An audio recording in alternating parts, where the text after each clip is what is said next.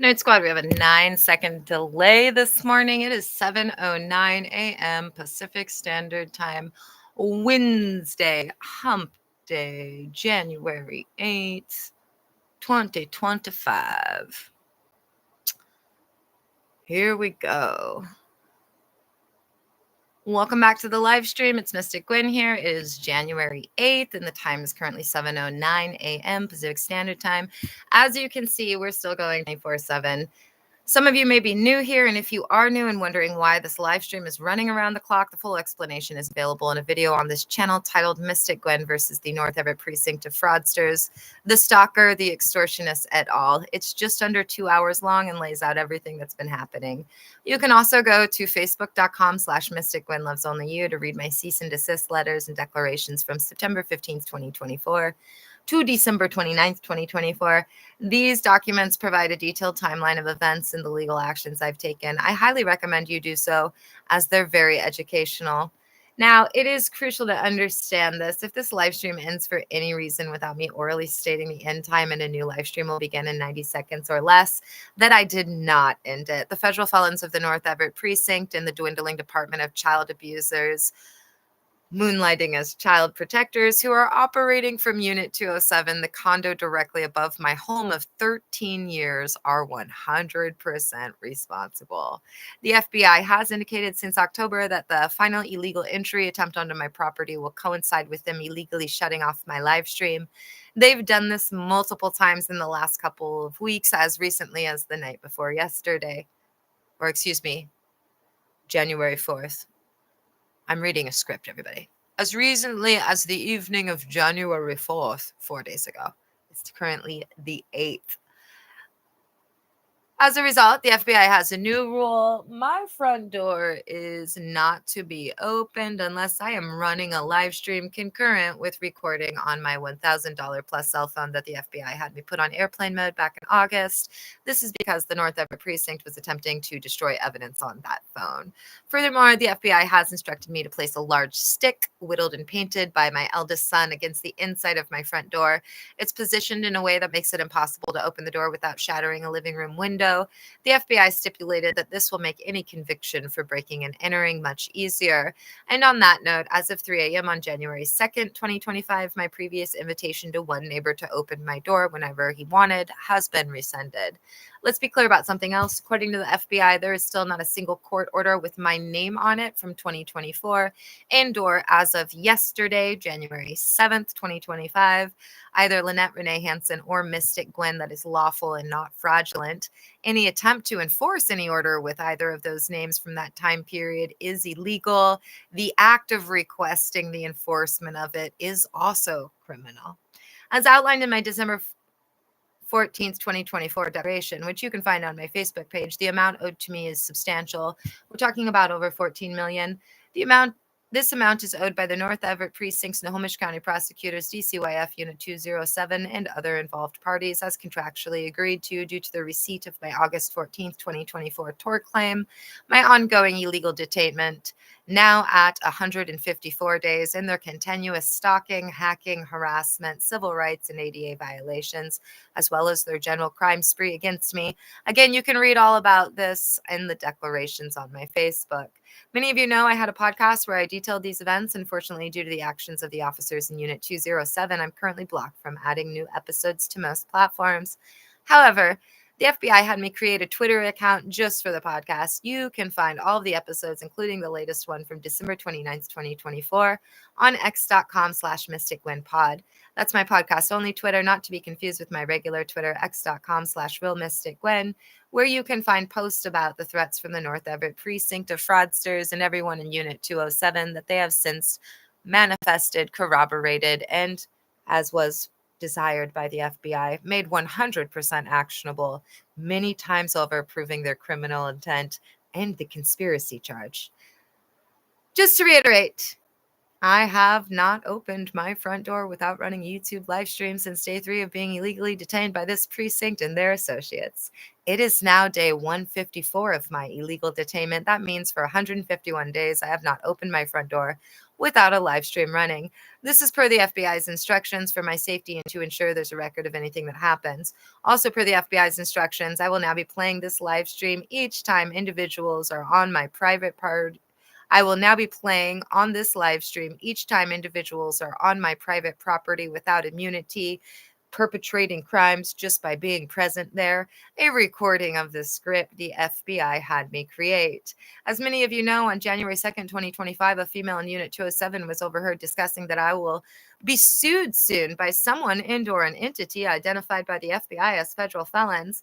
Let me be absolutely clear. The FBI has stated since August that anyone who sues me is going to be ordered to pay me a sizable amount. Further, the FBI has stated the only one who gets to use the word slander, libel, and incendiary is me. So any attempts at legal action against me are not only futile, but will backfire spectacularly.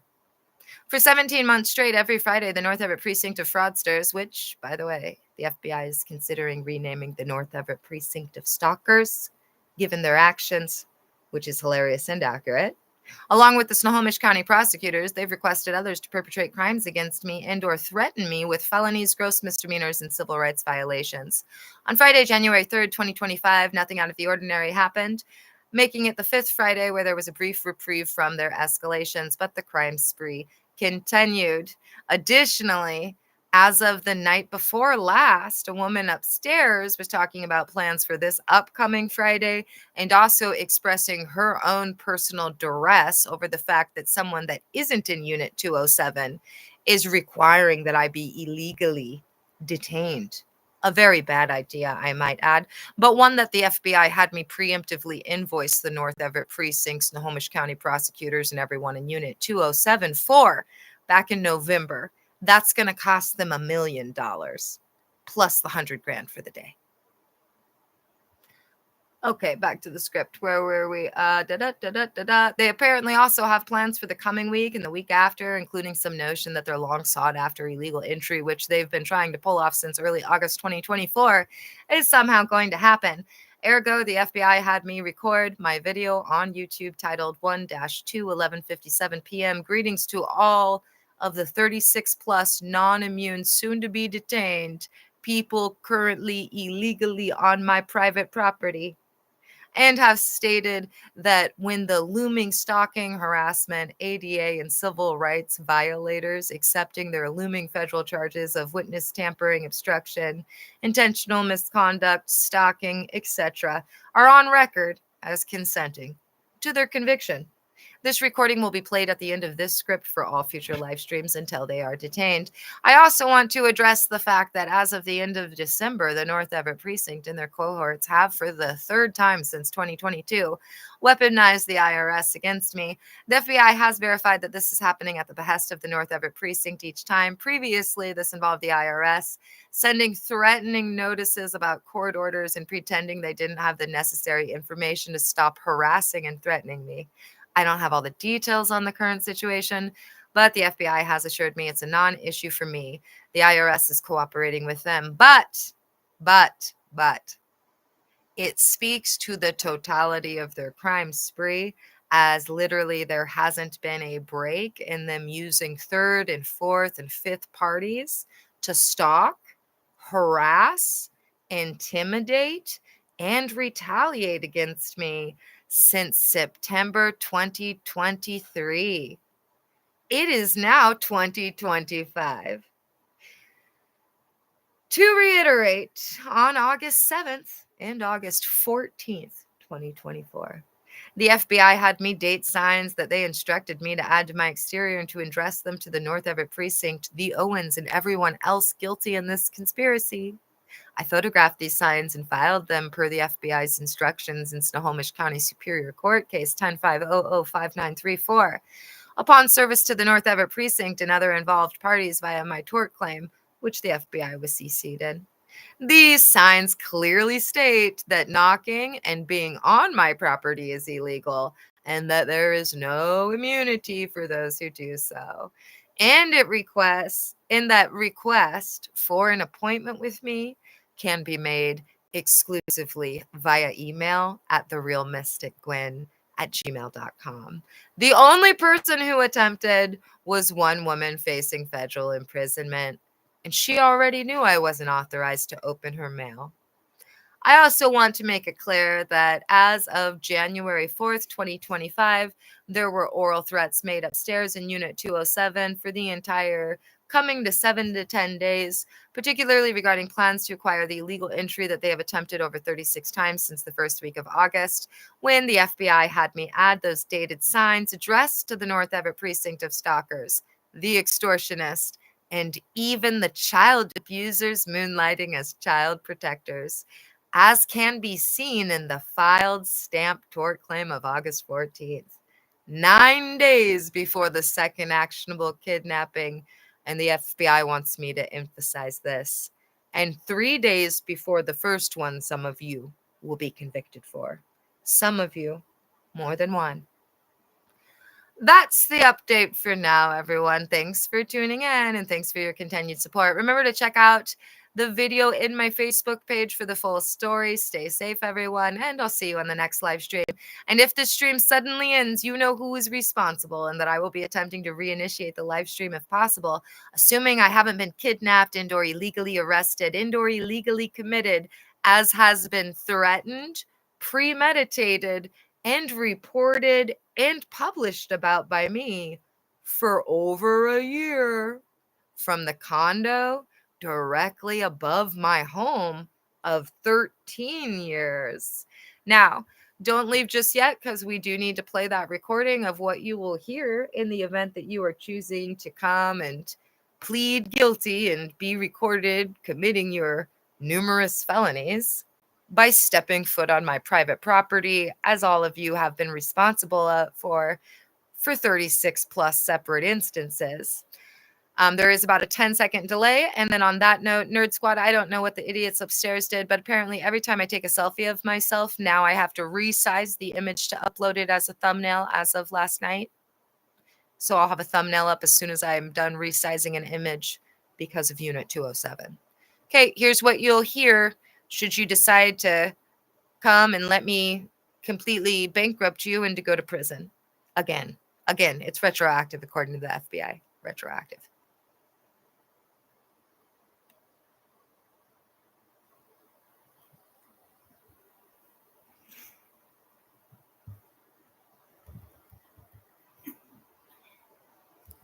It is 11:58 p.m. Pacific Standard Time, Thursday, January 2nd, 2025.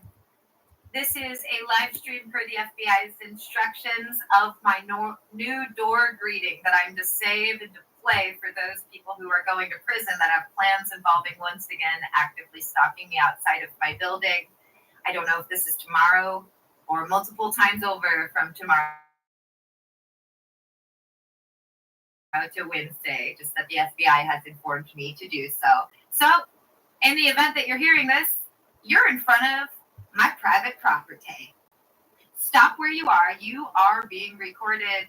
By agreeing to come here, you are agreeing to be charged with obstruction of justice. You are agreeing to be charged with witness tampering. You are agreeing to be charged with stalking. You are agreeing to be charged with criminal trespass. You are agreeing to be charged with ADA violations. You are agreeing to be charged with civil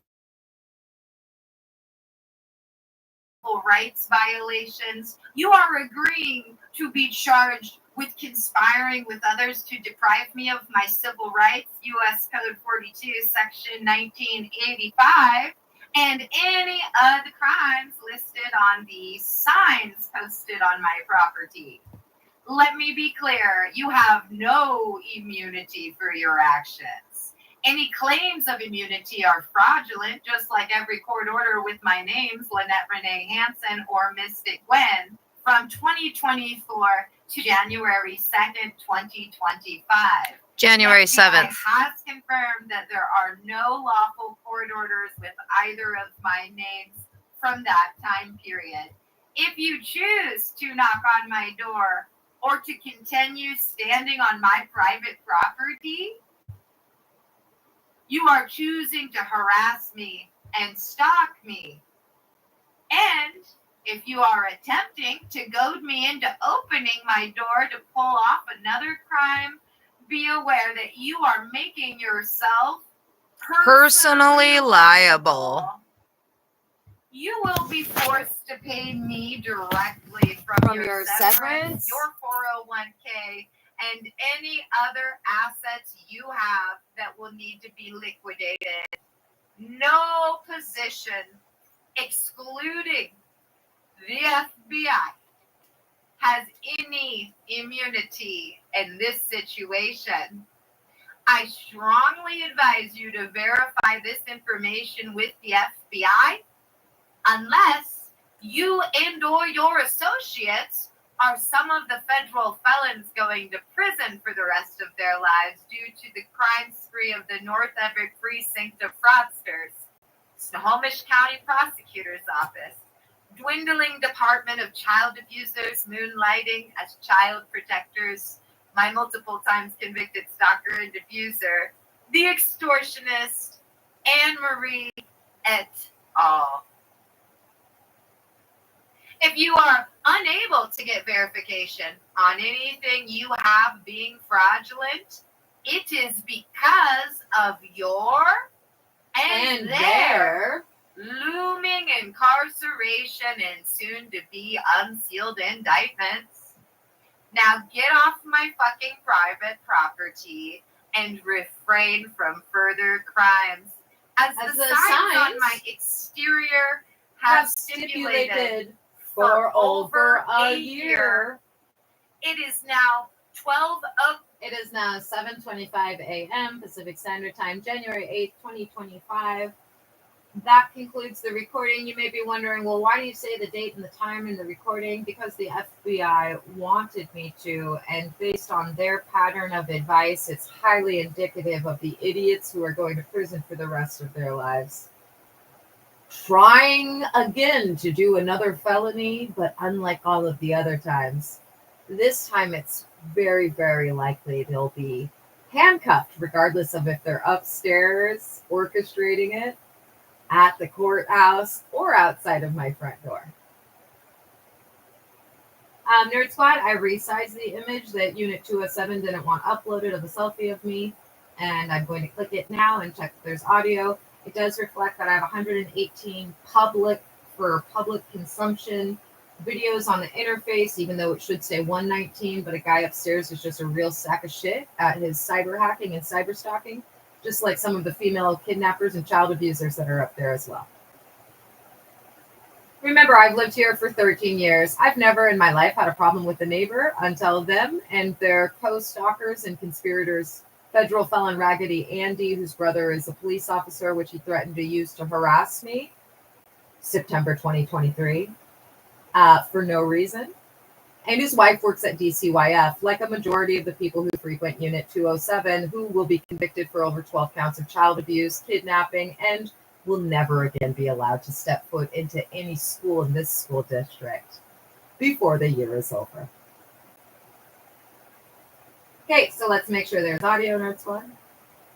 Facebook.com/. We have audio. On you to read my cease and desist letters and declarations from September 15th, 2024 to December 29th.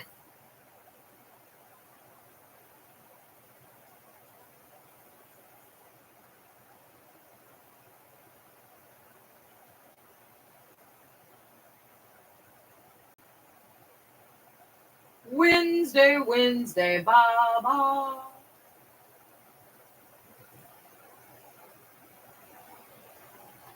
Happy Hump Day. Johnny, my friend. Hey, Gregor. I think thoughts can manifest themselves as realities. Oh, yeah. I think you've made your life. It's like meditating on failure. Hey guys, did you know here in the city of Everett, you can get a job with the dwindling Department of Child Abusers if you enjoy stalking women, abusing disabled children 12 plus times, and then kidnapping them and indoctrinating them with your fellow co-conspirators, an extortionist, and a guy that's been arrested over 100 times in 8 states who tried to kill these children multiple times. Yeah! Isn't that cool? Oh, believe me, there's a lot of people in the federal government that do not think it's cool. And it's all coming to an end real soon. Failure, and I think you've dug a hole for yourself, and that hole is called your life.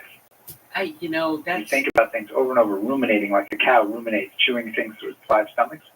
Overcoming these repetitive, scary thoughts takes patience. So remember, guys, the people who are going to prison, they have plans for me this Friday. They have plans for me this weekend. They have plans for me next week. They have so many plans. And the FBI and the Seattle Federal Marshals and the sheriffs, they have plans too.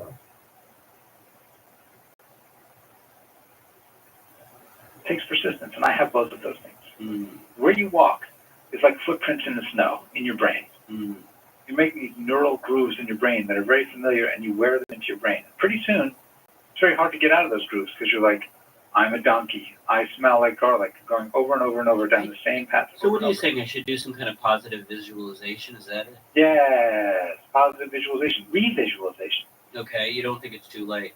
I mean, obviously it's much too late for you, but it's never too late. Wait, what? Let me just give you these 4 tools, right? You got a pencil? Do I have a pencil? Why is that a ridiculous question? It's very straightforward. You have a negative you want? Who uses pencils anymore? What am I, like a bookie? It's a straightforward question. It's a yes or no answer. It's what's called binary in computer world. I have a pen, yes, okay. All right. Very hostile. We're going to work with You know, you set a certain tone. Step 1, Yes. revisualizations. Okay. Give me one of your bad thoughts. You're drowning in a bowl of soup, okay? Who thinks about that? I think about that. You drowning in a bowl of soup. You think about me drowning in a bowl Please of don't get stuck on the one thought. It's just one among many, many thoughts. Okay. Oh, and one thing I do need to point out that I really should have incorporated into the script because I think everybody does need to be reminded of it. September 15th, there were 27 named federal felons facing years in prison because of the dwindling Department of Child Abusers, the North Everett Precinct of Stalkers and Fraudsters, the Snohomish County Prosecutor's Office. Thanks to whistleblowers who did what they were federally required to do from the beginning. That number has been whittled down to single digits. Now, I don't know if that's 9, 1, 2, 3, or 4. I have no idea. I just know it's been whittled down to single digits. I do know it has to be more than 1 because the FBI has stated that they've got some of the fish that they're excited to throw in prison, i.e. those that have been requesting it since the first week of August. Police officers, attorneys, social workers, my extortionist, my multiple times convicted stalker and abuser, they will all be charged accordingly. That being said, the whistleblowers are the real hero in this story. Everyone in King County blew the whistle, and I don't even think that they were facing imprisonment. I don't know. And then the whistleblowers who frequent the condo directly above my head, the FBI has stated for over a month, over 50% of them have blown the whistle. In other words, over 50% of them fully realize the fucked up Nazi-like psychopaths that they're working with and or under. And they're going to be paid for their hostile working environment because the FBI has assessed and used their logistics. I don't know what the fuck that means, by the way. Assessments and logistics by the FBI have confirmed and concluded and created some sort of legal document that basically says, fuck yes, they're 100% at risk for retaliation and deserve to be paid. So, remember,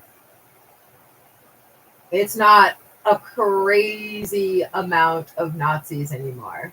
The FBI has said there are 16 individuals that I can, at my sole discretion, get restraining orders and have convicted for stalking me. Vaginas and penises. That's a big deal. I've won multiple times convicted stalker and abuser, and I have been stalked by another individual, but I thought when he was telling me about his thoughts to throw himself in front of oncoming traffic because of what he did to me, that he was just going to suddenly be sane. I'm guessing based just on some of the emails I've gotten in the last 24 hours, he's still very much stalking me. Anyway, that being said, apparently I could have 16 convicted stalkers if I want to, and that's the double digits. That means there's more people that could be convicted of stalking me than there are going to federal prison at this point. So remember, there are some individuals that literally are walking around with a scarlet letter, and they're working with people who 100% will retaliate if they knew that they blew the whistle. But those individuals will be paid for their hostile working environment from more than one place. I think there's somewhere that they're supposed to be, or it's already been reported on their behalf on top of the FBI that has to do with them getting paid for that from more than one place. And I'm saying that because it's important. Because now we're in January, and it was over a month ago that the FBI said over 50% and that the number had been whittled down to single digits. I do think that we're at 8 or 9 individuals going to jail because the FBI did make multiple comments that last month in December, those of the people who are going to prison for the rest of their lives were attempting to recruit another or more than one person to join them in prison, and that the FBI did not want double digits. So I'm adding all of that in here because it's really the whistleblowers are having a shit time. They're victims too. Are they as victimized as me? No, but they're victimized in a totally different way, dude. Someone could find out that they blew the whistle and then, do something crazy like try to kill them to prevent their testimony. You don't know. These people are 100% at risk for retaliation. On that note, 7:35 a.m. I'm going to try and enjoy my Wednesday because the next day that I've heard a direct threat is Friday. So I'm going to assume today will just be easy peasy. Okay, You're gonna can I at least suggest to you my bad thought rather than having you thrust a bad thought onto me? Sure, okay, give me one of your bad thoughts. It's probably playing on endless loop in your head, like a Jimmy Buffett song in Florida. Sometimes I worry when I'm walking down the street that I'm going to trip and fall. Maybe I think about that more than most. That's not a bad thought. That's a perfectly reasonable thought. How is that a reasonable thought to with every step to be thinking about Come falling? on, as your mother likes to say, you were never very coordinated. Why are You're getting older. You're validating my negative thoughts. You probably have positional hypotension. Oh, and I think this might help others. When the FBI has me say that there are no court orders with either of my names on it, Lynette Renee Hansen or Mystic Gwen, from last year or the year before that, or this year, that applies to sealed court orders too. So remember, a lot of you are patsies that didn't even know it. For over a year, you've been patsies. There have been things issued in my name, which according to the FBI were never legally able to be issued. There's been over 73 plus counts of fraud, and that was in August. And this includes this reoccurring theme in addition to many reoccurring themes of criminality. Intentionally and deliberately withholding evidence. Seems like a lot of orders never would have legally been ordered if people were not deliberately lying and perjuring themselves. So have a happy day. Tension coming on from all the salty food you eat, so you stand up and you get dizzy. You should walk slowly. I'll use a walker. I'm in my 40s, but I should use a walker. We could make it cool. We could decorate it with stickers, irreverent stickers. I think I get the idea. Let's move on to number 2. Okay, you need to use positive self-talk. This one I think is going to be hard for you because you're so unbelievably negative all the time, like a lead blanket filled with lead shot dropped from a lead blimp on top of a pile of lead. What are you suggesting? What do I say? It's a little sad that you don't even know how to say something positive, but I'll show you how it's done, and then you do it, okay? Mm-hmm. Oh, look at me. The sun shines where I stand. The sun shines where I stand. I light up the room. Okay, now you try. I don't know. I mean, I'm looking forward to having this sandwich that I like after work. Okay. Okay, what kind of sandwich are you picturing? Just curious. I don't know. I was thinking about turkey. Do you understand that when you do positive self-talk, I'm not saying, what's the watered up piece of paper in your pocket that says you need to pick up some stuff on the way home, like some cat food? Okay. Self-talk is like this. I'm going to be like Kanye West times a million. That's positive self-talk. Okay, I am the greatest radio broadcaster of my generation. Okay, you're on the right track, but obviously you've gone way too far. What do you, why? Johnny, the point of this exercise is not to just say lies. But you're the one who Johnny, said. the greatest radio broadcaster. You're not fit to carry Garrison Keillor's rhubarb pie.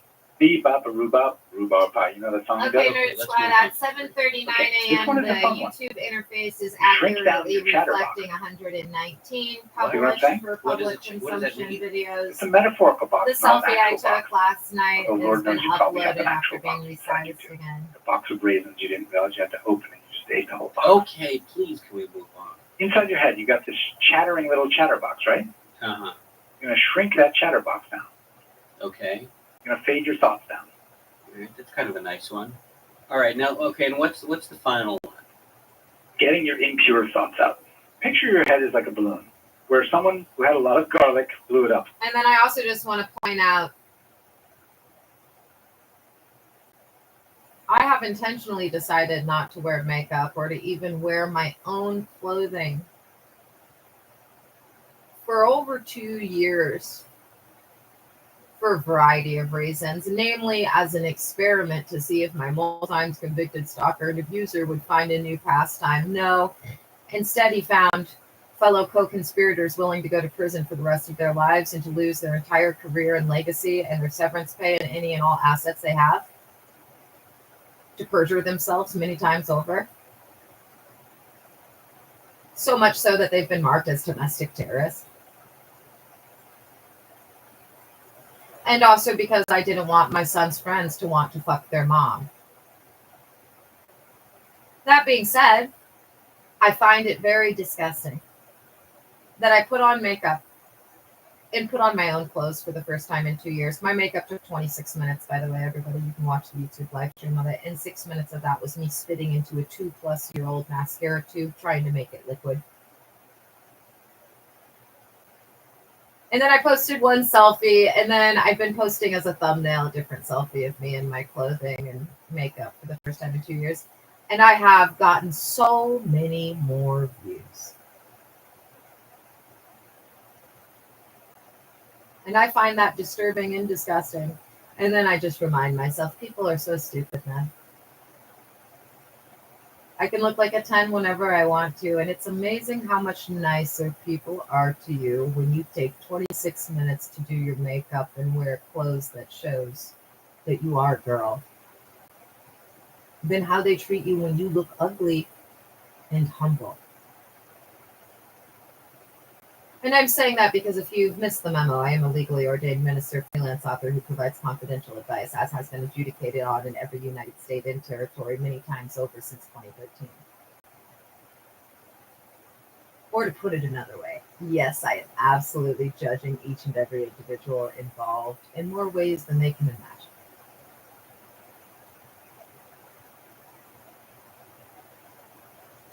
Blew it up. Now, inside that balloon, it's full of bees. Mm-hmm. Those bees are your impure thoughts. Okay. Now, what your objective here in this fourth and final exercise? And what does that mean? It means those of you who blew the whistle and did the right thing before I showed off, you are my favorite, and you will be rewarded more than your little minds even know. We must wait, but your rewards will come before the summer. Those of you who delayed and then felt the push because of my appearance, you're not my favorite, but you're not my least favorite. Those of you that have opted to go extinct into prison, you are my least favorite. Well, exercise. Right. It's to get the bees out of your balloon. Okay. So let's start. Give me one. Don't be ashamed. Oh, No and judgment. one more thing I got to put on the record because I never know with these idiots. Per the FBI, everyone going to prison for the longest amount of time has about 7 days left until they're pissed. And then after being pissed for a few days, they're going to be real hopeful again for a weekend. And then they're going to be pissed all over again. Then they'll be hopeful for a couple of weeks, and then they'll go to prison for the rest of their lives. That's basically the FBI's timeline, guys. Did you catch that? A week of everyone going to the prison for the longest, having super high expectations. That's this week. Next week, Wednesday evening, pissed. Thursday, pissed. Friday, pissed. That weekend, all the federal felons going to prison. Hopeful. The week after that, pissed all week. The weekend after that, pissed. The week after that, and the week after that, hopeful again. Maybe we're not going to prison. And then they get cuffed. I.e., I've consented to the FBI for my sons to be kidnapped by these idiots that are going to prison for the rest of their lives in order for them to be convicted very easily. The FBI thanks you all so much for apparently making admissible in court everything needed to convict each and every one of them multiple times over for conspiring to deprive me of my civil rights, stalking, harassment, fraud, perjury, conspiracy, domestic terrorism, yada, yada, yada. Y'all did that yourselves. And y'all proved your criminal intent according to the FBI multiple times over in every way that they desired for you to do so in December, particularly those last 10 days. And so what does that mean, guys? That means that these idiots could be up to anything in the next week. And according to the woman upstairs, they have plans for this Friday, this weekend, and Monday and Tuesday. Including that same lady saying how she herself is under fucking duress because somebody who wasn't upstairs is requiring she illegally detained me. I wouldn't do it, but you've been invoiced preemptively for that. It'll be $1 million plus $100,000 for that day, as we entered into that contractual agreement in the middle of November, according to the FBI. And what it also means is that once we get to this time next week in the afternoon, all the federal felons are pretty much fucked, other than a couple days of hopefulness, until the start of February, where they'll get a couple of weeks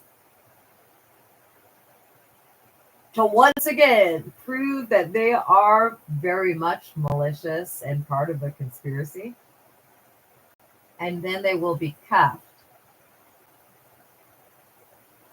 The end. So I am anticipating I will no longer be illegally detained around February 23rd. That's what I'm anticipating. I haven't looked at a calendar, so if that's a weekend, I'm guessing either the day after the 23rd, whatever business day is closest to the 23rd, if it's a weekend. And everything is on a need-to-know basis. Remember, everybody, I'm not an employee of the FBI. I'm an informant who's had her head chewed off like 10 times because of my big-ass mouth. That's also why I don't get to know when the blitz sweep is taking place. But it's also worth noting that for over 3 months, the FBI insisted that the blitz sweep would be taking place no later than February 1st. Then the FBI changed it to March, and that was last month. So I personally have been speculating that perhaps they were lying about you guys being detained in March, and perhaps what they said for over 90 days is actually accurate by February 1st. That being said, the fact that the FBI gave me their timeline of events as they did, I think it's also fair to assume you guys won't be detained until you make a big show of yourselves once again for 2 weeks in the month of February. Good judgment zone. Tell me one of your impure thoughts. To name it is to claim it. You're going to say it, and we're going to let it go. We're going to let it fly away. Sometimes when I'm waiting in line at the grocery store, you know, they have those racks of chocolate bars. Oh, one final thing. The FBI has stated at least once a week for months, there will not be a court order with any of my names on it next month, February 2025, that I won't be happy with.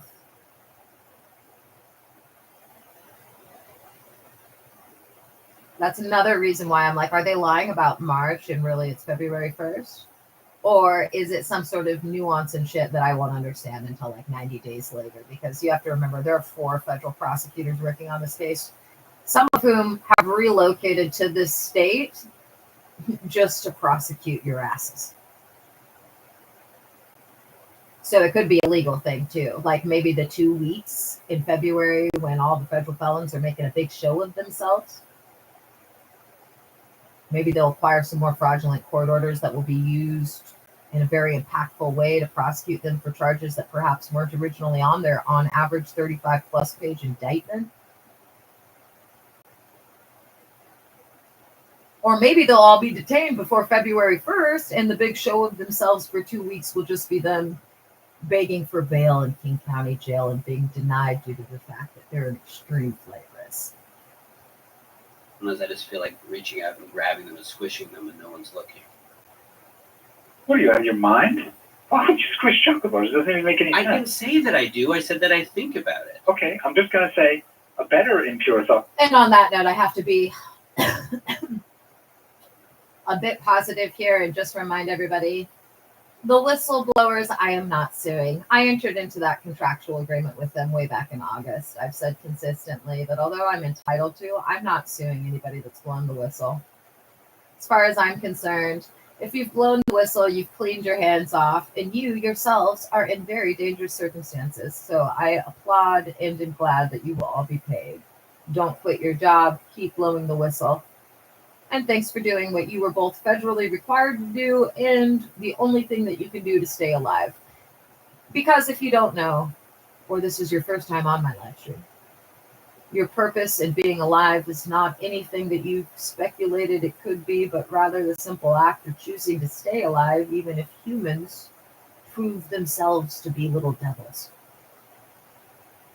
In other words, you win the game of life and assure yourself eternal life by not doing anything to feed your guilty conscience, which is the real Satan. As in feeding it, your likelihood of shooting yourself in the head and committing suicide and going extinct substantially increases. And the only way you get to win eternal life is by making sure you instead listen to God, your conscience, Jiminy Cricket, and following that. So again, whistleblowers have all of my respect. You don't need my forgiveness because as far as I'm concerned, you're no longer guilty of anything you've done. Trying to keep it positive here. And then also, you guys have to remember, Godzilla chooses who's going to be the Nazis and who's going to be the Philistines, and they always have the same outcome. Okay? What happened to Hitler? He killed himself. Exactly. In every book in the Old and New Testament, God goes over the fact that if you don't atone for your wicked ways and you do wrong, especially to a Jew, you die. And it's meant literally. Extinction. Bye-bye, eternal life. Your thought would have been if you think of stealing them, or maybe eating them and not paying, or something Wait, like there's that. a hierarchy? You're telling me what the better impure thoughts are? Your impure thoughts stink. You're going to squish chocolate bars. How is this a judgment-free zone? If you're judging me for my bad thoughts. Can't help it.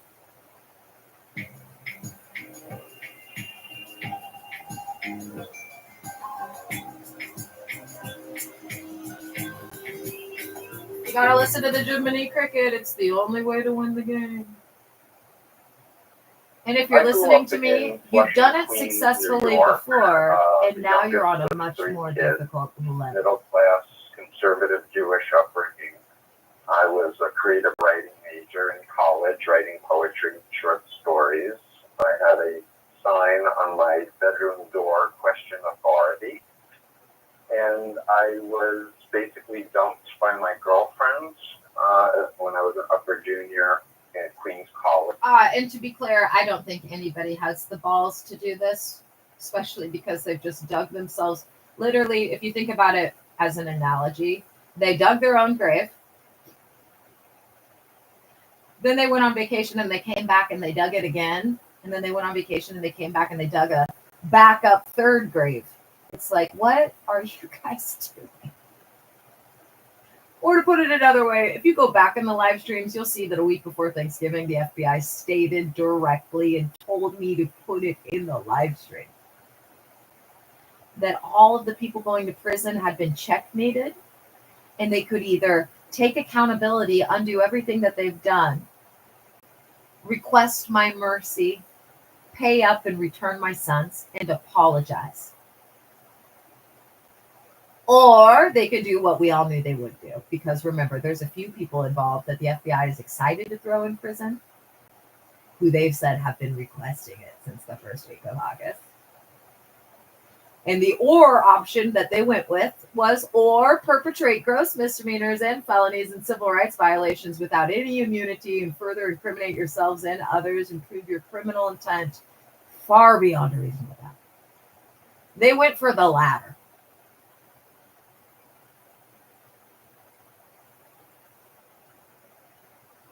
So, anyway, that being said, if somebody had the balls, they could absolutely recant all of their fraud and perjury and state the facts in a simple declaration that they filed.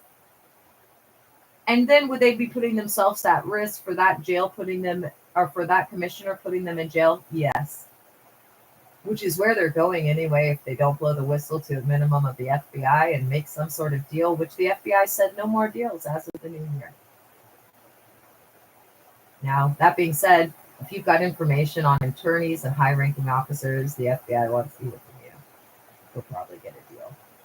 There are over 20 people that will be testifying against these people going to prison for the rest of their lives, and that excludes me. That's for the FBI. Anyway, you could always recant all of your testimony, undo everything, and then you could say in court, well, she agreed that she wouldn't sue us if we did this, because I did.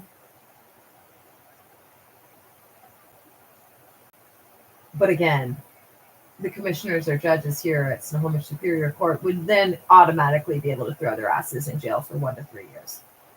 So I don't think anybody will be doing that. And I think the best option is the option you were all federally required to do for over a year, which is tattle on yourselves to the FBI, and especially in the event that the woman that was upstairs on January 6th is up there right now, who is literally under duress because someone who wasn't upstairs is requesting that she illegally detain me for no legal reason. I wouldn't do that at all, baby cakes. I would tell the fucking FBI right away. Because even if you haven't blown the whistle yet, just the fact that that pressure is being put on you as of 2 nights ago means that you have testimony that the FBI is very likely to trade for your immunity. They want the big fish.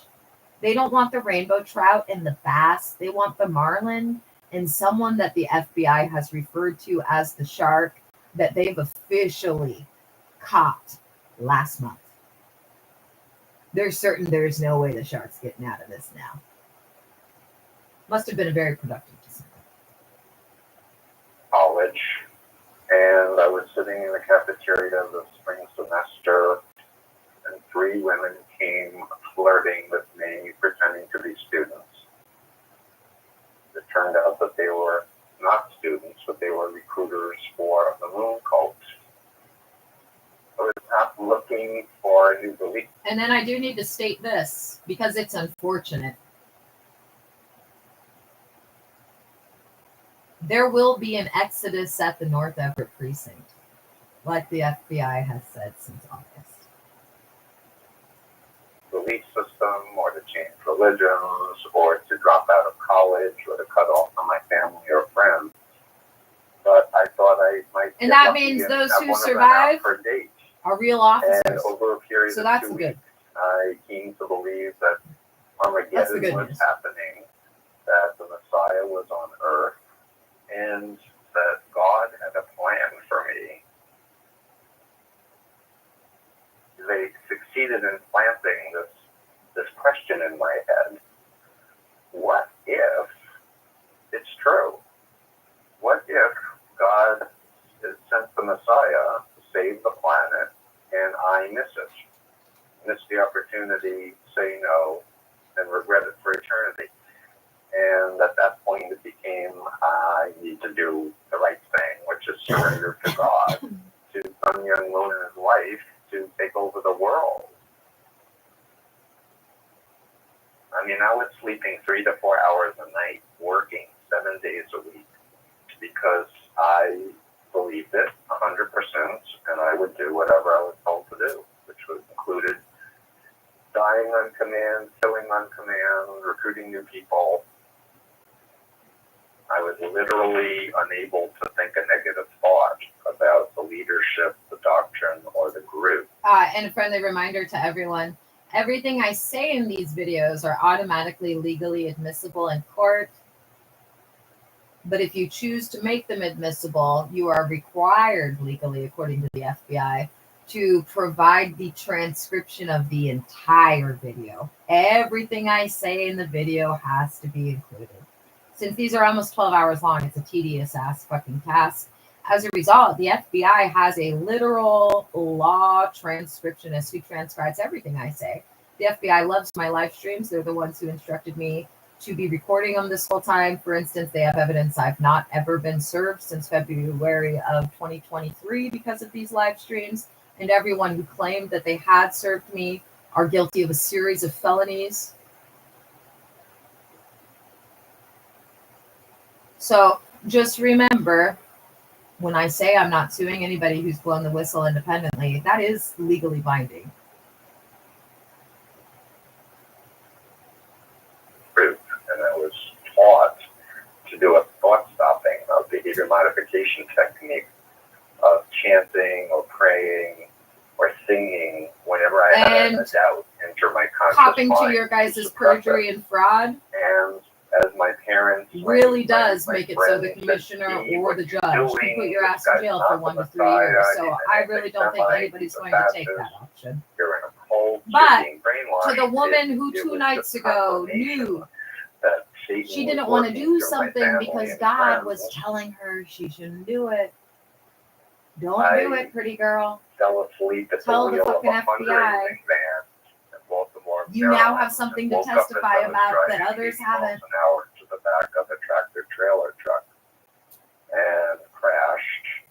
And I was in the or that hospital others with have, a but that surgery you on can my say you want to ankle, testify and it was to, during that period which is where very I was likely to away from the afford you group, immunity in the event that you haven't blown the whistle. and just recovering, that I reached out to my sister Thea and I arranged the visit. And I made her promise not to tell my parents. And fortunately, my sister broke her promise and did tell my parents. And I was deprogrammed. It started involuntarily, and I almost snapped my father's neck.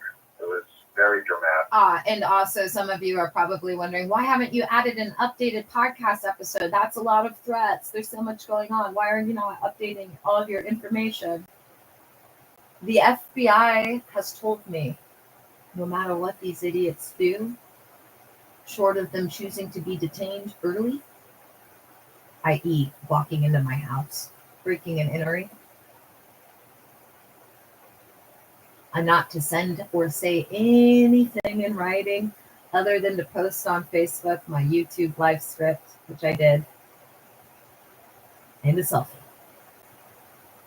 In other words, the FBI has instructed me that these psychos are going to be extra psycho, but only for 7 more days. This month. Remember, there's 2 weeks next month. And I don't know if that will be from King County Jail that they're being psycho or outside my front door or in my fucking living room. Something they've been trying to get into for 36 plus separate criminal incidents since the first week of August. After 11 months of being told to stay off my fucking private property and stop harassing and stalking me via cease and desist letters.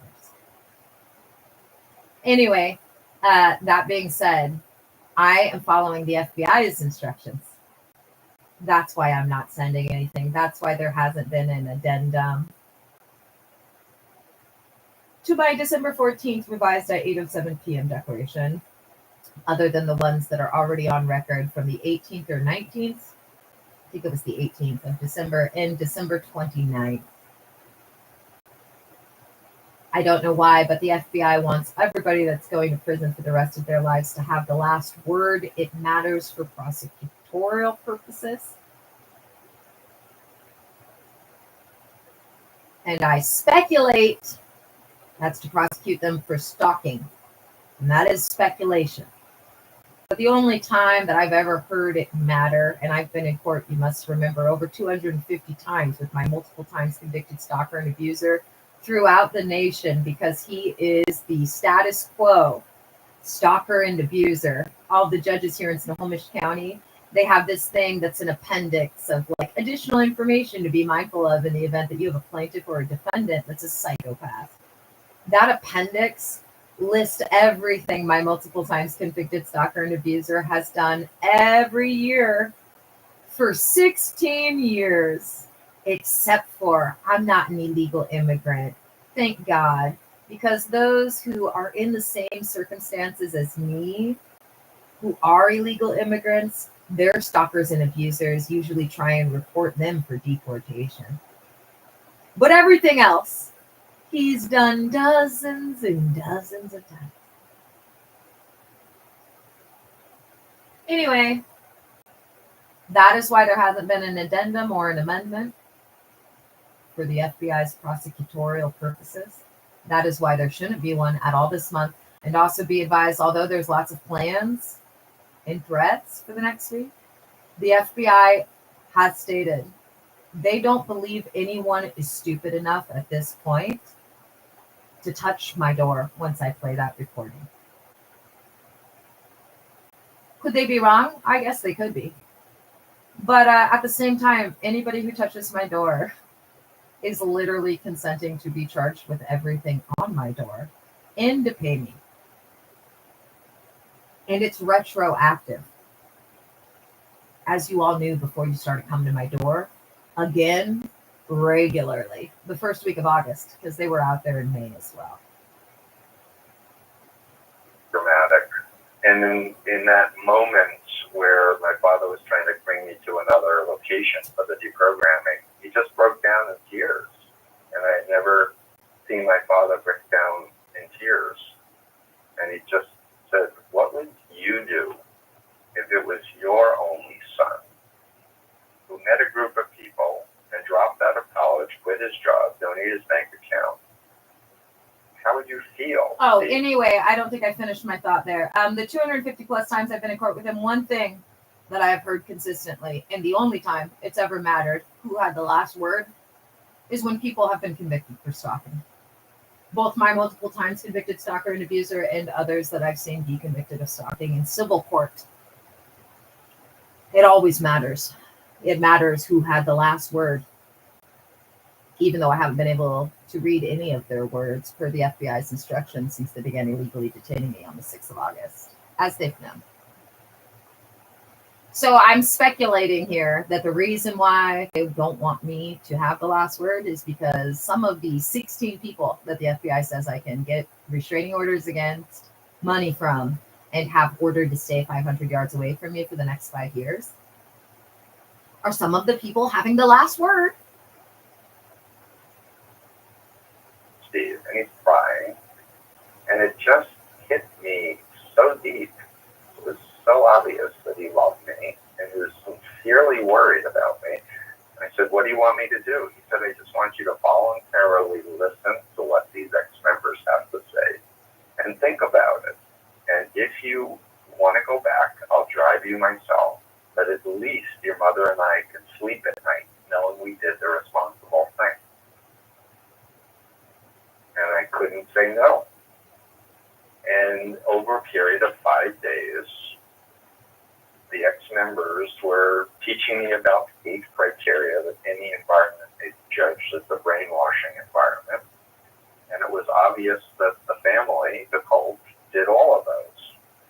So, and I was left with the fundamental contradiction of, so Satan does brainwashing, but... Oh, and then let's go over some other things the FBI has said, because I like to play connect the dots.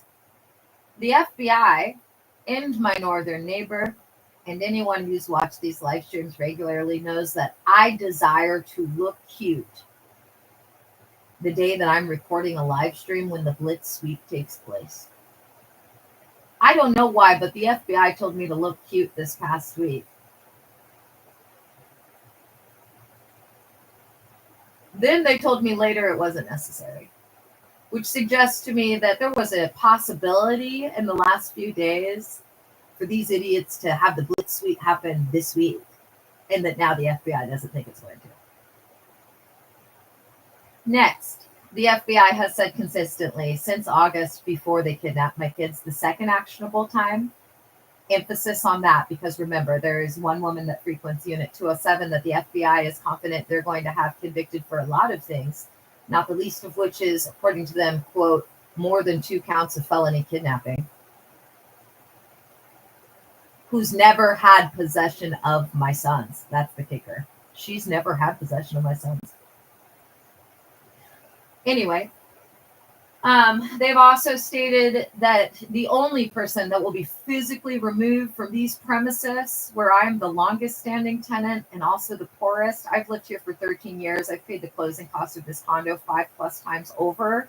Every other neighbor that's lived here for as long as me, longer, or just a little bit less than me, sold their unit when it became lucrative to do so, and you could cut a 400% profit.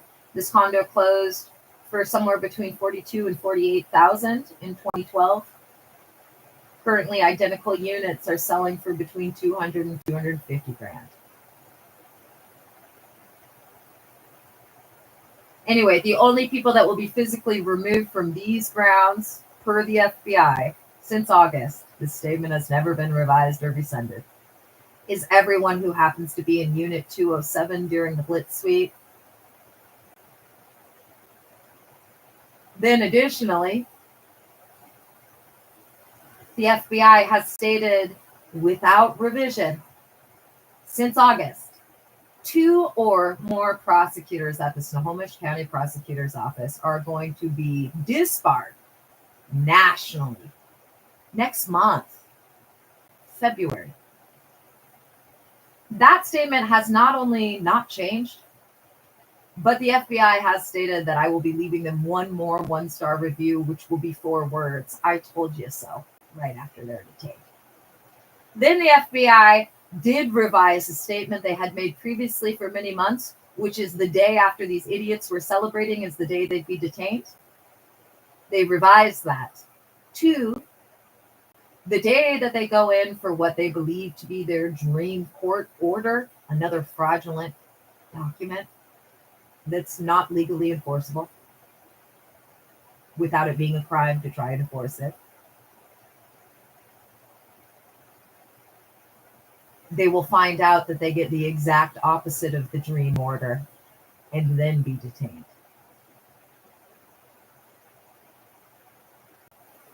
So,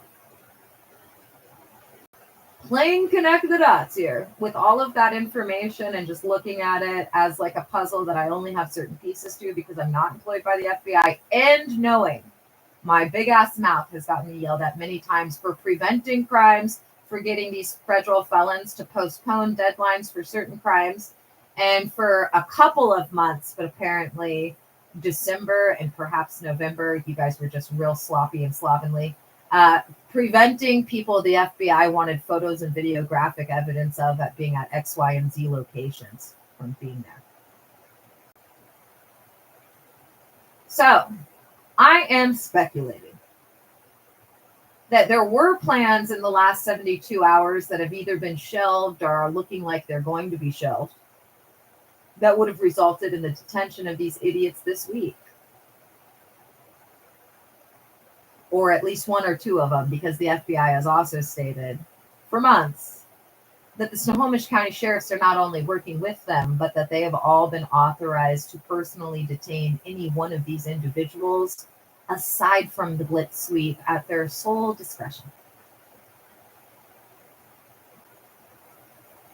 So that all being said, I speculate that there were or there may still be plans to potentially come to my door and break and enter, or illegally and criminally detain me, as has been premeditated, threatened, and reported for over a year, which would result in the Blitz sweep happening this week. And or that was the idea, but now because of my big fucking mouth, which I haven't been chewed out this week, I should add. I haven't been chewed out this week. But because of my big fucking mouth, the FBI's assessment that no one will be stupid enough to touch my door this month is correct now. And that's why I no longer need to look cute. And that everyone will be detained in February after their 2 weeks of making a big show of themselves after a couple of weeks of them all being pissed off, which starts, remember, a week from today in the afternoon.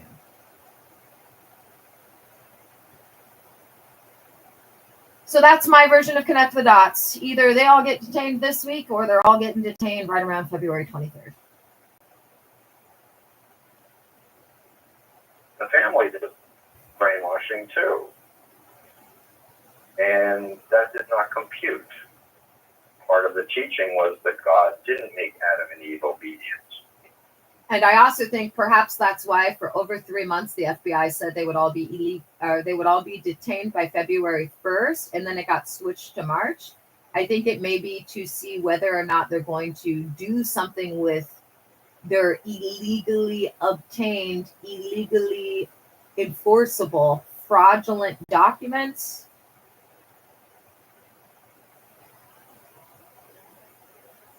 Because I gave the example that imagine you're a detective and you realize you think some woman is going to murder a guy because she wants his life insurance policy, and you've somehow acquired the warrants to realize that's what it looks like she's going to do. You show up, she's stabbing him a final time and he's dead and she's burying the body. It's too late for you to save the guy. You watch her bury the body, but you know that she wants that life insurance policy. So you know she's going to have to go into court and commit a series of additional crimes to acquire a death certificate to then produce to the life insurance policyholder. As a detective, you're going to go and talk to that judge or commissioner and tell them what's going on and that you want that fucking order issued. Then you're going to go to the insurance. You're going to tell them you want that check issued. And then you're going to bust the motherfucker when you can get them for the murder, the premeditation, the hiding of the body, the fraudulent court document, and the check. Fraud. Remember, some lady went into the Snohomish County Superior Courthouse facing 3 years in prison, worried that she'd lose her job. She walked out facing 80 plus years in prison. And according to the FBI, since then, she's more than doubled her sentence, but she doesn't even have 80 years left to live. And that woman was looking at 73 plus convictions for fraud in a variety of ways as of August. So again, I'm just playing connect the dots. I'm not an employee, but my speculating leads me to conclude if they're not detained in the next 7 days because of their idiocy, that it'll probably be February 23rd after they have 2 weeks of making a big show of themselves, something the FBI has stated is all that they've done since November 16th. It's now January He gave them free will. In fact, they disobeyed.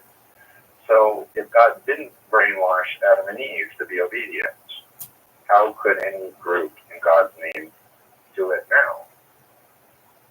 And it was like my critical thinking started. Oh, and one more thing. The FBI has stated in bold emphasis, the recording I'm to play for the next person outside illegally in front of my door, as you guys have been guilty of 36 plus times over since the first week of August, concurrent with all of your other felonies and misdemeanors and civil rights violations. That recording says it all. That recording says it all.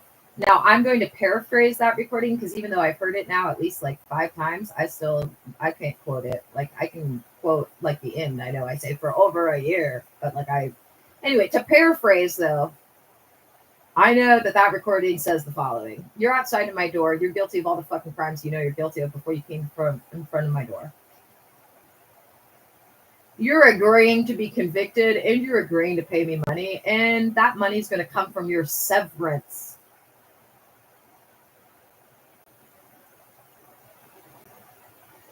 And it's saying you're personally liable and have no immunity. So when the FBI makes an emphasis of that recording saying it all over and over and over to me, like I don't get it, I assume that it means that recording says it all, guys.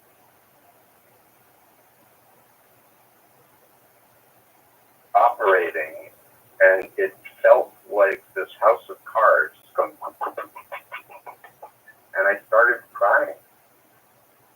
And I cried for, I think, about 3 hours.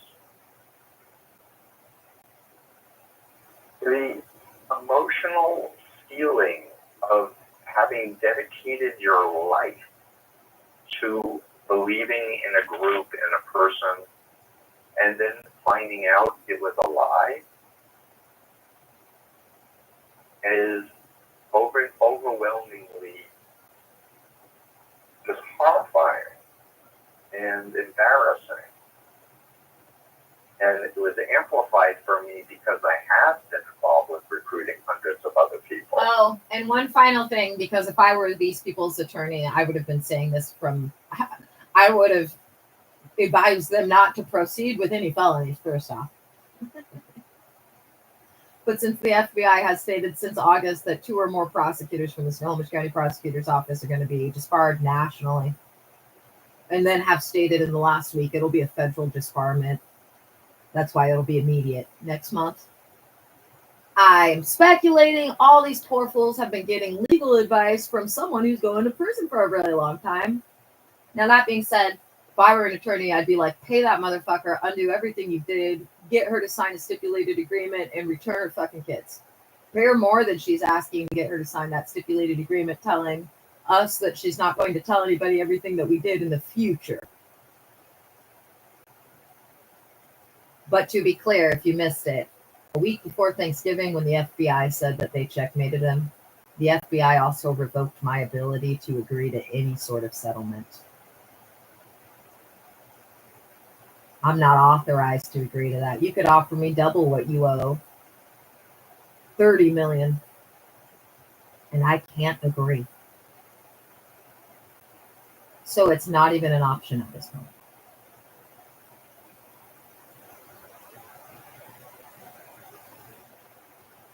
In November 18th, 1978 was the Jonestown tragedy with 276 children being cyanide-laced Kool-Aid.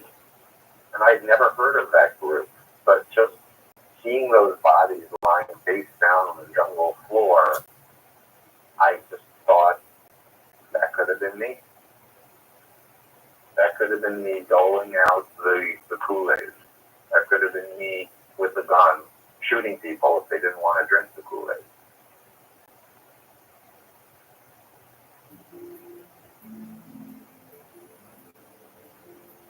For the first few months when I exited, I missed that feeling of the fantasy that we had the answer, that we were the elite, and this fantasy movie in my head of a world of harmony and love and peace, where everyone was fed and everyone was treating each other with love and kindness. And for the first few months that I was trying to recover and reclaim my brain, I missed it.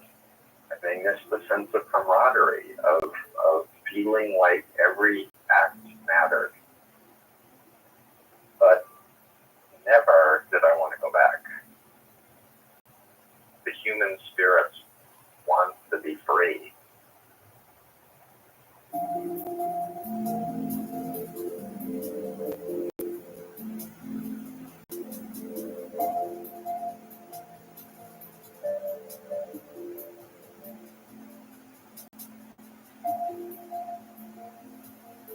On Wiretap today, you heard Sean Cole, Gregor Ehrlich, and Scott Carrier, whose excellent new podcast, Home of the Brave, can be found in iTunes.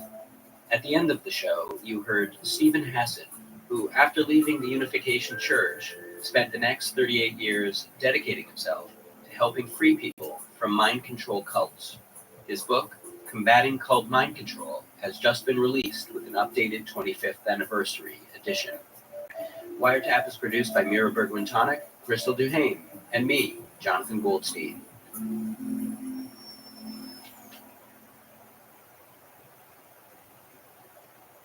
For more CBC podcasts, go to cbc.ca/podcasts. Oh, and one other thing that I don't really think is too important. This is dangerous. Well, that's not a surprise or anything new. But I should note it because if you're wondering, I'm not saying these things out loud for myself. I'm saying these things out loud because everything the FBI has authorized me to state, they want me to state in all these fucking live streams. Which again, I speculate is because they've said that if anybody wants to quote these live streams and use them in court for federal level, for whatever reason, they're required to provide the full transcription of the whole 11 and plus hour video. So, that being said, one thing that I think is important is that the FBI has stated that there's a couple of people going to prison for the rest of their lives who are going to bully and berate and intimidate and create a hostile working environment. Just like the girl upstairs was complaining about 2 nights ago, to try to facilitate what they've been able to do 36 plus times and to get people to come and be guilty of all of those crimes by being on my private property. Fuck the remaining threats, just being on my private property guarantees your conviction for all of the crimes on the door. Unless the FBI decides to be nice. So, again, highly recommend you blow the whistle if you haven't already. And remember, you're making yourself personally liable, agreeing to your convictions. You're paying me, including from your severance. Why would the FBI use that word? Why is it not just from your 401k? You do the math. And again, the FBI doesn't think anyone's going to be stupid enough to touch my door this month. That being said, they had me put the stick in front of the door, which they authorized me to remove yesterday or the day before yesterday, in the evening. They authorized me to move the stick and to go outside anytime I want to. However, they also told me that these fucking psychos are going to continue being extra psycho for another week, and then add to that the threats of the female upstairs with their plans for this Friday, in this weekend, in Monday and Tuesday. And I'm like, nah, I'm leaving the fucking stick there, FBI.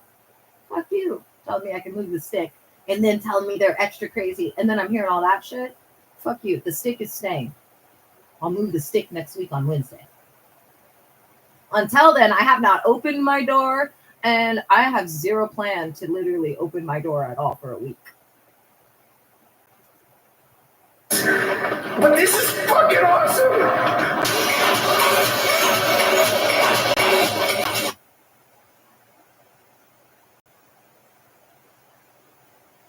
This episode is brought to you by Indeed. We're driven by the search for better, but when it comes to hiring, the best way to search for a candidate isn't to search at all. Don't search, match. Anyway, I'm pretty sure that I just covered everything. A we're wine supposed to glass go over. holder necklace. You go to parties, you got one hand like a little, I don't know, plastic tray full of crackers and cheese cubes. You got in the other hand crudité. Your hands are full. And someone's like, oh, sir, would you like a glass of wine? Oh, I'd be rude to refuse. But where will I hold it? Oh, I know. In my wine glass neck holder. Just slap it in there, my good man, and put a crazy straw in my tab.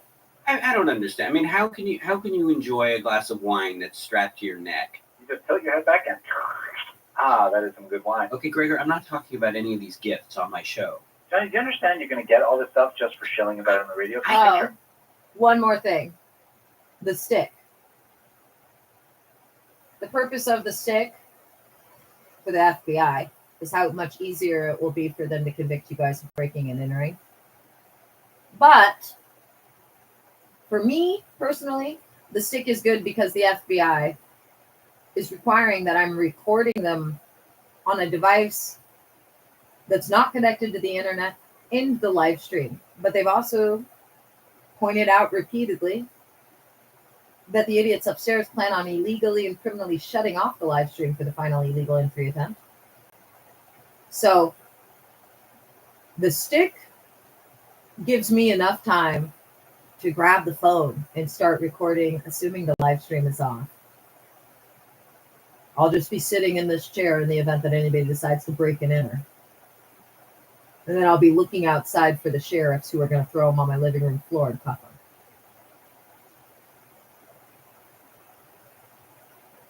Picture. Don't think I 6 months want. from now, you're sitting on the toilet. Toilet paper roll is like your feet are a gorgeous shade of burnt umber, like freshly roasted bread. In the corner, you got a giant ice cold watermelon chilling. Now you tell me, is that Johnny winning or is this Johnny winning? All right, Gregor, I thank you for the idea. I'll think about it. You think about it, Johnny. You think about it all the way to the bank. And remember, nothing says happy holidays like a cool watermelon.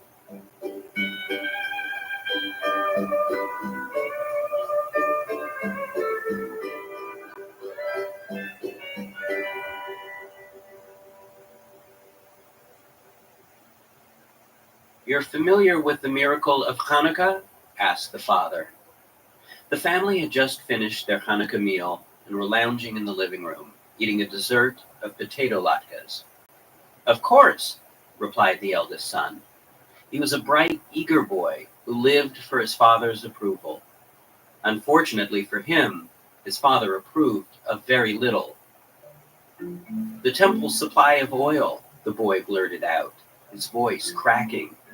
There was only enough for 1 day, but the lights burned for 8.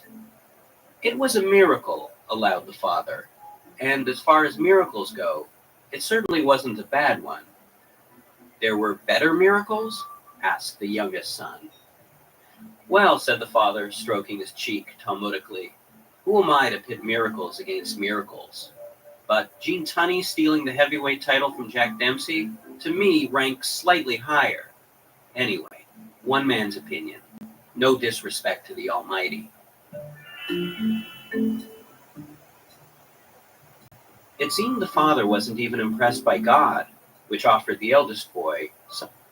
And then also, I do want to throw this out there. Although it's contrary to rational thinking, especially with the woman upstairs discussing her duress at somehow needing to facilitate my illegal detention very quickly, in the threats for this Friday, this weekend, and Monday and Tuesday, that's all from upstairs. But I do want to be clear that when they tell me about like the extra next level psychopathy of the next 7 days, I'm not limiting it to them. I'm including their co-conspirators. That is to say, I don't know who wants to come and hear that recording and guarantee themselves of those convictions and the pay. It could be my multiple times convicted stalker and abuser. It could be the extortionist. It could be all of them. All I know is, even though the FBI said I can move the stick and go outside whenever I want, but they want the stick put in place anytime I go to sleep, I'm keeping the fucking stick there till Wednesday. Because Wednesday night, everyone that's going to prison is roar. They are pissed. But right now and for a week, they are, woo, we're not going to prison even though we are going to prison. So the stick is staying. Some degree of comfort. He knew his father had been drinking Manischewitz since he'd come home from shul earlier that evening, and he knew it put his father in a whimsical... Oh, and I think I said this in this video, but I'm not positive. One of the statements the FBI has revised is that they had previously said the day after these idiots were celebrating would be the day that they'd be detained. It's changed to the day that they go to court thinking they're getting their dream court order, they're going to get exactly the opposite, just as it's being written. As someone that's been in court throughout the nation over 250 times, there are 2 different ways that you get a court order. 3, ex parte. Ex parte, you can get any order. You just lie. And then the person is supposed to have a couple of weeks to respond. In this case, these federal felons that are going to prison never served me. So every order entered in ex parte is completely fraudulent. And anyone who submitted a document claiming they served me has now made themselves personally liable to pay for all of my expenses for any crimes as a result of it. And to go to prison.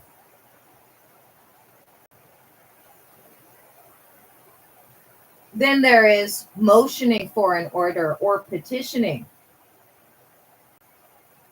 That can go in front of a commissioner or a judge, or both, especially if someone wants to request a motion for revision de novo. They didn't like the commissioner's order. They want a judge change it. And that involves, again, service, something I haven't experienced since February of 2023. And then if you're in front of the commissioner and you say filed a motion, the commissioner will order whatever you're asking for or deny it or dismiss it or whatever a couple weeks later. Then there's a judge's order. A judge can tell you orally they're going to order this, that, and the other, and then tell you come back in a month and I'll write out the order. Then you can go around for that month doing whatever you orally heard the judge order, and you could come back in that month and find that the judge has totally fucking changed the order.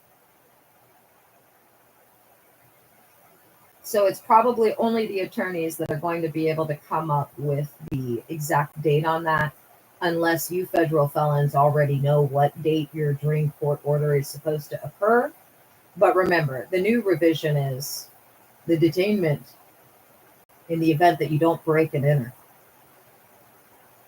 or attempt to illegally detain or commit me as you threatened and premeditated for over 13 months from the condo directly above my home of 13 years is to now take place right when you realize that your dream order is in fact not at all going to be ordered.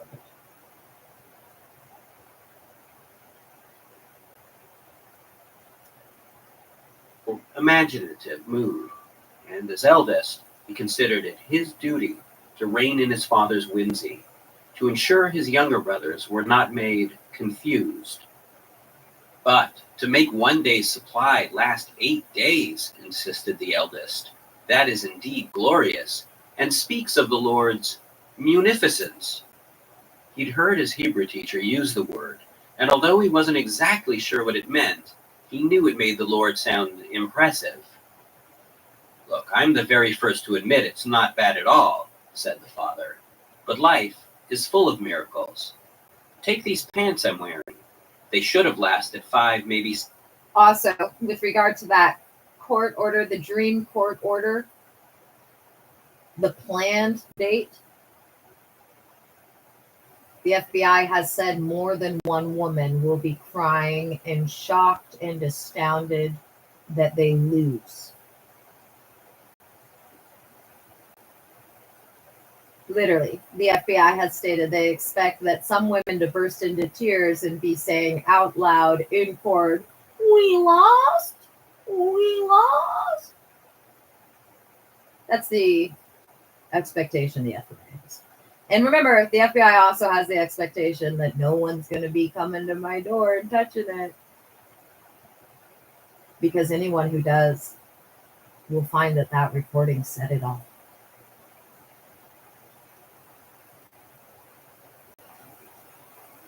Maybe 6 years, but here I am wearing them after 10. I should throw them out already, said the mother, wiping her hands on a dish towel as she entered the room. There are no miracles that involve pants. And I didn't say this in the video, I don't think. The FBI has stated consistently since August, and I quote, "You will prevail in all of your cases, and you'll never step foot in that courtroom." That is very telling.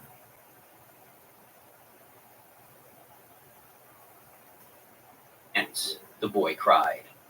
Should I remind you, said the father, of the story of Rabbi Moshe Hershkowitz's self-multiplying pantaloons? But there's even better stories than that. The father craned forward in a seat and with eyes opened wide, shared the tale of the magical single-use contact lens he accidentally left in for 4 days to no ill effect, followed by the parable of the disposable Bic razor, supposed to last just 2 or 3 shaves, but, miraculously, only made his skin bleed after the 5th. But the Hanukkah oil was the essence of the soul, argued the boy. The temple glowed like angels with their hair on fire. He looked at his younger brothers to see if his words were making an impression. You speak of oil, said the father, waving his hand dismissively. What if I were to tell you about 1 meal's worth of turkey that lasted 8? Turkey? The middle child asked. Turkey, with so little meat, said the father, arms outstretched, that you could look right through it. And yet, miracle of miracles, for 8 days and 8 nights, your mother and I supped upon turkey sandwiches. We ate from the rump, we ate from the legs. There was always more. Every time I returned to the refrigerator, something new there was, something we'd missed. To be honest, the mother said, calling them turkey sandwiches was our way of making believe. There was so little turkey in them, they were really bread and mustard sandwiches. Nothing sandwiches. And when there really was nothing, said the father, we used the bones for soup. This is when we first got married, said the mother. We had very little, not like now. Tell us about when you were young, said the youngest. How you met, said the middle. Can we get back to the story of Hanukkah, said the eldest. Your father begged and begged for a date, a single date, the mother said. And this single date turned into 2, then 3, into 20 years. That is a miracle, the father said. Sometimes things last, and we just don't understand why, said the mother. Like the gas in the car, said the father, looking upon the eldest, on the night you were born. What do you mean? Asked the boy. I was out of town selling cloth like always, when I got the call that your mother was in labor. The boy had never heard this story. I drove for 100 miles straight, the father said. The whole way the empty light was illuminated. The word illuminated is a holy word, the eldest son said quietly. We use it when speaking of menorahs and temples, not dashboards. The wise man sees that all things are illuminated, that everything is a miracle, said the father. And upon confirming himself, a wise man lifted the last remaining latke up to his mouth, where its oil illuminated his lips, just before disappearing.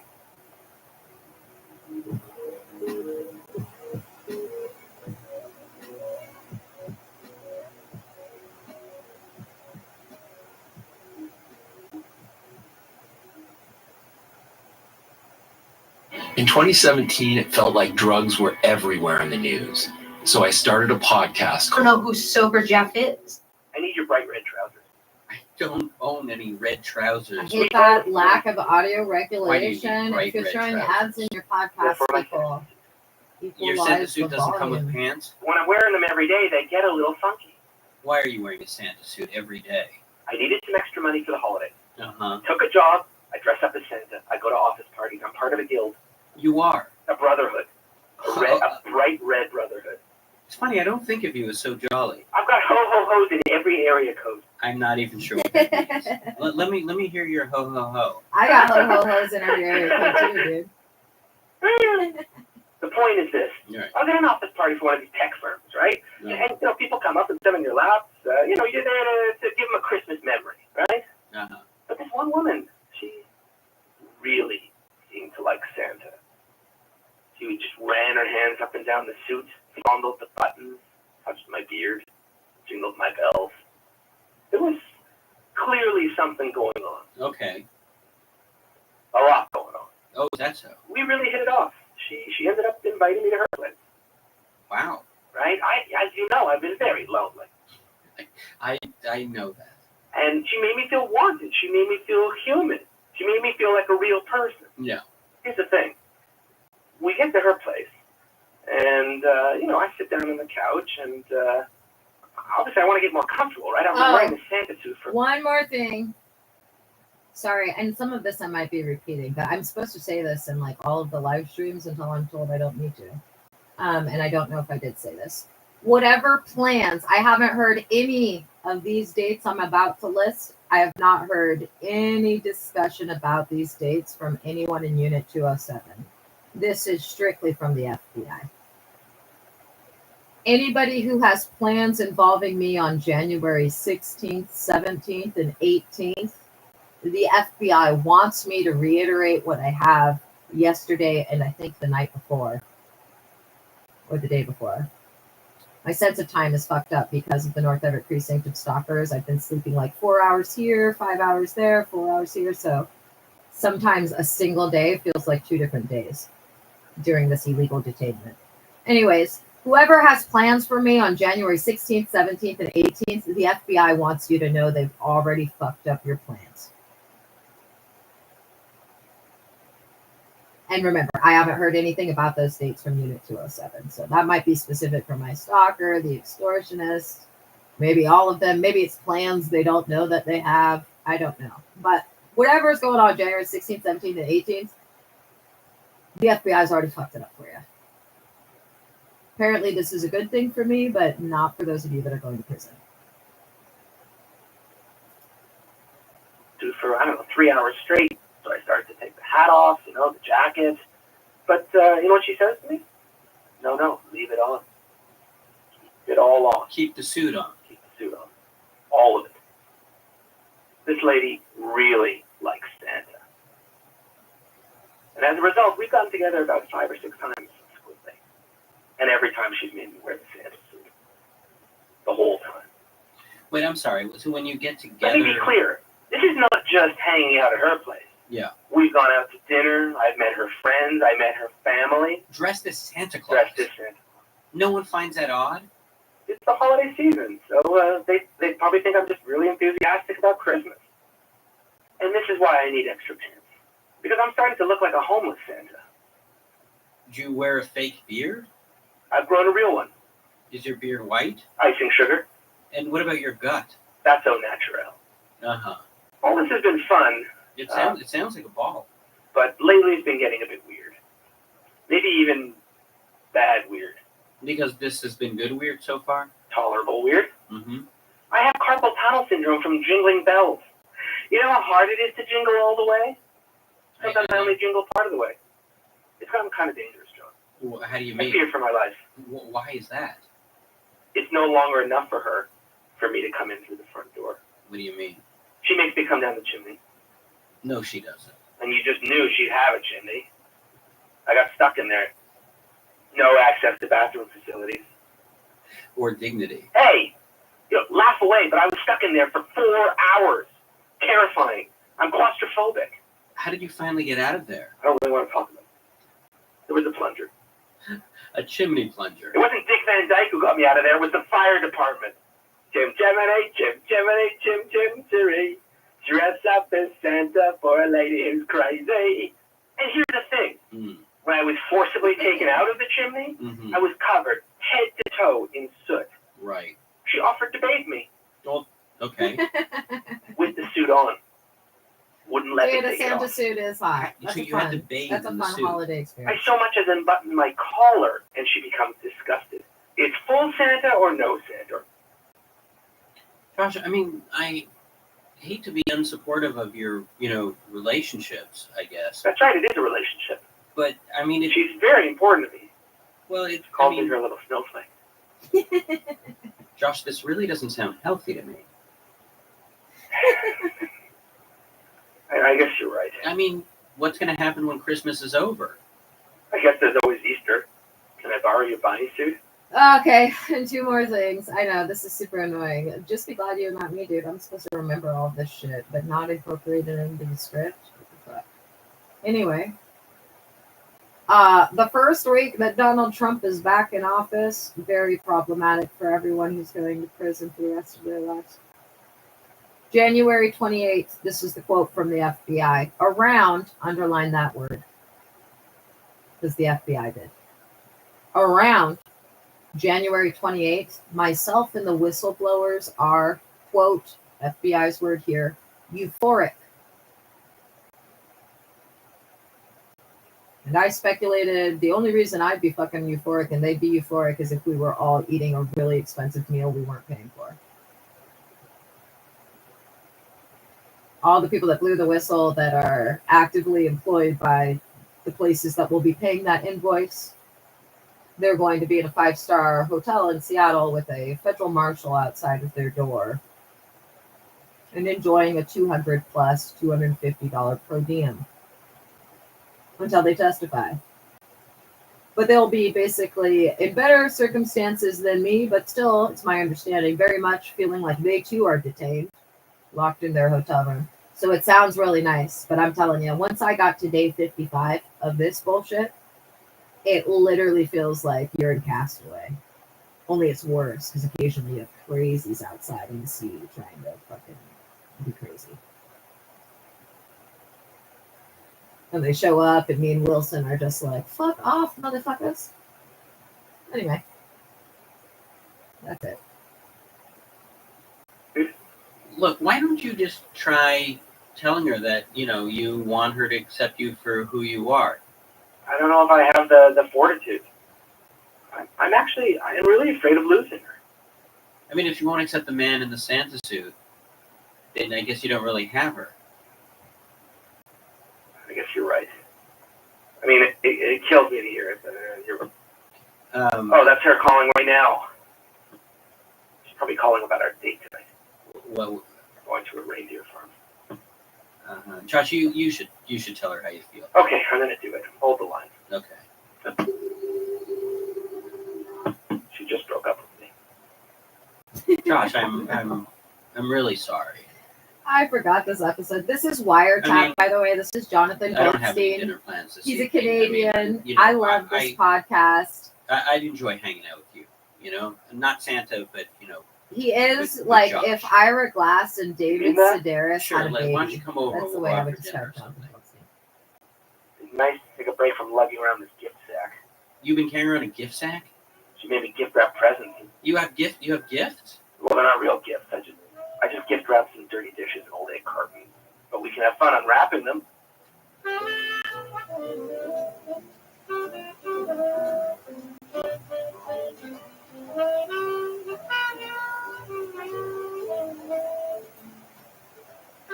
Each year on Christmas, my grandmother would allow us to wheel her bed into the center of the living room, where she would share with us stories of early shtetl life. As we ate our squares of sponge cake, she delighted us with tales of fiddlers of fiddling. Mr. Goldstein, Johnny Moldstein, won't you come outside to play? Buy me a meal like it's your birthday. Oh, This office does stink, like stress and petting. Come join me in singing and you'll not be a fink. What are you doing here? I was delivering a singing telegram. That was a singing telegram. A singing telegram? Yes. Where do you get these ideas? First of all, this is a job. And It's a job. Yes. Who's this singing telegram from? I got this. That one was from me. Oh, I see. That singing telegram was So from you're me. delivering your own telegrams. It was a singing telegram telling you how your office stinks, Uh-huh. but also asking you to join me Where? In the nut house? singing telegrams because it's very hard to harmonize with oneself. Down by the old mill street, the old mill. Doesn't work. Howard Okay, is Jonathan Howard, Goldstein's yes, I have best a friend, job, or and I'm in the was, middle of and trying he is to better do than I Jonathan understand. Goldstein. Holidays are coming up, and singing telegrams are in. But he doesn't have his own right now. podcast, We're unfortunately. short-handed, and we can use someone with your kind of voice skills on our team because you're not only a baritone, you're more of a monotone. He's also hot. If you haven't seen him, you can find an interview of him from like the 90s on YouTube. Every time you open a Christmas card or Hanukkah card, you're gonna get a paper cut. That's guaranteed. When have you ever? I've never Every gotten time I'll get 30, 40 paper cuts from one card. from one From card. one card, and I'll send you an article about that because it's actually a big problem. Oh, is it? Yes, you might as well just be unsheathing a knife. Might be why from else the not early Christmas 2000s, cards? Yes, not the 90s. children- Anyway, you'll children find in a peril. video that's older than There's 15 singing years telegram, old there's with no Howard such on it threat. on There's no risk YouTube. at all. And he's Oh, looking it's good good. for He's the looking like environment. a So you're starting status a singing quo telegram Canadian. He's got the company plaid to and the protect the green environment. I didn't start them. Okay, I got hired by this guy Benny. Okay. Benny. Big Benny the barber. Okay, Big Benny the Barb. and it's his thing, but What do you live like in a Depression era comic strip? this is really taking off. I deliver 20 messages a day. No, you don't. Yes, I do. I mean, Betty gives me the address. Okay, and he gives me the message. It's just a very fun way to spread good cheer. And what kind of messages do these people usually send with these singing telegrams? Happy Hanukkah or Eid or Kwanzaa, whatever it is. I'm starting the reminders. Just yesterday, Mm-hmm. I had to show up. I showed up at this guy's office, and you had to see his face. And I sang, "Mr. Carmelo, hello, hello. We haven't forgotten you owe us some dinero. So pay up or croak." What kind of song is that? I don't know. It's an inside joke or something like that. I don't know. Because that's a very unusual That's a very unusual Can you message. imagine getting that telegram? All kinds of birthday greetings, love Shit. letters. You've delivered love letters. There was one I know, it was like holiday time. She was Then he just fine. leaves on his Should we have bicycle. fun? I'll pull out my gun. That's way scarier than a horse Again, head. Howard, I mean, that doesn't sound like a normal message. That was a love letter to his sweetie. With the word gun in it. What else is wrong with fun? It doesn't sound normal to me. What other Like, what there's other ones, message? like for example, there's ones I've done. What would you say? I broke both legs, so you couldn't stand up and walk out on me. It sounds like you're threatening people. It's just a song, John. It's just a song. Like this morning, I had to surprise someone in an underground parking lot. In an underground parking lot. You better not be planning on skipping town. Or in your bathtub, you might drown. Do the right thing and people I sing, or you might lose an ear. Yes, you might lose an ear. Dude, And you might I want be Quentin little Tarantino to bite. make a movie with a mafia Howard, it sounds telegram. like you're working for the mob. What? What do you mean? Howard, you're being hired to deliver threats to people who it seems owe the mafia money. Though I don't understand why they would be having you do it as a song. That to me seems very strange. The song part is kind of more. That was kind of more my idea. What are you talking about? I mean, Big Ben just told me. He just gave me a message to deliver to people. I just thought it'd be more interesting if I made them rhyme and I added a melody. So it's your idea to sing these threats. They're not threats, they're telegrams. They're singing telegrams. I mean, he was giving me this messenger job, and I've always wanted to be a singing telegram guy. Howard, you're a singing goon for the mafia. See, I think this could take what makes it a very stressful day or moment a lot more fun and danceable and memorable. You better watch out. You better not cry. You gotta get most surely will die. And don't even think to try to help. Gotta be surprised that I wanna send it your way. It's a wonderful time, everybody, let's celebrate. Get down, I'm feeling real good because today is a good day. Another year passed, brand new chance, we're in the wonderland in my circumference. I love the snowfall, happy holidays, the Christmas spirit, it's a part of me. On Wiretap today. This episode is brought to you by Shopify. Upgrade your business with Shopify. I want to hear Wiretap, but Unit 207 has my Spotify all sorts of fucked up. So I have to manually go back to Wiretap. And then because the website is awful, which makes no sense because the app is perfect. But the website has no sort function for all of the episodes. So anytime you're in a podcast that's concluded or it has more than like 5 episodes, if you're using the desktop, you have to open up the whole podcast and click load more episodes for like every 4 or 5. Anyway, it wouldn't be an issue, but Unit 207, there's one guy up there whose initial begins with a B. Or at least his username on Spotify does. And whenever he's logged into his Spotify using my internet, I have Spotify issues.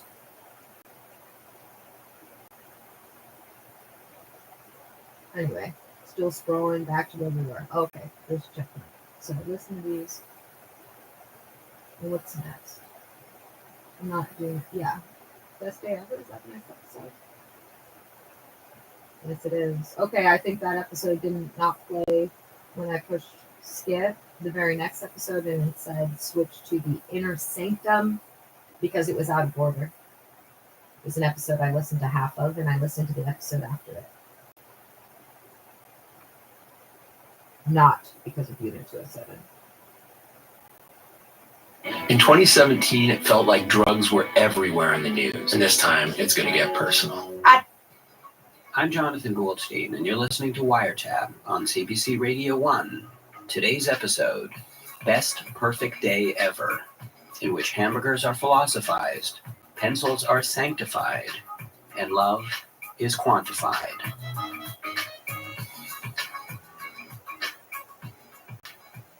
Hey, cuz. Cousin Kenny, That's right. what a pleasant surprise. We haven't gotten together in a long time. Yeah, I guess I've been sort of busy. What's new? I've got a new business. Another new business. Catwalkers is done. Catwalkers.com, and that's finished. Maybe not the best idea. Doesn't matter, because I've got a winner here. BestPerfectDayEver.com. Best perfect day ever. I make the best perfect day ever for you. Uh-huh. And what I'm going to do is I'm going to give you, at cost, your best perfect day ever. You just have to pay. Kenny, when you say you're being rhetorical here, right? No, You're not I'm talking talking about you. Tomorrow, I'm coming to your house, 7 a.m. 7 a.m. Ding dong. That's a little Are early. you answering the door? Ding dong. Can you open the door, please? If I must. I did it for you. Welcome to your best perfect day ever, Jonathan Goldstein. Have a seat while I take out your perfect day breakfast. Half a grapefruit, lovingly serrated with a knife. Yeah, I'm not the biggest fan of Perfect breakfast. You finish that, I dress you in your favorite clothes. You would dress me. Yeah. Then out we go. Mm-hmm. I carry you. You carry me. Downstairs to my van that is full of I don't know, McDonald wrappers? owls and falcons. Your favorite. What do you mean my favorite? You love animals. Wait a second, is this connected to that airmail aviary business you had? I have a few left over. And they do not like eye contact. No. Just leap right in your face. So I'm going to put a Oh, pillowcase we over all your have head. this fan. A pillowcase. Here we get to our first event of They your wanna great day. Tell us Tubing about the on the shit river. they're selling and make That's the us great thing join about the tubing on Ponzi the river is schemes, you right? don't have to get out to go to the bathroom. That is You disgusting. used to love that. Remember how much fun we used to have when we were kids? We had that splash fight and you got sick from the water. I almost drowned Kenny. Memories of the good times. Next, we go for lunch. Where? Strip club buffet. Mm-mm. Oh, I dude, don't that even sounds like great. buffets. I want to You go have to to a share strip club a buffet spatula. today, guys. Wing walking on a biplane. You Snip know, your cable, plummeting in free fall. Then bring on your cell phone. Hey, it's me, Kenny. Pull your chute, buddy. while I'm in a free fall. Boom, you're dangling from a tree branch. I come in beside you. Boom, dangling from a tree branch. I've covered your shoes in meat Wait, why meat? just to attract the bears. Okay, Kenny, I'm not doing this with you. This is by no stretch of the definition my perfect day. To attract the bears. Okay, just whatever. I just thought we could maybe connect on some level, and probably isn't your perfect day. No, it isn't. But, you know, when I was a kid, my perfect day was usually hanging out with you. And I don't get that anymore. Kenny, You look, don't ever talk to me anymore. Now all I've got is a van full of birds of prey. And just, you couldn't give me a day of your life. okay, fine. I could give you one day. All right, I'll be over at 8 o'clock. First of all, we get in the van, and I crank the tune.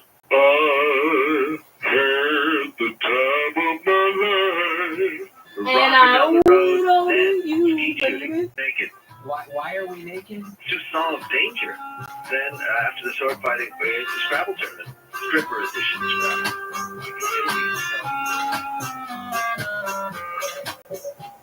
If Cousin Kenny has taught us anything, it's that the pursuit of the best, perfect anything is doomed to failure. The problem is that perfection seems to lie beyond the human pale, existing in the realm of mathematics, say, where one can speak of perfect lines and perfect forms. But trying to achieve such perfection in the physical universe, that kind of thing has been known to drive men mad. With that in mind, I bring you David Reese, professional pencil sharpener. I contacted him at his workshop in upstate New York. My name's David Reese, and I have an artisanal pencil sharpening business. And if you send me money and a pencil, I'm going to sharpen it and return it to you. And this, you're serious about this? I literally have a pencil sharpening business. My pencils are all over the world, and they're also in the personal collections of a lot of writers like Elizabeth Gilbert and Amy Sedaris and Neil Gaiman. And then in addition to those people, just hundreds and hundreds of people in all sorts of professions, school teachers, students, artists. But why don't these people just sharpen their own pencils? What's so great about your sharpening? Well, doing it by hand, people find interesting, and also just this idea that an individual guy is just going to sit there and consider your pencil and try to put the best point on it that he can. It's not not just like shoving it into an electric pencil sharpener or something. And so how did this come about? Have you always been a fan of pencil sharpening? This is what happened. I had a job working for the United States Census, Mm-hmm. and on the first day of staff training as a door knocker, they had us all open our little bags of supplies. And inside the bag, there were some number 2 pencils and a little tiny pencil sharpener. And the census trainer said, okay, everybody sharpen your pencils. So we all stood around a trash can and twisted the pencils inside the sharpener and watched the little shavings unfurl with it. Oh, one more thing. I should probably add this to the protocol too. In the event that there is somebody that chooses to come to the exterior of the property and knock or talk, first off, I'm not to comply, as you've all known, since September 15th, 2024, and that cease and desist letter. I'm to be aware that anything that they say, no matter what they say, per the FBI, is fraudulent.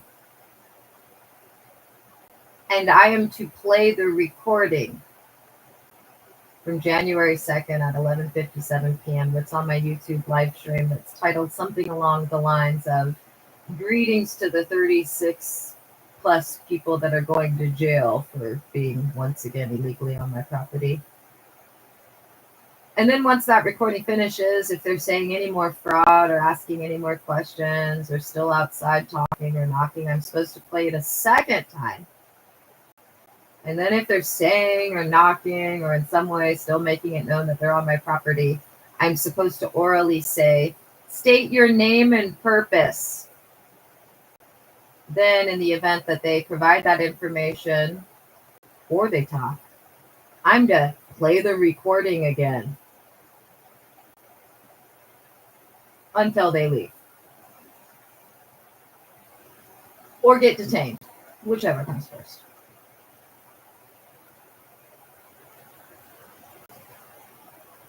Within the slit of the sharpener and fall into the trash can. And it had been a long time since I had sharpened a pencil, and I remember that I thought, wow, that this is really satisfying. Forget about working for the census. I wish there was a way to get paid to just sharpen pencils all day. Like, this is the best thing so far. So not only did you in fact start a pencil sharpening business, but you've also written the book about pencil sharpening. Yeah, it's called How to Sharpen Pencils, a practical and theoretical treatise on the artisanal craft of pencil sharpening. It has 18 chapters on pencil sharpening techniques. Yeah, I mean, it's incredibly thorough. I mean, there are 7 pages with warm-up exercises, and you name all these different kinds of pencil points. Well, there's names for the pencil points, but there's also names for the parts of the pencil point, which is the innovation of this book. I created a taxonomy for parts of a pencil point that, to my knowledge, had never been identified before, like the collar bottom and the collar top. Which are? The collar of the pencil point is the exposed cedar that separates the unshaped yellow shaft from the exposed dark graphite. And so by reference to the collar bottom, the collar, and the collar top, you can identify and analyze and celebrate the aesthetics of a pencil point with greater articulation.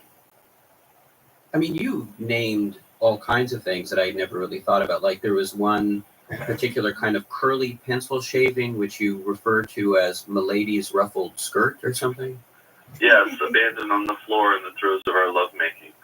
And a lot of people will request a particular type of sharpening technique based on the type of shavings that they want to have. You cannot produce the kind of apple peel or ruffled skirt shavings by a single burr hand crank sharpener or even by a pocket knife. And how do you feel about mechanical pencils, which don't actually require any sharpening?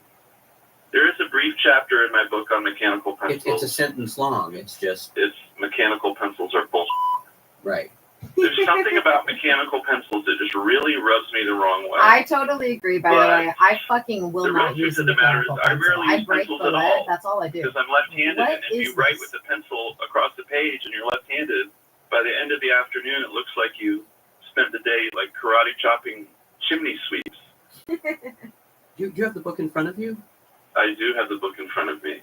Could you read the paragraph on page 114 that starts, "This is a stylish pencil point"? This is a stylish, well, let me say this. Yeah. The pencil point that we're referring to was made by a double burr hand crank sharpener known as the El Casco, which happens to be the most expensive hand crank sharpener in the world. So just to give your listeners some context.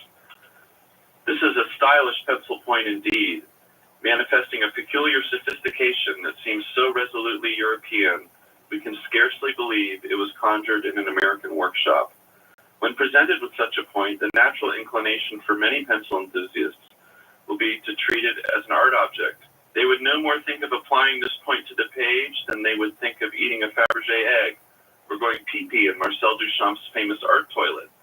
This natural inclination, or could it be intimidation, is forgivable. But the client is also encouraged to discover those pleasures available when the pencil is put to use. I mean, for you, it seems as though looking at an unsharpened pencil is sort of like the way I would imagine Michelangelo looking at a block of marble or something. That's a great analogy.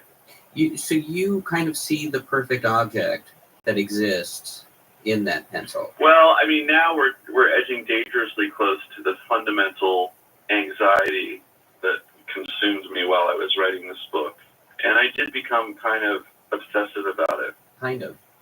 And maybe that's because I was in a weird place in my life and my marriage was ending and I was kind of underemployed and understimulated and I kind of just latched onto this thing and didn't let it go until I felt like I had a pretty good understanding of everything there is to know about pencils. But yeah, I did spend a lot of time wondering about the concept of an idealized form.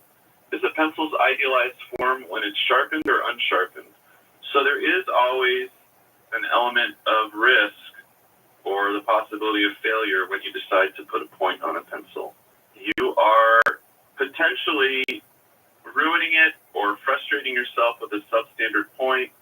It would be very easy to leave all our pencils completely unsharpened and completely platonic, except then we wouldn't be able to write with them. So given that you have to sharpen this pencil, how do you know when it's a perfect point?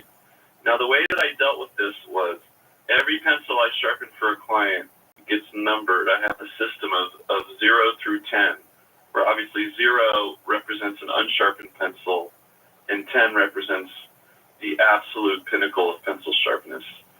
And in all my 2 years of sharpening pencils, I think there was one time when I made a 9, and it was a really kind of intense moment, because it was just, some random customer who had ordered a pencil, and I remember sharpening it, and it was just one of those moments where I nailed it, and I pulled it out of the device, and it was just, whoa, this looks amazing, like a cartoon of a pencil. It looks more like a rendering of an object than an actual object in the world, if you know what I mean. Yeah.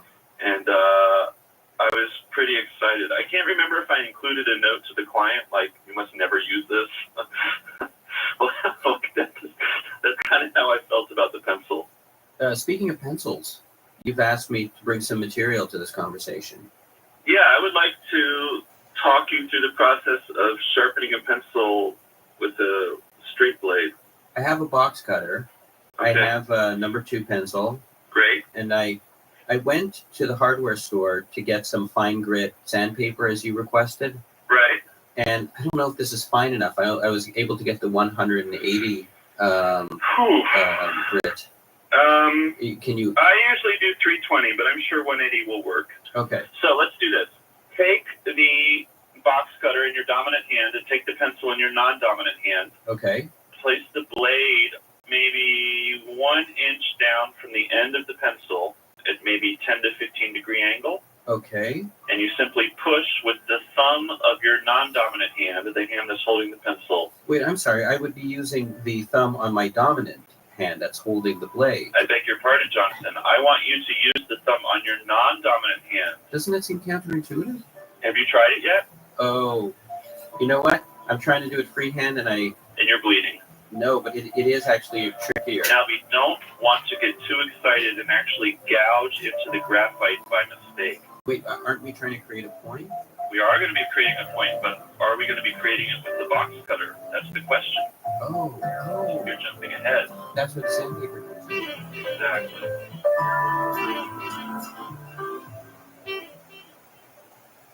In 2017, it felt like drugs were everywhere in the news. So I started a podcast called On Drugs. We covered a lot of ground over 2 seasons, but there are still so many more stories to tell. I'm Jeff Turner, and I'm back with season 3 of On Drugs. And this time, it's going to get personal. I don't know who Sober Jeff is. I don't even know if I like that guy. On Drugs is available now wherever you get your podcasts.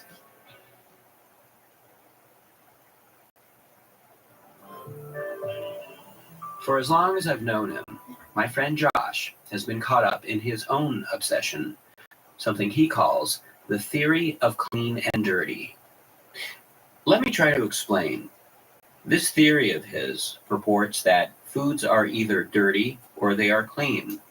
For example, sushi and grilled cheese sandwiches, according to Josh, are clean, whereas General Tao chicken and scrambled eggs are dirty. Why? Josh says that it just is. Does clean and dirty have to do with aesthetics, nutrition, or any other discernible factor in the known universe? According to Josh, no, it does not. In fact, it's something that Josh claims to just know intuitively. Even though it makes no sense at all, there's something inherently provocative about his dualistic system, perhaps in the way it points to a realm of universals, of pure ideas, ideas in the Platonic sense, that is, an abstract realm that exists beyond the mutable material world, but is no less real for our inability to grasp it. And so I recently decided to give Josh one last chance to make his theory understood to me. We went out to his favorite diner, a place called T-Lux, where we bought, or rather I bought, because such is the price of learning, one of almost every item on the menu, sandwich, so that Josh could, through example, show me the difference between clean and dirty. Look at the different fries we have here. Ask me individually about each one of these. Okay, we have waffle fries, home fries. Stop right there. Waffle fries are very, very clean. Home fries dirty. All right, and why is that? There is no why. Clean and dirty are the best approximations in the English language for the concepts I'm trying to explain to you. Let me give you an example. Ribs. I'm going to say dirty. They are dirty. Buffalo wings, on the other hand, Are dirty. no, they're clean. Makes no sense to me yet. Okay, what about this hamburger before us? Is a hamburger clean or dirty? The way you make a hamburger clean is as follows. You've just pressed the palm of your hand into the hamburger. Your filthy palm, may I add, into the hamburger. What I did was flatten the hamburger. And the flatter the hamburger, the cleaner it is. Okay, so it's about flatness. It's not about flatness. Flatness is just one of the many facets of it. Okay, what else have we got on the table here? Coffee, tea. I mean, coffee could be clean or dirty if you don't know what you're talking about, but of course it's dirty, and tea is clean. Coffee is dirty even without cream or sugar? What, cream or sugar are some magic sacraments that make something? No, the coffee. The palm of your hand just made something clean. You make it sound so crazy. I'm spiritual, not crazy. Okay, let's turn to the Smarties and the M&Ms. Smartie is the cleanest food in existence. We have a bag of M&Ms, clean as well. Filthy. I wouldn't. It's another candy-coated chocolate. It's like saying Ashton Kutcher. He's an actor, right? Paul Newman's an actor. Same thing. What's the difference? No, it's like saying the Olsen twins are the same thing, which they are. Not even remotely the same comparison. Some possible clues might be in crispness and density, texture, man. You try to eat more clean foods than dirty foods. I trend towards the clean. When I say that I trend towards the clean, it sounds as if dirty things are bad. They're not. They're just, you have to, it's like a yin-yang sort of thing. So does this all have to do with some kind of like personal mythology? There's nothing to do with my personal preference. There's nothing to do with me at all. You understand what I'm saying? No, I don't. Sushi is the cleanest food on the face of the earth after grilled cheese and Smarties. Why? Again, I am merely the vessel. Let me ask you a question. Mint, clean or dirty? From everything that I've learned from you today, clean. You are completely correct. This is what I think. I think you're fighting your natural impulse to understand. Mutton, Filthy. Ah, raisins. Dirty. Correct. Because they look like cockroaches, right? Not at all, because currants that are small raisins, those are very clean. You know what? Okay, let's get you back on track here. How about boiled potatoes? That's an easy one. That's clean. Horribly dirty. What's wrong with you? Boiled potatoes are? Yeah, because see, now you're thinking about what you're supposed to say rather than feeling it. Pancakes, Clean. dirty. Pancakes with syrup, very clean. So syrup on something makes it clean. On pancakes, syrup on waffles makes them dirty. Waffles on their own are clean. If you're having it with a cup of coffee, Clean. I thought coffee's dirty. French toast makes it clean. You know what? I will say this, John. For once, you're actually convincing me that there may be some promise in you, that you're willing to learn. Put it that way. If filling my head with garbage is learning, then I guess I am. I like that positivity.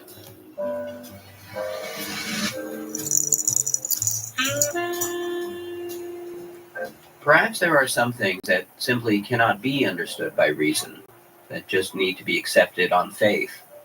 Just as there does not exist a machine that can accurately measure a neurotic's conception of cleanliness or dirtiness, there can be no machine that can measure the love in one's heart. Or can there? Earlier this year, Stanford University hosted the world's first ever love competition.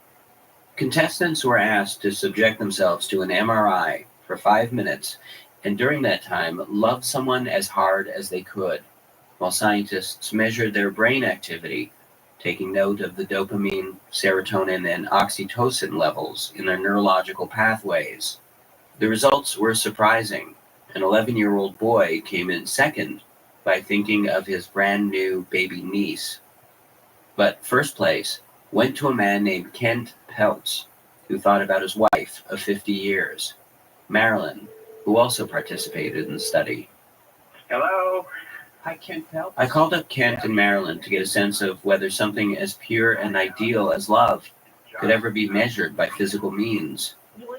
Here's Kent describing being put to the test. I was instructed to just hold in my mind how much I loved Marilyn. And it wasn't hard for me to remember back to how romantic it was when we first met and first fell in love and first got married. So it was really easy for me to think about that. And Marilyn, what were you thinking of? I was thinking about universal love. I used a quote from Ram Dass that the whole purpose of marriage was to come to God together. So that's what I was thinking about. And so you weren't thinking of specific images from your life together? You were thinking more abstractly? Yes, the experience of being in the MRI was a beautiful one because I just went into a total state of like meditation, and I just felt love for everything. And did you guys enter into this thing competitively, like to beat each other and win? Like, oh, I'm going to show you love, pal. Not quite that strongly. But we are competitive. We are competitive. So Marilyn, did you feel a little beaten when you lost? But I mean, even to say beaten, I guess, is to win because you're loved so much. Yes, that's it. Yeah, that's a good right. play. That's Good play. exactly how I felt. Yes. So you guys have been married a half a century now. How did you initially meet? We met on a blind date on a Friday. And you called me at 7 a.m. the next morning when we hadn't gotten home till 12 or 1. So I called her Saturday morning and said, "Can you go out tonight, Saturday night?" She said, "No, I have to go back to school this weekend to graduate." I said, "Well, how about Sunday night?" She said, "No, I won't be back yet." I said, "How about Monday night?" So we met on Friday. We went out on Monday night. I asked her to go out again on Tuesday night. We went out on Tuesday night, and I asked her to marry me on Tuesday night, and she said yes. And it just happened really fast. There was no question in our mind. The universe just moved when we met. There was just something very significant about our coming together. Your love is as strong as it was all those years ago, you guys? Oh, I think it's much stronger. Yeah, I do think it's much Well, it's much more mature. Yeah, it's a much more mature love, yeah. Because, I mean, Kent, during the competition, it sounds as though you focused on the early years of your relationship. Was that part of your game plan? I mean, do you think the intensity of early love is easier to measure than a love that deepens over time? Well, those early years were just really innocent, and they were the most blissful. There comes a point in a relationship where marriage is work. It's not always easy. That's why we say we've been married and divorced thousands of times, but always to the same person. Just because you change so much over 50 We do, years. and I would say that's one of the biggest advantages in our relationship is we allow change. Kent is a hip shooter. I'm impulsive. Yeah, he's very impulsive. He jumped out of dove into a swimming pool from a second-story window, and those were the kinds of things that really attracted me to him. But and this is what we have discovered with most couples, what you marry the person for becomes the nemesis in a few years. You love it at first. And You then love it. It's what you're And then attracted to. aggravate So his impulsivity, one time he took all the insides out of my father's organ because it would move easier. And I was so angry to the point where, okay, am I willing to leave this guy over this one? This is the last straw. And I had to really get a hold of myself and say, now, is this object in front of me more important than the relationship that I built? And somehow or another, it allowed me to grow spiritually and learn to make peace with it. So the relationship was always more important than either of us as individuals. I mean, we all have these really bizarre neurotic behaviors. So reevaluating when you need to be right and when you need to suspend your need to be right, that's what it takes to make a really powerful relationship. And if you can hold that consciousness, both partners, you'll create something amazing.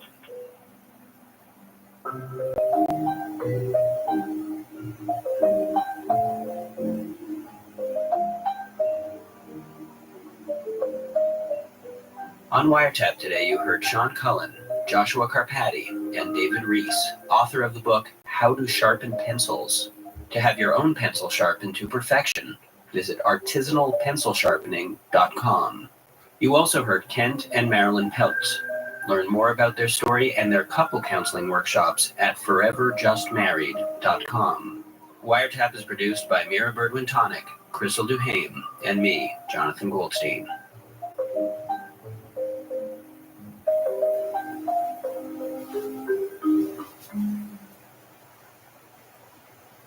For more CBC podcasts, go to cbc.ca/podcasts.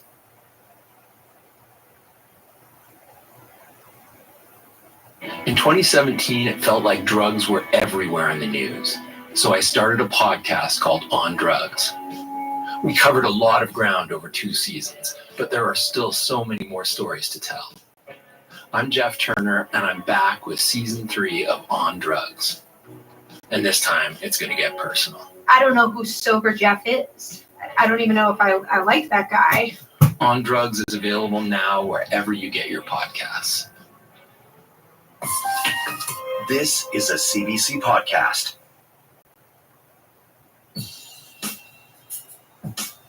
You're listening to Wiretap with Jonathan Goldstein on CBC Radio 1. Today's episode, Welcome to the Family, in which Josh meets his wife, Bananas Goldstein meets his dad, and silence meets its match.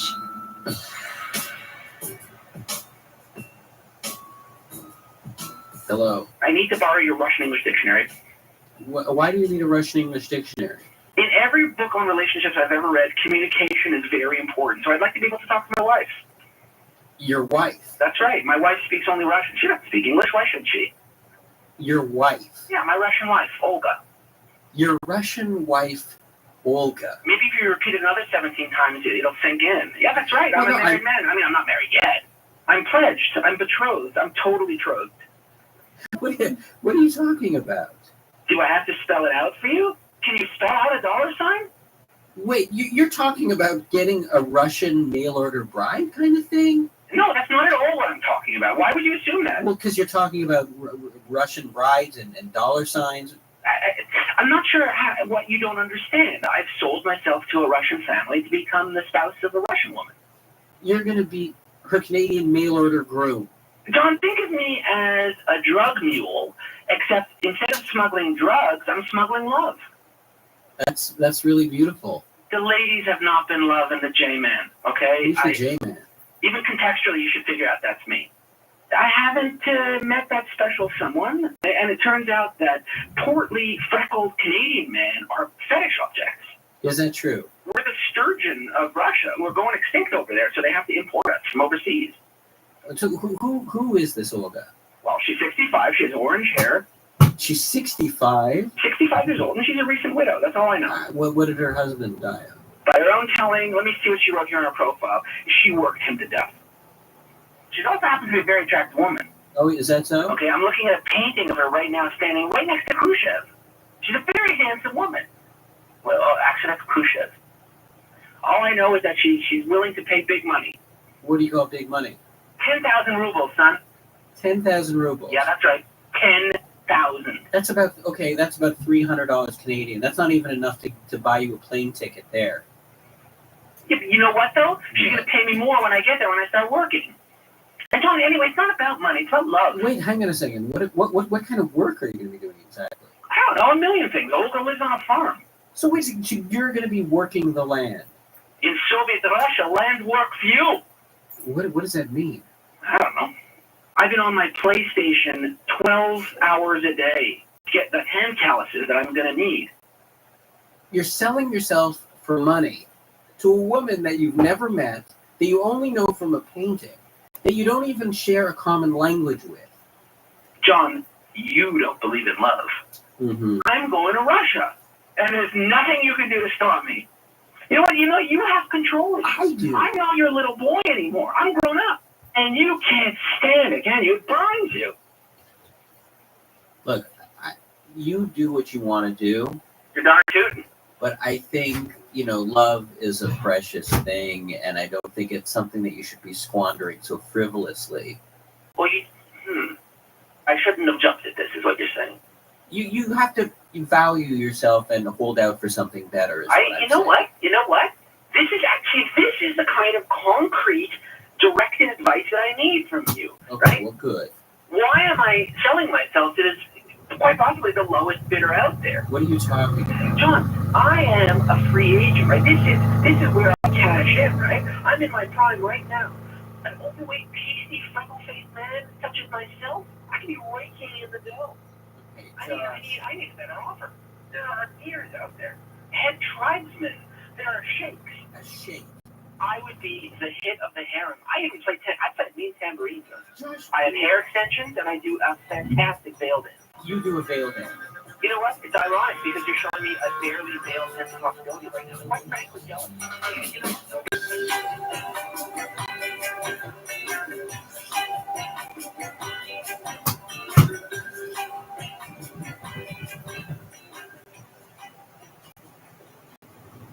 All over the world, behind closed doors, millions of private domestic dramas are unfolding.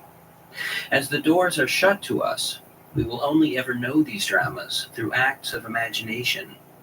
But today, we are being afforded a rare opportunity, a chance to eavesdrop through the door of an apartment where a young couple is having a heated discussion. The wife, 5 months pregnant, is washing dishes, while her husband, holding their 2-year-old son, paces behind her. I mean, we've been through all this once already. Yeah. We know what it's all about now. We weren't going to be so uptight this time around. That was the whole idea, right? Yeah, I know. And now you're miffed. I'm not miffed. Okay, really, I'm not. You know, when we talked last night, you agreed. Yes. We even talked this morning. I told you I could still take the day off. Yes, you did. You were really sweet. It wasn't lip service either. I mean, you know I would have. I totally rescheduled everything. I thought we'd agreed it wasn't worth it, that it wasn't a big deal. We did. We had. It's just that all the women there to see Dr. S were there with their husbands, right? And I don't know. I wondered what they thought about me being alone. What my story was. What story? There is no story. Why are you telling me this now? I'm just saying. Those women are probably having that first. I mean, it's not like us. I mean, we've been through all this. You're right. It doesn't matter, okay? You're right. You're right.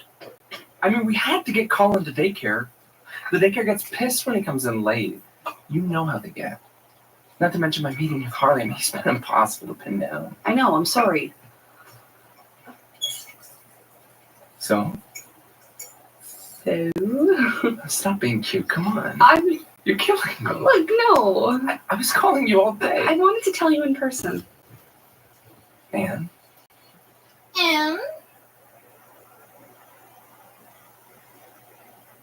Oh, man. I want a girl with a short skirt and a long jacket. At Citibank, we will meet accidentally. We'll start to talk when she borrows my pen. Oh, my.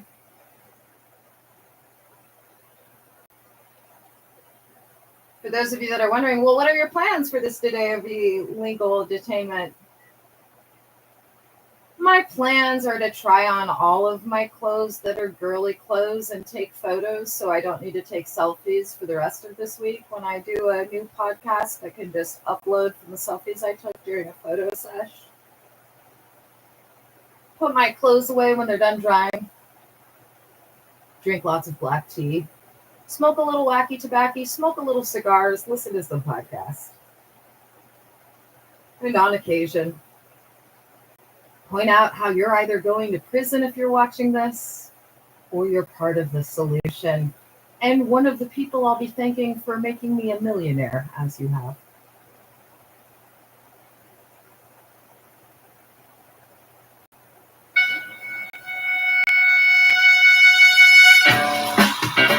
Tree Talk, lesbian.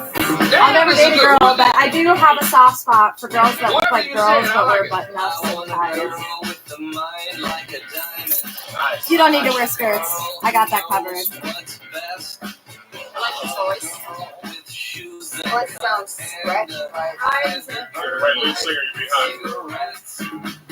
I want a girl with the right allocations, who's fast and thorough and sharp as a tack.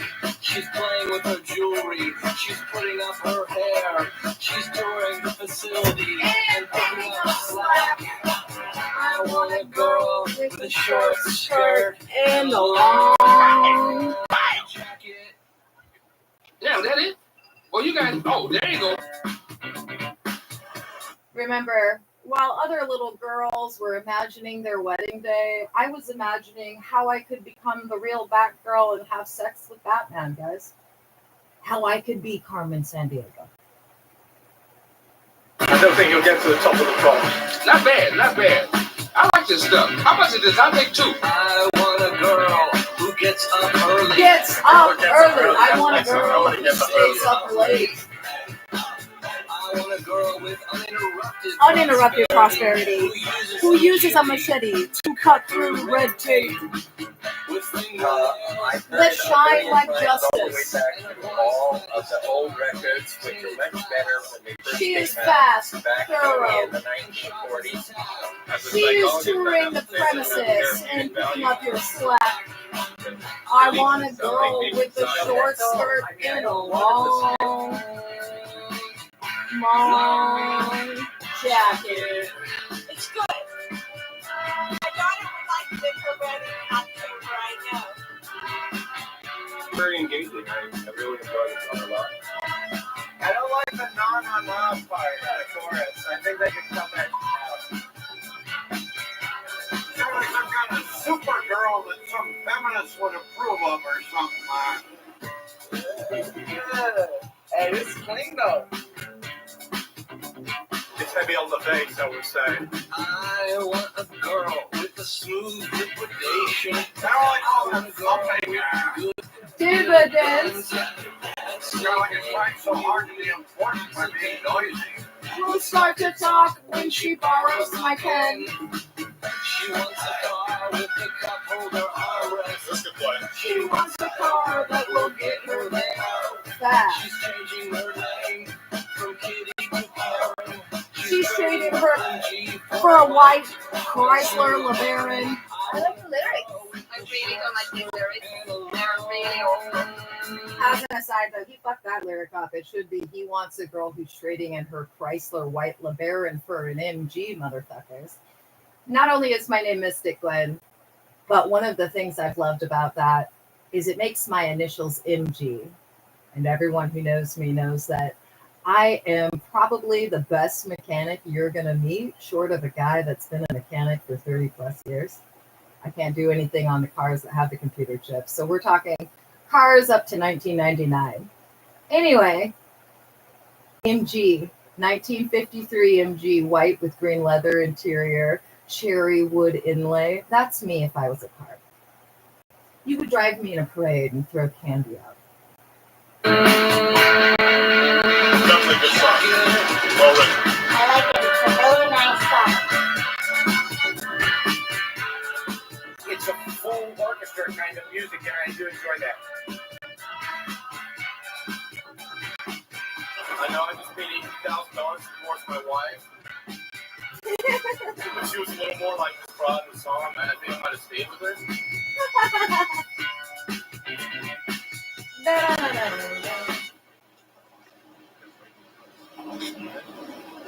I miss the rising action a little bit. The voice is good. It rocks. You like it? it? The song rocks. Yeah, it's good. It's good. But a little bit, I miss the rising action. What do they call that? They have one hit wonder.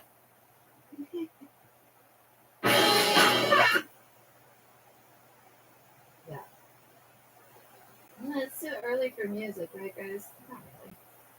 Here, I'm dedicating this one. Dedicate this to all the girls who love it. You don't own me, Leslie Gore.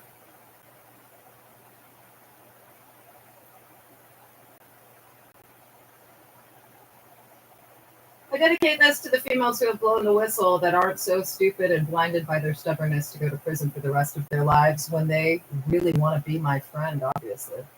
Stalkers.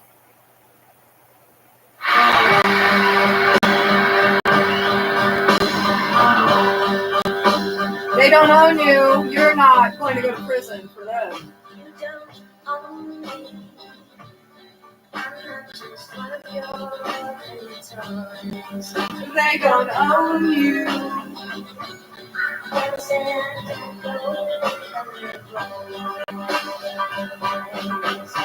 and don't tell me what to do. Don't tell me what to say. And please, when I love you, perfectly understand. 'Cause you don't own me. No, don't try to change me anyway. You don't own me. Don't turn me down. I will never stay. Don't tell me what to do. Don't tell me what to say. And please, when I love you, perfectly understand. I can't tell you what to say. I don't tell you what to do. So just let me be myself. That's all I ask of you. I love and I love to be on my way. And I love to be free to live my life the way I want. Say and do whatever I please. You don't own me.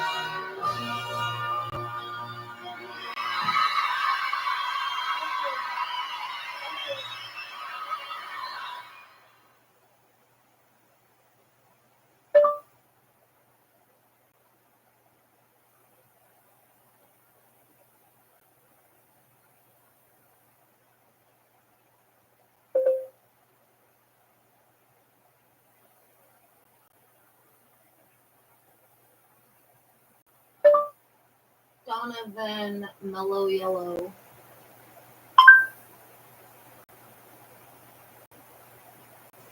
And I dedicate this one for the guys that should be convicted of stalking me, but they really don't want that. This one's for y'all. It's not for the ones that are 100% stalkers who absolutely need to be restrained for me.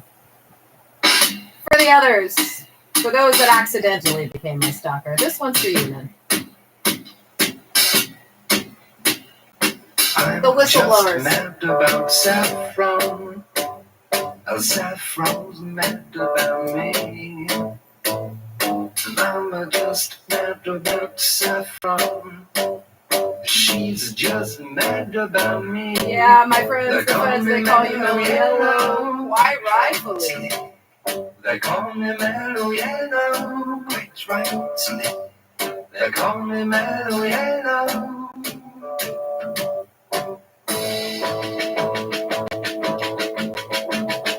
I'm just mad about 14. 14's mad about me. I'm just mad about 14. She's just mad about me. They call me Mellow Yellow. Quite rightfully. They call me Mellow Yellow. Quite rightly. They call me Mellow Yellow.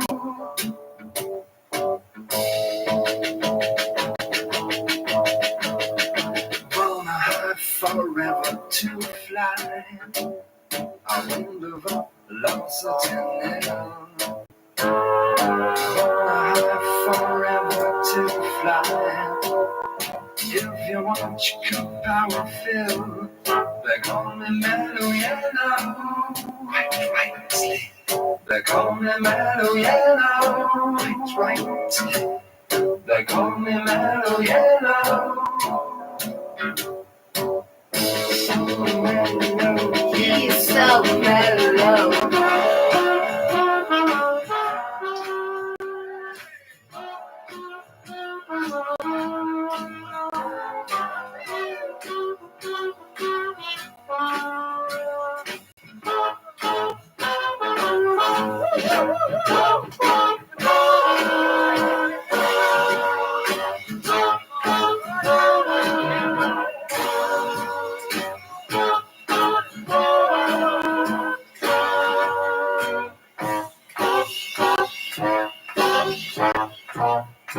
Electrical banana is gonna be a sudden grace. Electrical banana is bound to be the very next phase. What is that?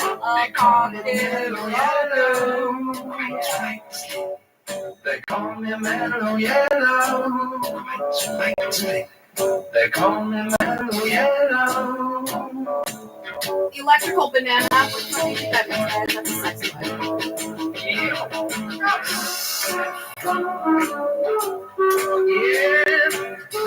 Just mad about her.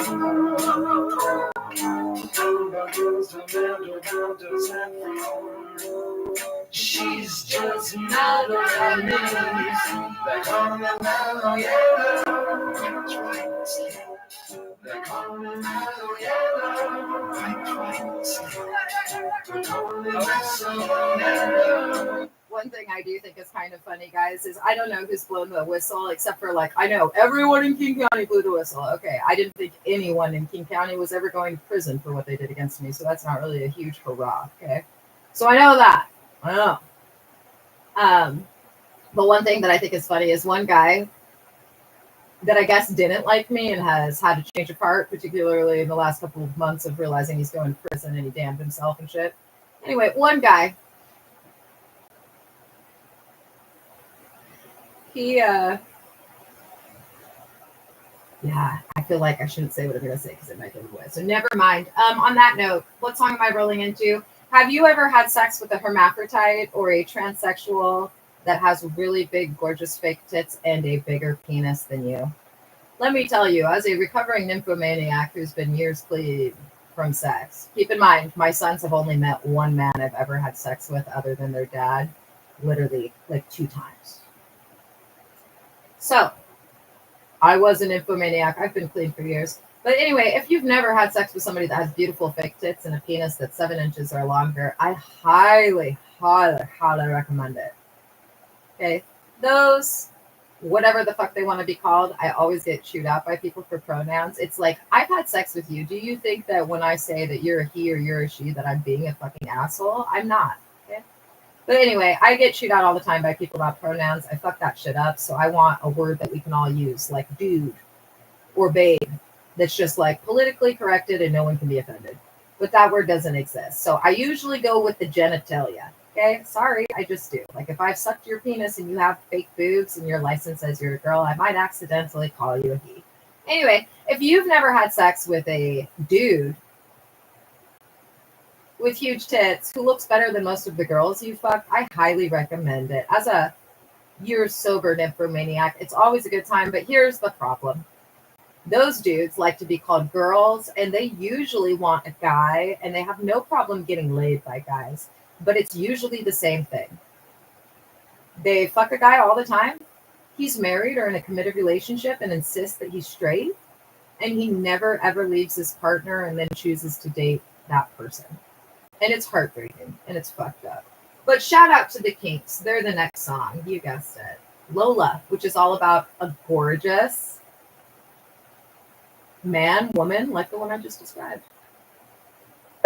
The Kinks, Lola. She walked up to him and she asked him to dance.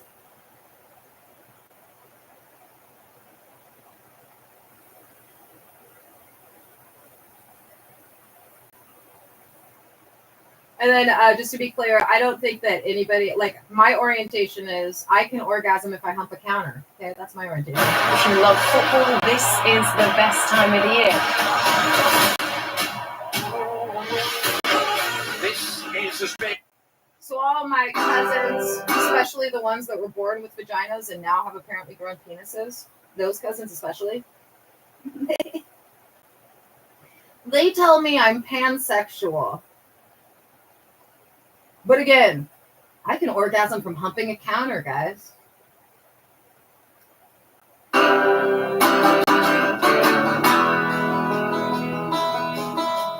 met her in a club down in Lonesome, where you drink champagne and it tastes like Coke. I'm wrapping up the music because one of my favorite neighbors goes to sleep in 10 minutes. She walked up to me and she asked me to dance. I asked her her name and in a Afro voice she said Lola. And if you missed the memo, on the inside, I'm a 73 to 75-year-old guy that can kick your ass, drive better than you, and I can fuck your dad or your wife, whichever. I'm open. That's what I am on the inside, guys. I'm open to pronouns. Most people like to call me a bitch, and I'm fine with that.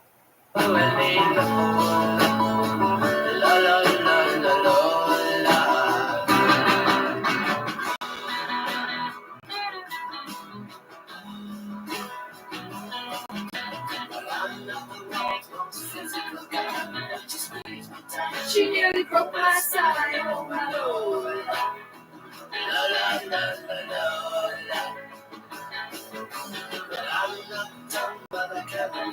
Why she walk like a woman and talk like a man? Oh my Lord.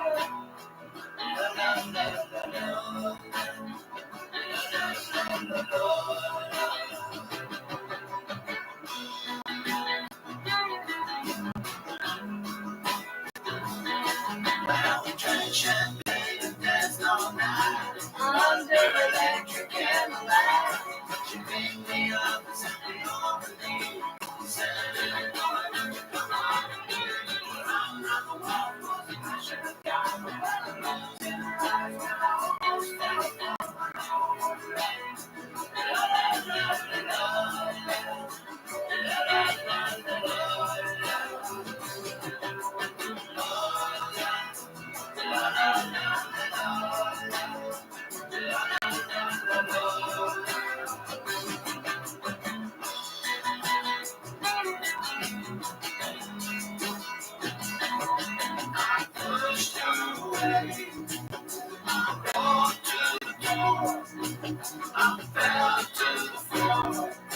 I got down on my knees and I looked at her and she beat. That's the way that I wanted to stay. I've always wanted to be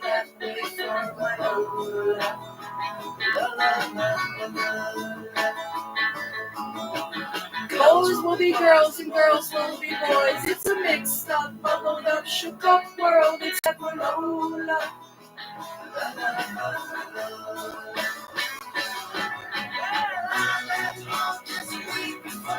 And I never ever kissed a woman before. I'm gonna make you a man. And I bet I'm a man, and so is Lola. La la la la Lola.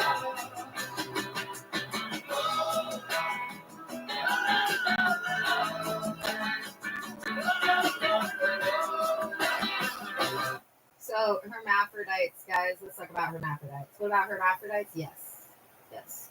Thoughts on hermaphrodites? Dude, they have the best of both worlds. We're going to end with Rod Stewart, and that will close out today's music session, at least until this evening, because, again, one of my favorite neighbors goes to sleep in about 6 minutes.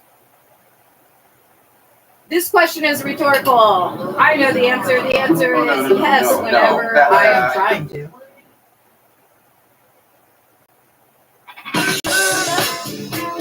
Rod Stewart got more puss than most guys I know. And he's fucking ridiculous, dude. I love it.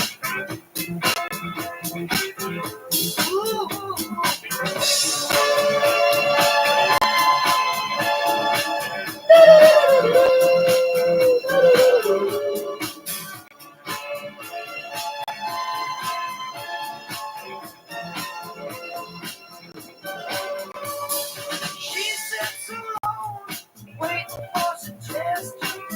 He's so nervous, avoiding all the questions. His lips are dry, her heart's just pounding. Don't you just know exactly what that thing is? You're on my body, and you think I'm sexy. Then you bet I already know. No one has ever said and knows directly to me that's the truth.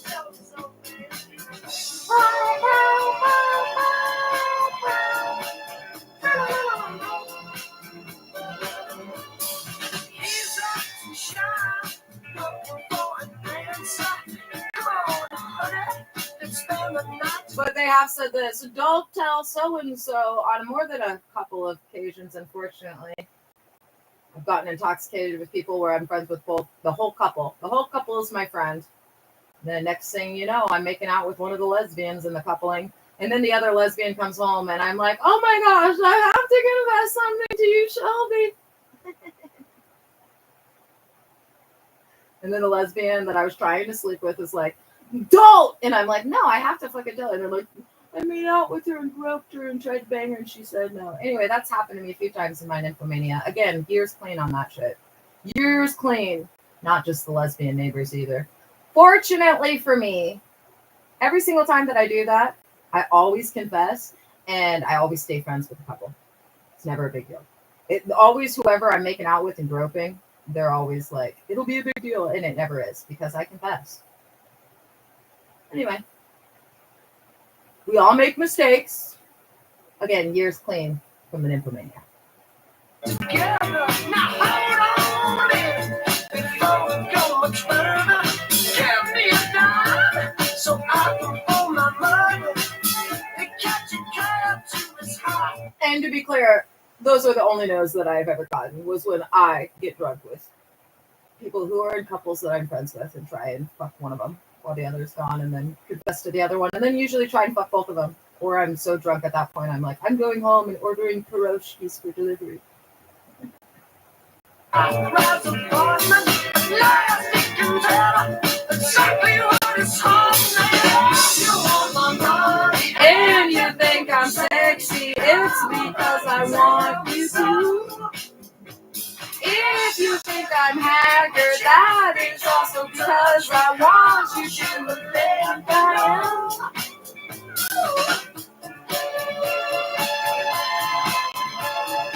It's the beauty of being a Jew. Yeah, we all know it's true.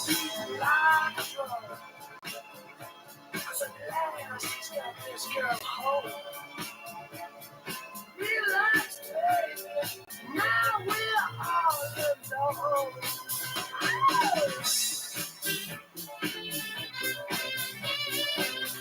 Again, remember, guys, the likelihood of fraudster having sex with thousands more women than you, 100%. If you're an Evron, 100%. Look at him. It was ridiculous, dude. Confidence, it'll get you everywhere.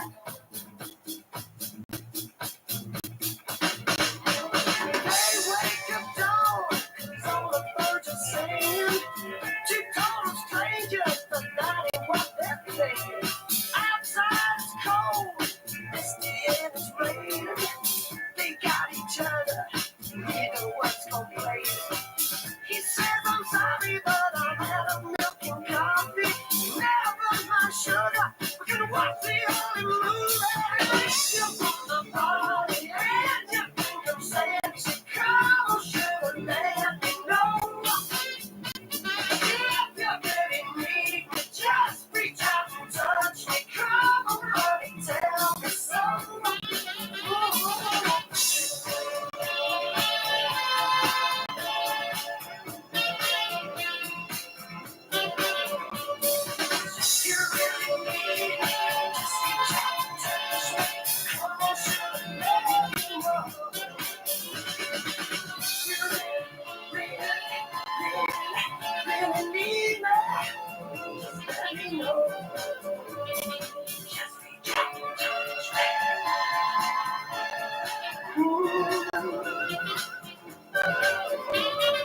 If you really want me, just reach out and touch me. Come on, sugar, let me.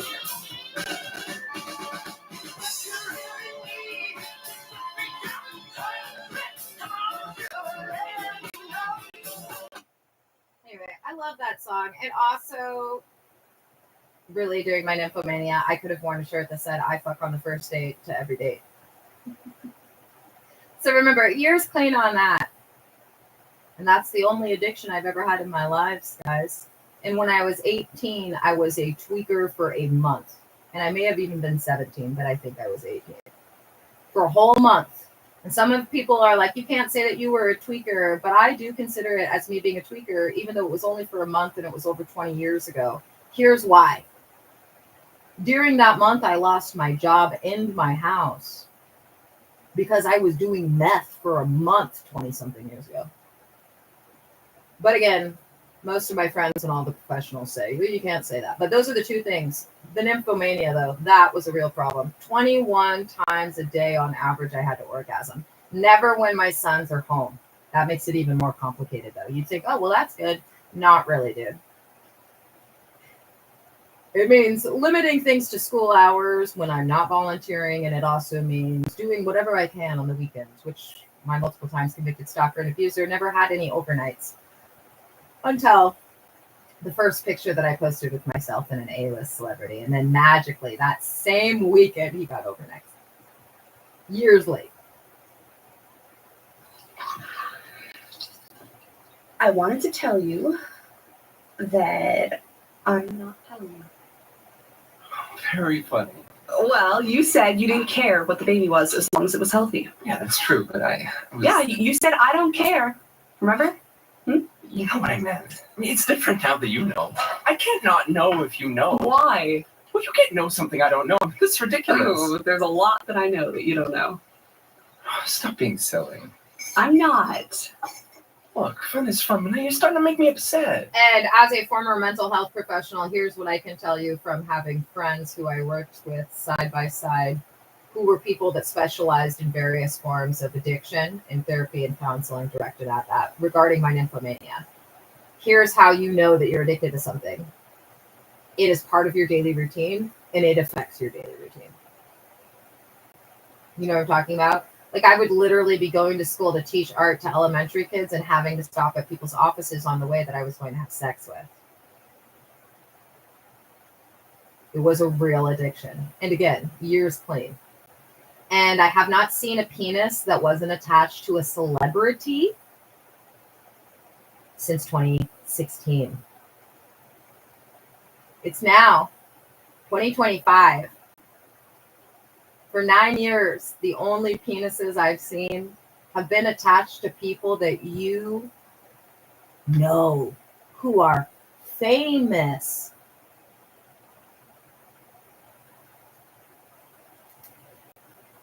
Yeah. Come on, don't be upset. Is this how you want to remember what should be an exciting moment for us? You play head games with Okay, I me? swear I'm not, okay? I'm not doing this out of spite. I'm not. I just want to be a surprise, okay? Like a fun surprise just for you. Yeah, I'm calling your parents. I haven't even told my parents. It's between me and the baby, okay? It's our secret. Are you telling me you haven't told Leanne? Or your sister? No one. I'm serious. I am serious. 8 years. My math is bad. I think I just said 9. 8 years. 2016 was the last time I saw a penis that wasn't attached to a celebrity. And I wish I could erase every penis I saw 2014, 2015, and 2016. You're punishing me. Oh my God! Please, just stop. You are. Because I didn't come with you to see Dr. S. Even though we'd agreed. I'm not punishing you, for God's sake. I offered to come. I just said it would be silly to reschedule everything with work. I know that. I always feel like I'm failing some test with you. There's no test. This is just something that I want. To keep it between me and the baby, just for a while, okay? And I thought it would make you laugh. Me making you wait like this. You used to find me funny. Funny? There's nothing funny here. You'd have thought that this was like just a great joke. Some joke. My wife won't even tell me whether I'm having a baby boy or girl. Doesn't matter. All right, it doesn't matter one bit until it does, and then you'll be surprised.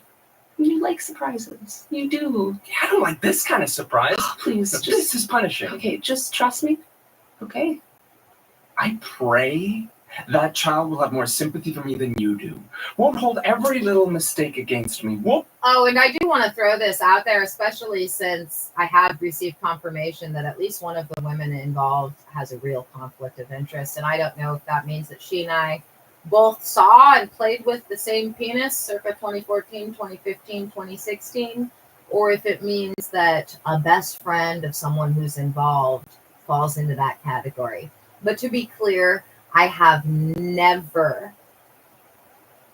had sexual relations with anybody who didn't tell me that either their partner was suicidal and they didn't have sexual relations and their level of craziness was the only reason they were still married because they didn't want him to commit suicide. FYI, in both of those instances, those wives left those men and I learned they were full of shit.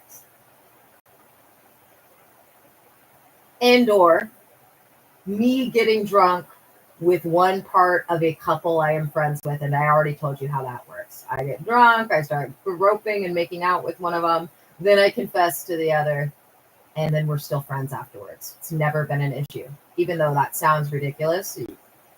I mean, it helps to be somebody with Asperger's as I am, because I'm very direct. So it's like, oh shit, I fucked up. I'm so sorry. I totally was groping and trying to have sex with your partner. And believe it or not, we're all still friends, like literally on Facebook, the people I'm referring to. But other than that, that is my rule. My rule is I don't hook up with people who are in monogamous relationships. And the 2 times I hooked up with people who claimed that they were married to crazy women who were suicidal, who couldn't give them an erection, I learned that those men were full of shit when their second wives left them. So in the event that you're a vagina that's a psycho or BFFs with one, and that's part of the reason for the 250 plus crimes you've perpetrated against me, be advised you are even dumber than you think. I mean, won't think everything I do is off by an inch. See the good that's in me. Maybe she will. We're having a girl.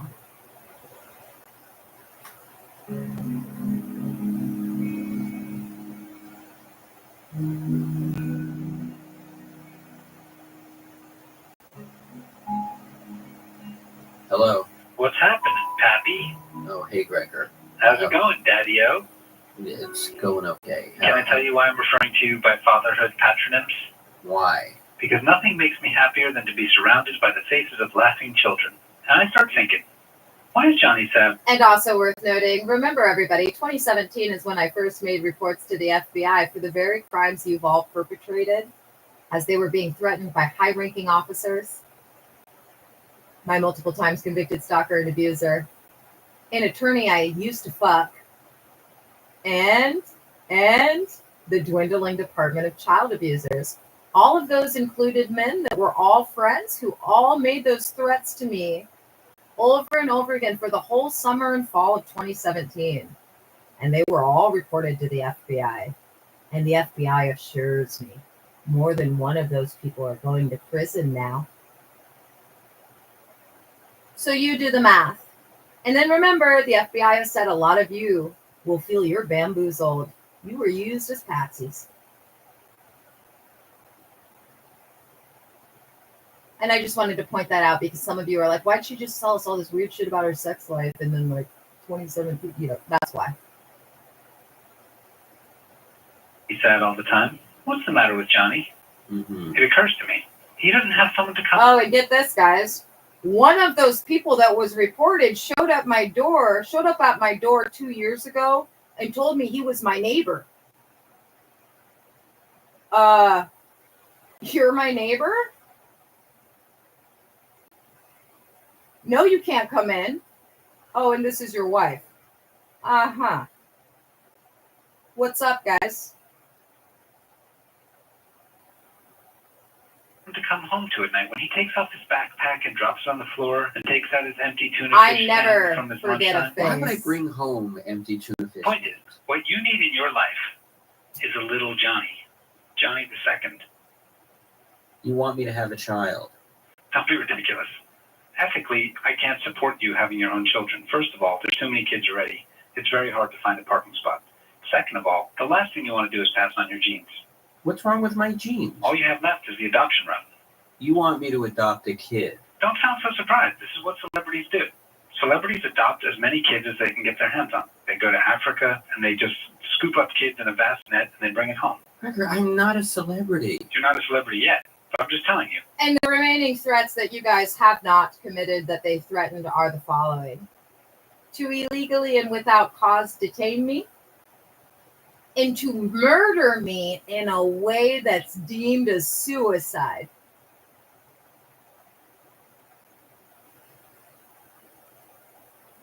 Blow the whistle. Doo, doo, doo, doo. But just know, as of the new year, according to the FBI, none of you have any guarantee of immunity if you did blow the whistle before then. Bigger posse of children, bigger passel of celebrity. Mm-hmm. Ever heard of Brad Pitt? Why? Because he's got like 25 kids running around behind him, all chanting, Brad Pitt, every time he gets out of the bathtub. He's not famous because he adopted kids. He's an actor. Imagine you got to go to the Grammys. Do you want them to be focused on just the shine on your bald head when you walk down the red carpet? Or do you want them to be like, oh, look, doesn't Bananas Goldstein look smashing in his tube top made by Gwyneth Paltrow's kid, Apple? Bananas Goldstein. What do you want to name your kid? Neil? Gabriel? Sandy? I mean, get out of here. You give them good, honest celebrity names. You need a name that's made for fame. Look, Gregor, I have nothing against adoption, but adopting children isn't, something that you do to get famous. Don't think. So, quite frankly, here's my speculation. My speculation is everyone got the reports that they were required to get regarding my mother's extortion. This provided an opportunity. My 3 clinical deaths since 2017, i.e., my lack of a heartbeat in one instance for over 5 minutes, led me to stop wearing makeup and to stop having sex with celebrities. Because I decided I felt it was an affront to God. Very distracting. And I started thinking about everyone I'm having sex with is literally being puppeteered by God. And that's kind of creepy to me. And in most instances, they're not wise enough to know it. So they're like babies, even though they're not. And I think that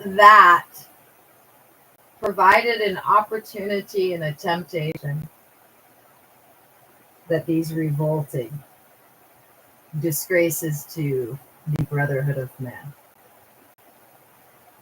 have exacted with great orchestration, as there are more vaginas going to prison for the rest of their lives than penises, according to the FBI. Don't think of it as adopting children. That's think of it as speculation. adopting your future pallbearers. Why would Who is going to fold up your coffin lid and carry you off to a hole in the ground and give you some dignity in your burial? my 14 adopted children? Exactly right.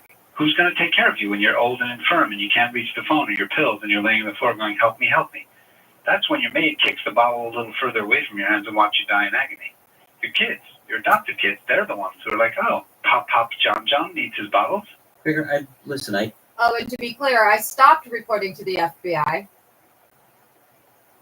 up until January of 2024. And when the FBI came around to tell me to state I'm an informant and then came back around 2 weeks later, like, dumbass, you didn't understand what we were saying. They let me know that they've been on top of this case since the beginning. For some of you, that's over 2 years ago. listen, I appreciate your concern. I don't think I'm ready to adopt. I knew you'd hem and haw, and I know you don't know what to do next, so I took the liberty of putting a woman in touch with you. She's the adoption rainmaker. What do you mean an adoption rate? Adoption's a long process. She can get you a family of 4 or a family of 14 by next week. You just say the word. This really sounds illicit. It's nothing illicit. She runs an adoption brokerage agency. Mm-hmm. She's got some kids that for one reason or another have been harder to place, and she can get them to you faster and at a discount. Look, great. This is all moving very quickly. I mean, I don't... Yeah, I should go. She's going to call you any minute. I don't know if you have a call waiting. She's calling me now? Yeah, I told her to get in touch.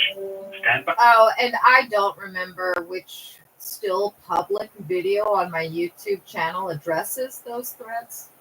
But I know for sure that one of the videos that I still have marked as public, and there's only like 4 or 5 other than the live streams, one of those, I know I definitely go over those threats to the FBI.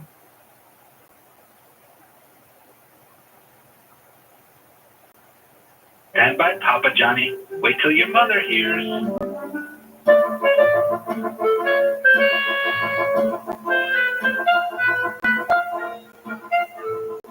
Hello? Hello, it's Jonathan. Yeah, yes, it is. Hi, Jonathan. It's Daphne calling from the agency. How are you? I'm okay. I think there's been a bit of a I misunderstanding. heard that you were looking to adopt. Well, that's actually strictly speaking not. And remember, everybody, the woman that's been facing 80 plus years after she was facing 3 years that was so worried about losing her job in August, she is not the shark. There is someone the FBI has called the shark, and they refuse to tell me who it is because of my big fucking mouth. Oh, how I want to know. I think of it every day that I'm illegally detained. And I've gone 95 in on it being one high-ranking officer and 5 in on it being a former attorney I used to fuck. But I don't know. I know they were very pissed off this week, 2 days ago. I think I have the perfect match for you. Yeah, he is extraordinarily excited to talk to you. I mean, he's here. He's just chomping at the bit. Uh-huh. I think you guys are really going to hit it. Let me just get him just a second. No, Daphne, Chucky, get on the phone now. Chucky! Yeah, I've got it. Chucky, phone! I've got it. I told you to pick up those dirty socks from the kitchen Yeah, floor. I'll pick them up later. Chucky? Daddy? Oh, and the high-ranking officer and the attorney were neighbors. And they both got left by their second wives who took a lot of their shit. It's speculation, baby. Remember, the FBI not telling me who it is because of my big fucking mouth, but I want to know.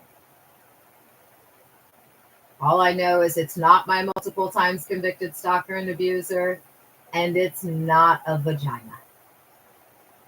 It's a penis.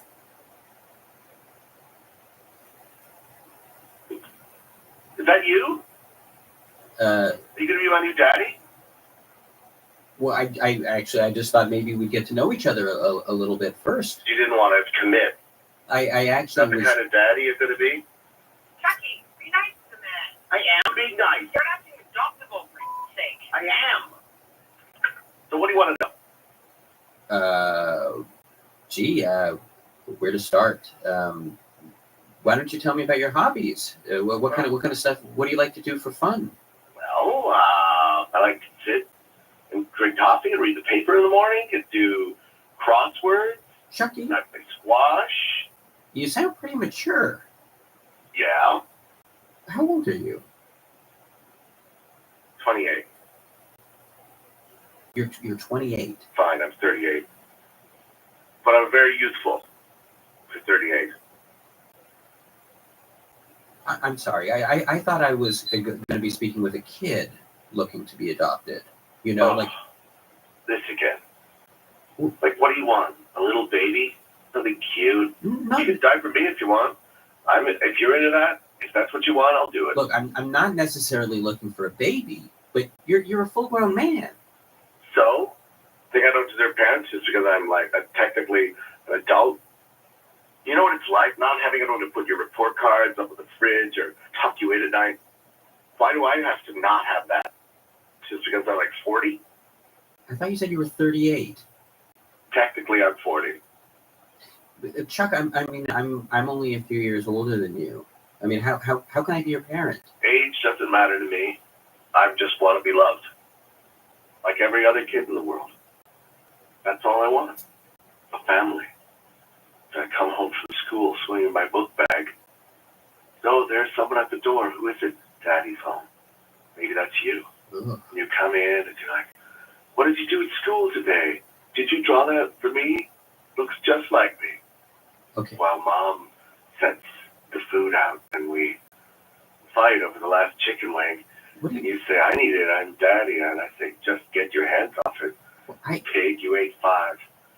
And we laugh. Covered in wing sauce. Okay, Chucky. And then Mommy takes the hose, washes us both, and then we dry our clothes by lying in the sun, in the backyard. Chucky, let me just stop you. Okay, first of all, I don't even have a backyard. And Well, where do you live? Do you have a house? I live in an apartment. You have a car? I don't. I actually use the bus. You take the bus. Do you have a Blu-ray player? I don't have a Blu-ray player. Oh, I should have known. This never works out. I have some creepy guy who's looking for a child. Calls me up. Doesn't even have a Blu-ray player. Well, there's more to parenting than, having cars and television. Anyway, thanks for calling. I think I'll pass. Wait, excuse me? What do you mean by that? Listen, you seem like a great guy, but I'm not ready to make a commitment right now. You're rejecting me. This isn't about you. It's about me. Thanks, Bo. Thanks for Wait, hang on a second. Who else do you think is going to want to adopt a 40-year-old son?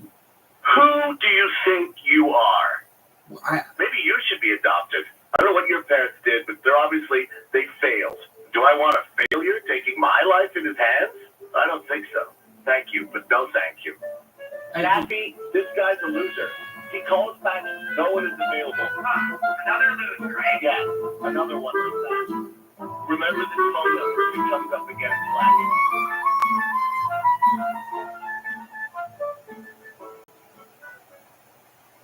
In 2017, it felt like drugs were everywhere in the news.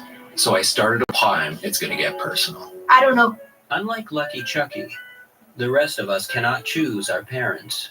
We simply have to make the best of whatever we were dealt, resigning ourselves to the lack of backyard, or the tasteless home cooking, or the constant parental chatter. Well, here's Scott Kravitz with a story about enduring that chatter on a long family road trip up the California coast.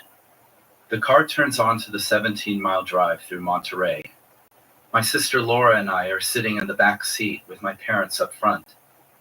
We've been driving for several hours, and it's quiet, but the silence never lasts for long. My mother hates silence. Look at those trees, she says. Don't they have so much personality? Nobody answers because none of us is sure to whom the question was directed. Of course, we all know it was directed at whomever would respond. This latest observation of hers, like her previous question, "What color do you feel?" came deep out of left field and will remain in left field, unplayed, as the grass grows high around it.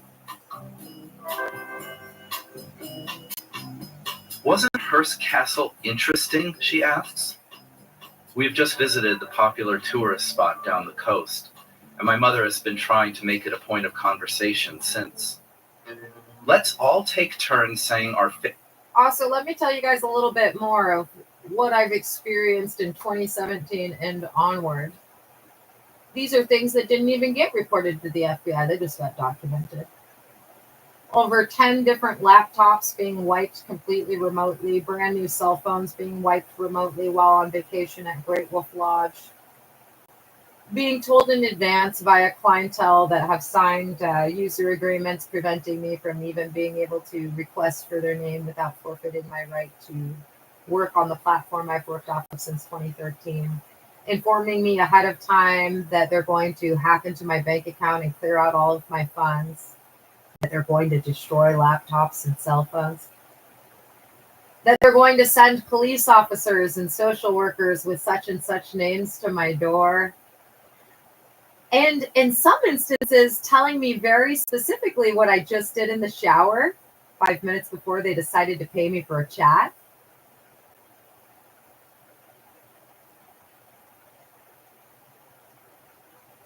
And then maybe that will enlighten some of you to why it is that I'm so fucking cool.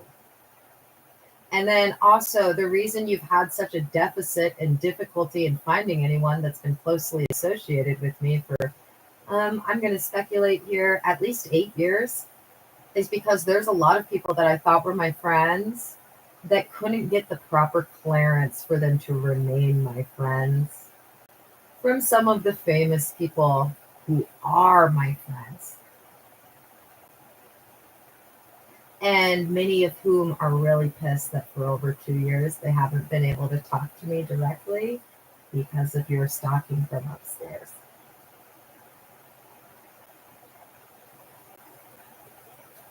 Our favorite part of the tour. Laura? I don't know, my sister replies. And yes, that includes family. Oh, yes. Oh, yes. Well, just choose something. My mother And guesses. FYI, turns out everyone I they don't know, told me she to says. cut off, The pool? I am glad I cut off.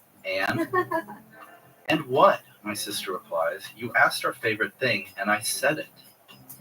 Okay, fine, my mother says, throwing up her hands. I just wish I knew why I'm the only one in this family who talks.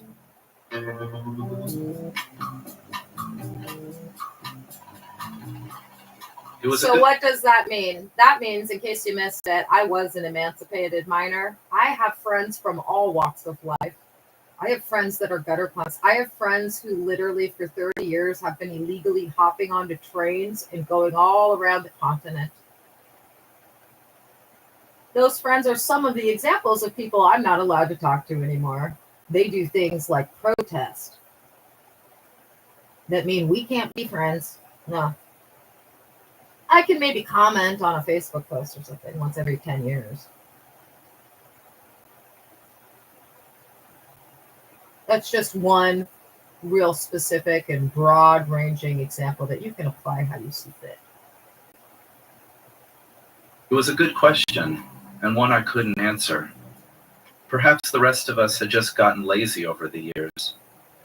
There's no pressure, no awkward silence, when someone else is made much more uncomfortable by the lack of conversation than you are. Unfortunately, to my mom, music is no substitute for talking, and the radio remains off as we all stare out our windows at the cypress along the highway. At this point, perhaps in response to a physical prod, my father speaks. Anyone know what they want for dinner? He asks. Pizza, I say. McDonald's, my sister says. We give these answers without hesitation, relieved as we are to be asked something that doesn't ensnare us in follow-up questions. Most conversations with my father have been this way, efficient and warm without being threatening. Emotional curiosity has never been his strength. Our few obligatory father-son conversations over the years had been like trying on a tight wool sweater, squirmed out of as quickly as possible. His one safe sex talk with me didn't last longer than the red light at Sunset and Barrington. Scott, he began, I don't know what you're doing these days, but I hope you're being safe. I am, I said.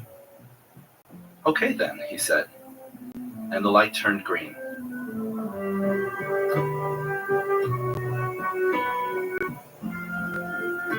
Years later, my father would surprise me by casually claiming that he had stopped eating lobsters after he learned that they made for life. It was a surprise, not only because I knew how richly he enjoyed the taste of lobster, but because it revealed a romantic side to him that I would not be able to understand for years. We all fool ourselves into thinking we've figured out our parents. For the most part, my father has served as the perfect foil to my mother. He is the straight man in her 70s TV variety show. He is the captain to her Tennille. There is the saying that in every relationship, love is never equal. One person always loves more deeply than the other. My parents showed me that one person always talks more than the other.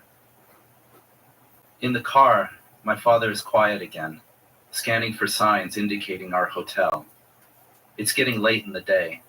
The sun is nearly touching the horizon, looking old and red, shining just bright enough that you can look right into it without crying.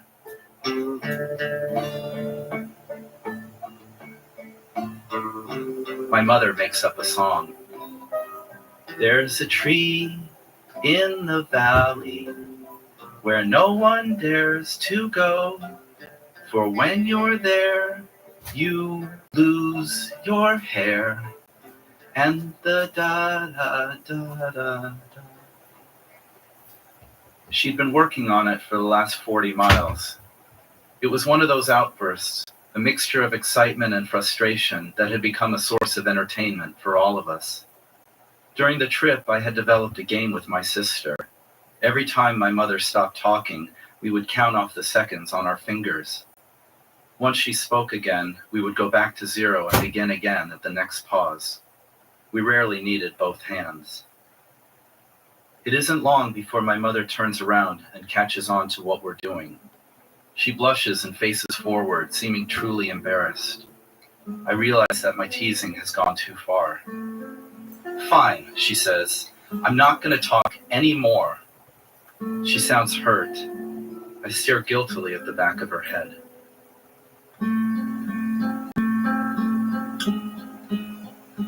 The silence drags on for nearly 15 seconds. You kids don't appreciate me? Pause. 13 seconds. I don't know why I even bother. Pause. 11 seconds. I am never talking again. Pause. 8 seconds. I'm back to counting on my fingers. She glances over her shoulder when she hears us laughing and sees my hands back up in the air. You don't appreciate me, she says, turning forward, but I can hear the smile in her voice, because I do appreciate her, and she knows it. This is just my way of showing it.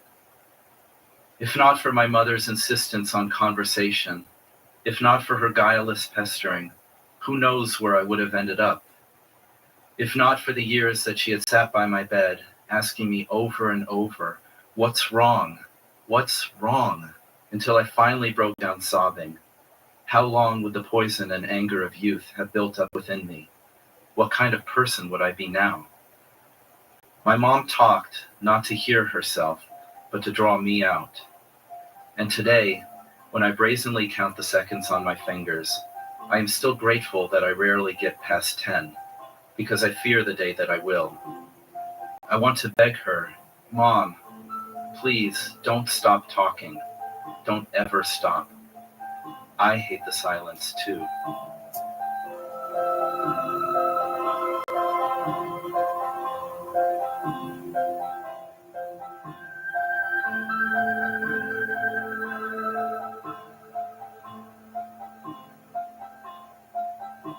On Wiretap today, you heard Gregor Ehrlich, Andrea Stanford, Sean Cullen, and Scott Kravitz reading his story, Silence. For more of Scott's short stories, visit scottkravitz.com. You also heard Alexander Cottarella and Ellie Moon reading a one-act play by Jonathan Goldstein. Wiretap is produced by Jonathan Goldstein with Mira Burkwin-Tonic and Crystal Duhane.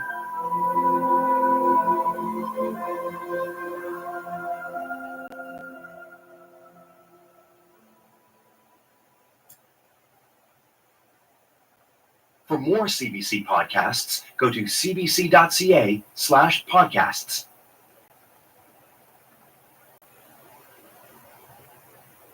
In 2017, it felt like drugs were everywhere in the news. So I started a podcast called On Drugs. I don't even know if I We covered a lot of ground over don't even know if I like that guy.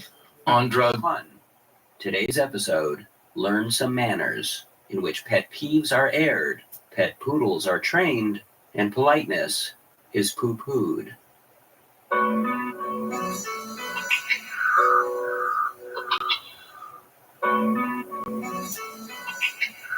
I hate it when I let someone into traffic and they do not acknowledge my selfless gesture with a wave. I hate it when physically able people push the automatic door opening button. I hate it when people walk in through the exit doors of the supermarket. I hate it when people say, yep, instead of you're welcome. I hate it when people say, no offense, but, and then say something offensive. I hate it when people don't put their shopping carts away and leave them rolling around parking lots. I hate it when someone gives you the just a minute finger while using their smartphone. I hate it when you run into an old friend and ask how they're doing, and they don't ask you in return. I hate it when people cough or sneeze into their hands. I hate it when I'm told that I have bad manners. That's just rude.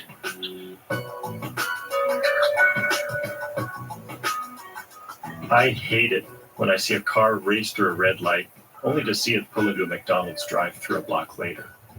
I hate it when you catch someone picking their nose and they look at you like you're the one doing something wrong. I hate when I get caught picking the nose. I hate it when people don't refill the Brita. I hate it when people just won't shut up about the things they hate.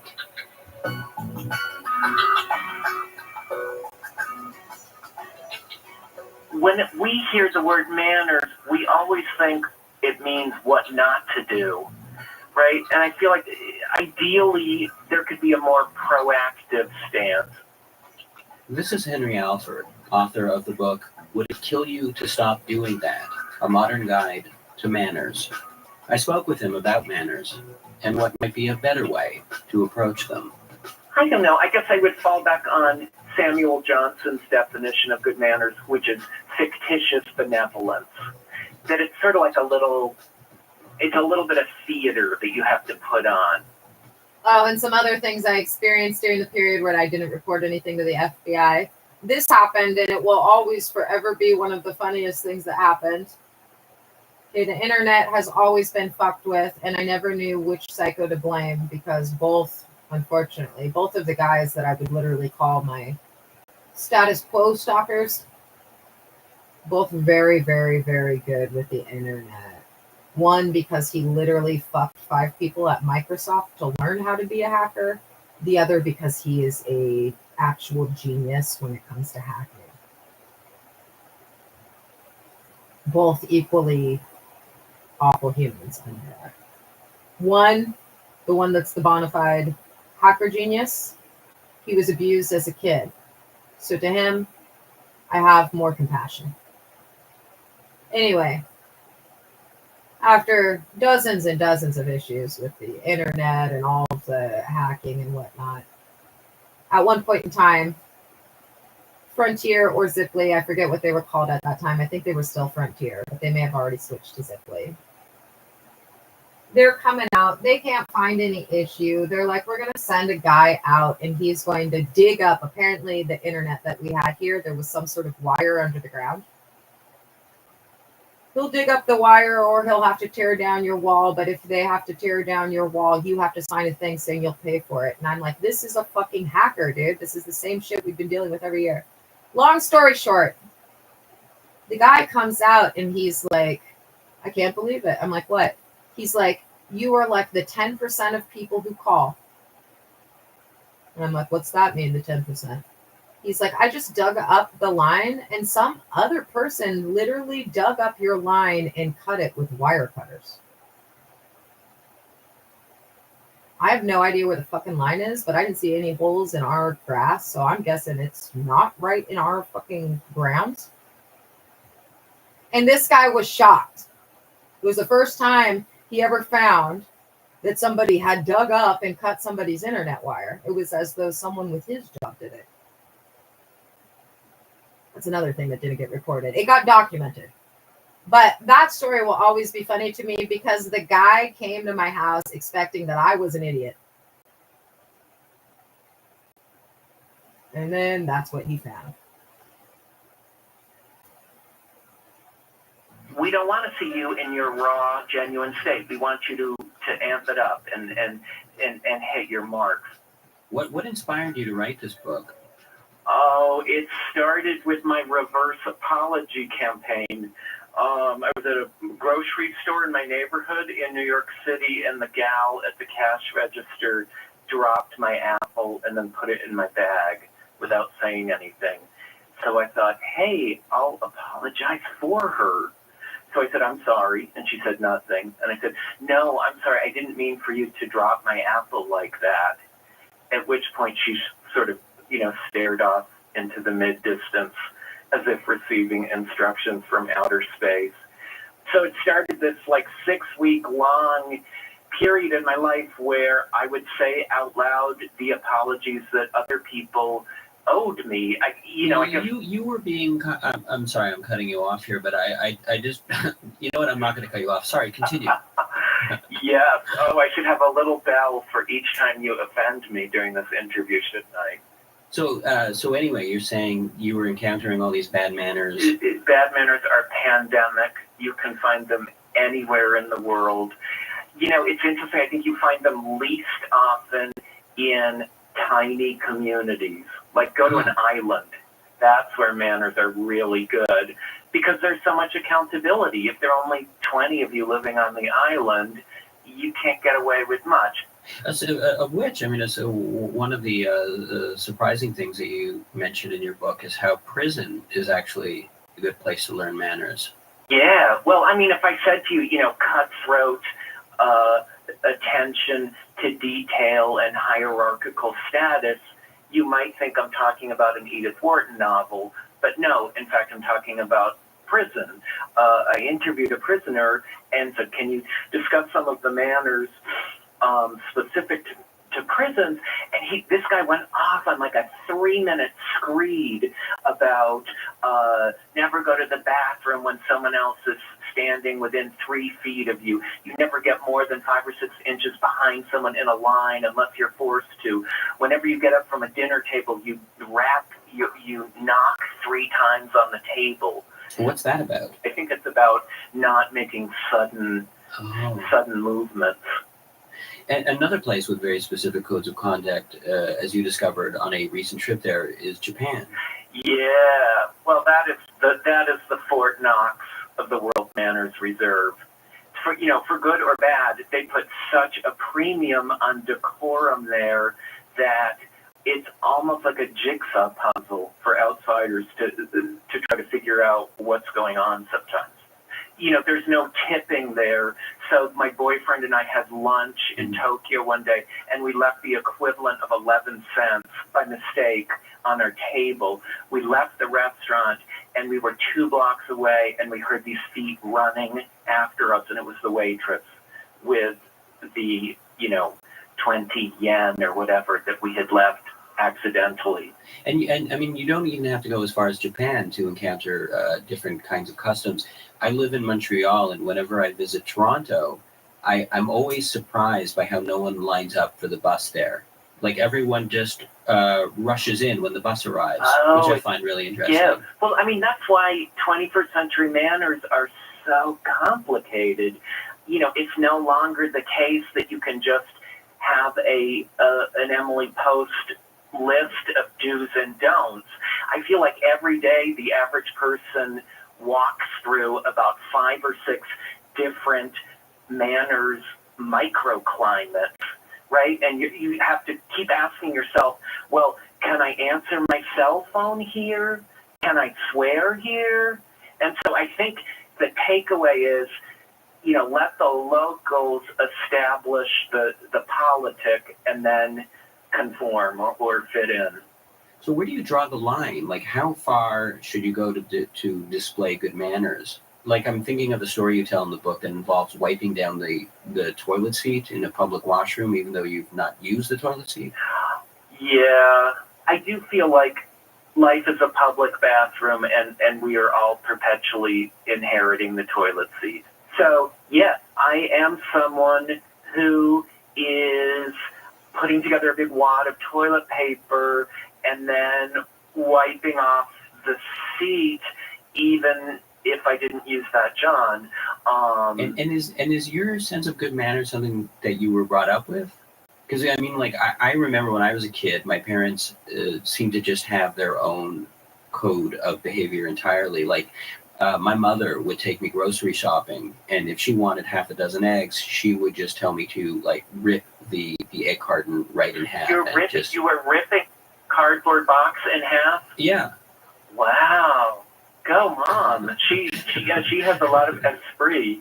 That's a polite We word did for a it. thing where if there was a bakery in a grocery store, my mom would get a loaf of bread out of the oven, and then you'd go get a stick of butter and unwrap that stick of butter, and then just start dragging the bread through the butter as you were shopping.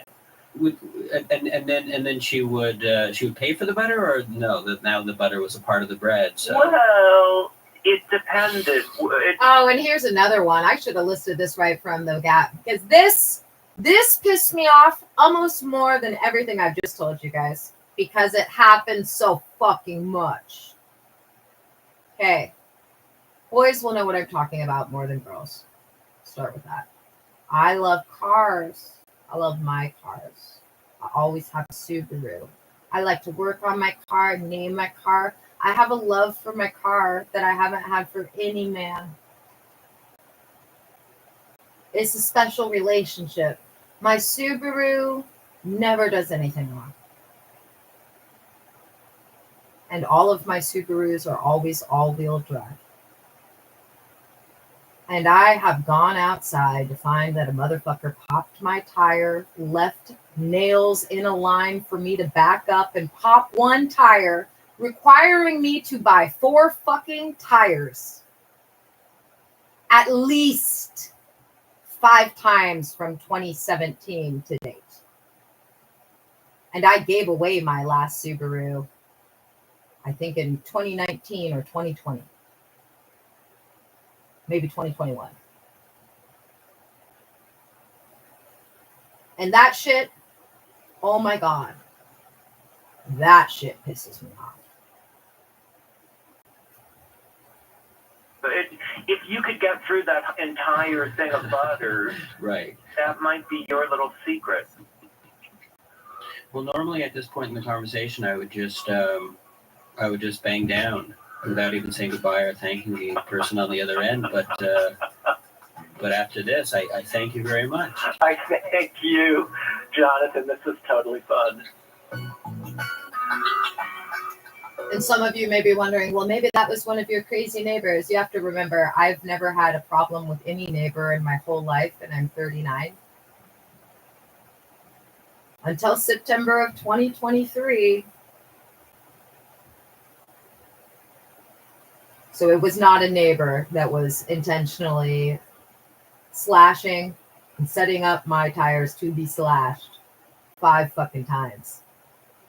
Requiring 4 new tires because all-wheel drive for the dumb girls. All-wheel drive means you have to have 4 tires that is the same. If there's not the same, you get goose egg tires go boom.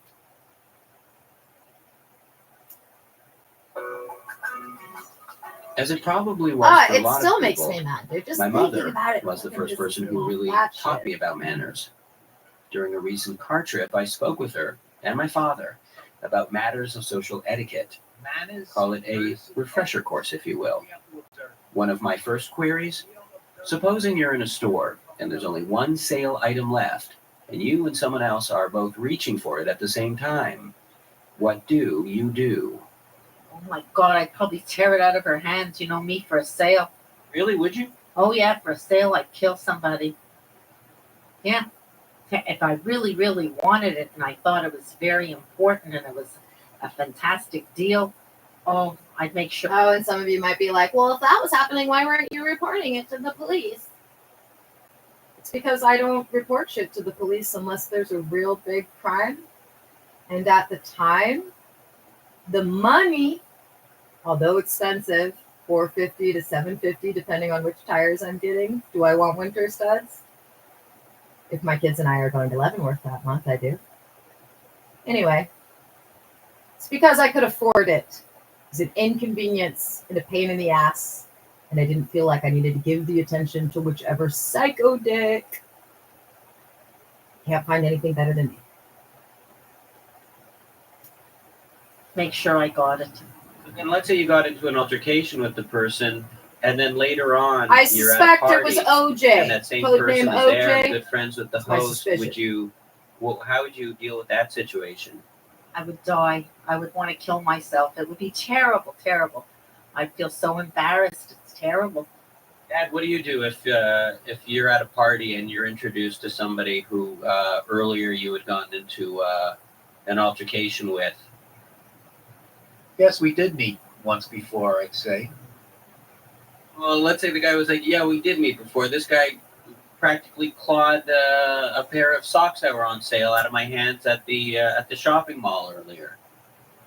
Oh, is that right? I really don't remember, but if you say so, I guess I did. He says, bygones be bygones. Let's say the guy wasn't as kind of receptive to letting the bygones be bygones. Well, things had gotten really ugly. I mean, you had had to sort of shoulder this guy out of your way in order to get the last of these tube socks. Well, I guess I shouldn't have gotten so passionate about a pair of socks, but, these things happen, and, I want to enjoy myself. I don't want to dredge up some stupid memories about a pair of socks that I happen to beat you out for. I'll send you a pair in the mail. Give me your address. If it's going to bother you that much. I mean, I can get nasty, too, if this guy's going to get nasty. And if he gave you his address, would you actually send him the socks in the mail? No. Why should I? And I'm enjoying them, by the way. They're warm, they're comfortable, and they fit into my shoes perfectly. And they're good looking, too. That's why I fought so hard for them. You would taunt him.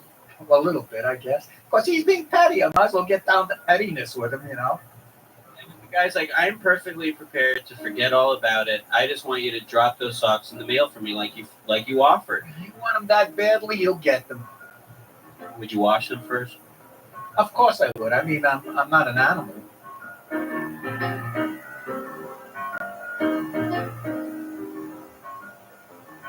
Let's say you're on a crowded elevator, and you're just waiting for your floor, and it's pretty quiet in there, and all of a sudden you let out a burp. Yeah. You mean it just came out uncontrolled suddenly? Yeah. I'd be very embarrassed, but I'd say, "Excuse me, I'm sorry." So you would actually acknowledge it? Yeah. If it's loud enough, people are going to hear it. So I say, "Excuse me, I've got some stomach problems. Maybe I ate something that didn't agree with me, and it had a disagreeable effect on me, and I just belched. I just couldn't control it. Excuse me." Wait, so you would explain all of that to them? Explain all that. I'd just say, "I'm not feeling well this morning. Excuse me." None of that business. I just say I belched because I didn't feel well. I don't feel well.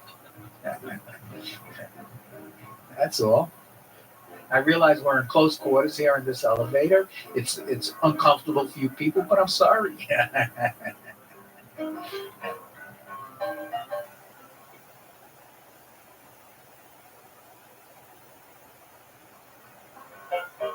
While you might think my parents' tutelage would be all I'd ever need to navigate the world of manners, as a kid there was something else I found helpful, not to mention completely fascinating, and that was a comic about two kids named Goofus and Gallant.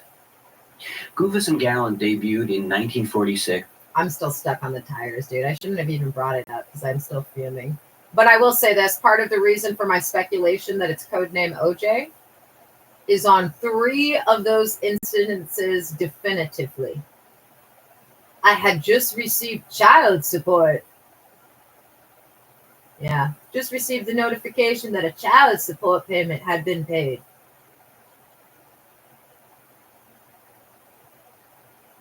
Now, you may not be like me, but I think the best predictor of future behavior is a pattern of past behavior.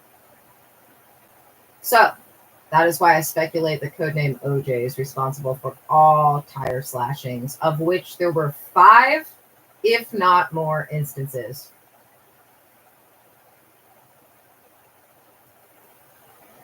In a magazine for kids called Highlights. And in the comic, 2 panels are shown, each depicting... Because for 3 of those, it was like, oh, I just got an email that I'm getting a child support payment. That's pleasant. And then that same day, I now have to pay the amount I just got in this child support to buy new tires. You get what I'm saying? Is it a coincidence? Oh, yeah. You think that until you have a multiple times convicted stalker and abuser, and then you realize, oh, it's very rarely coincidental, guys. Depicting the same social scenario. It's usually the multiple times convicted stalker and abuser and someone he's fucking or paid. And on the right, you had Gallant doing the same thing the correct, socially responsible way. For example, here's one from 1961, where we find Goofus in his father's And office. again, I made reference earlier and told you guys there's a whole appendix for judges at Snohomish Superior Courthouse. When I first read that appendix, I was like, oh my God, I'm a fucking cliche. Every woman who has a multiple times convicted stalker and abuser is probably going to tell you the exact same things I'm telling you that they've experienced. Especially if they've had one for over a decade like me. It is literally laid out in the judge's appendix. It's like 3 pages, and it's like, yep, here's what OJs do. And again, oh my God, the poor immigrant women. They get deported or separated from their kids and deported. That's the one thing I haven't experienced on those 3 pages. I'm a fucking cliche. Snatching some important-looking papers off the desk and saying to his friend, here are some things on Daddy's desk Status that we quo, can play stalking with. and DV victim. While beside it, in the next panel, you see Gallant talking to his friend and saying, I never touch anything that's on Daddy's desk unless he says I may. Or here's another one, where we see Goofus on the left telling his mother to sew a button for him, while Gallant on the right is shown putting his arm around his mother and politely asking, will you please sew on this button? Maybe Gallant was the one you were supposed to emulate, but Goofus was the one you flipped open the magazine to see, the one who had pizzazz, the one who seemed like he'd be more fun to hang out with. Having grown up with these 2 little boys as role models, I've always wondered what would have become of them once they'd grown up, once life's social scenarios became more complicated than just doing what Mummy and Daddy told them. As a mild-mannered, Gallant type myself, I picture Goofus getting all the breaks, living large, doing as he pleases. But I'd like to imagine that one day, Gallant would have his revenge.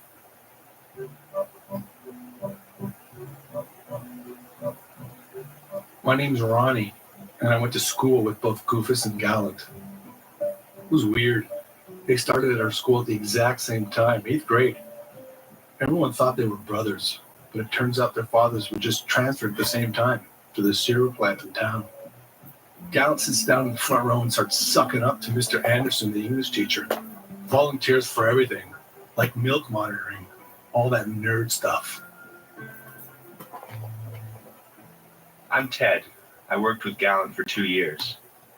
That freak belonged to the cult of manners. Talk about a true believer.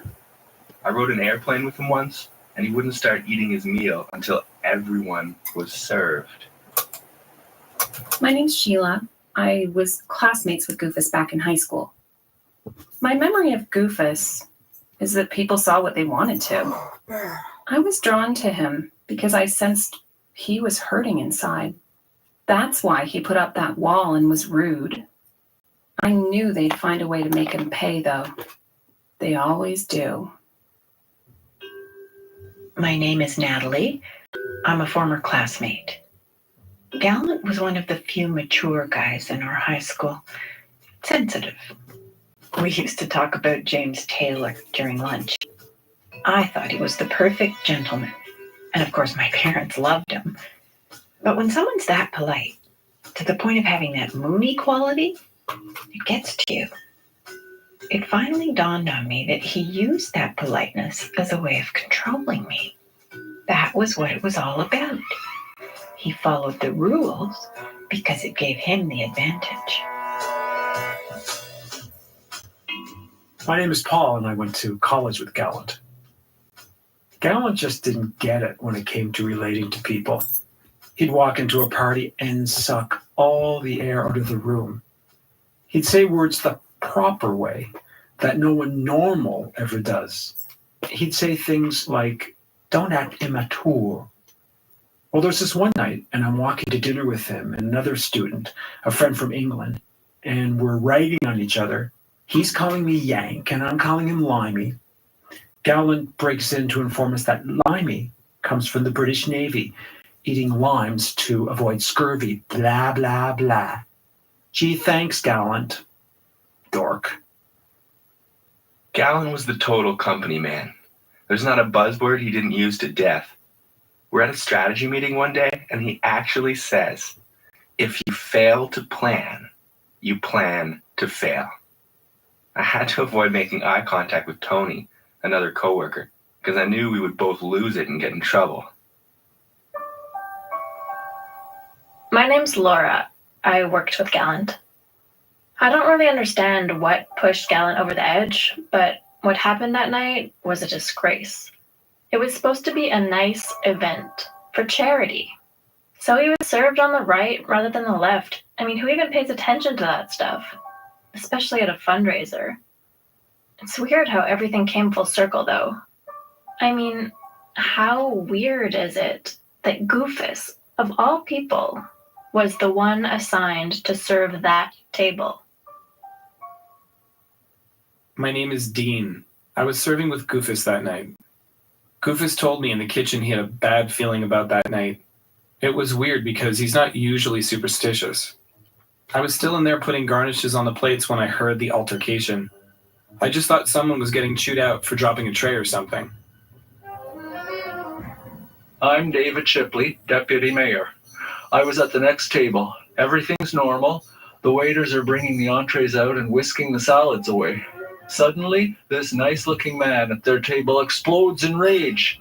He screams out, "Right is wrong. You never serve a gentleman on the right." The poor server's just looking at him in shock.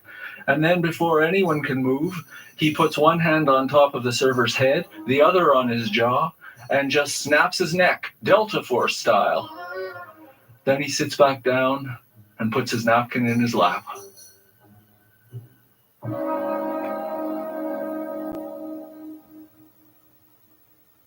George here. I work with Gal.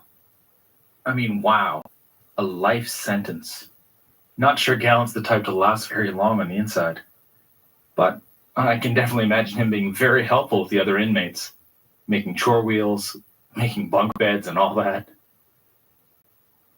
I'm Harry, cemetery custodian. Goofus's tombstone is not marked well, and it's hard to find. But the teenage kids have started making pilgrimages to it. They go there and they get drunk and weepy. I find their beer cans and wine bottles along with flowers and notes saying stuff like, "You spoke truth to power and they killed you for it." I'm thinking, you want to make him out to be your hero? Go crazy. I don't care. Just don't leave your crap all over the ground for me to clean up. Didn't anybody ever teach these kids any manners?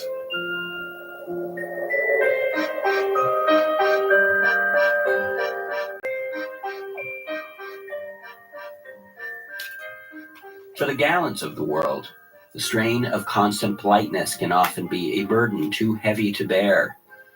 Luckily, there are goofuses out there to remind us of the pleasure one can take in being barbaric to the bone. Hello. I went ahead and did a little demographic research digging on your behalf, and I found out some startling things. What's that? You know how for years you thought your main demographic you were reaching was moms 35 to 60? Well, I mean... Well, it turns out you're wildly wrong. Because... Moms don't like you. Turns out kids don't like you. Dads don't like you. How do you come by this information, these statistics? Listen, if you want to, I can send you all these spreadsheets, but they're just going to depress you. The things people said were very hurtful. Trust me, I'm saving your feelings when I tell you that. Why? Now, luckily, there is a silver lining here. Oh, what's that? That while you have a number of demographics of people who hate you, can't stand you, why do you say find your voice like a sharp pick through the eye, it turns out you have one solid, reliable demographic that loves you. Let's pitch the show to them. Let's focus the show toward them. Well, this is what I've been telling you for years now. I've been saying that I should be doing the college circuit. Not colleges. College students hate you. It's people's pets. Dogs, specifically. Some cats, mostly dogs. Your show is on a Saturday afternoon. Owners have things to do on Saturday afternoons, right? I love the self-deprecation in this keep their pets podcast. company. You're telling me that my show is heard by dogs more than people. Pure humility Consistently high from ratings for dogs, yeah. Jonathan They Goldstein. may not have chosen to listen to you, but they seem to enjoy it. That's what the data suggests. How can they tell if these dogs are enjoying my show? They're the only ones who aren't complaining to the bosses at the CBC. That now isn't. If you were to add in a component of your show where, say, you train dogs, now you might have a different advertising campaign. You could say, listen to Wiretap. Your dog might just learn a thing or two. So you're saying that rather than craft monologues. Sit back for a minute. Close your eyes. Imagine what your radio show could be like. Show open. This is Jonathan Goldstein, Wiretap. Suddenly, that's a bowl of dog food shaking. Every dog across the land is going to know what it means. Now, you've got their attention. Mm-hmm. Now you can teach them some tricks. Sit down, roll over, play dead. Sit, boy, sit. That's a good boy. Good boy. Good boy. That way, when the owners come home, they find their dogs are well behaved. They're going to tune into your show every week when they leave the house, because they're going to come home and their dog will be like sitting or trained or making them blue agave syrup in their morning smoothie, whatever you want. Uh-huh. They look around the house and they're like, wait a minute, who grouted the tub? And the dog just looks at them and is like, okay. Oh my goodness. It must be because of that Jonathan Goldstein show I tuned into that trained you how to grout my tub. I'll be sure to tune in next week. Look, I'm not catering my show to dogs. You think so small. This is not about dogs, Johnny. This is going to be the full spectrum of pets. Reptiles, amphibians, mammals, you name it. What about people listeners? What about people? You tried them and struck out. Pretty soon we're going to get you up into the higher order primates, and then we'll get you back into people in no time. I was also thinking about opening up a new segment like Mailbag from the Crazy Cat Lady. Should be like your weather segment. A little lighthearted fun. I don't like this idea. We're going to have a through line of tension between you and the Crazy Cat Lady. Will they end up together? Won't they end up together? Me and the cat lady. Yeah, you and the cat lady. You're going to be considered a pioneer. They're going to write books about you in 1,000 years. They're going to say, this is the first guy who made radio for dogs. I don't want to devote my career to talking to dogs on the radio. There's an untapped market. You know how MC Hammer got his start? More with the MC Hammer. By dancing at the zoo. He didn't have the hubris, like you do, to start right off working for humans. Really? They're really undignified. I don't want to do a radio show. See what you're doing now? You're raising your voice, but we're going to EQ it and get you right into the dog frequency sweet spot. No, that's not what I'm trying to do. It's still got to go a few octaves higher. We can use the electronics to get you there. I don't like this idea. You would have made a very sweet castrato. I really. A little higher.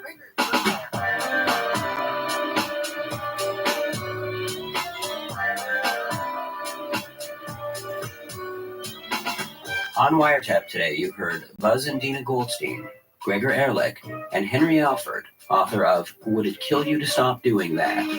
You also heard Goofus Gallant Rashomon by Jim Stallard, a version of which first appeared in McSweeney's. Special thanks to John Tielli, James Irwin, and the men and women of CBC Montreal for reading it, and for also reading the bad manners gripes you heard at the beginning of today's show. They were submitted by our listeners. Wiretap is produced by Mira Bertwin-Tonic, Crystal Duhane, and me, Jonathan Goldstein.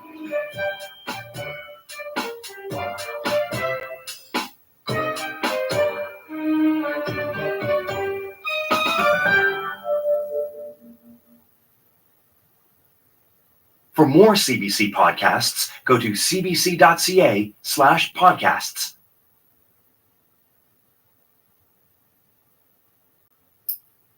In 2017, it felt like drugs were everywhere in the news. So I started a podcast called Personal. I don't know who's sober. I'm Jonathan Goldstein, and you're listening to Wiretap on CBC Radio 1. Today's episode, the final installment in our series on the 7 deadly sins, Greed, in which Tim Hortons is courted, China is devoured, and as always, MC Hammer is discussed. When Dave Hill was a kid, his mother always left her purse on the kitchen counter. So whenever he needed money, he'd help himself to loose change. The way Dave explains it now, it was a don't ask, don't tell sort of thing. He didn't ask for the money, and he didn't tell her he took it. As long as her purse weighed about the same as when she picked it up the next time, Dave says, it was never an issue. But when he became an adult, Dave was to learn that getting money meant getting a job. Problem was, there was never any that really spoke to him. I recently met up with Dave on a warm spring day in Union Square in New York, the city where he suddenly discovered his calling. The year was 2003, and Dave was wandering the streets of Midtown Manhattan, thinking about how he didn't have a job or money or any of that other stuff that tends to be helpful when you're a grown man living in one of the most expensive cities in the world. When suddenly, as if on cue from the gods, a pedicab stopped right in his path. Pedicab, to the uninitiated, is sort of a mix between a taxi cab and a horse-drawn carriage, only without the glamour or convenience of either, really. It's basically like a rickshaw, but instead of someone pulling a cart, they're pedaling the cart behind them. But I saw these things, and I thought, oh, that's the coolest thing I've ever seen. That's the job for me. Pedaling around, taking people's money.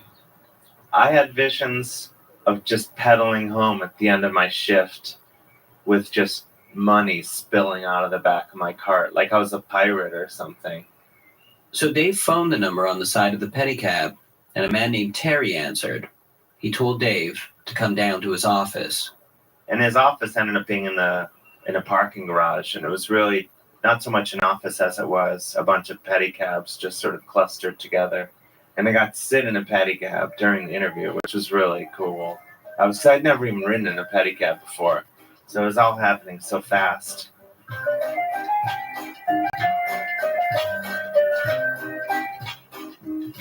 First of all, he's like, most people, they never make it past 2 shifts. This is not fair. Hey, I'm doing better on the makeup, guys. I started 11 minutes ago, and I'm going to be done in less than 5 you've got what minutes. it takes. And I said, yeah, I was born ready, Terry. And at this point, were you doing a lot of bicycling? Born ready. Hashtag Jew. No, not at all. I haven't ridden a bicycle in Hashtag years. Rasputin, which Russians did you I piss didn't even off own a this? bicycle. Hashtag. No matter, Wink, wink. Dave saw himself 20, 30 years into the future being king of the pedicabs. One day, Dave thought, Terry will be working for me.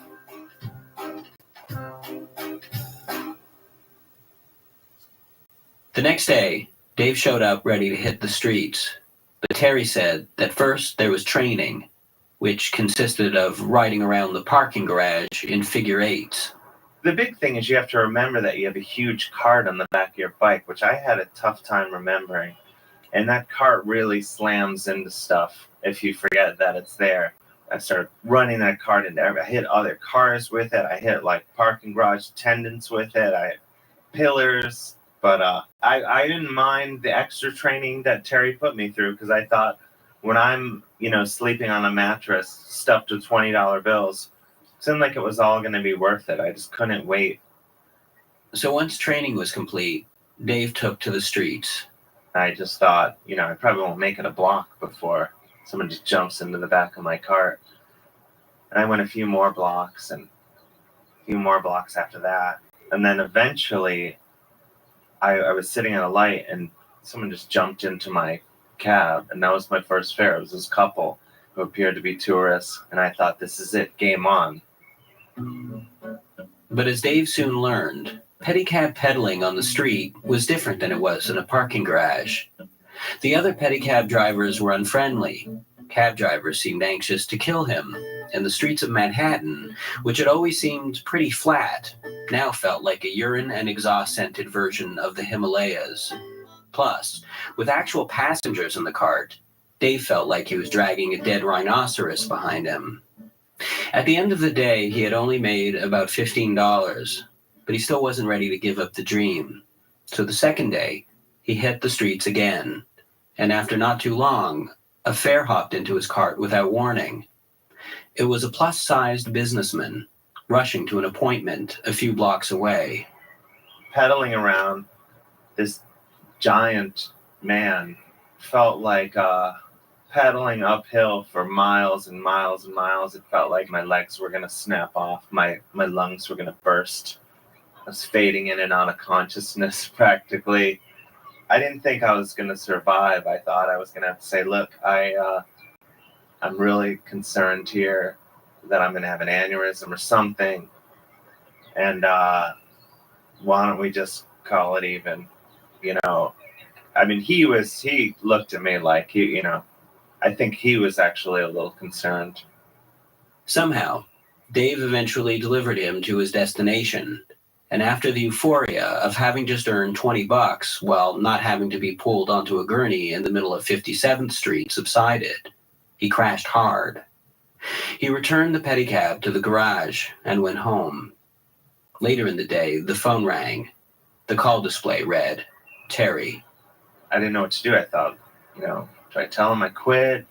And so I decided to take the low road and not even answer the phone, just let it go to voicemail.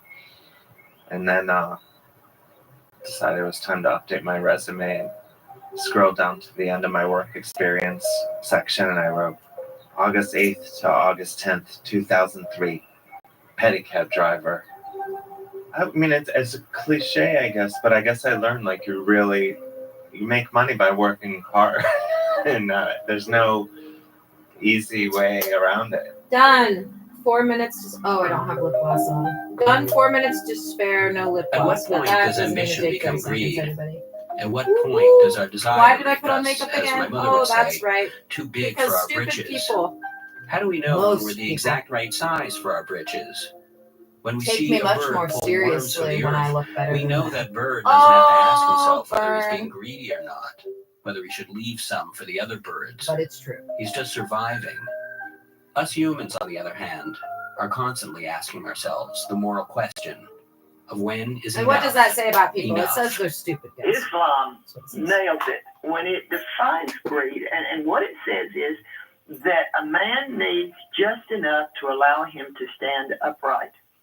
More than that, it's a sin. And also, it's If he's because got I'm going too to take a much, bunch of he's pictures bent of over myself with the in burden different of it. outfits, If so he's I don't got have to too take a little, selfie he's every bent fucking day over for the with the FBI lack to of upload as a sufficiency. thumbnail on these goddamn And if you videos. think about it, Tired of that it's shit. exactly what I'd greed rather is. put on 5 It's different wanting more than outfits it and take takes for 10 a different man to walk pictures and upright. then not have to take any This photos is Phyllis for a few Tickle, days. who wrote a book called Greed, and in it she explores the That's nuances of this also the complex reason. sin. Of the 7 deadly sins, greed is the one that has a really positive side. Without greed, But I'm not we quite would there never yet. get I've out of put on bed the in the makeup. morning. Adam Smith, Now it's time for the logically, smoking of the very wacky famously tobacco said, and the it's cigar. not for love of bread that the baker bakes. Finishing this cup of black tea. Which was his way of saying that I that have yet to the imbibe. baker bakes for the sake of money. He's greedy for the money. Or if we weren't greedy, And then I'll we play wouldn't dress store up. stuff. We wouldn't worry about tomorrow. We wouldn't. All the things that make life go depend to some extent upon greed. So how would you define greed? When does just a desire or will slip over into greed? Almost all of the major world faiths would say that when there is not love beyond oneself involved, then it has slipped over into the sin. If it is an exercise in love, then it remains not a sin, but something close to a virtue, or at least a survival skill. Now, that sounds really lovely. The problem is that when you get right down to applying that nicety, always there's the taint of self-interest. We are probably greediest as parents than in any other role in our lives. I can look at myself. I'm reluctant to give away a good deal of money that I know in my heart I probably should be giving. And then I think about my children and my grandchildren, and I think, but in a way that's theirs. And I become the victim of mistress greed. So is greed just an extension of Darwin's survival of the fittest? Yeah, and Darwin comes in and begins to push human guilt somewhere back beyond theology, back beyond private responsibility. And so much of the impetus for Darwin was that pursuit. How come a good God allows all these awful things to happen? Why? To make people choose eternal life. That's the answer. How come a good God lets all these awful things happen? To make people choose to stay alive.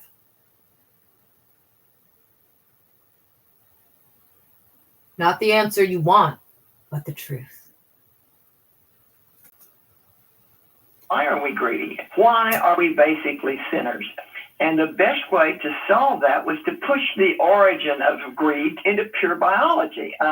We are greedy because we had to be greedy in order to survive as a species. Would you consider yourself a religious person? I would consider myself a dangerous Episcopalian. Yes, very devout and observant Christian. So do you think that someone who believes in an afterlife is likely to be less materialistic? Definitely. No. Most people think when you die, you go to a golden gate and are greeted by an old white guy with a beard. Every time I've been clinically dead, not once have I seen any old guys or guys or gold or gate or clouds.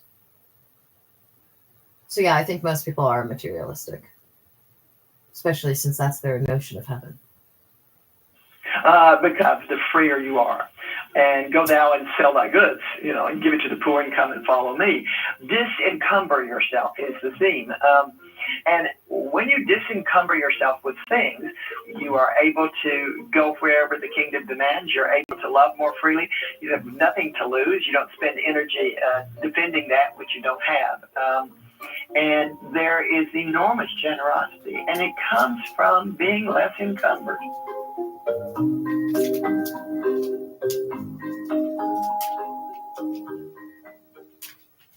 In 2017, it felt like drugs were everywhere in the news. And this time, it's going to get...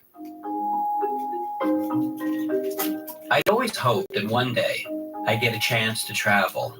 Real travel. Fanny pack full of traveler's checks, $12 sticks of nougat at the Eiffel Tower bonbon counter, flipping through an English-Italian dictionary for how to say, I can't eat boar's testicles because I'm kosher, but I just never got around to it.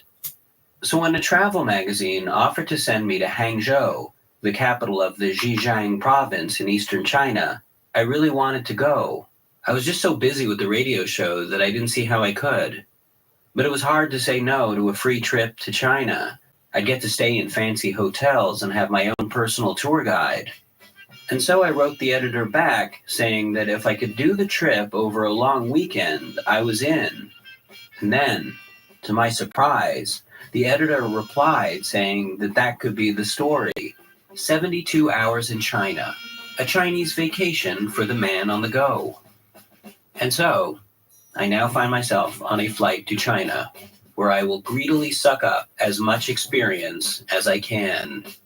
7,000 years of culture in 3 days.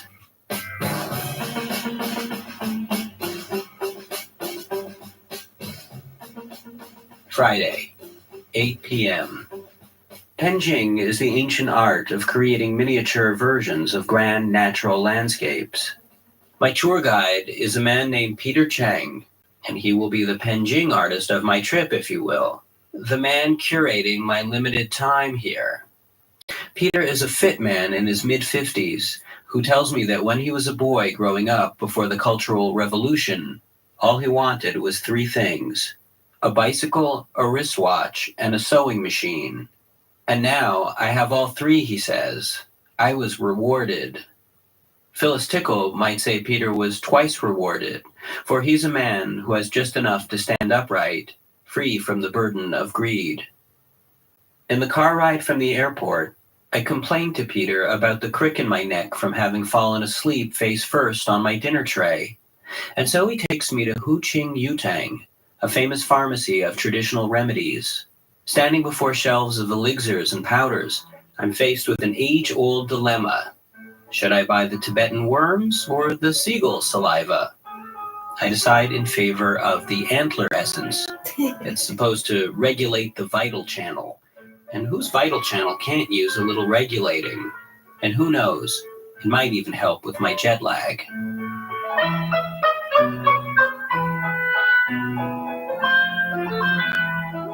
Friday, 10 p.m. Peter drops me off at the hotel, where I decide to treat myself to a traditional Chinese massage before bed.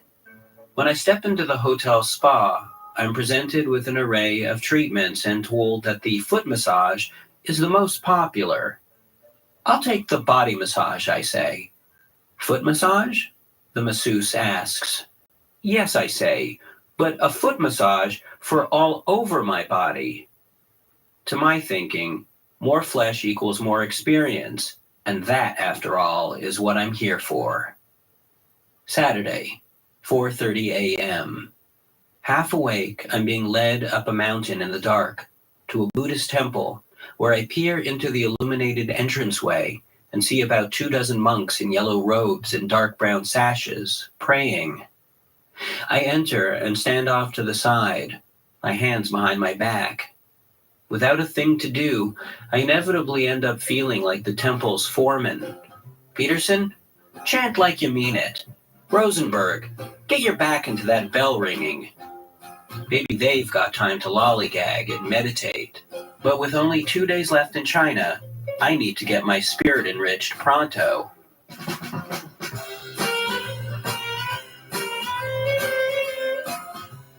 Saturday, 8 a.m.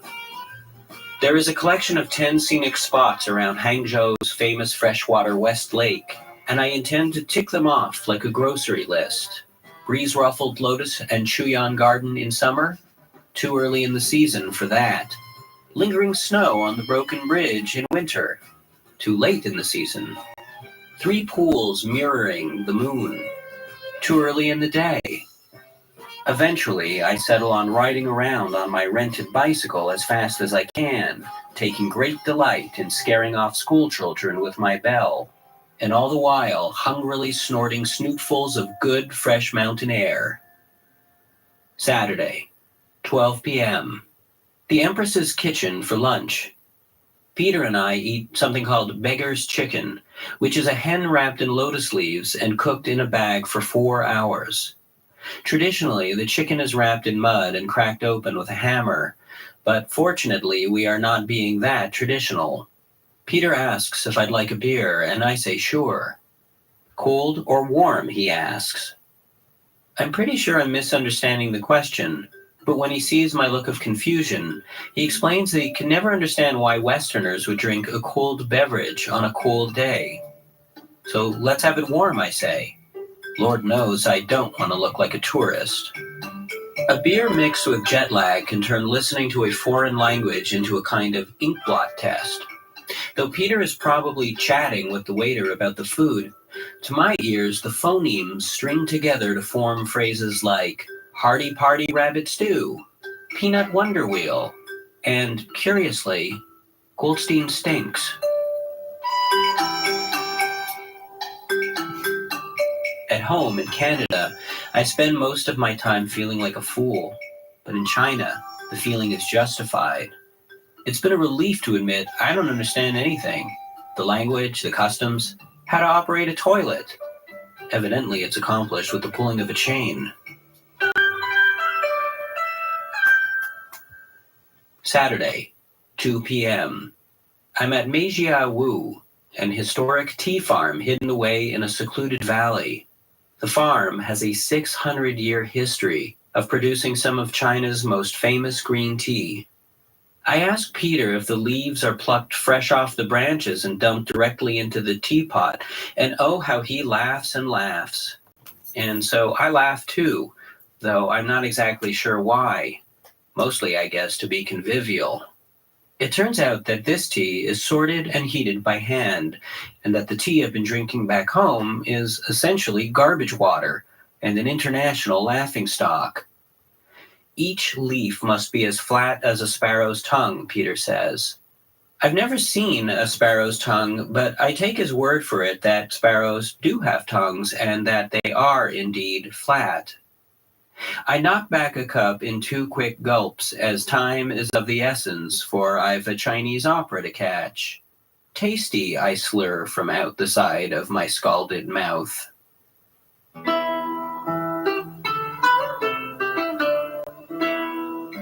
Sunday, 11 a.m. It's my last morning in China. The waitress at Hangzhou House doesn't speak English, but by pointing to the menu and then to my ma, I attempt to sign the words, "Put whatever in my mouth." When the waitress brings me my food, I realize that I've unwittingly ordered dinner for 2. I try to savor as much as I can, and with each insatiate slurp of congee, I am bitterly aware that this is my last chance to taste it in its motherland.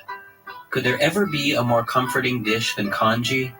Eating it is like sinking your face into the perfumed cushion of someone you love. Sunday, 3 p.m. The bullet train to the Shanghai airport hit speeds of up to 437 kilometers an hour. And as we jet along, I try hard to take in the last bits of China through the train's window. Trees and roads whiz by so quickly, I can't take in very much at all. Everything is a blur. And so instead, I turn my gaze away from the window, towards a couple in their 70s, sitting opposite me. The woman pulls out a thermos of tea, and as she pours, steam rises from small plastic cups. After patiently waiting for it to cool, the man takes a small sip, and then another, and then slowly, he leans back, like he's got all the time in the world.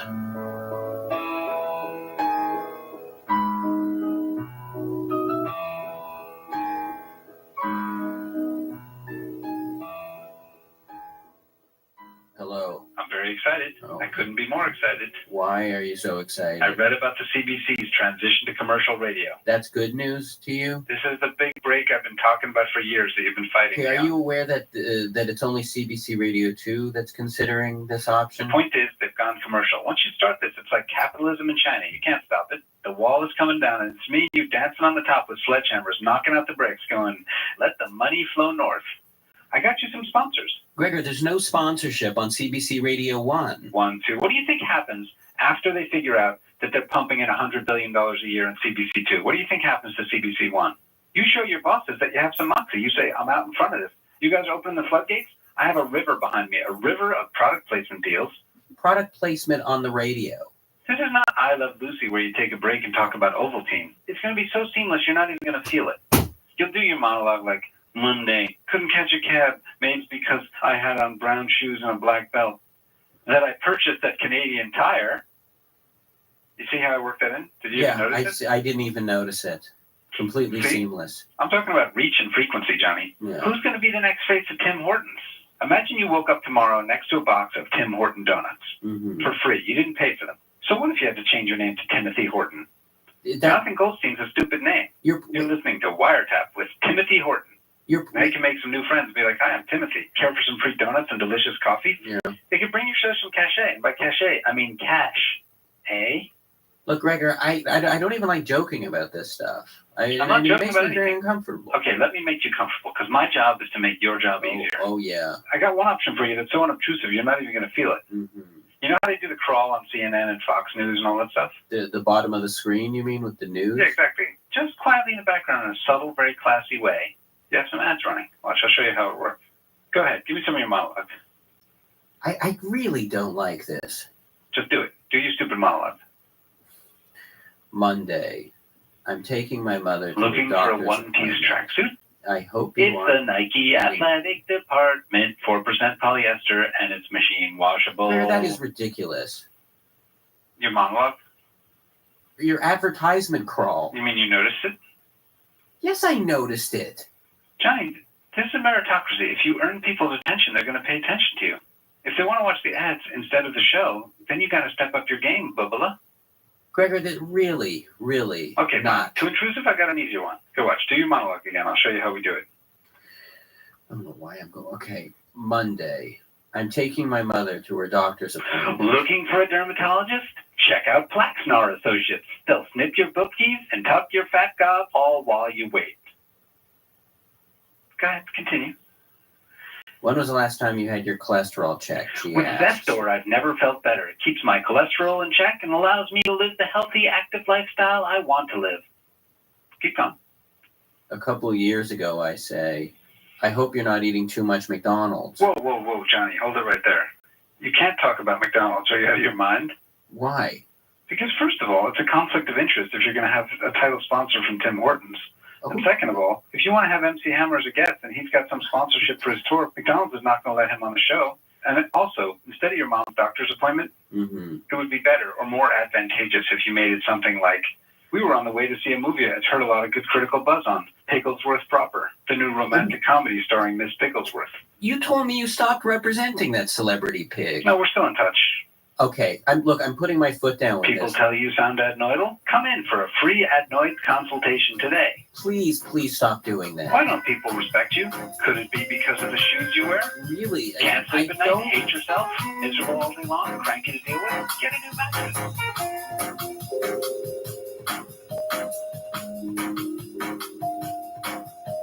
On Wiretap today, you heard Gregor Ehrlich and Phyllis Tickle, whose book Embracing Emergence Christianity is due out in June. You also heard Dave Hill telling a version of his pedicab story from his book Tasteful Nudes, which is due out May 22nd, but can be pre-ordered now. Wiretap is produced by Mira Bertwin-Tonic, Crystal Duhame, and me, Jonathan Goldstein. For more CBC podcasts, go to cbc.ca/podcasts. In 2017, it felt like drugs were everywhere in the news. So I started a podcast called On Drugs. We covered a lot of ground over 2 seasons, but there are still so many more stories to tell. I'm Jeff Turner, and I'm back with season 3 of On Drugs. And this time, it's going to get personal. I don't know who Sober Jeff is. I don't even know if I like that guy. On Drugs is available now wherever you get your podcasts. This is a CBC podcast. I'm Jonathan Goldstein, and you're listening to Wiretap on CBC Radio 1.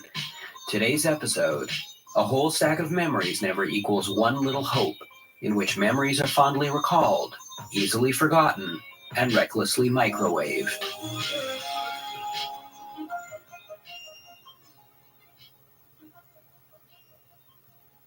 There was once a man who felt his losses more acutely than others. Lost watches, umbrellas, a money clip. He just couldn't let go. The passage of time didn't help either. He still dreamt of childhood toys he hadn't seen in years. And of course, there was the loss of women, some of whom he still woke up aching for. He'd study their remnants alone at night, slips of paper bearing old phone numbers, photographs, a mitten, a toothbrush. In bed, he would stare at the ceiling, trying to seize on the exact feeling of a particular woman's head on his chest, its weight, the smell of her hair. And yet, oddly, most of these recollections were almost perfectly wrong. His memory turned redheads into brunettes, French women into Spaniards, awful women into saints.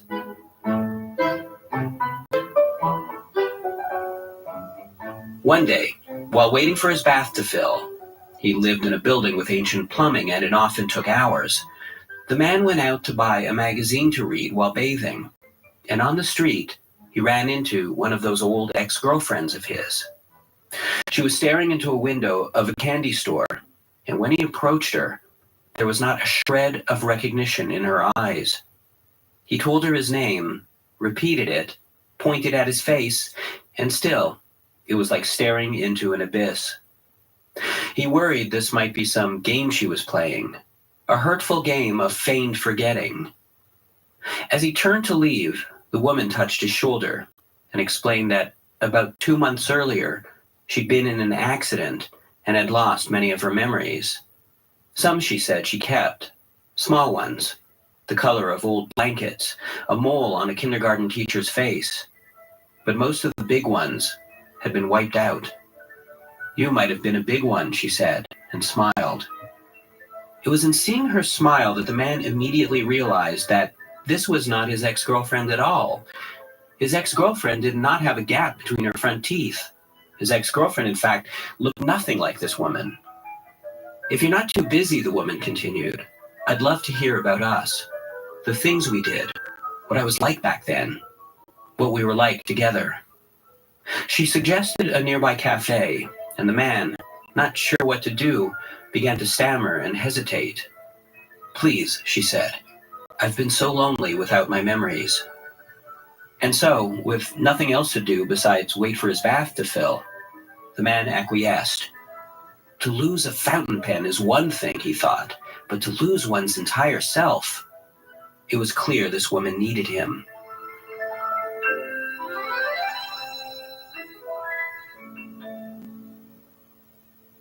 Seated at a table in the rear of the cafe, he searched for where to start.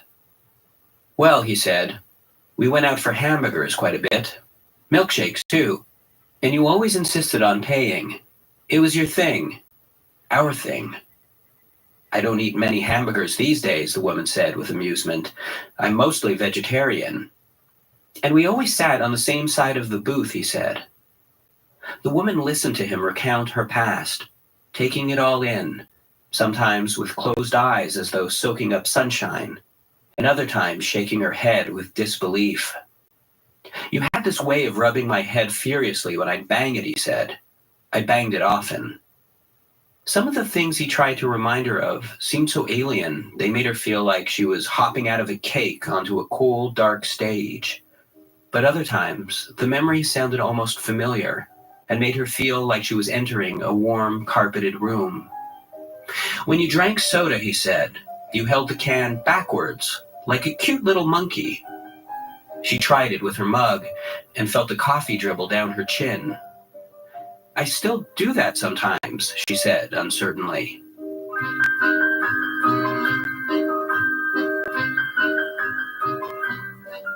One time, he said, we were trying to get out of the rain and we mistakenly ran into an S&M bar.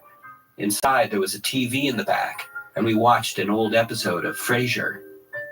He was painting a portrait made from the bits of memory he'd stored from all the women he'd ever loved.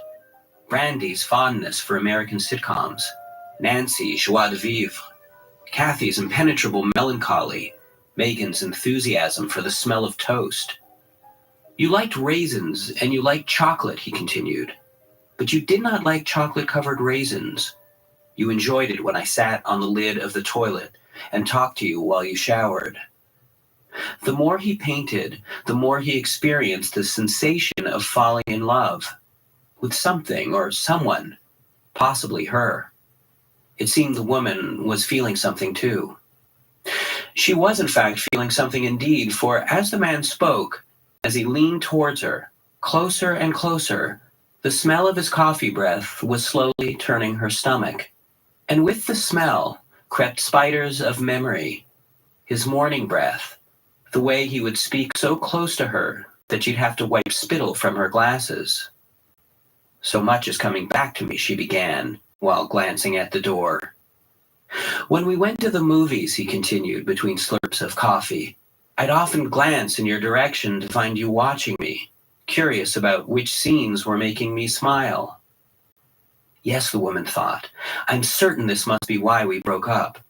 Those noises he makes while he drinks his coffee, the way he doesn't let me get a word in edgewise, that pontificating tone.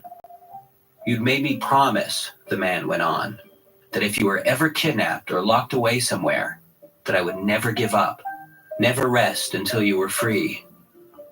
The man leaned forward and looked at her with great intensity, and as his bathroom flooded with bathwater, and his downstairs neighbor pounded on his apartment door with increasing fury, he could see by the look in her eyes that he was succeeding in making her remember.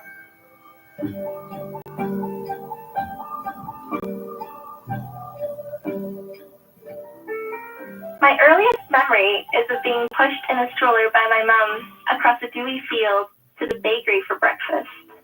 My earliest memory is of walking through a playground and getting kicked in the face by the kid on the swing set.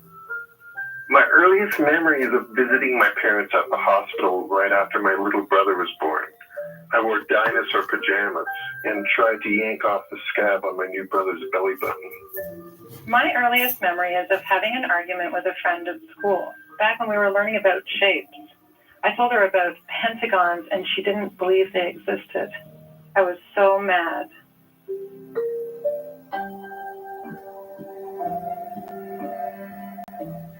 My earliest memory is of sitting on my uncle's knee and eating peppermint cream. My earliest memory is eating paste. It tasted surprisingly good. My earliest memory is from when I was about 3. We had a cat named Kelly and I pulled his tail. He died. It wasn't until I was about 19 that I realized the two events weren't related.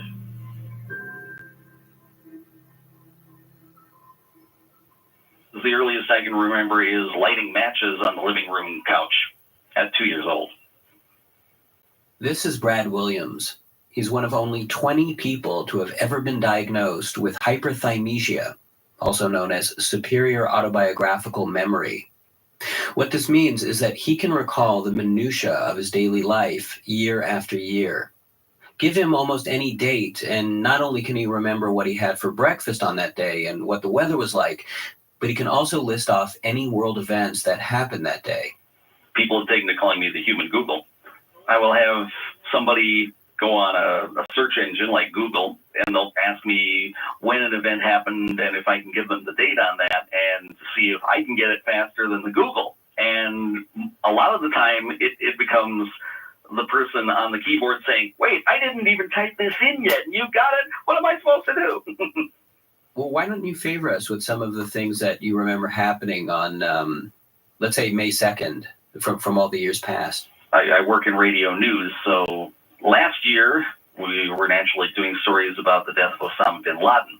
On May 2nd of 2004, my dad's side of the family had a reunion in central Wisconsin. On May 2nd of 1970, I attended the state spelling bee in Wisconsin. Mm-hmm. May 2nd is the 20th anniversary of a coworker married on May 2nd of 1992. Would you like me to go on farther? No, that's great. But is it just with dates, or can you also remember stuff like state capitals? You could start at Olympia, Washington, go down to Salem, Oregon, and then Sacramento, California, over to Carson City, Nevada, and then Phoenix, Arizona, and Santa Fe, New Mexico, and Austin, Texas, and keep going to Baton Rouge, Louisiana, Jackson, Mississippi, Montgomery, Alabama, Tallahassee, Florida, Atlanta, Georgia, Columbia, South Carolina.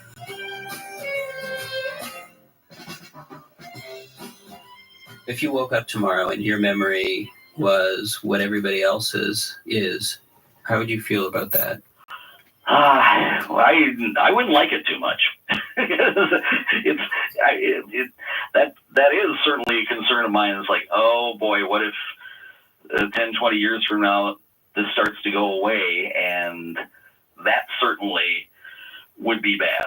If I were to wake up and just have a normal, no, I wouldn't like it too much. Though most of us don't have as many memories to lose as Brad does, the ones we do have are precious to us, and so we hold on to them, even the bad ones, because they form who we are. But what if such memories became an impossible burden? Well, then this would be the man to turn to for help. I'm Dr. Kareem Nader. I'm a professor at McGill University, and I study how the brain stores memories For over the past 100 years, the prevailing wisdom has been that memories are wired into our brain and are fixed there. But what Dr. Nader's research has discovered is that this is not so, and that memories are actually malleable. And in fact, the very act of remembering will itself change the memory. When you remember a memory, it becomes unstable and unstored, and then it has to be restored. So it's the remembering that opens up a time window of opportunity for some kind of intervention, during which you can actually block some of the content from getting restored. So functionally, that's the same thing as erasing part of a memory. In the movie Eternal Sunshine of the Spotless Mind, a man who can't get over his breakup undergoes a medical process that essentially wipes out all memory of the relationship. It's a fantasy scenario, but Dr. Nader's research points toward a similar sort of targeted memory alteration in the real world. Unlike the movie, though, his method doesn't simply erase specific memories from a patient's mind, but rather it allows the patient to retain the content of the memory while forgetting the intense, painful emotions connected with the memory. And again, unlike the movie, Dr. Nader's method would only be used under the most extreme circumstances. So potentially, it could treat a range of psychopathologies, such as PTSD, post-traumatic stress disorder, where you have very strong emotional memory that cannot be managed by the other parts of the brain. Mm-hmm. And so what we were trying to do is just turn down the part of the emotional memory that's so strong and just gear it back down to a normal bad memory that people can cope with. So we're not trying to wipe out the entire memory so that you have a black hole in your mind. We're just trying to target the erasure to the part that's become too intense. What does the treatment look like if you're sitting down with someone who suffers from post-traumatic stress disorder? So essentially, treatment is they ask the patients just to write down as much detail their traumatic event, to have them relive as much of that event as possible. And then that will allow the memory to become unstored. And then there are drugs that will block the restorage of the emotional part of the memory. And the drugs are pretty benign. There's something called a beta blocker. So many people are on this for blood pressure, stuff like that. And so if you give a person a beta blocker, it can reduce the emotional intensity of memories that are restored. So has there been a strong reaction to what you're proposing? Because, we have this idea that memories and even painful memories are there to tell us something, like that there's something there to be worked out. Sure. No, absolutely. But there's a quality distinction between having a bad memory of a breakup that we're going to grow from, right? And PTSD. PTSD is not like that. It's not about growing from your experience, right? They're trapped by their experience. They're stuck in the past at the point of their trauma. They can't move forward. Are we not going to help people who were raped move forward and give them back some quality of their lives? It's the right thing. It's the right moral call there to say, hang on to all that pain. And when we ask people in which it was successful, does it take anything away from you? Do you feel like you've been robbed of anything? They say, no, of course not. It's given me back myself. It's somebody who can still remember the traumatic event, but they've been able to move forward in their lives. One guy upstairs is like, oh, I like that, dude. Pink and camo. Yeah, buddy. What's up? You what's up? In 2017, it felt like drugs were everywhere in the news. So I started a podcast called On Drugs. We covered a lot of ground over 2 seasons, but there are still so many more stories to tell. I'm Jeff Turner, and I'm back with season 3 of On Drugs. And this time, it's going to get personal. I don't know who Sober Jeff is. I don't even know if I like that guy. On Drugs is available now wherever you get your podcasts.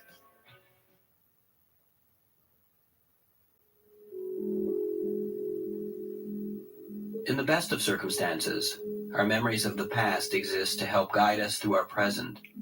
And sometimes, when denied, these memories will erupt, as though they've a life and will of their own. William Faulkner once wrote, "The past is never dead. It's not even past." Here's Perry Grebin with a story that illustrates just that.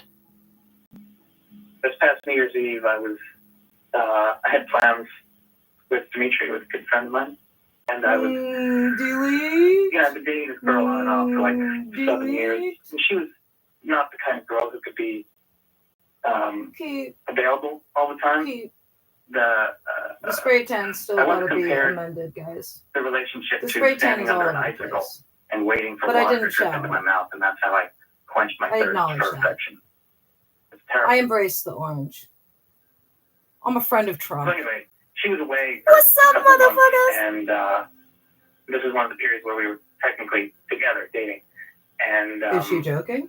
she returned about, 5 days before New Year's and said, hey, I'm going to go upstate for New Year's. Do you want to come? And I was like, geez, I'd love to come. I had plans with Dimitri already. And she said, do you think you would mind, if you cancel? And at that point, any rational person would have been like, what do you mean cancel? But that didn't happen. So I said, geez, I don't know. I'll find out, I guess. Because, the plans were loose. Yeah, I've known Dimitri for 40 years, and we've had, 30 New Year's Eve You gotta get together. rid of all of the images where the spray that was tan what I is wanted. That's what I wanted on New obviously Year's Eve. fucked up. But I also wanted But I not can to use say the no to others. anybody. After I take a shower and reapply the spray tan, I'll bet you I get the ratio much better this next time. What So I've then New learned. Year's Eve is approaching and days are going by, and I say to Dimitri, Don't hey, apply 2 layers to your I fucking face, may guys, unless you not want an orange come on one. New Year's Eve. He's like, what are you talking about? Of course you're coming on New Year's Eve. Also, Well, applying Michael, spray tan he's without like, being forget totally that naked girl. and rubbing it all over your What, she breast just sweeps in and is once a you go, no. Tell him no. You've already got plans. I said, oh yeah, you're right. So now 2 days before New Year's, and she said, so you're still coming upstate, right? And out of my mouth come the words, yeah, of course I'm coming. Even though I tried to say, yeah, I'm not going to come. For some reason, out of my mouth came the other thing. And now I was in it. I dug myself a hole. I jumped right in, and I was filling in the dirt. And I called Dimitri, and I said, I don't know why. I told her I was going to go. He's like, what? That's ridiculous. This isn't you now. This is the old you. That's how you used to behave. And at that moment, as he said that, all 8,000 memories came back to me in full color, full force.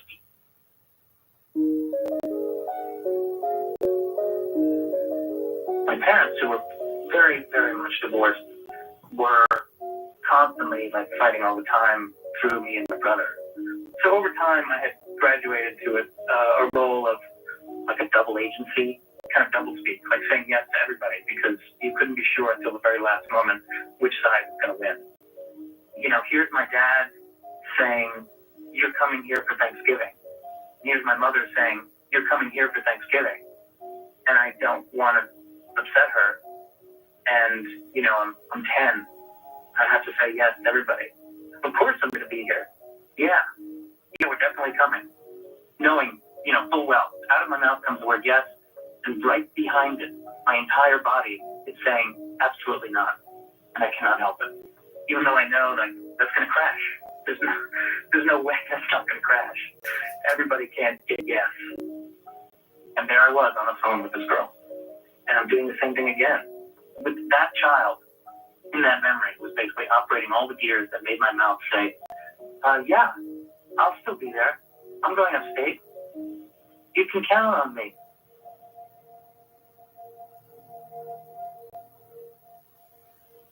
So when Dimitri says, this is the old you don't do that anymore, I realize he's right. He's absolutely right. And so I spend half the night writing an email to this girl explaining why I'm not going to spend New Year's Eve with her. And she was, basically saying, this relationship is over. And I got out of my chair and fell on my knees and cried for an hour in a way that I haven't cried since I was probably a child. And I realized I was emptying out all of the stuff I'd been holding in for years, like a volcanic emotional explosion. I wept so hard I could barely breathe. And that was at 4 o'clock in the afternoon. And then it emptied me to some degree where I was free of the past and free to say no when I felt like it. And not try and please every single person just because I was afraid, I don't know, that they wouldn't love me. And so I'd go out with Dimitri because that's what I want to do.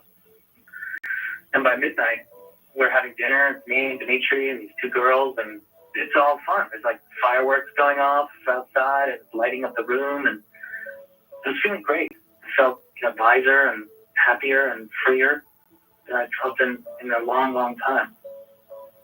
Then I went downhill from there. I was able to coast happily.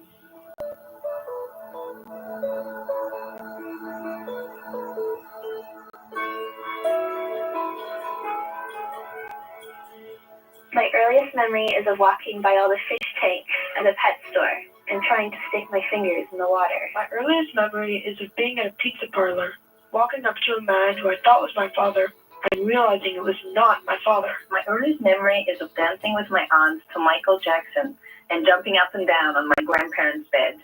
My earliest memory is of being 5 years old in Mrs. Bagwell's class, trying to come to terms with the D word, divorce. My earliest memory is a dream. Talk to me about my leggings, though. And I dreamt that there What's up, were baby? mansions living under the stairs. What's my first memory? I'm afraid I've forgotten.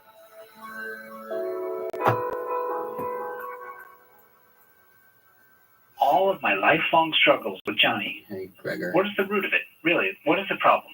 I mean, I think in a lot of ways Exactly not. Here's the problem. The problem is you. It's always been you. What's the solution? We tried diet, we tried exercise, none of it worked. And then it came to me. Yeah. What I need to do is wipe the whole hard drive, reformat it, start fresh, totally clean. Are you thinking of some kind of colonic or? Talking about your brain, your personality, your identity. What, you want to get me a lobotomy? No, I can't get you a lobotomy legally anymore. Would you be serious for a minute? I'm talking about grown-up stuff here, big boy talk. Mm-hmm. I'm talking about how we can make you succeed. Okay. Right now, Yeah. am I going to get you over your fear of getting on an elevator, eating tuna fish, get you over? No, I can't. I just can't. It's exhausting. Mm-hmm. Now I know what you're going to say. How do we wipe every memory, every facet of my personality from my brain without killing me? At this point, wouldn't you just consider maybe getting a new client? Let's say you had a car and it got a flat tire. Do you throw that car away? No. I think really it's a question of like if I had a station wagon and I wanted a sports car, I would probably Station wagon, sports car. It's more like if you had a monkey and the monkey had a diarrhea problem, and all you had to do was cure that diarrhea, and then you have a beautiful monkey. How did we go from cars to monkeys? Because you're not like a sports car, Johnny. Let's be real. You're more like a monkey with diarrhea. Okay, can you please stop talking about that? We're going to get this monkey nice and regular. That's all I'm saying. Okay, I'm losing the thread of your argument. All I need to do to make Johnny perfect is completely wipe your hard drive and start fresh. So I start thinking, what's the quickest way to do that?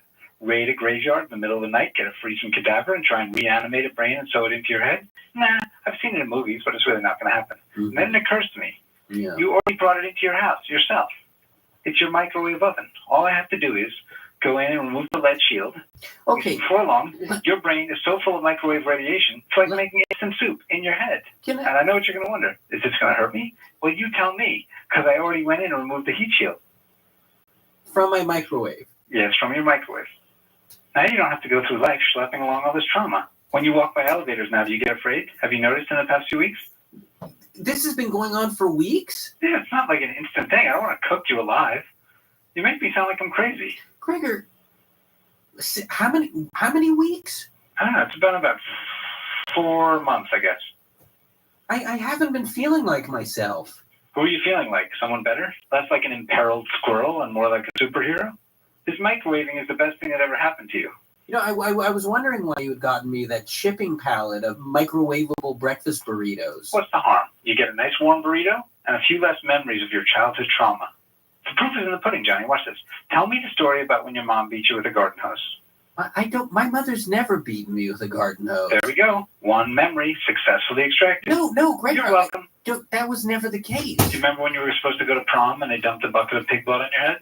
That was from Carrie. Have no fears, Johnny. And you will have no fears, because you're not going to be thinking about anything. You're going to be watching out the window until 6 o'clock when the Jell-O cart comes down the hall. You're cured, my friend. You are cured.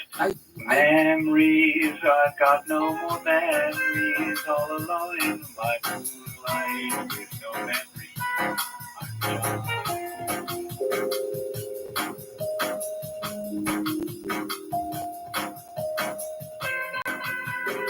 On Wiretap today, you heard Dr. Kareem Nader, Gregor Ehrlich, Harry Grebin, and Brad Williams, whose adventures in memory can be followed at triviazoids.wordpress.com. You also heard our friends from the Wiretap Facebook page calling in with their earliest memories. The title of today's show comes from a quote by Charles M. Schultz. Wiretap is produced by Mira Berdwin-Tonic, Crystal Duhame, and me, Jonathan Goldstein. For more CBC podcasts, go to cbc.ca/podcasts. In 2017, it felt like drugs were everywhere in the news.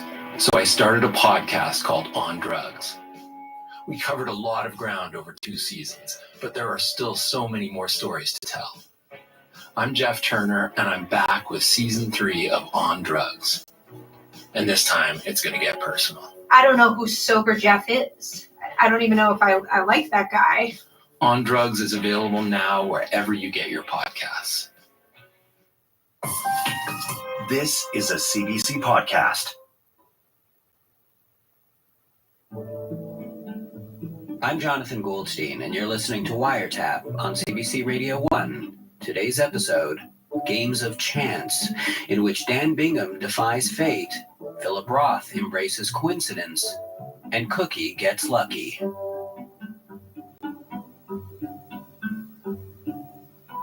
Strap yourself down to the gurney because I'm about to inject you with a lethal dose of good news. Can it wait? I'm actually just about to try a little experiment for the radio. What's your big experiment?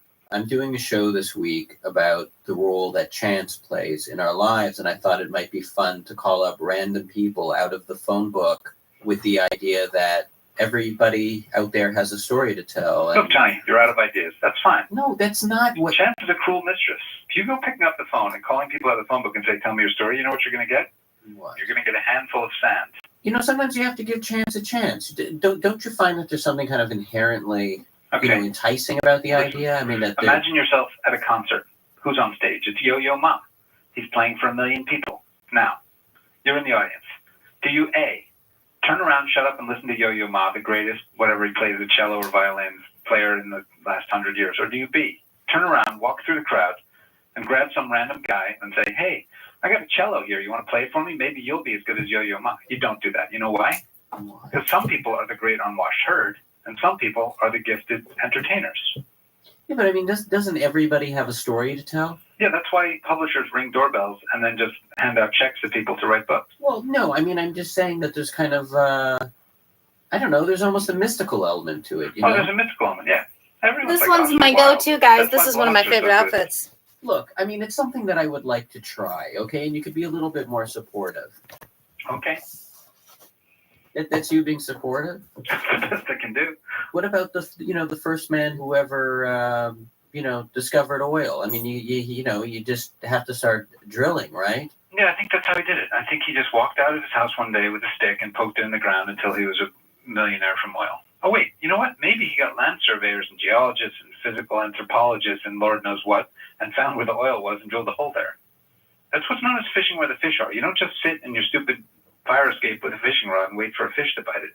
All right, I'm gonna start making some of these calls, and I think that the results, whatever they may be, will be serendipitous and something in the place of nothing. Okay, prove me wrong, Johnny. Good luck. Is it too much, guys? Too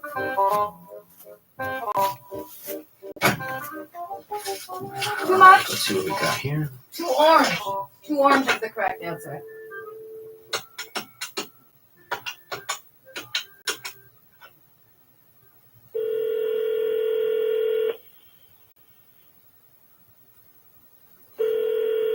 I think I'm all done with my little photo shoot. How many outfits Good was that? afternoon, sir. My name is Jonathan 3 days of Goldstein, and selfies. I host a radio show called Wiretap.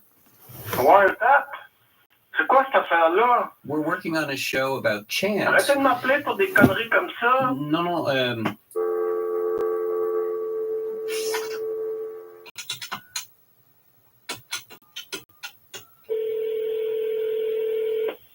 Hello? Hi, my name is Jonathan Goldstein, and Yes? I have a radio show on CBC, and this week we're doing a show all about chance. Do you have any good stories about chance? I don't know what chance is. Chance like luck or, fate. We are a matzah factory.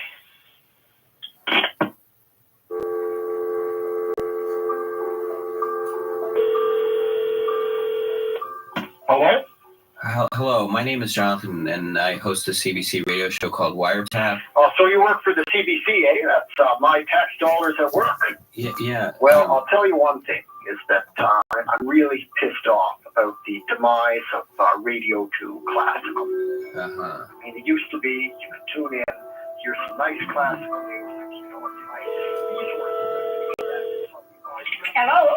My name is Jonathan, and I was wondering if you might have a story to tell. You'll have to phone another time because I'm already late for supper. I just have to say, I'm sick of it. Bring back Jürgen Goff, bring back classical music, bring it back to my Sáng qua đi chợ gặp ai nó mua bánh mua trái gì á. Anh sẽ hôm qua tôi đi chợ mua bánh. Hello? Hi, I'm calling from CBC. I can't do anything about it. Sorry about that.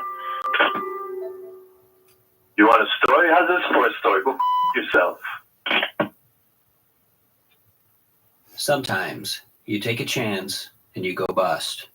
But other times, when you least expect it, chance can throw you a bone. In an essay he wrote to accompany the 1994 reissue of his novel, Portnoy's Complaint, Philip Roth tells a story that he claims never to have told anyone ever. He was going to college in Chicago as a young man, and once a week he'd treat himself to a meal at a cafeteria not too far from his school. He had his regular table there, and one day, sitting down to his usual plate of roast beef, he discovered, right there on the table, a piece of paper that the previous diner had left behind. And typewritten on this sheet of paper were 19 unconnected sentences. As far as Roth could tell, there was no logic to them whatsoever. He figured it was written by some avant-garde poet doing some kind of automatic writing exercise. He pocketed the paper, and over the next year, it would turn up under his bed or beside the phone, among other bits of paper, and every so often he'd return to it, studying it for meaning. Eventually, he accepted the fact that there was no unifying principle to the sentences, no hidden meaning, and if there was ever going to be one, any rhyme or Yeah, I'm reason all to done them, playing dress up. it was up to him / to impose taking it. 3 days worth of selfies in Roth one day. You writes, can call it vanity. What I eventually understood was that I also these were call the it a first lesson in lines spray tan. of the So here's the books that it lesson, had girls. You fallen can go on for me to years without write. wearing makeup and be And that's like what me, Roth did. down to doing it all He in wrote 16 over minutes the or next less few decades 19 books, on your and second each attempt. one began with a sentence as it But if you do the spray tan, and I do, and I always have a monthly membership, so I'm only ever doing it for myself in a pinch, like I'm going to get it done professionally. Anyway, I have no idea what's going on with the spray tan, dude. I look like Donald Trump's worst spray tan ever. as it appeared in So the lesson if is, the ladies, busboy had thrown you it can quit out. makeup for years, but if you spray tan, go get that shit professionally done, unless you're being illegally detained, and then you're gonna have to look like a fucking clown and shower and scrub and try again. Before he got there, what if there had been a paper with other sentences on it? Or what if he decided to eat at home that night? What would he have written then? Might he have written any books at all? Roth concludes by attributing his entire career to the workings of pure idiotic chance. Now, do I believe this story? I'm not sure. But here's what I do believe. If anything, Roth's story is a metaphor for the chancy random workings of the universe and the way in which it is our job to bring meaning to these chance occurrences. The act of random selection is actually an ancient and powerful ritual in human history. And there's a profound ongoing need to find meaning out of chaos. This is Chris Gudgeon. He's a co-author of Luck of the Draw, a popular history of the lottery. And in the course of writing the book, he spoke with dozens of people who'd won the lottery. And Chris began to see a reoccurring pattern. Everybody I talk to, regardless of if they won a huge amount of money or a modest amount of money. Oh, and the belt There's a is too profound big. It's also my spiritual son's. I have no experience that idea people where go my leather through. belt is. I have People one seem to belt. search to try and figure out what the bigger meaning It's leather. is, the fact that It's they brown. beat the And I have no odds. idea where the fuck it is. And what are the odds, just to give us a sense? Roughly the same as being hit by lightning. Like 5, 6, 7 million to 1 are your odds. And this is why I think it affects people. So I'm wearing Because into your in a parents' belt world right that's now. so secular, That's to why win it's the too lottery is almost literally a miracle. the odds are so outrageously stacked against you. So when you do win, it's like you've been chosen by fate, by something that's completely outside of ourselves and something that's not rational. And winning the lottery is like a validation that you are special. And so how do people generally respond to being chosen in that way?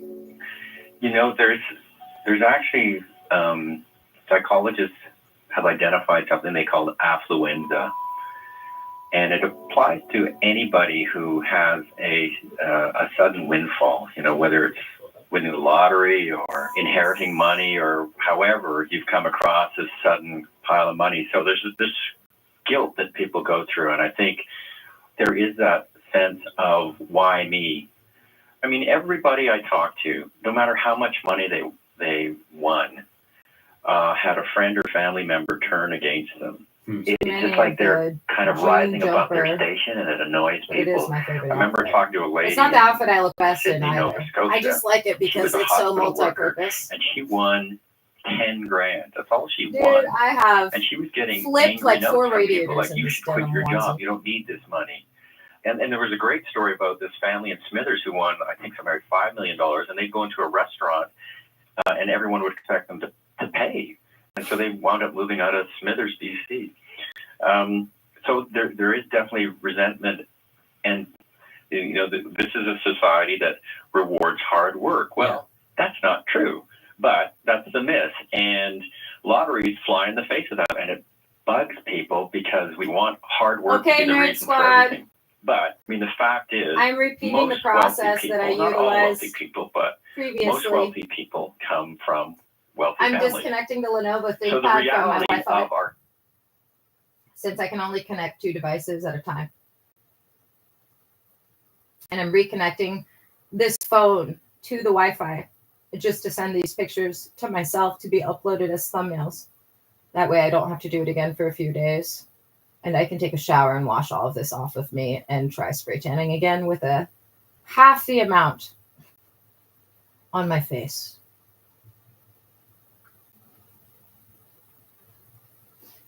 Current time is 12:15. Nerd Squad. Auto reconnect is already shut off. Clicking connect, connecting only this time. Hasn't brought me to the option to sign in yet. Okay. The memo saying that their ability to try and steal my Google info has disappeared, Nerd Squad, but it was gone before I attempted this as well, so I don't know if it matters. The option for sign in isn't showing up, probably because of whatever they're up to. Turned off the Wi-Fi again, turned it back on, clicking connect again, but haven't been brought to the sign-in sheet. Connect only this time. Once again, selected. Unit 207. Knock it the fuck off, you dumb clowns. Still not working, Nerd Squad. Clicking on Facebook. Well, Facebook loaded. I guess it's just not going to force me to have to connect. Guess it's already connected without me signing in. Because Unit 207 made it so. Yes, Nerd Squad, that appears to be the answer. Because I've opened up Facebook now and the email. Maybe it saved the device also. That's possible. I don't know.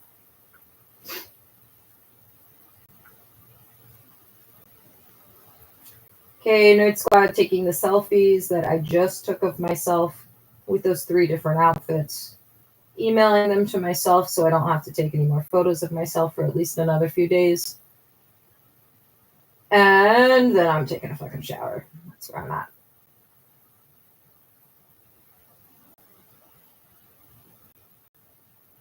Waiting for them to attach. It's taking way longer than it should, Nerd Squad. It's 12:17.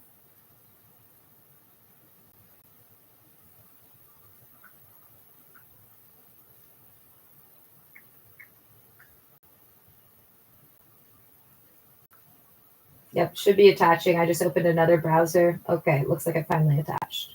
Sending. Message sent. Clicking on sent. It's not reflecting in the sent section.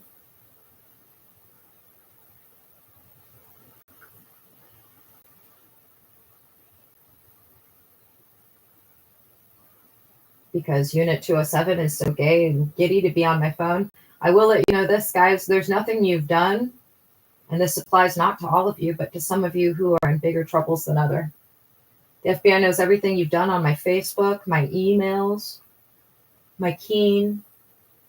Basically, every website that any of you have fucked with anything on, it's already been logged. It's not reflecting as sent at all, Nerd Squad, but I'm disconnecting from the internet and putting it back on airplane mode because I don't trust these motherfuckers. And I will reconnect the Lenovo ThinkPad to the internet and see if I have a message from myself with those photos. As I should. Yes, I do. I think. Hold your breath. I can't see anything because these boxes are all open on the right side. So let me check the time. Yes, photos came through, attachments. The cell phone is back on airplane mode, Nerd Squad. And I'm putting back on the podcast. Our economic system is that hard work is rewarded to a certain degree, but luck is actually the key factor. You're lucky who your parents are, who your grandparents are, or even further back. So, I mean, lotteries is actually just a recognition. And then remember, everybody, the FBI said that some guys upstairs talk about how fat and ugly and crazy I am. Guys that the FBI is confident I would never have given my number to. Even looking at In 2017, it felt like drugs were everywhere in the news. So I started a podcast called On Drugs. We covered a lot of ground over 2 seasons, but there are still so many more stories to tell. I'm Jeff Turner, and I'm back with season 3 of On Drugs. And this time, it's going to get personal. I don't know who Sober Jeff is. I don't even know if I like that guy. On Drugs is available now wherever you And get I know your the guys podcasts. like that pink dress, dude, because you know what? I know.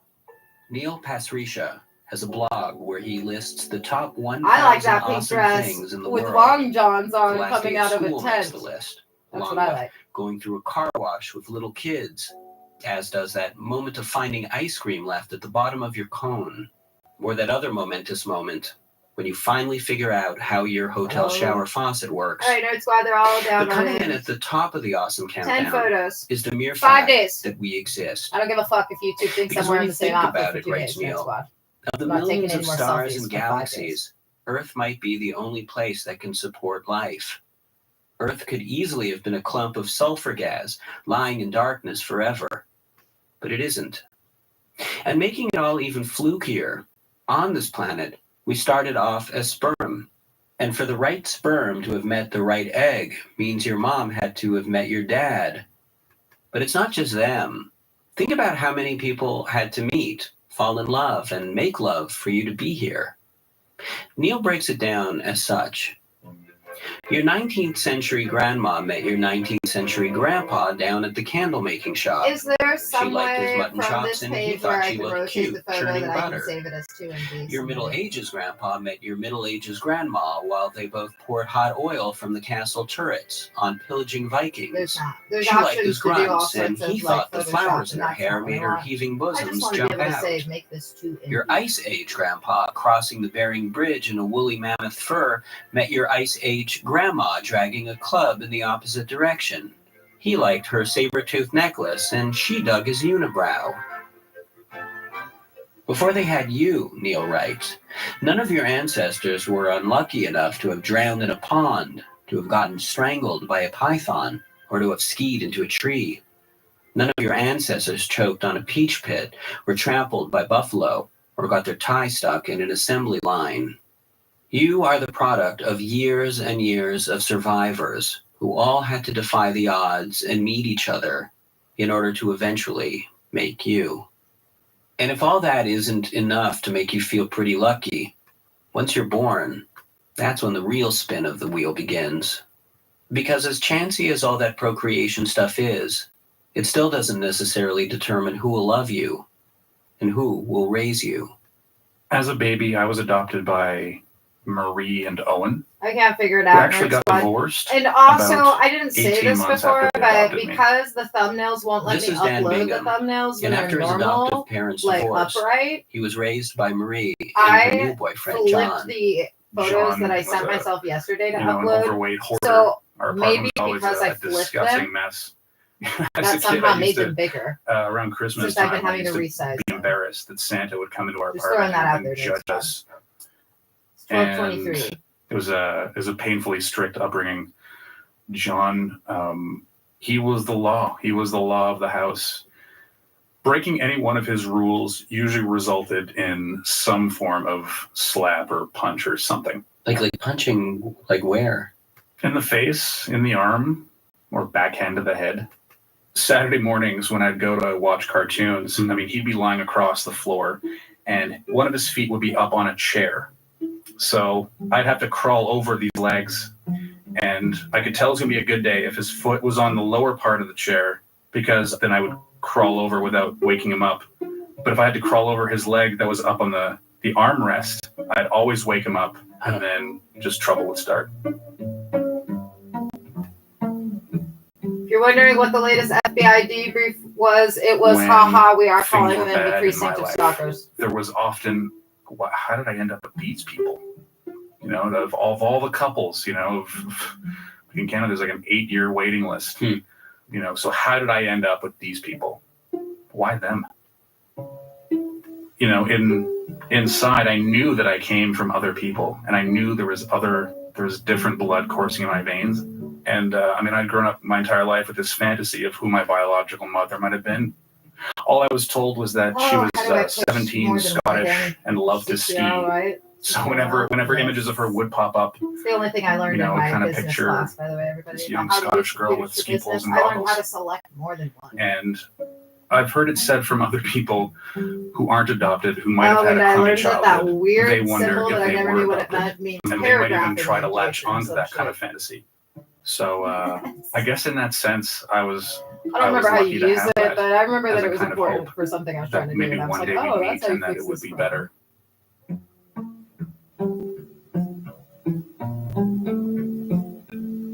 When I turned 18, that's when you're allowed to start searching for your biological parents. So I did fill out the forms to go looking for them, but in the end I didn't. How come?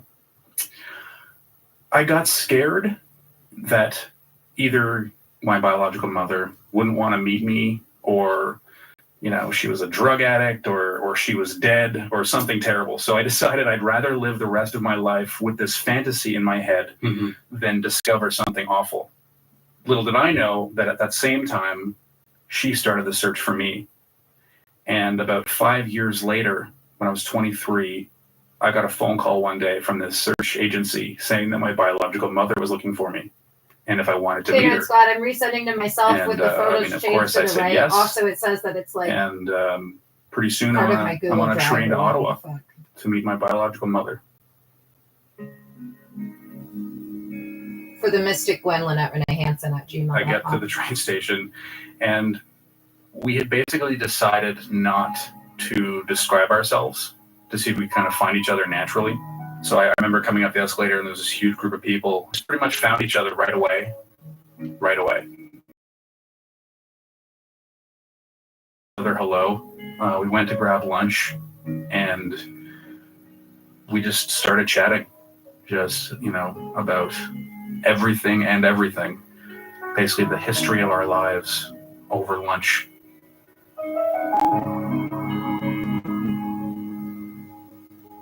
My biological mother comes from a huge Scottish family. So this giant backyard barbecue was organized where I would get to meet everybody all at once. So I get to this barbecue, and everyone's checking me out. Like, they're trying to see who, where my eyes came from. And I was doing the same thing back to them, except I was only looking for one thing, which was hair. Yeah, nice to meet you. This is all very magical. All right, Is well, anybody that's great, guys. I finished good, my to-do list good aside from heads of taking a hair shower. already. How about you guys? Full Oh, heads you of still hair. have A more lot shit of to do. grays, Try being illegally detained by the just North full Everett heads of hair Precinct of across the Stalkers. board. We all got along right away. We had Then so you much in too common. could be doing photo It shoots. really was like meeting my after people. you do an at-home spray And tan gone wrong. It turns out that my whole family. They all sing and dance and play music. And then at one point, my Uncle Vincent starts to play Danny Boy. Danny, that's your namesake. Yeah. And all of a sudden, you know, the whole backyard is singing Danny Boy. And when you've spent your entire life feeling like an outsider, sitting there with all these people who look like you and they're singing Danny Boy. I was a weeping boy, let's just put it that way. It was just an overwhelming feeling of finally belonging.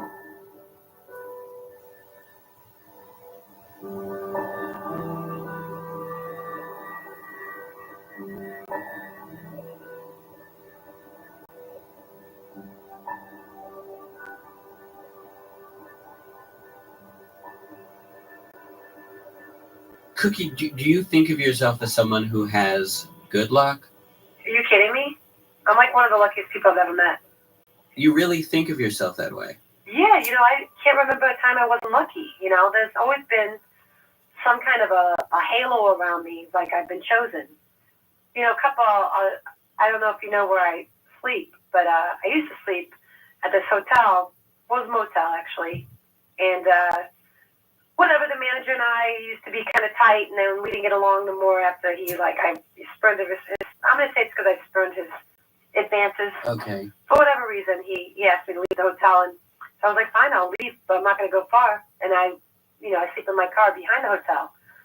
You know, a week ago, there's a fire, an electrical fire, something with the vending machine, and the whole... And for ladies, those of you that are looking for beauty tips that were like, I'm buying the Duo Dark Tone, I'm listening to Mystic, let me also strongly advocate for spray tans.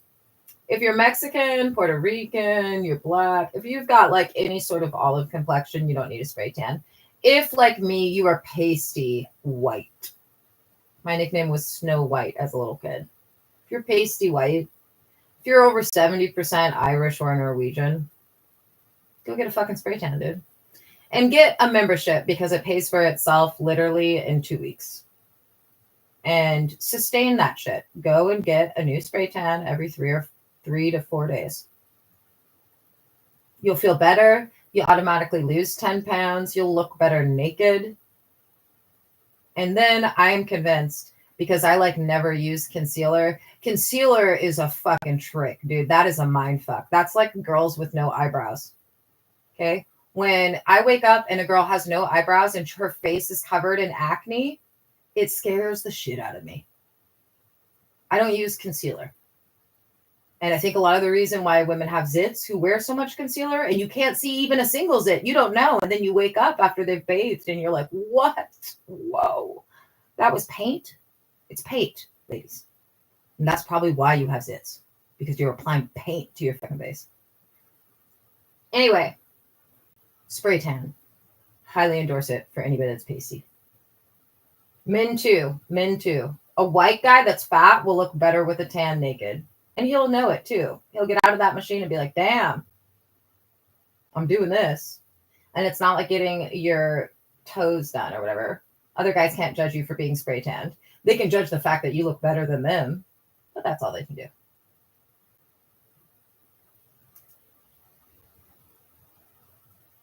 The whole hotel burns down. I would have been in the hotel if I hadn't been kicked out. That, my friend, is lucky.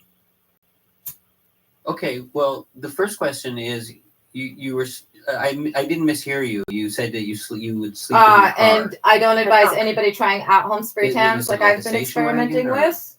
No, it's like a... Because... And you sleep in the trunk. Huge fucking made it mess. into a bed. Doesn't work That's out. why I gotta go. Like, I'm guessing this next time I'm gonna have another Otherwise, I fucked don't up fit in the one. But it'll be way this better isn't than a the current permanent- level of fucked upness. You don't And receive then it'll your probably be mail the third to time the to trunk fuck of your it. car. Magic ration. I don't really get mail. I had a falling out with the post office. The memberships, they pay for and themselves. My second question 40 to 60 bucks. is how to put this. You A month. didn't set fire to the motel, did you? As far as anyone knows, it was the vending machine. I hope they had vending machine insurance. And then everybody that's olive or darker, they're like, we all want to be pale. Well, not all of them, Is but like my luck friends that are contagious? Are you Vietnamese are always able like, to we want to bring be pale. Good luck to those around you. Why? Oh my God, I'm always breathing on people's lava All the white cards. people want to be tan. I've heard of. We all want to be blowing Italian, on dude. dice. Oh no, I blow on lava cards. We I all blow want on horses. Oliver tan. Horses. You gotta blow on them from behind to make them move faster. Are you a gambler? Do you play the ponies? I do pretty good for myself, to the point that I can just go there and you can basically rent me out for good luck. Rent you out. How does that work? I will go with you down to the stalls, look at them, and tell you if I think they're lucky or not. How do you raise this? I mean, do you know anything about horses? Yeah. If it's a brown horse, does it have black hair or brown hair? They have good hair. What hair? You're talking about its mane? I'm talking about the horse's hairdo. How the horse's hair is done. And what does that have to do with how it's going to run? It's confidence. Oh, and another thing, girls, I am convinced if you spray tan and you have pimples, you probably won't need to put so much paint on your fucking face. Okay, I don't have pimples. I'm lucky that way.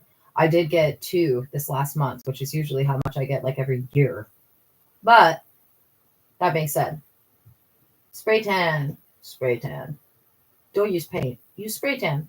It's like paint, but waterproof. Have you ever gone out of the house with like bad hair? You can't run fast if your hair looks awful. Even if you're a horse. Especially if you're a horse. Who else runs for a living? Meet my favorite noodle house otter. Did you get pet? I've never been. Did you stabbed, poop I've and never been pee cut, on this nothing. chair and That make makes you you feel feel mess for me to clean? Yeah. Because Yes, you know, you like did, you little fur I've cut a ball. lot of people, and I've never been cut back, I'm except not gonna twice. get pet now. What were the circumstances? One was trying like, to decide there's if a you're guy, gonna this shit on guy this shit Vinny, too. he had a crush on me. That was And then the other time was with my mom. We were just play knifing. You were And, sorry, play. Did you say play knifing? Yeah, you know how like when you're with your mom, she's My like, oh, little I'm gonna rabbit's cut you, model. and you Look go, at I'm my gonna little cut you rabbit's away. model. And we chase each other around the kitchen. She does a lunge, and then you go to turn, but you didn't realize there's Kool-Aid on the floor, and so you slip in the Kool-Aid, and then your mom gets you, like that kind of thing. Like not like Was an ambulance involved?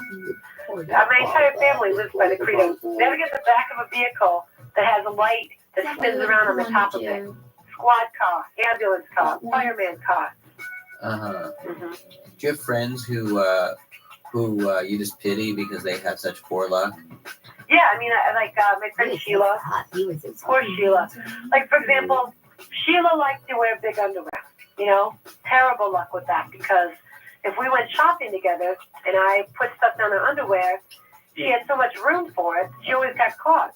So when you say shopping, you mean shoplifting You know, when you go to the store and you take stuff. without paying for it? Well, I don't have the money to pay for everything all the time.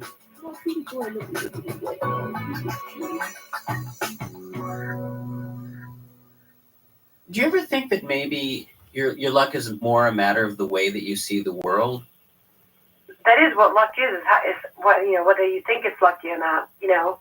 I mean, there would be people who would think it's not lucky that I sleep in my trunk. I could see that, yeah. But, you know, they've never been in my trunk. It's very comfortable. It smells like, my favorite smell is like gasoline and in the wintertime. I keep the car running, listen to music. Let's talk about that, dude.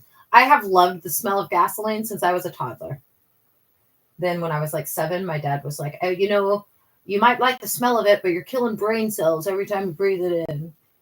I don't give a damn, dude. I love the smell of gasoline. Sick. You know, there's really nothing to complain about. Mm-hmm. Look, you got your friends, you got the bar, you know, if you get a bartender who can make really good shots, it's pretty nice. That's kind of all you can ask out of life, you know? You got some good music to pump to, you got a cute guy to grind on. That's all I ask. Well, she sounds fun.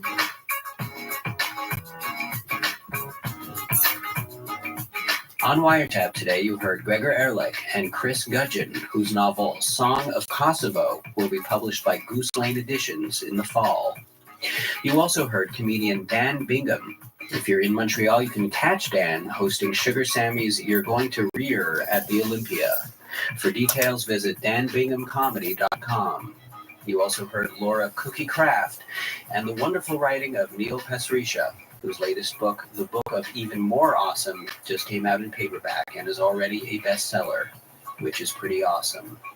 Wiretap is produced by Mira Birdwin-Tonic, Crystal Duhame, and me, Jonathan Goldstein.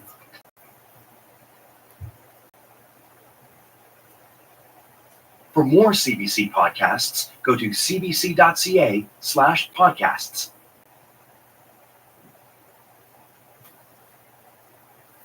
In 2017, it felt like drugs were everywhere in the news. So I started a podcast called On Drugs. We covered a lot of ground over 2 seasons, but there are still so many more stories to tell. I'm Jeff Turner, and I'm back with season 3 of On Drugs. And this time, it's going to get personal. I don't know who Sober Jeff is. I don't even know if I like that guy. On Drugs is available now wherever you get your podcasts. This is a CBC podcast.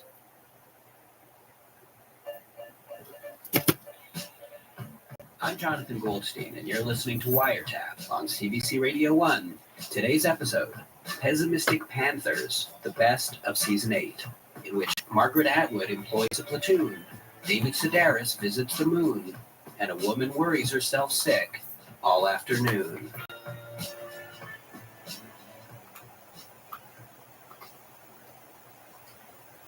Hello. Yes, hello. I'm calling to speak with Ms. Atwood. Yes, this is her. I am she. This is Margaret Atwood. Yes, it is. I am Margaret Eleanor Atwood.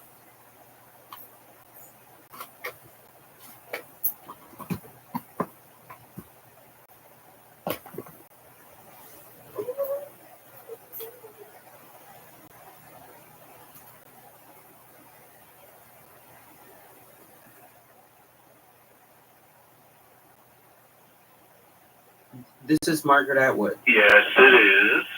I am Margaret Eleanor Atwood. You can call me Maggie if you want to. Okay. Also, for those of you who are wondering, how did you get so dark so fast? It's this shit right here. This is not the best shit. This is the shit that you're getting if you're in an emergency and you need to instantly be tan. And word to the wise, like literally, I have waited for a couple of days because, as I recall, this shit you have to like scrape off of your body.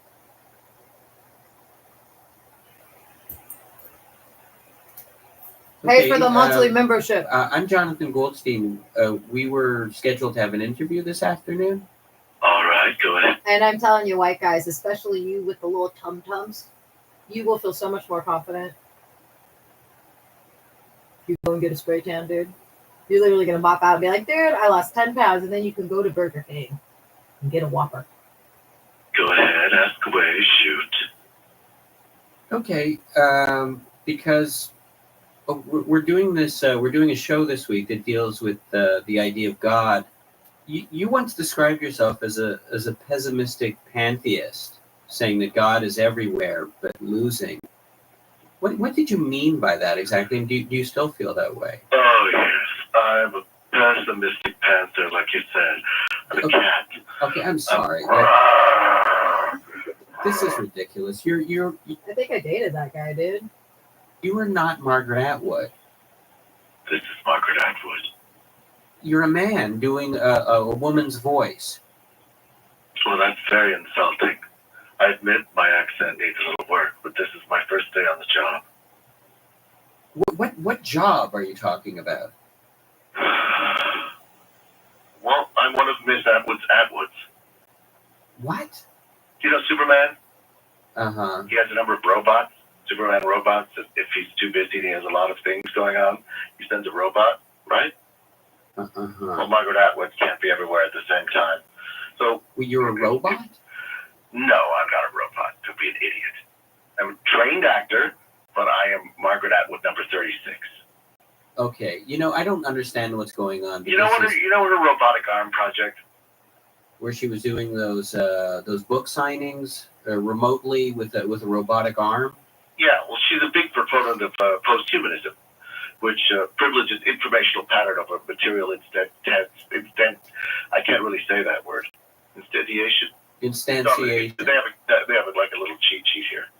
So her presence physically on the telephone is redundant. You know what I mean? I see. So I get the robotic arm. Bingo. Do you want the interview or not? Do you want it or not? Well, I don't even know what it is anymore. I mean, this. Well, it's an interview with Margaret Atwood. You're not. It's not. I am the 36th iteration of Margaret Atwood, and I'm something of an Atwood scholar, I'd have to say. You're an Atwood scholar. That's Dude, right. I believe him. I He's the know 36th everything about her books. You know everything about what? Yeah, absolutely. What have you read of hers?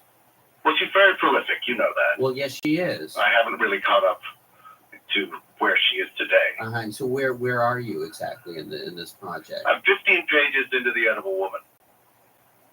That's all you've read. That's it. What about her poems? I'm about halfway into You Fit Into Me. It's a 4-line poem. Well, you fit into me like a hook into an eye, a fish hook, an open eye. That is the entire poem. Well, I read the part about like a hook into an eye. How do you not finish a 4-line poem? Well, somebody called, and I had to do an interview. You have to work, all right? I have a job. I'm not like you, just calling people and asking. No, I'm not calling people. I'm calling Margaret Atwood. This is my Well, you job. got her, all right? You got Margaret Atwood number 36. I'm a certified Margaret Atwood. How did you get this certification exactly? Well, we go to an exclusive camp that's in the wilderness, and we have to hunt for our own food, as Margaret does. I've never heard that. We live in tents together, and we are instructed in all of the Atwoodisms. So you were trained personally by Margaret Atwood? No. Atwood number 8. Oh, you met Atwood 8. That must have been quite an honor. We end up having a ceremony at the end, and we were told there was a big surprise. Mm-hmm. And they wheeled in a box, and they opened it, and there was Margaret Atwood's robotic arm. Uh-huh. And the arm extended towards each of us and shook our hand. Oh. Powerful. And I think she squeezed a little extra hard on my hand because she brought me to my knees. It was excruciating. Okay, so you never actually met Margaret Atwood. What do you mean by met? Well, I mean maybe you with your prehistoric view of I have to see someone from my face and their face there. Now we've met. You sicken me in a lot of ways. What did I? You insult the idea of Margaret Atwood. I'm because not. She's more than a person. She is an idea. All right. Yes. If she were there. One of the reasons why I love this podcast so much is because, like, when there's these conversations going on, I feel like half the people he talks to totally remind me of somebody I know, like this guy and his ridiculousness. I just always go, yeah, okay, yeah, and in my mind I'm like, crazy. How long have I been friends with them? If it's over 20 years, it's all right. If not, perhaps you should reconsider. Right now, if your robotic arm was right there with you, it would punch you in the face. That is not. I'm sure that's not true. Well, you're sure of so much. Why are you calling to interview her? Why don't you just interview yourself about Margaret Atwood? You could just step right in as number 37. Would you like that? No, I wouldn't. Of course you wouldn't. Because you've got nothing. I'm number 36, all right? I'm somebody. I am Margaret Atwood. Well, you keep telling yourself that. I am telling myself that. Yeah. Well, I am Margaret Atwood. You could keep telling yourself. I am Margaret Atwood. You could say it all day long. I am Margaret Atwood. It doesn't. I am Margaret Atwood. I am Margaret Atwood. Are you still there? That's how I feel about Rasputin, everybody. Yeah, I'm Margaret Atwood. You're not Margaret Atwood. You're one of many fake Margaret Atwood. It's not Russians. How many Jonathan Goldsteins do you have? One. I'm me. One, exactly. Must be lonely. Well, it can be sometimes. It must be lonely being only one. Well, we are many. We are Margaret. Okay, you know what? Within the Atwood, we are all one. But it's like you're in a cult. Reach for your inner Atwood. Okay, you know what? It wants to come out, Jonathan. This really wasn't that important. I hear it crying. I don't need this. Atwood. I'm just calling up Douglas Copeland. Atwood. Okay, thank you. Can you hear it? You fit into me. like an Atwood into an Atwood. Atwood. Atwood.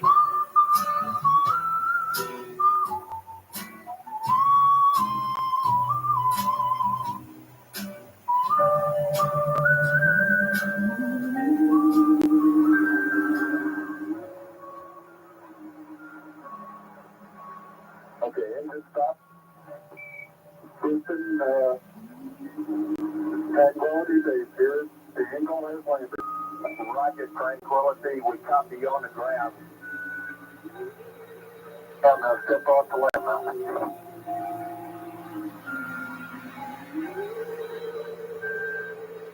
That's one small step for man. One giant leap for mankind.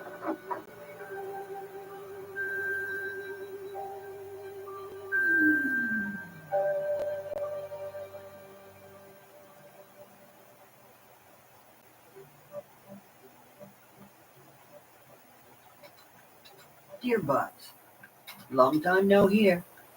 Hey, what are you doing on the 10th? I double booked a speaking thingy at the Library of Congress on the same day I'm supposed to receive an honorary doctorate of astronautics at Stanford. Guess I'm getting old and forgetful, huh? So what do you say? Up for a speaking gig? The money's insane. I mean, even if they pay you half what I was getting, it's a crap load. Interested? If so, I'll have my girl put you all in touch. It's really been too long, old pal.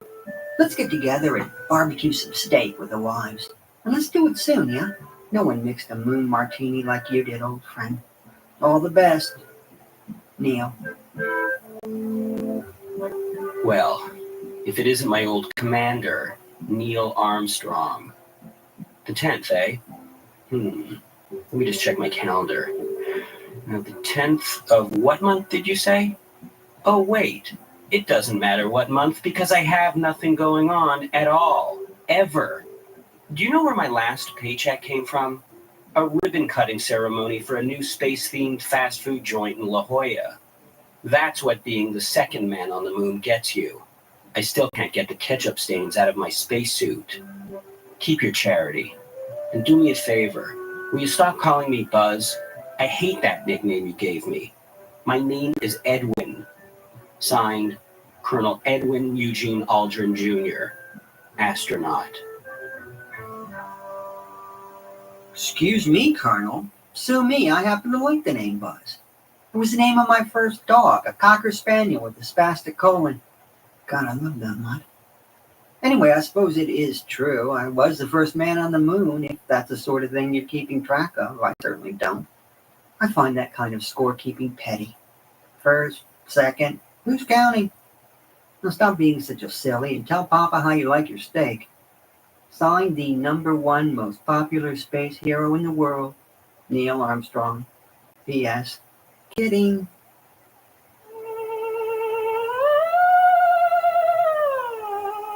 Neil, you are not kidding. You know, I didn't fly 66 Cobalt missions, receive a Doctor of Science in Astronautics from MIT, spend 10 years at NASA, and fly to the moon to end up doing career day in the Aberdeen Middle School Gymnasium. But that's my life. And why? Because I was shoved out of the way by some megalomaniacal jackass barreling down the stairs yelling firsties. You know, you're adorable when you're angry. If memory serves correctly, you were terrified of moon monsters and begged me to go ahead and make sure the coast was clear. Anywho, as long as we're talking turkey here, that first step, oh, sweet mama. The feeling was not unlike the first barefoot step I took onto my parents' freshly shag-carpeted rumpus room when I was 13. Second step, seen it, done it, stepped it. Nope, nothing like that first step. It's all a dreadful bore after that. You know, fun fact, I wanted to do it while barefooting, but the jerks in ground control told me I had to keep my moon boots on. Stupid ground control jerks. The point I'm trying to make is that we can't always get what we want. But if we try sometimes, we get what we need. Let's give thanks. Neil. Again with the rumpus room carpet. When we returned to Earth, half your comments to the press were about that stupid shag carpet. You were first because you tricked me, Neil. I was taking the NASA-required pre-extravehicular activity nap, and you promised you'd wake me up so we could step out hand in hand, together. But no, you didn't want to share the world's attention with anyone. Hand in hand? Like a couple of old ladies trying not to slip on the ice? Like hippies? Oh, sure, maybe do a little sand dancing in the lunar dust while singing Mr. Bojangles? Stop being such a child, Buzz. Hand in hand. Yeah, that would have made a great postage stamp. A couple of men prancing around in a daisy chain like the Rockettes. I am an American, sir, not a chorus girl. Get a grip. You ingrate. Need I remind you, I'm the one who came up with the one small step for man, one giant leap for mankind? And I had to convince you to use it. Do you remember what you wanted to do? Bring a box of Ritz crackers down to the moon's surface and say, "Hey, I thought this thing was made out of cheese." Classy, Armstrong. Real classy. I still think my cheese joke was more memorable. Everything's got to be so serious with you science guys. Oh, one big step on the moon, one gianter step for... See, I can't even remember it. I am sick of standing in your shadow watching you get all the glory. Let me be blunt. I was an astronaut, and you, a mere civilian. Not to mention a scoundrel and a thief. You stole my step. You are nothing without that step.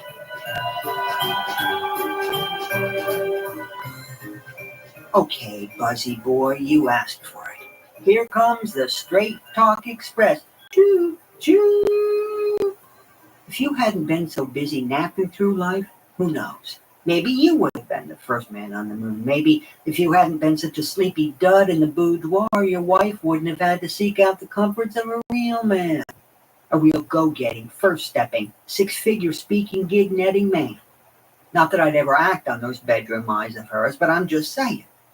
I'm a great guy, and it's time you stop taking me for granted. Signed, Neil, my arms are stronger than yours, all the better to hug your wife with if I was that kind of guy, which I'm not. Armstrong.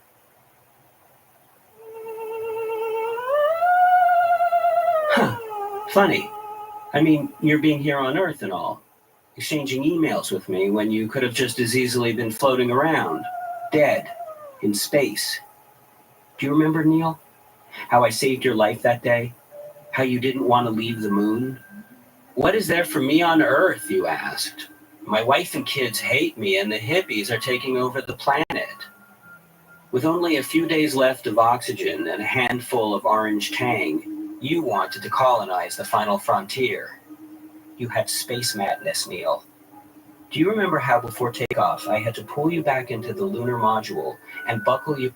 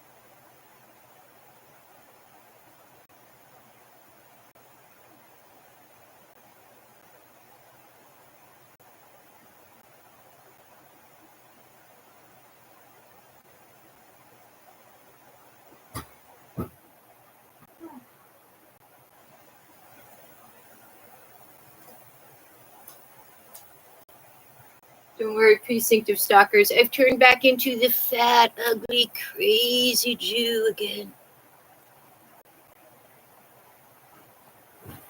You know, the one that wouldn't give you her number even if you tried to pay me.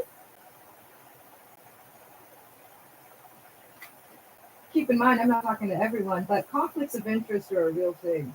However, I may have already said in a prior live stream, some people who blew the whistle may be contacted by me about 6 months after everybody else is convicted. Don't be surprised. I may very well slide into a person or two's DMs.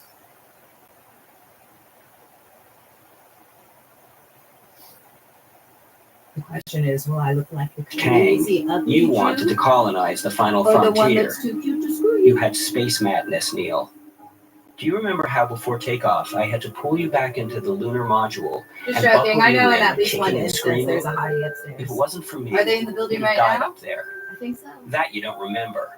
Keep in mind, But my taste of a fortunately, I have hottie a is different memory than most aid. people's. A lot of I girls still say have that I like photo guys of you that they rocking don't back think and I'm hot. forth in the spaceship, your thumb in your mouth, and the American flag wrapped around. And then I look at who they're fucking, and I'm like, yeah, you're damn right. We do not on the same page. You like a trauma blanket.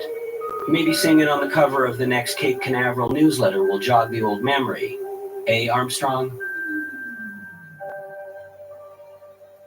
And keep in mind, I'm clean from nymphomania for years, but the North Everett precinct of stalkers is also starving me. I'd rather not eat than eat oatmeal, granola bars, super stale peanut butter crackers, which is what I have left because of these fucking idiots.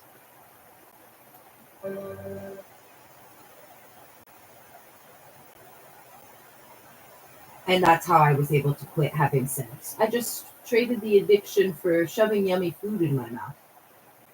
Nummy, nummy, nummy, nummy.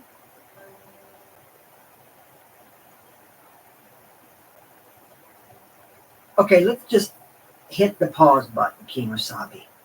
Let's not do anything either of us will regret. Now, maybe I've been a little insensitive here. Maybe you're right. Maybe I could be a little more proactive about... But I'll tell you what, I think some people who wanted to have me in court, which is never going to happen, I think they're suddenly like, damn, I don't want to be in court with her. I must talk her. Yes, you are. Yes. And you're going to be paying that invoice in full. It's $100,000 a day, dolls. Nice try. about getting us double billed. Neil and Buzz at the White House. Neil and Buzz doing a cameo in the next Harold and Kumar movie. How does that sound? You know, Buzz, more than anyone else, it's you and I who should have perspective on how small the Earth really is, and how insignificant we are in the grand scheme of things, even our differences. Do you remember looking out the space shuttle window and seeing our planet out there in the blackness, looking like a lost little marble? It's us Earthlings, Buzz, who make each other feel big or small. And I'm sorry for making you feel... But I'll let you know. Some of you may have missed it. The FBI has already done like a full forensic psychological evaluation on all the motherfuckers going to prison. And there really is one woman that thinks she is superior to me in every way. She thinks she's better looking. She thinks she's more lovable. She thinks she's more intelligent. She knows she's not ethical. She's the one I want to come to my door. She's the one that myself and the FBI believe will be blowing her brains out before sentencing.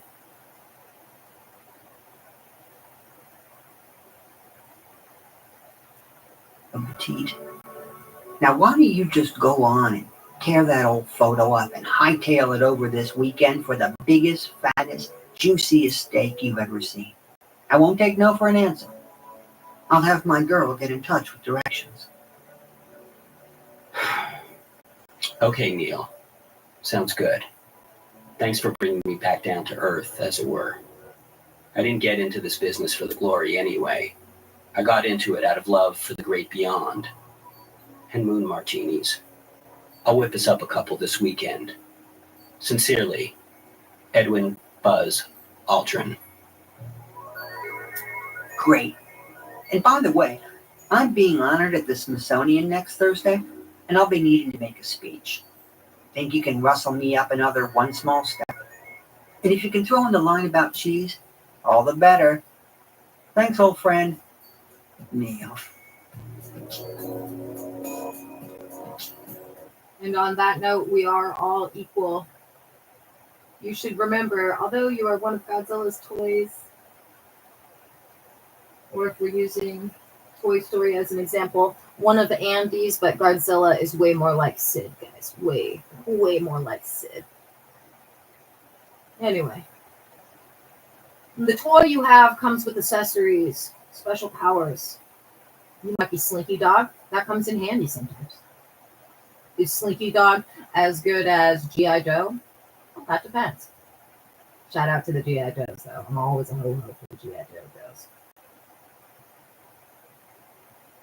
Anyway, that being said, no one is superior to anyone.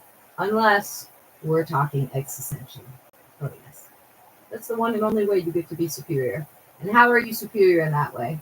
You know that no matter what you are hearing, seeing, and experiencing, that it's all Godzilla's fault, and that your only job is to stay fucking alive. And if you can, try and shut the fuck up as much as possible. Or if you've got to talk, be funny or self-deprecating. Godzilla likes both of those things. That'll keep you alive. Which is your purpose.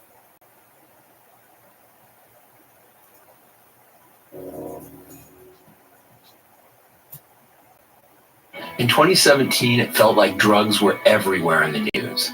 So I started a... I don't know who's...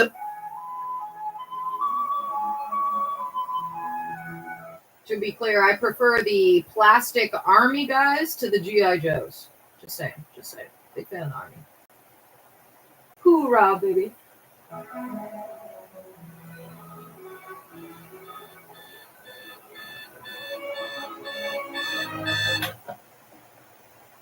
Now I'm worried that there was a power outage in the middle of the night, and it might not really be 7:20 a.m. right now. Now I'm worried that my walls are so thin I kept my neighbors awake all night with my snoring. Now I'm worried because I don't know who to call to get the knot out of my sweatpants. A handyman?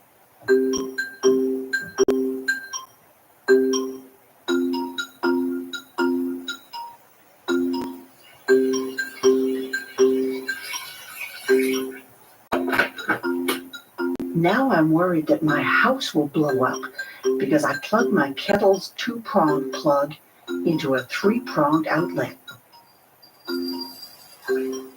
Now I'm worried because I can't get my banana open. Now I'm worried that bees will come out and attack me if I put honey in my tea. Now I'm worried that the grocer has fiddled with the expiration date on this juice. Now I'm worried because either my new Lipitor pills are silver or I just swallowed my watch battery. Now I'm worried that one of the raisins in my cereal was a bug.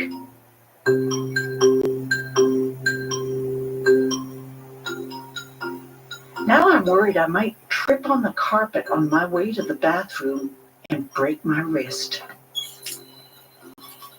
Now I'm worried that one of my fillings will fall out and both my dentists will be on vacation.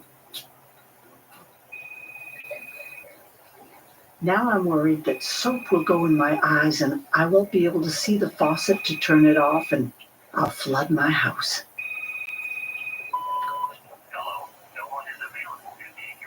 Now I'm worried because the phone call I just missed may have been an emergency.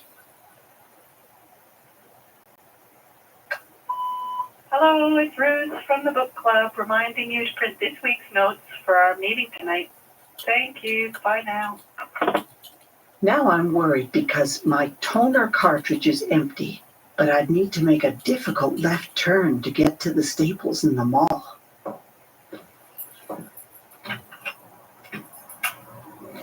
Now I'm worried that my neighbor's chimney is on fire. Now I'm worried because the squirrel in my oak tree has lost weight and maybe he has a nut allergy. Now I'm worried that I'll run into some bigwig from my book club and they'll see how dirty my car is.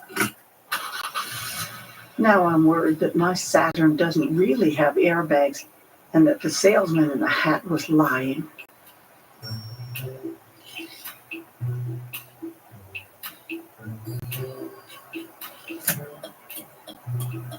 Now I'm worried that the driver of the truck next to me is distracted by that wavy blow-up doll on the tire store and he'll veer into my lane. Now I'm worried about this very dangerous left-hand turn. Now I'm worried that my granddaughter will get pregnant because she just got her braces off. Now I'm worried that I hit the snooze bar instead of the off switch, so my alarm clock will disturb my neighbors while I'm running errands.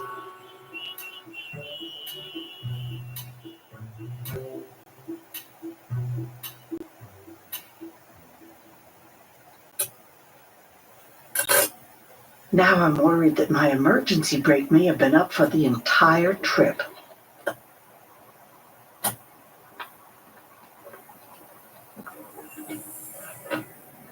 Now I'm worried that the automatic doors will shut on me and cut me in half to teach me a good lesson. Now I'm worried that my grandson will get those things in his ears that'll make his lobes the size of silver dollar pancakes. Now I'm worried that they won't accept my 10% off coupon for the ink cartridge because it's slightly torn. Now I'm worried that the clerk will copy down the numbers on my charge card and flee the country.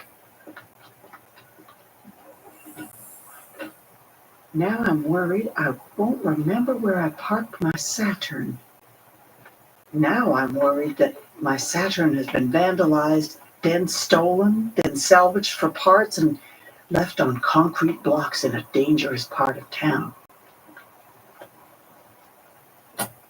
Now I'm worried that the cashier's acne was really chicken pox. Now I'm worried that I got the wrong toner cartridge.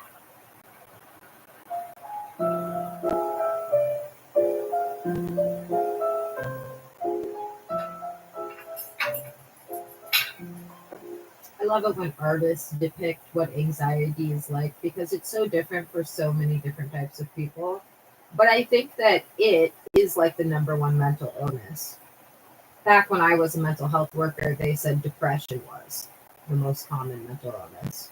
But I've always thought it's anxiety because you can have situational anxiety, which is literally you only get anxiety in X or Y scenarios or situations.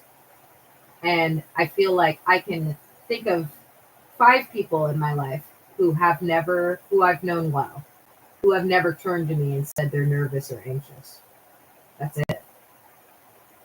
Everybody else, I can think of at least one instance where they were nervous and anxious. So it's always interesting. Like that was a radio, and that like made me feel anxious, just her listing off all the different shit she was anxious about. Pretty good. I also watched whatever that Joaquin Phoenix one is about the guy, Beau is Afraid. That movie was so good for the first hour and a half, and then what the fuck happened? I'm still confused, dude. He wants to fuck his mom? I mean, obviously there was some sort of Freudian thing there at the end. But that was really good for the first half. Now I'm worried that I'm too wound up to take my afternoon nap. Now I'm worried that the ceiling fan will fall and slice me up in my sleep. Oh, she's still going. I thought it was over.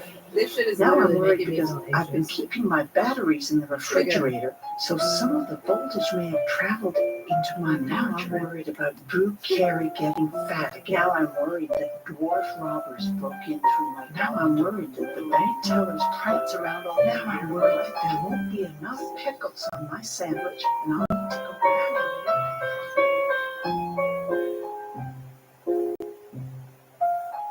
On Wiretap today, you heard Sean Cullen as Margaret Atwood and David Sedaris as Neil Armstrong in a story written by Mira Birdwin-Tonic and me. You also heard Now I'm Worried, read by Katie Malik and written by Nancy Cohen and Brian Fraser. Brian is the author of Hypochondriac, one man's quest to calm down. For more adventures and worry, follow them on Twitter at NowI'mWorried. Wiretap is produced by Mira Birdwin-Tonic, Crystal Duhame, and me. I'm Jonathan Goldstein, wishing you a very happy and healthy summer.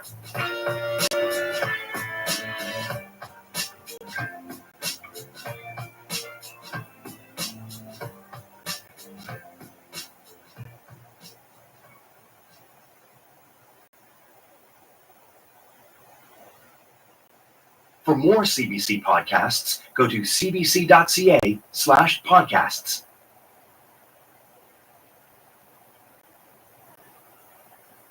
In 2017, it felt like drugs were everywhere in the news. And this time, I'm Jonathan Goldstein, and you're listening to Wiretap on CBC Radio 1. Today's episode, Letting Go, in which broken hearts learn to move on, blood brothers learn to share, and cats learn to enjoy tea parties.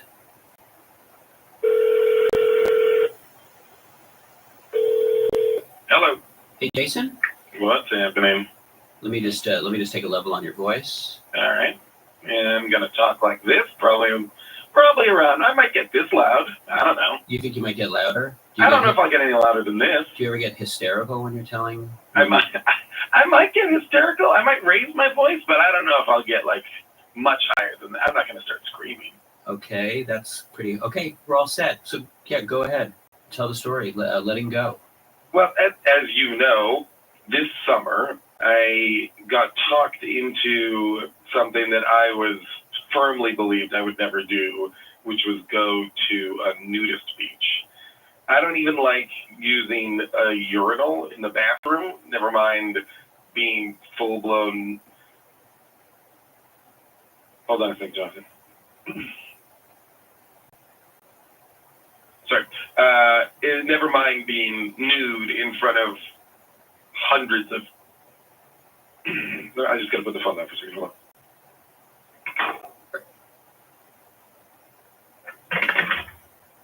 Sorry. What's I'm just this is so stupid. I'm waiting for my cat to come home. She's been gone a few days, and I thought I heard her scratch against the window, but it wasn't. I didn't even know that you had it. When did you get a cat? I got a cat I didn't even get a cat. I found a cat a couple months ago. After Mike's loft party. Did I tell you I went to Mike's loft party? The only reason I went was because Allison told me that Kate was going to be there. Oh. And I figured we haven't seen each other since we broke up. A party might be a good first run-in. You want to run into her? Well, I mean, like, I didn't want to see her at all when we broke up because she dumped me and I was just in such bad shape. I didn't want to see her at all. But it's been long enough that it makes me anxious that we haven't run into each other. Like, I feel like I want that first run-in to happen. So when Allison said she was going to be at Mike's party, I was like, I feel like, oh, I can go. There'll be other people I know there. I can have like a calculated interaction with her. I can prepare now what I want to say or how I want to look. You know what I mean? And so you did see her? I did.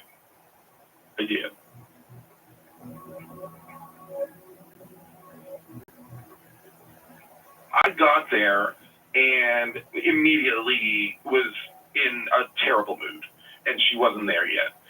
So for half an hour, I just kind of like drank and wandered around and like didn't talk to anybody. So once she got there, I was off my game completely. She came with some guy. He and her just were like glued to each other. Like she was like hanging off of this guy's arm. It was like gross. But then I realized it was exactly the way she used to cling on to me when we were together. And she was smiling like way more than normal.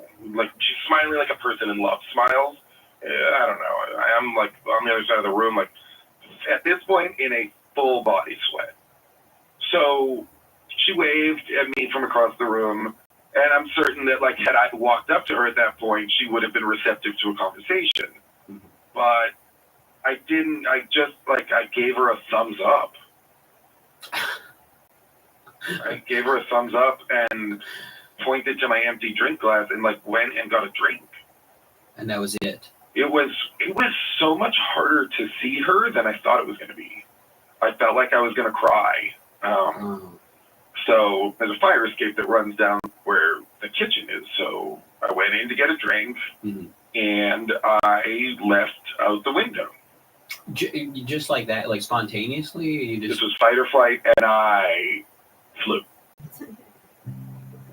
Fight, flight, or stand your ground. Stand your ground. That's what we So I go out of the fire escape, and I start going down the fire escape, and I jump down to the ground, and there is this cat there just staring at me.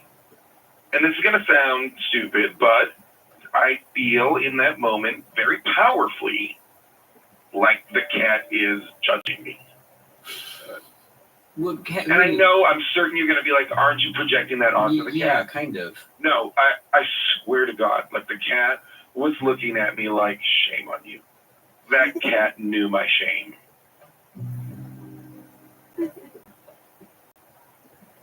I kind of did that thing where you kind of like make a sudden movement to kind of scare an animal away from you.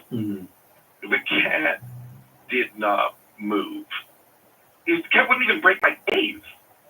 And so I said out loud, "You cat," and I walked away. Good for you. I'm not gonna let a cat bully you. Right? Because in this moment, that's the kind of victory I need. Yeah. I came to a party to reconnect, possibly tell off my ex-girlfriend. Oh, I didn't know that was a part of it. Before it was just what you wanted to see. I didn't know that you... No, but I mean, like, I've got things to say, you know. All right. And instead have now wound up cursing at a cat. And I walk away. And I walk away, and I'm walking down the street, and I'm replaying the whole thing in my head. Her wave, my thumbs up, my blah, blah, blah, blah. I stop at a red light, and the cat is there. The cat is like behind me, like 3 feet. Following you. Following me. Godzilla. I get the light, I cross the street.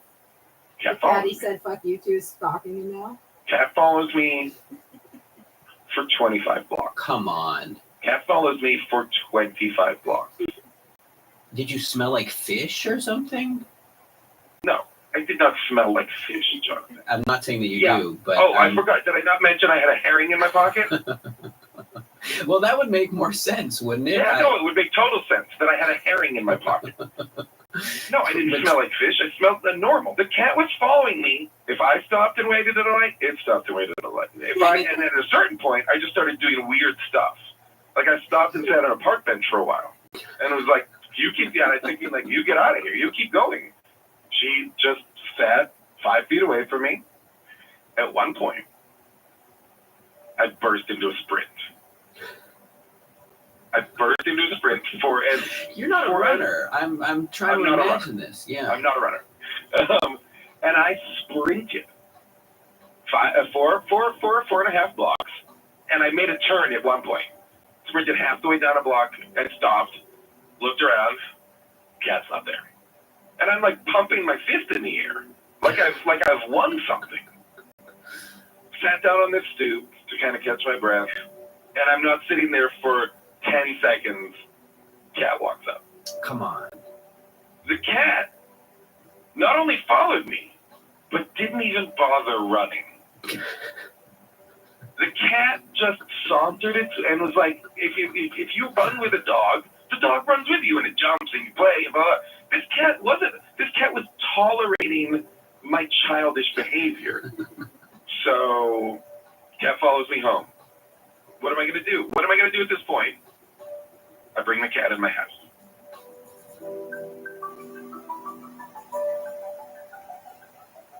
It's weird. I didn't want this cat. Yeah. I didn't go looking for it, but then it started to just be my cat, you know? Yeah. It is nice to have someone, parentheses, a cat, in the house. You know, she does her own thing, but I come through the door and I'm like, I'm home. Like, when Kate and I lived together, and I would come home and say, I'm home, you know? I might as well be in a relationship with this cat. that is honestly borderline indifferent to me. Because I'll sit and I'll watch TV, and she doesn't sit in my lap. We'll walk across my lap and up and onto the arm and jump off. That's it. And that makes me smile.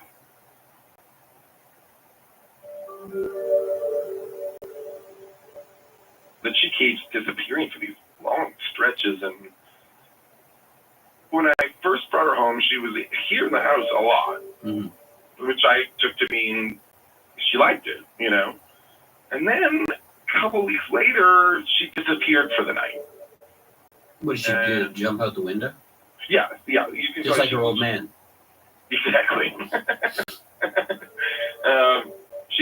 She went out the window. I saw her go out the window, and she'd gone out the window before and come back like an hour later or whatever. But she didn't come back until the morning, and I was like, that's okay. That seems all right. And then maybe like a week went by, and then she disappeared for like 2.5 days. And I lost my mind.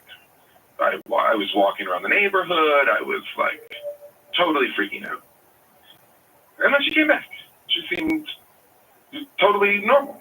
I'm legitimately upset, alone in an apartment, screaming at a cat, "Where have you been? Are you okay? What are you doing?" Literally, almost in tears, fighting with a cat.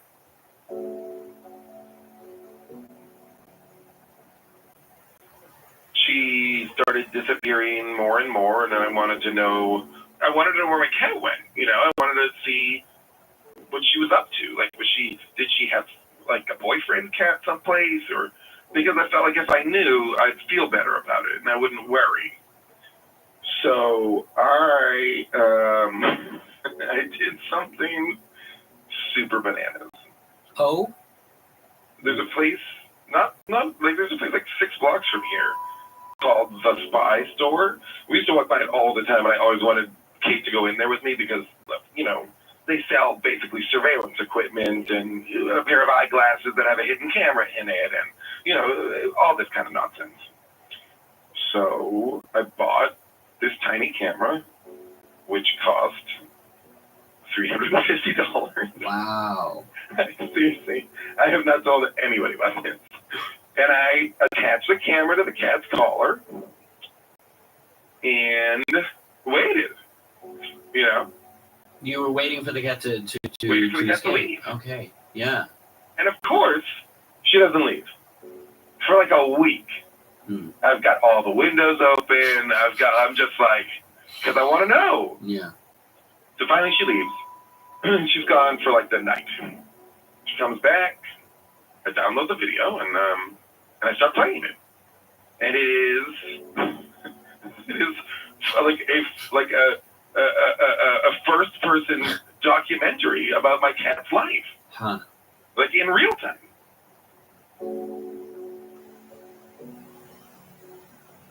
I see her leave my house.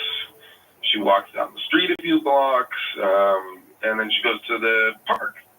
She spends the next few hours there just hunting and killing everything. She's like a sociopath. Just like mice and birds and anything, just viciously.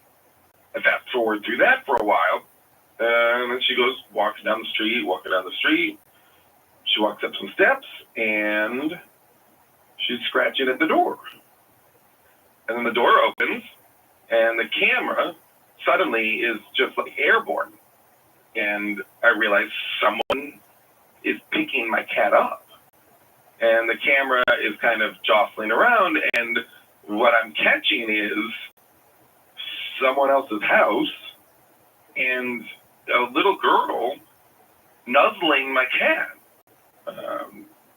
The girl puts the cat down, the cat walks around, there's a bowl of milk there. There's a bowl. They don't put it down, or it's there. Cat walks into the living room and jumps up onto the sofa, walks like she does at my house, like walks across the length of the sofa and walks onto someone's lap, but then like does a little circle and sits on the lap of this person. My cat has never sat in my lap. And this cat sits in this lap for 2 hours. the entirety of which the camera on the cat's collar is pointed at the TV that they're watching.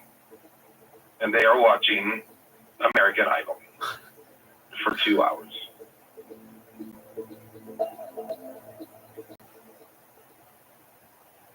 In 2017, it felt like drugs were everywhere in the news. And this time, it's...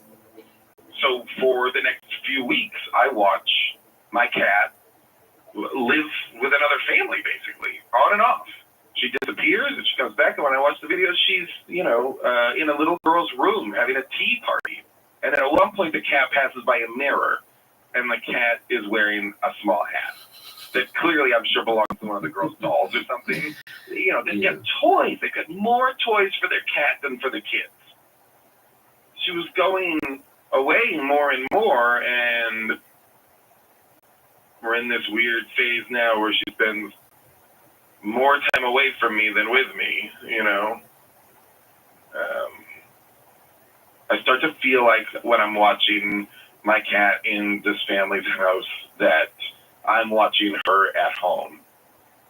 She just seems happier there. I feel like my cat is in the process of finding and choosing someone else. I mean, why would someone come into your life, chase after you to be in your life, if only to leave you?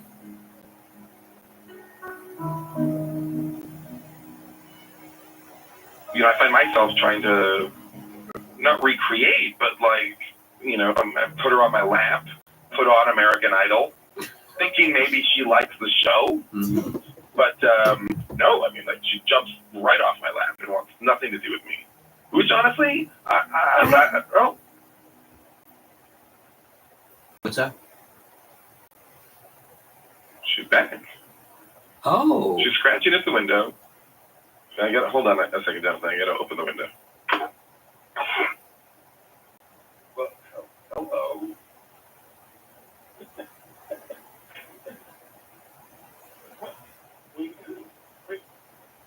Where are you going? No, come here. Wait. She just wants in. So she's back. Yep, she is. So it's weird. She's been gone so long this time that I didn't think she was coming back. I'd kind of been preparing myself for that. I've been more and more feeling like the honorable thing to do, in a way, is let her go. I want her to wake up with those little girls and, have a tea party. So what are you going to do? I'm going to take the camera off. I'm going to close the windows. And tonight we're going to hang out here in my house.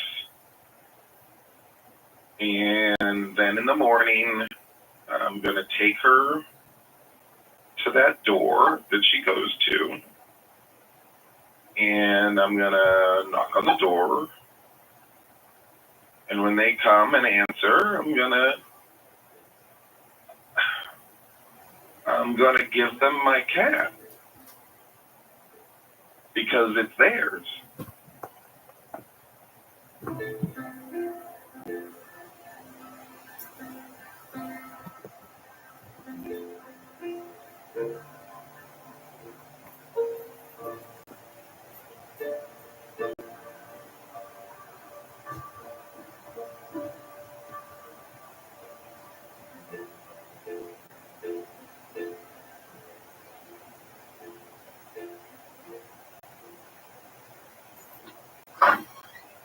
Howard? What brings you to the studio? Is this an okay time, by the way? Not great, actually. This is what I'm talking about, and this is why we really have to talk. Because I can't talk? You have a skewed sense of priorities. Because I'm at work right now, and I'm in the middle of recording a monologue. I just want you to relax, okay? Just relax. I don't like the tenor of Let's this. just take a few deep breaths together. I am In not through the breathing nose with now you. through the mouth 3 times. Please don't touch my stomach. I'm taking my hand off slowly. I'm taking my hand off Howard, your stomach. I am giving you 5 minutes. I feel we've grown apart, and I'm worried about it. In a relationship, there are Howard, certain telltale This signs. is not. I'm not Please, saying you're we're cheating not- on me. I'm not saying. How would that? Don't sexualize it. Don't try to make this. I'm some not kind the of, one that's talking about cheating. I'm speaking in terms of betrayal. I'm talking The only time you start to talk about our friendship is when you want something. When you want What? money, that's right. I'm coming in here to talk about our friendship, and the first thing you think is that it's monetary. You know, I'm gonna leave. I'm gonna leave. I find that really insulting. I'm talking about our friendship. We're talking I'll, about money. I'll see you later. Yeah? Yeah. I'll see you later. I'm gonna go. Okay, take care. Okay, look, maybe I overreacted. I'm just saying, I think this is mostly about trust. Do you trust me? No, not really. I mean, think about the really important things.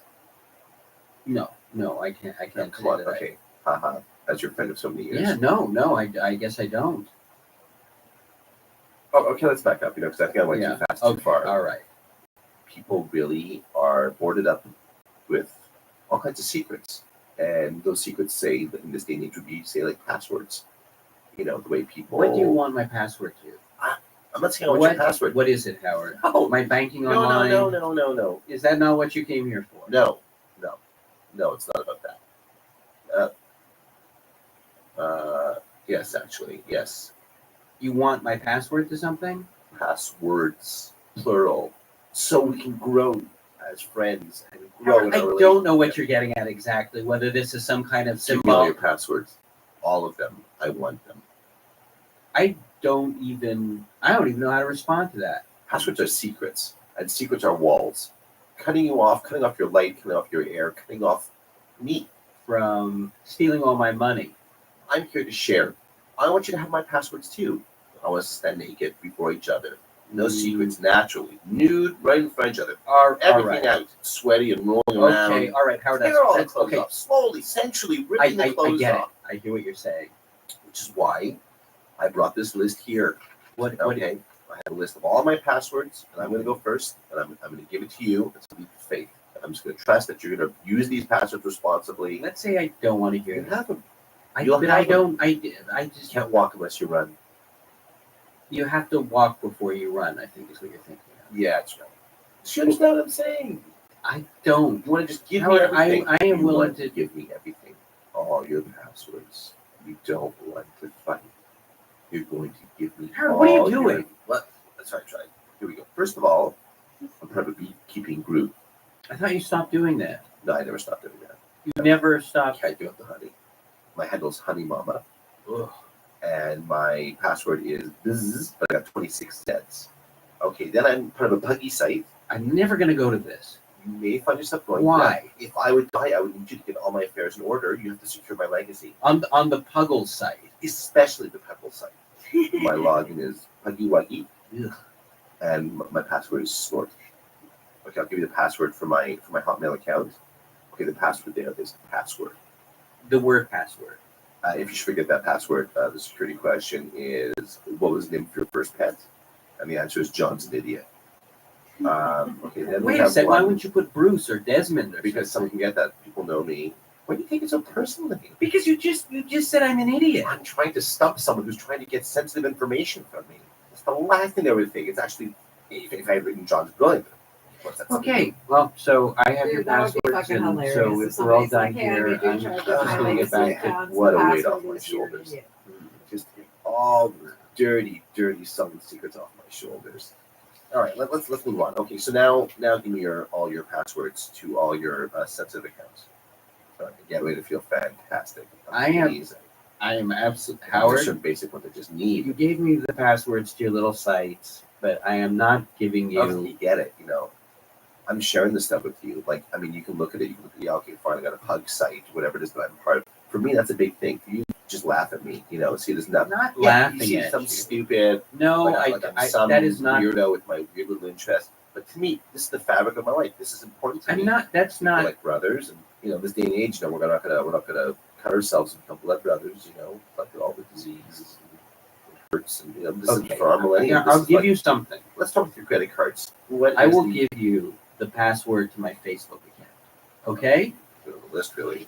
Yeah, I didn't have it on the list. Howard, this is going to be an opportunity for you to earn a little bit of trust. Okay? But I mean, I'm going to write down my Facebook password here for you. so that's all you're gonna give me. You're just gonna give me your Facebook. For now. Show me that you're able Just tell you to what- respect that one, and then maybe maybe I'll give you. I just basically gave you all my confidential information. Well, I'm giving you some as well. Yeah, no, I mean, yeah, your Facebook, that's great. Yeah, I gotta send a text to somebody. You're sending a text right now. It's a business deal. I'm sorry, I have to do it right now. Sometimes too busy to do the important things when they're right in front of you. You just have to do things Oh, I just got a so got selfish, a new. so selfish. Hang on a second. I just got an email. I think you better check it. Wait a second. I have a Facebook notification, Howard. Why is my Facebook profile picture changed? Something going on. Howard, what did you just do? That's a picture of me from my bar mitzvah. Oh yeah, you're vomiting. Not possible to get back over your eyeglasses. Did you carry this picture around on your phone? Yeah, it's actually my wallpaper. Meanwhile, people are like, look at this. Let me see. Fresh. 16 new likes. What have you done? Oh, let's get some of the comments here. Go roast. Fatty face. LOL. Look, this one's clever. See, I told you only gross stuff comes out of his mouth. You commented that. I did actually. Just again. Likes.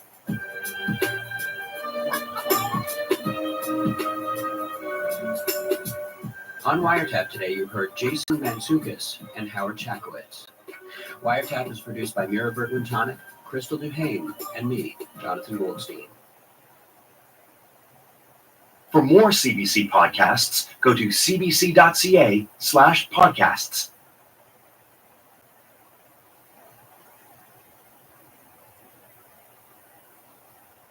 In 2017, it felt like drugs were everywhere in the podcast. I'm Jonathan Goldstein, and you're listening to Wiretap on CBC Radio 1. Today's episode, Wake Up, Call Me, Tell Me Your Dream.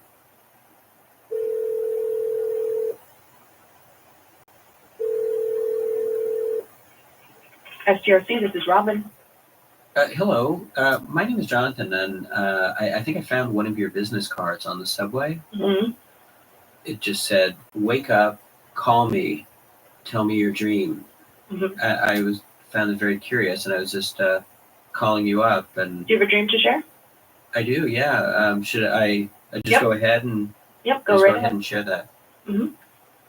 Well, I mean, it's a dream that I have from time to time.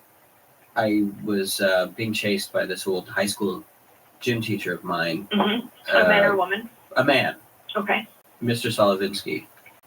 Okay. And he's chasing me through what seems to be some kind of corn maze. Mm-hmm. And he is gaining on me, and I keep tripping on my shoelaces. What color are your shoes?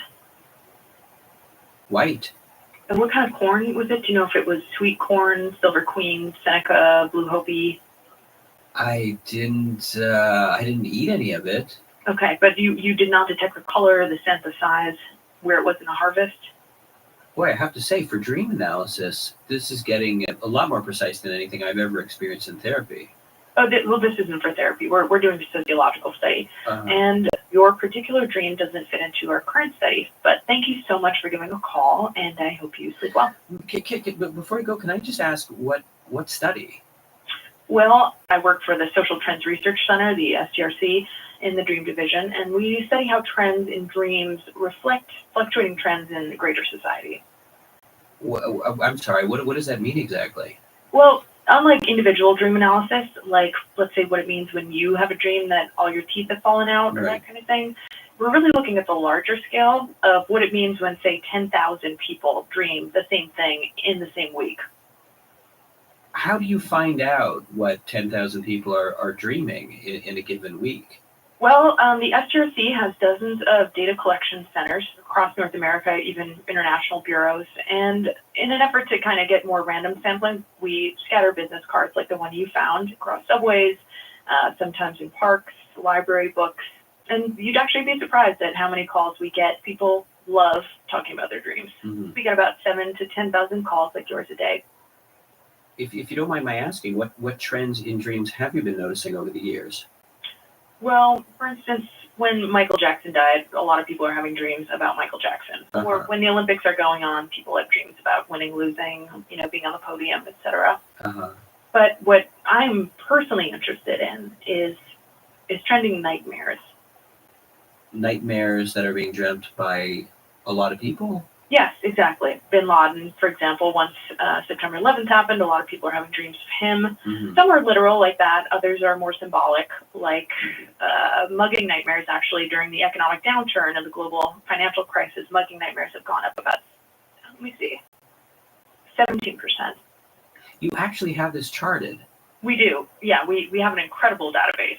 And why are you especially interested in nightmares per se? Well, there is a slightly more controversial aspect to my work. How do you mean controversial? Well, we're beginning to see that these dream trends are not just indicators of what is happening, Mm-hmm. but they actually might be predictors of what's going to happen. I don't know if I'm understanding. You mean, are you talking about like I dreams? mean, it's hard to believe, but in the weeks leading up to the 2004 tsunami, there was a 20% increase in drowning nightmares worldwide. That is not an isolated example. We have tons of examples of this. Like the week before the Oklahoma City bombing, there was a preponderance of dreams in and around Oklahoma City that included exploding windows. And I don't think that's a coincidence. You don't think that's coincidence? No. So my goal is to try and get good enough at deciphering these trends to try to predict disaster situations. Much like a seismologist studies seismic waves to try to predict earthquakes, we're doing the same with the collective unconscious. That sounds a little loopy. I mean, dreams don't predict the future. They're just dreams. I know it's hard for most people to understand.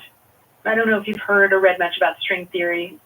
A little. I mean, I'm not an expert or anything, but... Okay, well, there are a lot of very smart people who believe that there are parallel universes, different timelines that may or may not be overlapping.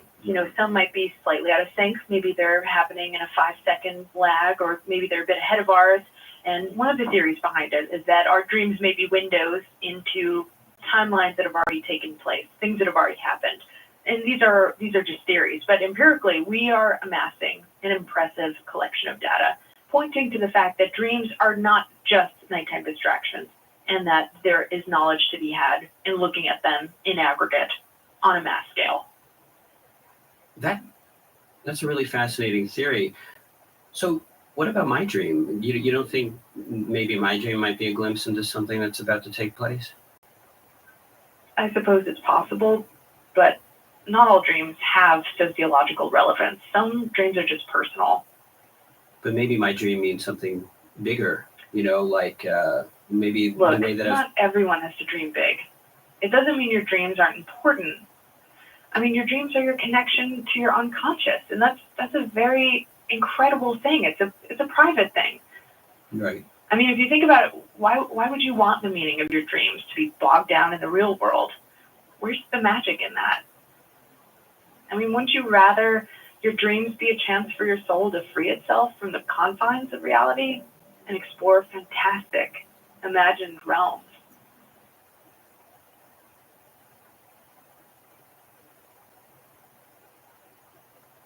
Pink Aerosmith.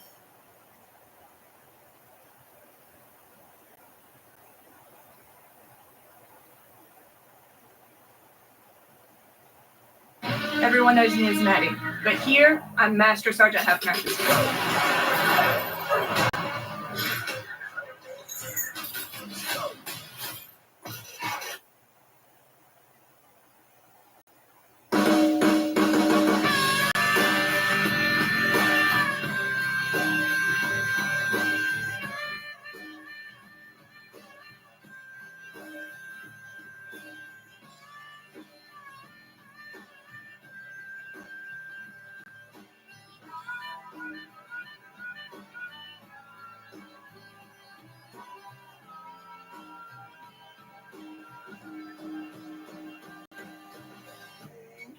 It's my new obsession.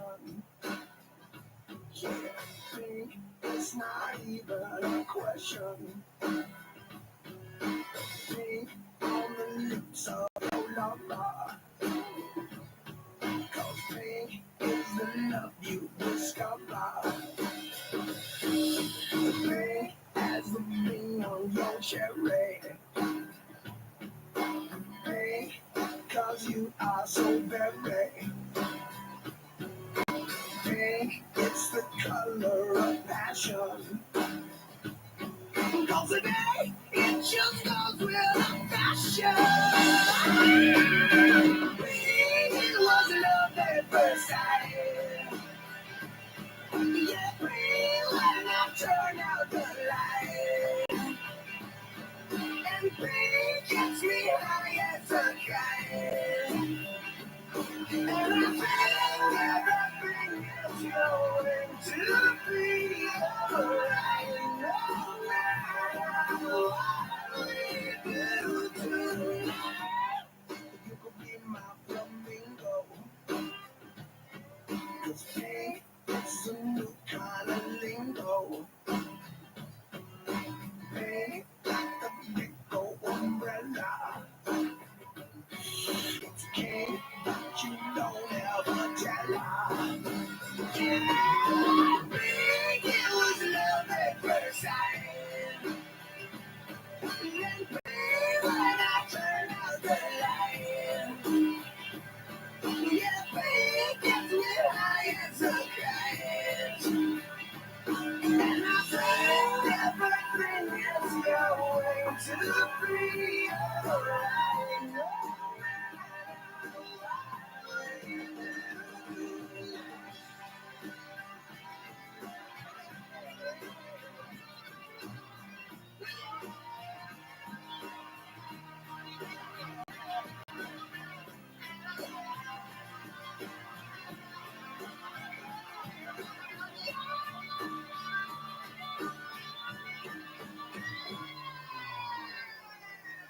I want to be your lover. I wanna wrap you in rubber. As pink as the sheets that we lay on. Hey, 'cause pink is my favorite crayon.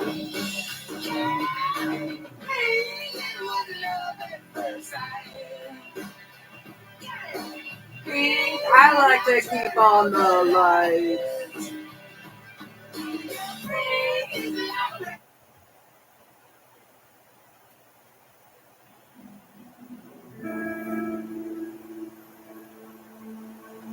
I don't know what's going on upstairs, but it sounds like some of the federal felons going to prison for the rest of their lives are happy, and some are not going to My prison name for is the Mark rest of their Vandy here. lives. And I'm the author of the Ultimate Lucid Dreamer's That's Manual. Jewish And for lucid dreams or conscious dreams are dreams in which you That's actually Jewish realize for you're give me a dreaming fucking within the snack. dream itself. And as long as you can hold on to your lucidity, you can then control the dream and fly around or basically do almost anything your heart desires. And how often do you have lucid dreams during a given week? I probably have about I had a really good dream today when I woke up. It was cool. The whole time I was dreaming, I was just imagining that I was hanging out with a giant black cloud that had its own like level of consciousness, and it was like my companion, this giant cloud. Sounds really stupid, but it was a good dream, dude. I had fun, whatever we were doing. have about 3 or 4 per week, I would say, on average. They really run the scale back and forth from deeply profound spiritual dreams to dreams that kind of change your actual views on reality. You're able to, experience wild things like 360-degree sight where you can see all the way around you at the same time. So just like mind-boggling things like that you could never think would be possible, you really can experience it in a dream. And how long can a lucid dream last? I'd say a typical lucid dream for most people can last about 5-10 minutes. It really depends, though. The lucidity can come and go. You may realize you're dreaming for a while, but then the next thing you know, you get suckered into the dream, or you forget that it's a dream. So a lot of it is just learning the tips and techniques to actually maintain your lucidity. But it's definitely something that comes with practice and time. So could you give us a kind of simple primer on how one would go about lucid dreaming? Certainly. The first step I always recommend is that you need to remember your dreams. And most people just say, You want a lucid dream? I can tell you how to do it right now. But you have to follow the instructions. P. Number 1. Thinking a lot. Number 2. Lay down, dark room. Choose a mantra, any mantra. If you want to practice and see if you can remote view, you can choose a destination. Like Iceland. Whatever. Or mantra. Doesn't matter what the mantra is. The mantra could be, you suck, or I like bubblegum. It doesn't matter. It's going to be something that you're going to repeat over and over and over and over and over and over again in the dark room while you're lying down on your back with your hands folded in whatever way is comfortable. You're going to tell yourself that you're not allowed to move your body, even if you have an itch. And you're going to repeat that mantra in your mind. Sometimes it will take over 2 hours. But you will kick into a lucid dream, and you'll recall everything that happens when you're up. And it really doesn't matter what the mantra is. The mantra could literally be banana, banana, banana, and you're not going to dream about bananas. But as soon as your mind starts to go to another thought, and it will, you have to force the thought out and replace it with banana. If you're having distracting thoughts, then try spelling the word as you're saying it. Like say banana in your mind and then also visualize seeing it. B-A, you know. Anyway, do that. For most people, it takes less than an hour and 20 minutes. But for people, especially the insomniacs, it can take over 2 hours. Never more than 3, though. That's how you initiate a lucid dream, even if you're not somebody who typically remembers their dreams.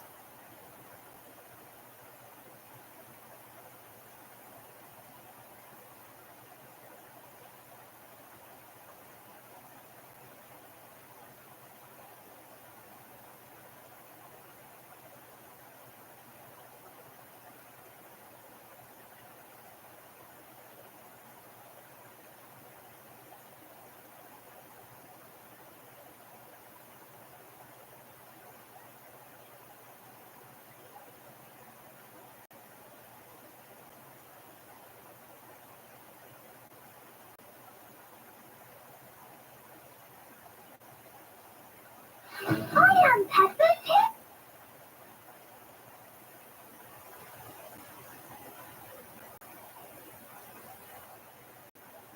Hi there.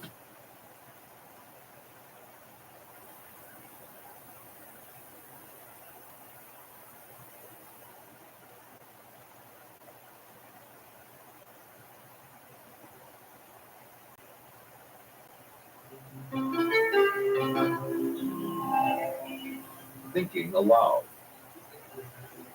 Conversation.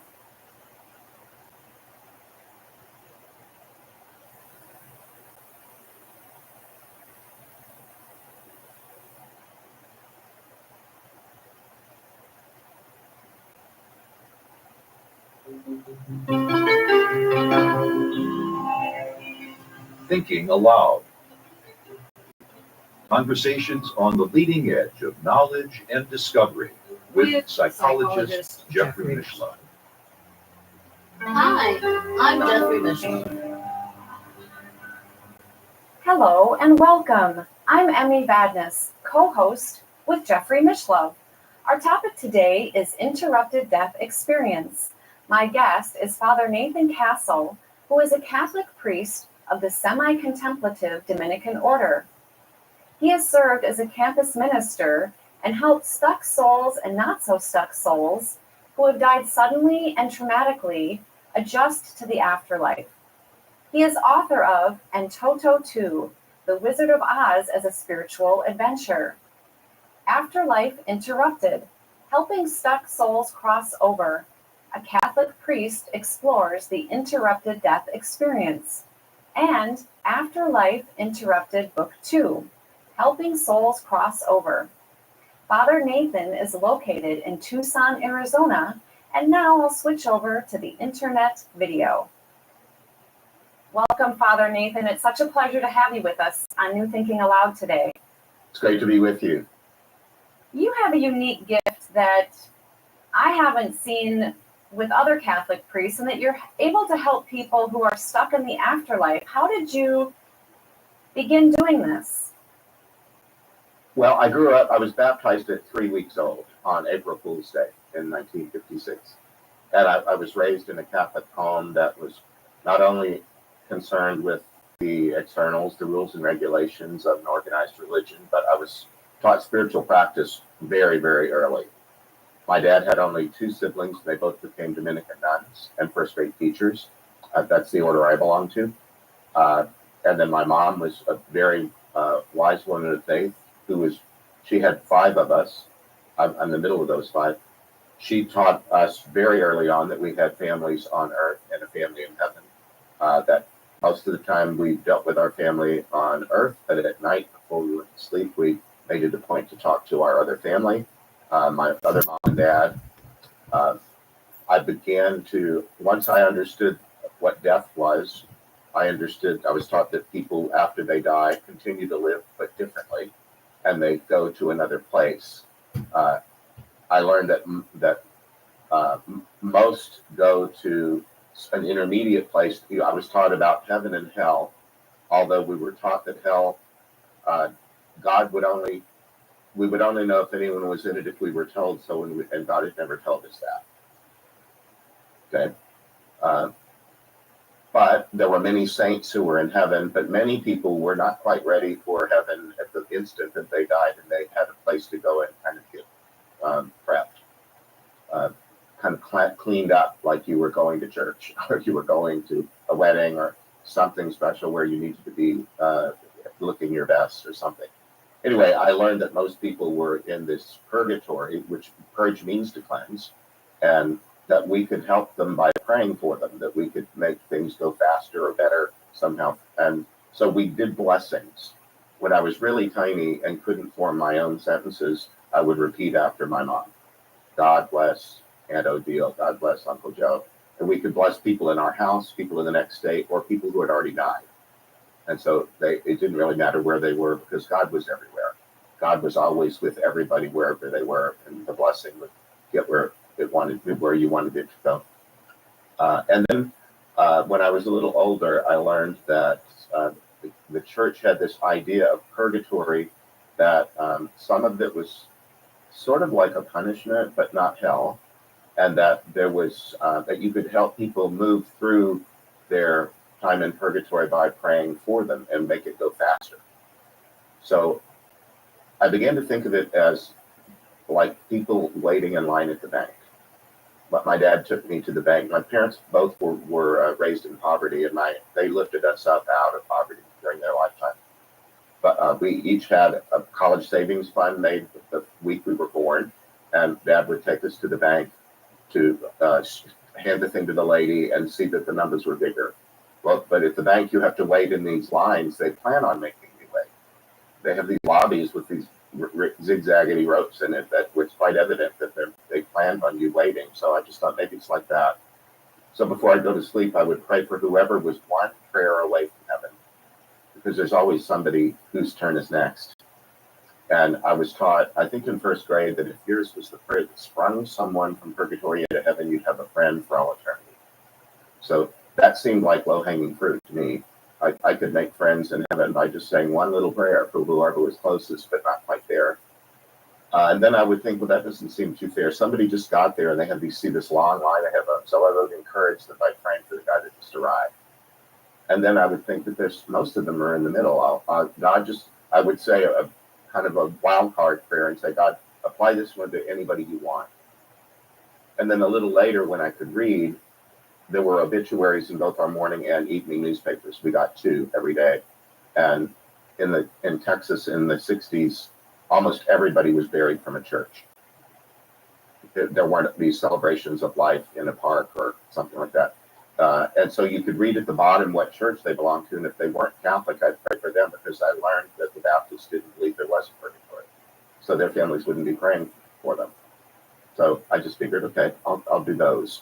So I had this very involved idea about the afterlife from very, very early on. Well, that is very unique. And How would you describe heaven? I remember, I'm still going back to first grade. Heaven would be that place in which God would provide everything you need to be completely happy. And Jesus, again, I think it's John 18 or 19, talks about, in my Father's house there are many mansions, else why would I have told you that I'm going to prepare a place for you? But it's a specific place. So when I do funerals, I usually use that gospel text to talk about people's particular heaven, the thing that they most want. Why do these souls need our prayers? Do you mean that it seems superfluous? I mean, why isn't heaven self-contained? Why can't it take care of itself, or something like that? That, and what have they done or not done where they might need assistance? Well, I just think of the universe as united, as one, and that I believe that sometimes we make too big of a distinction between here and hereafter, however you think of the afterlife. A lot of people that I'm around, I'm a member of IANS, the International Association for Near-Death Studies, at Spiritual Awakenings International. I'm around a lot of people who have an interest in consciousness studies and life after death. And I just think of it as more of a continuity.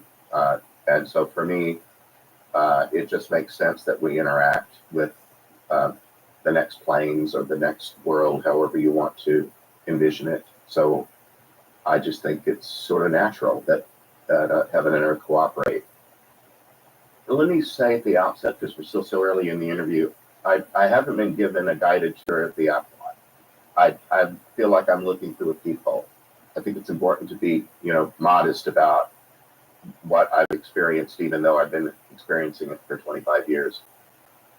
Why are these souls in purgatory versus somewhere else? Well, the ones that I deal with all died sudden, violent deaths, traumatic deaths. Do you remember any of your audience that have taken the first course in psychology? Everybody gets introduced to Freud early on, and then a little bit later to Jung. And one of the critiques of Freud was that he was generalizing about the structure of the human personality based on a psychopathological group of people that he met with in Vienna. Is that familiar to you? Absolutely. And so I remember that that's part of my training. And I'm dealing with a small subset of the human race that dies suddenly, violently, traumatically, and who need extra help in the afterlife. So generalizing based upon that population is something to do with care. But with that said, I feel like my prayer partners and I are on a continuum of healthcare. Imagine what might happen if you or I were in a terrible accident on the freeway and survived it, but perhaps only barely. Someone would arrive in an ambulance with the skill of getting us out of the circumstance, getting us into an ambulance, caring for us on the way to an emergency room or surgery or an ICU room post-surgery, all the way, if we healed, all the way to the end of that continuum where you're ready to go home because you don't need this any longer. That's where I believe my prayer partners and I are located. We're the discharge staff. Yeah, I love that analogy of healing. I mean, we all seem to be evolving our consciousnesses, and we can have events that can be shocking. And the souls who you have helped, it seems that most, if not all of them, have experienced some type of trauma. And you've even shared that they can get stuck in a trauma loop. Yes, I earlier, a few years ago, I was discerning a kind of late in life vocation within a vocation, career change or shift. And I was studying PTSD and moral injury among those returning from Iraq and Afghanistan. And I was trying to network myself into people in that field and healers in that field. And so PTSD often has a kind of a looping kind of consciousness where it's frustrating because the person can't even control what they're thinking, especially at night. And a lot of them have terrible sleep trouble because it's a little easier to change your thinking when you're awake, but not so much when you're asleep. So that, so some of the people that I've dealt with in this afterlife work stayed in the consciousness of the last thing that happened to them, the screeching of the tires or something, loud sounds or something that were traumatic to begin with. And then sometimes what they've needed to do is move out of that gradually. Sometimes that's done by inviting a person to take a break and saying, let's just practice for a minute. Let's think about butterflies. let's think about somebody who loves you and kind of flex some muscles, almost the way a physical therapist would get you to use some muscles that need to be strengthened. And you can go back to that other way of thinking, but we want to establish this, that you do have some volition, even if it doesn't feel like much. You do have some ability to choose a different way of thinking than the one that you're defaulting to. These souls initially started coming to you in dreams. Yes, that's the way that's the whole genre that I get one of these about once a week. And how did this first start occurring for you? The first in this particular modality happened about 25 years ago. I was at the time the director of the Catholic Campus Ministry at Arizona State University in Tempe, Phoenix. I was on a retreat in northern Arizona with a group of friends, and during the night, someone came in a dream. The beginning of the dream, I was finishing a round of golf with a friend, going into the 18th hole, the bar. When we went into the bar, there was a silent auction going on in this dream that was a fundraiser for a charity. So this is all I've run nonprofits my whole life. I know about charity events. So we're at this thing, and on the wall, there's this piece of donated art that was just horrific. And I pointed it out to my friend and said, look at that god-awful thing. Who would donate that to a charity? And I began to move toward it because it just had something compelling about it. And it began to move toward me. It was before we had televisions on walls, but it was rather like that. And it moved toward me, and inside the frame, this little video played of a man sitting on the radiator of a car from the late 50s, the kind with lots of chrome and pins. He hadn't been in a wreck, but he was sitting on the radiator facing away from the car, and he burst into flames and was screaming. He was angry at somebody that was outside the frame, and I woke up. And I knew instantly that it was, the first part was my own psychobabble, my own consciousness doing whatever it does in the night. And then this other part was not that. And the analogy I've used often is that as a priest, I have to sometimes take my turn with a pager from a local hospital. If a Catholic is in an emergency in the night, then wants a priest, it might be on Tuesday night, it might be your turn to have the pager. And if it goes off, you have to suddenly rouse yourself and talk with somebody at the nurse's station, and get the room number and the patient name, and get dressed hurriedly and get there. It felt like that there was a traumatic story playing out, and that I had been awakened, something like having the pager go off. Like a sense of urgency. Yes. Well, as somebody in pain who's reaching out to you, and urgency. So I wrote it down. Well, first I said a prayer to the person and said, hello, my name is Nathan. I think I tried to receive as best I could what you were conveying. I'll figure it out in the morning. But for right now, good night and God bless. I went back to sleep. But on retreat in the morning, any of your listeners and viewers that might have ever gone on retreat, they're always early risers, people that get up and run, or maybe just enjoy the coffee as soon as it's ready, or just enjoy the quiet moments that precede a busy day. I was up for coffee, and a friend of mine who had been a prayer partner of mine and who I knew had extraordinary spiritual gifts, I told her what happened, and I said, when we get a break, would you mind if we go into prayer and see what this is and how we might help? And when we did that, we got very still, and my friend said, whoever this man is, he really wants to talk to you. Would it be okay for me to allow that? And so we had already said protected prayer with Michael the Archangel, with Mary, Mother of Jesus, a number of the other, St. Dominic, the patron of our order, several others. And I just said, well, yeah, go ahead. And out of her came a voice of a man saying, "Who the hell does he think he is, taking me just when my life was getting good?" And I said, "Well, my name is Nathan. Hey, we know your name." And he said, "I'm Ray." And that's how it got started. From there, it was like a new counselee when someone that you don't know wants comes into your space. One of the first things you might say is, "Hi, how may I help you?" And so I asked him that, and we learned that he had died suddenly and violently in 1960 when I was 4 years old. He had gotten his girlfriend pregnant their senior year in high school. They lived in rural Georgia. They had been married a year and a half when an accident occurred where he died in flames, which he had shown me in the little video thing. But his problem was, we asked, "What do you want?" And he said, "I want to be with my wife." And he had been watching her for 40 years.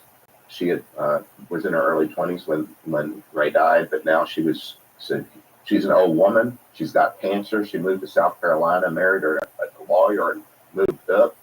But now she's dying of cancer, and I want to greet her when she passes, but I can't the way I am.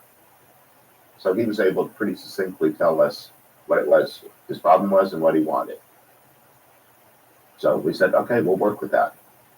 And you were communicating with your prayer partner, with Ray, via psychically or as a channel?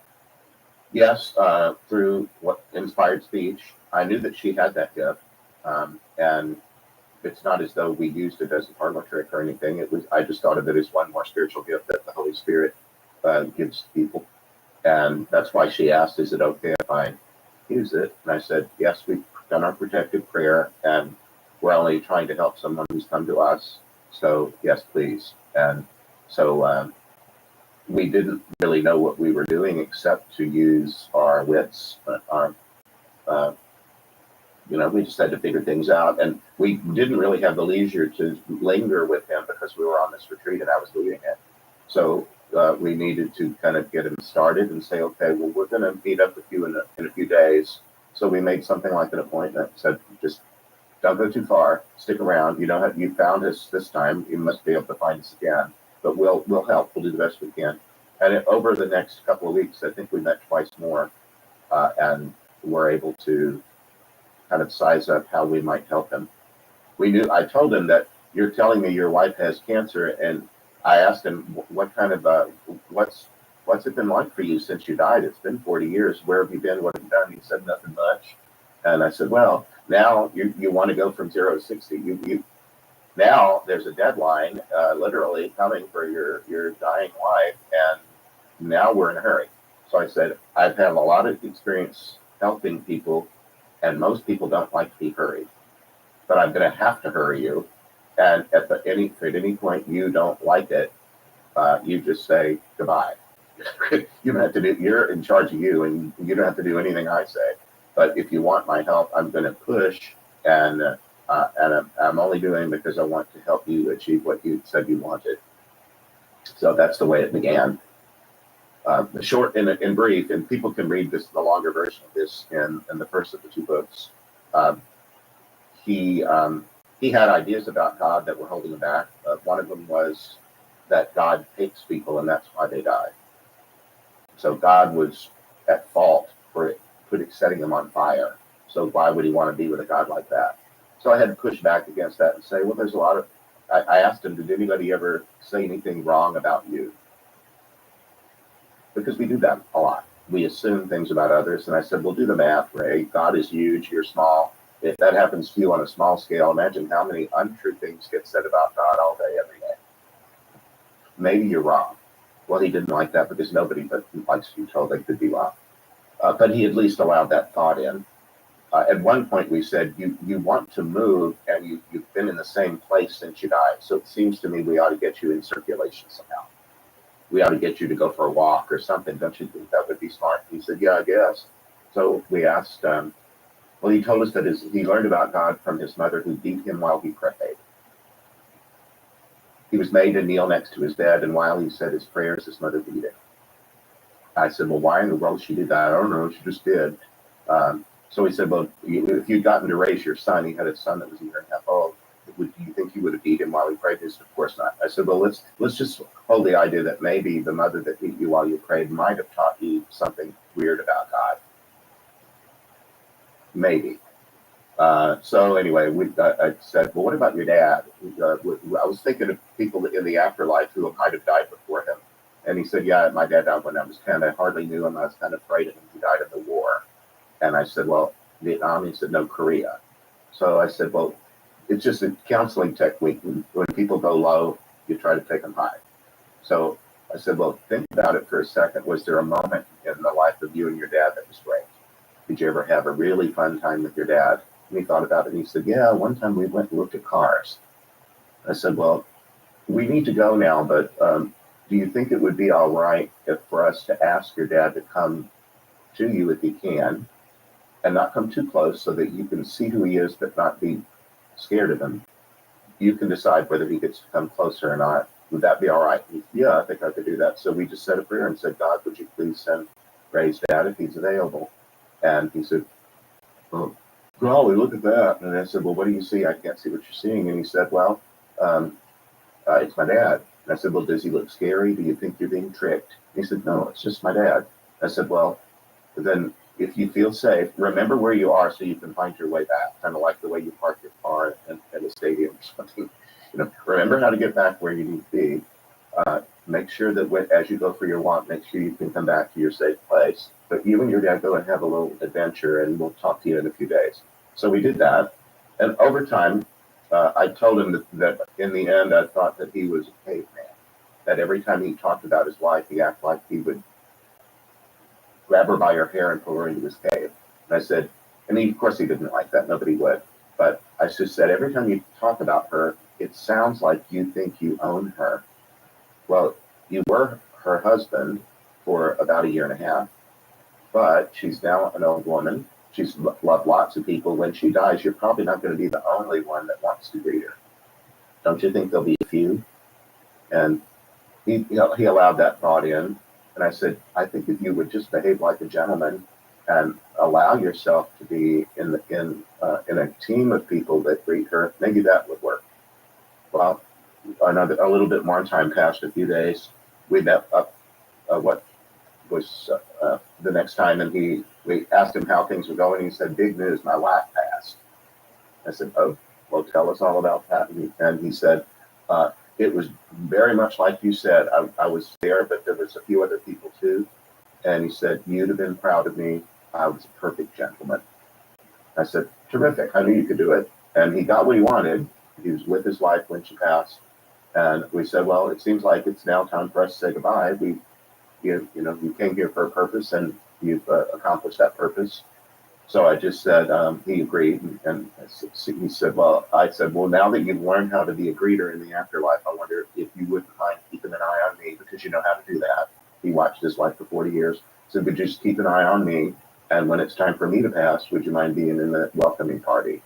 And he said, why, sir, I would be most honored. Just look for the perfect gentleman. And so I named that chapter in book 1, Ray, the Perfect Gentleman. He's still a part of my prayer team. You can't have an experience like that and then just have that person utterly go away completely. He's part of my heart. Yeah, he was the first who came to you. Yes, he was. You mentioned that he watched his wife for 40 years. I actually was mostly, until my parents divorced, and then even some a little bit more, was raised Catholic. And I kind of thought some of the understanding of that was that when you die, you go to heaven and that's it. And that souls can stay in heaven. But it sounds like you're suggesting that when souls pass, they can still connect with or even communicate with their loved ones here on earth. Yes, I'm certain of it. Even the word heaven, I love words and etymology. And any of your audience who speaks Spanish would know that the Spanish word for heaven is cielo, but it's also the common word for sky. So a Spanish speaker, when they use the word cielo, you have to discern from context whether they're talking about the place where angels fly or where birds fly. Well, in English, we can use the word heaven to describe the sky. The heavens are glorious today. It's so sunny. but that seems sort of Shakespearean or something. We hardly ever. It's so poetic. We don't in English look at the sky and call it heaven, but it's the same concept. And I like to tell people in an audience, for example, what part of your body is touching the earth right now? Well, sometimes none of it if they have, if they have their feet off the floor. But I say, put your feet on the floor at the very least. What part of you is touching the earth? Well, obviously the soles of my feet. And then doesn't that mean the rest of you is dangling? You know that that earth is a ball. The rest of you is not touching the earth. It's where does the sky begin? Well, it begins at the floor. We're already in the atmosphere. And so could you imagine yourself being in heaven? One of the things Jesus said was, the kingdom of God is in your midst. So this spatial idea all of this is an attempt to describe the mystery. And it's important to keep that in mind. My background is sociology, which is one of the social sciences. When I was at Stanford for 7 years, and it was moving increasingly away from social sciences into computer tech and hard sciences. And students at Stanford used to call the social sciences fuzzy in a kind of pejorative way because it can't be measured exactly the way physics or chemistry might do a thing, or even math. Well, be that as it may, I just believe that there's room both for clear descriptions of mysteries and respect for the fact that a mystery doesn't have to be broken down into bits. There has to be some respect for it, both knowing and not knowing at the same time. So you're suggesting that the afterlife or heaven is already within us and around us. Yes, and just before we began this show, we did a prayer together, and when I do that, I invite a lot of my friends among the holy ones. St. Michael the Archangel, Mary, the Mother of Jesus. I have a whole gaggle of saint and angel friends. And then some are like my parents who have passed, loved ones who I've known in this lifetime. And I just surround myself with them, and I believe that that all of this overlaps. Going back to Ray, it sounds like he died tragically in a fire. Was it necessary to help him heal from that experience, or was it mostly that he was primarily angry with God? Well, we stayed in our lane. I asked him what he wanted, and we helped him achieve what he wanted. After that, we always do, before using anyone's story publicly, we always contact them one last time just to get their permission. I try to respect my tradition, which discourages back and forth conversation with persons who have died in general. So I don't, just for my amusement, call up Ray. But we did ask him to come one more time to ask him if we could use his story publicly. And that could have been a very short conversation. It's a yes or no question after all. Yes or no, may we use your story? Well, he decided to tell us more about what he's been doing since. And I remember him saying, I didn't like school and school didn't like me. They were always trying to teach me about things I didn't want to know. And he said, now there's all kind of things I do want to know. And I find that, he said, after I learned how to be an afterlife reader, I did it once. And I thought, well, I did it once, but I'd really like to know more about it. So he found that he was in a group of people that wanted to do this sort of on an ongoing basis. And so he learned more about it by going to school. So he is still a part of my prayer team, a part of my prayer life. And I call on him on a regular basis. Purgatory means a cleansing space. That's what the word itself means. To purge means to cleanse. So it's a metaphor that it's not the only available metaphor, but it's the one that got named in the Catholic tradition. That one, there must be some need upon dying to clean up some before being in the fullness of the presence of God, however one imagines that.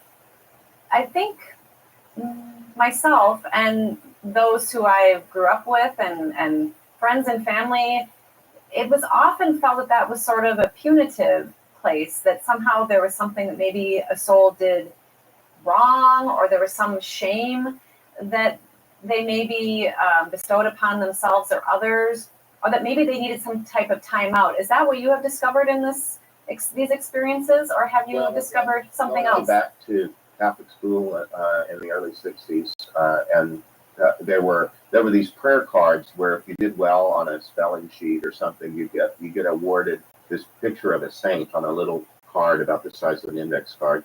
On the back, the front was their picture, and on the back there'd be a little prayer, and then a tiny italic line that would say this prayer and it's worth 100 days indulgence.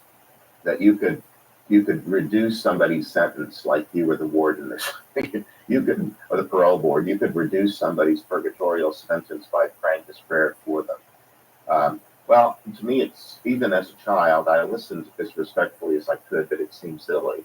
That, first of all, it made God be like a warden, and I don't see Jesus as somebody overseeing a penal colony, but it was part of the tradition, so I went with it. It seemed to me like clipping coupons, like, you can get a discount on purgatory, but I did it anyway because it was part of what I was taught.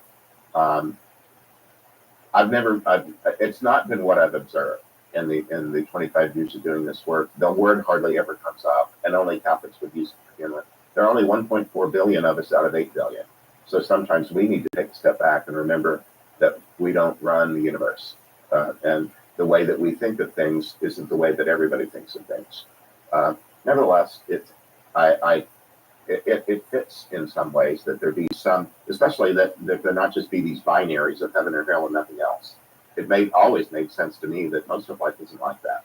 Most of life has some kind of shades of gray or some kind of continuum.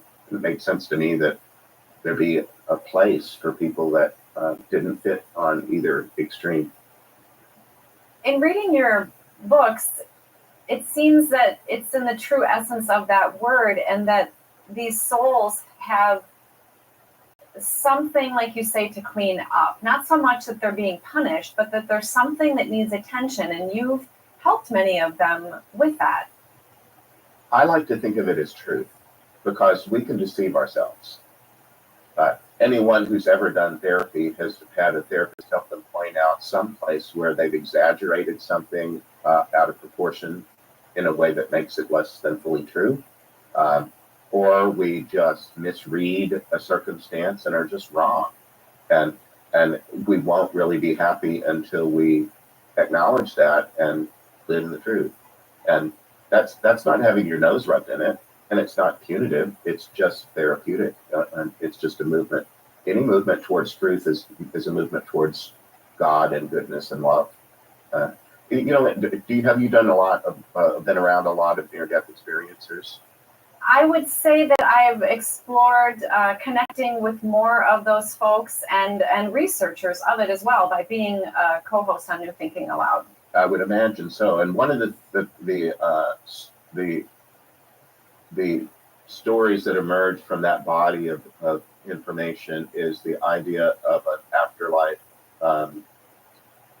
review.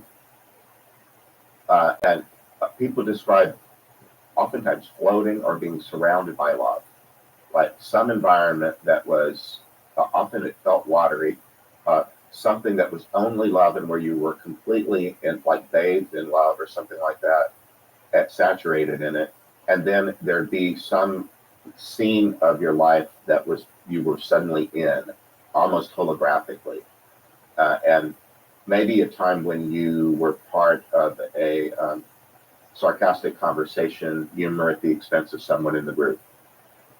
And the person who, you might have made a comment about somebody that you thought was very clever and witty at the time that it was hurtful. But the other person didn't let on that they were hurt. They laughed at the joke and interiorized it. Well, sometimes people enter into scenes like that, and then they're shown the consequences of the thing they said or did and how it played out in the life of a person who was harmed, and showed you what you did. Well, is that purgatory. It has to do with wrongdoing and the opportunity to see the truth of it and to correct it. And so I think of it that way, that a lot of it, remember I described the therapeutic continuum and said my partners and I are at the end with the discharge staff. So we're not doing all of that work. It's been done already, and these people are kind of vetted and they're ready to leave, and that's what we help them do, kind of get out the door. But they often refer to the fact that they've had to work through shame and guilt. When people die suddenly, maybe, for example, they might have left small children, and now they feel they've ruined their kids' lives. Well, that's a stretch, you know. Yes, you wouldn't ideally die when you have children that are in kindergarten, but that doesn't mean their life is ruined. That's a little melodramatic. It's understandable, but it doesn't accord with the truth. Some people have lost parents early in life and went on to have very full, happy, fulfilling lives. So you don't need to think that way necessarily. So sometimes the work is helping people just, I don't know, turn the volume up or down on a thing. You know, that idea can belong, but it doesn't need to be so loud. Could you just moderate that a bit? The souls you work with have died suddenly and traumatically.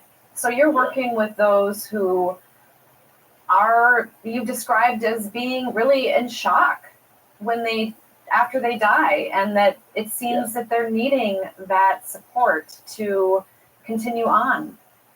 And they get it, then it's a matter of whether they're receptive to it or not, and receptive at kind of what pace.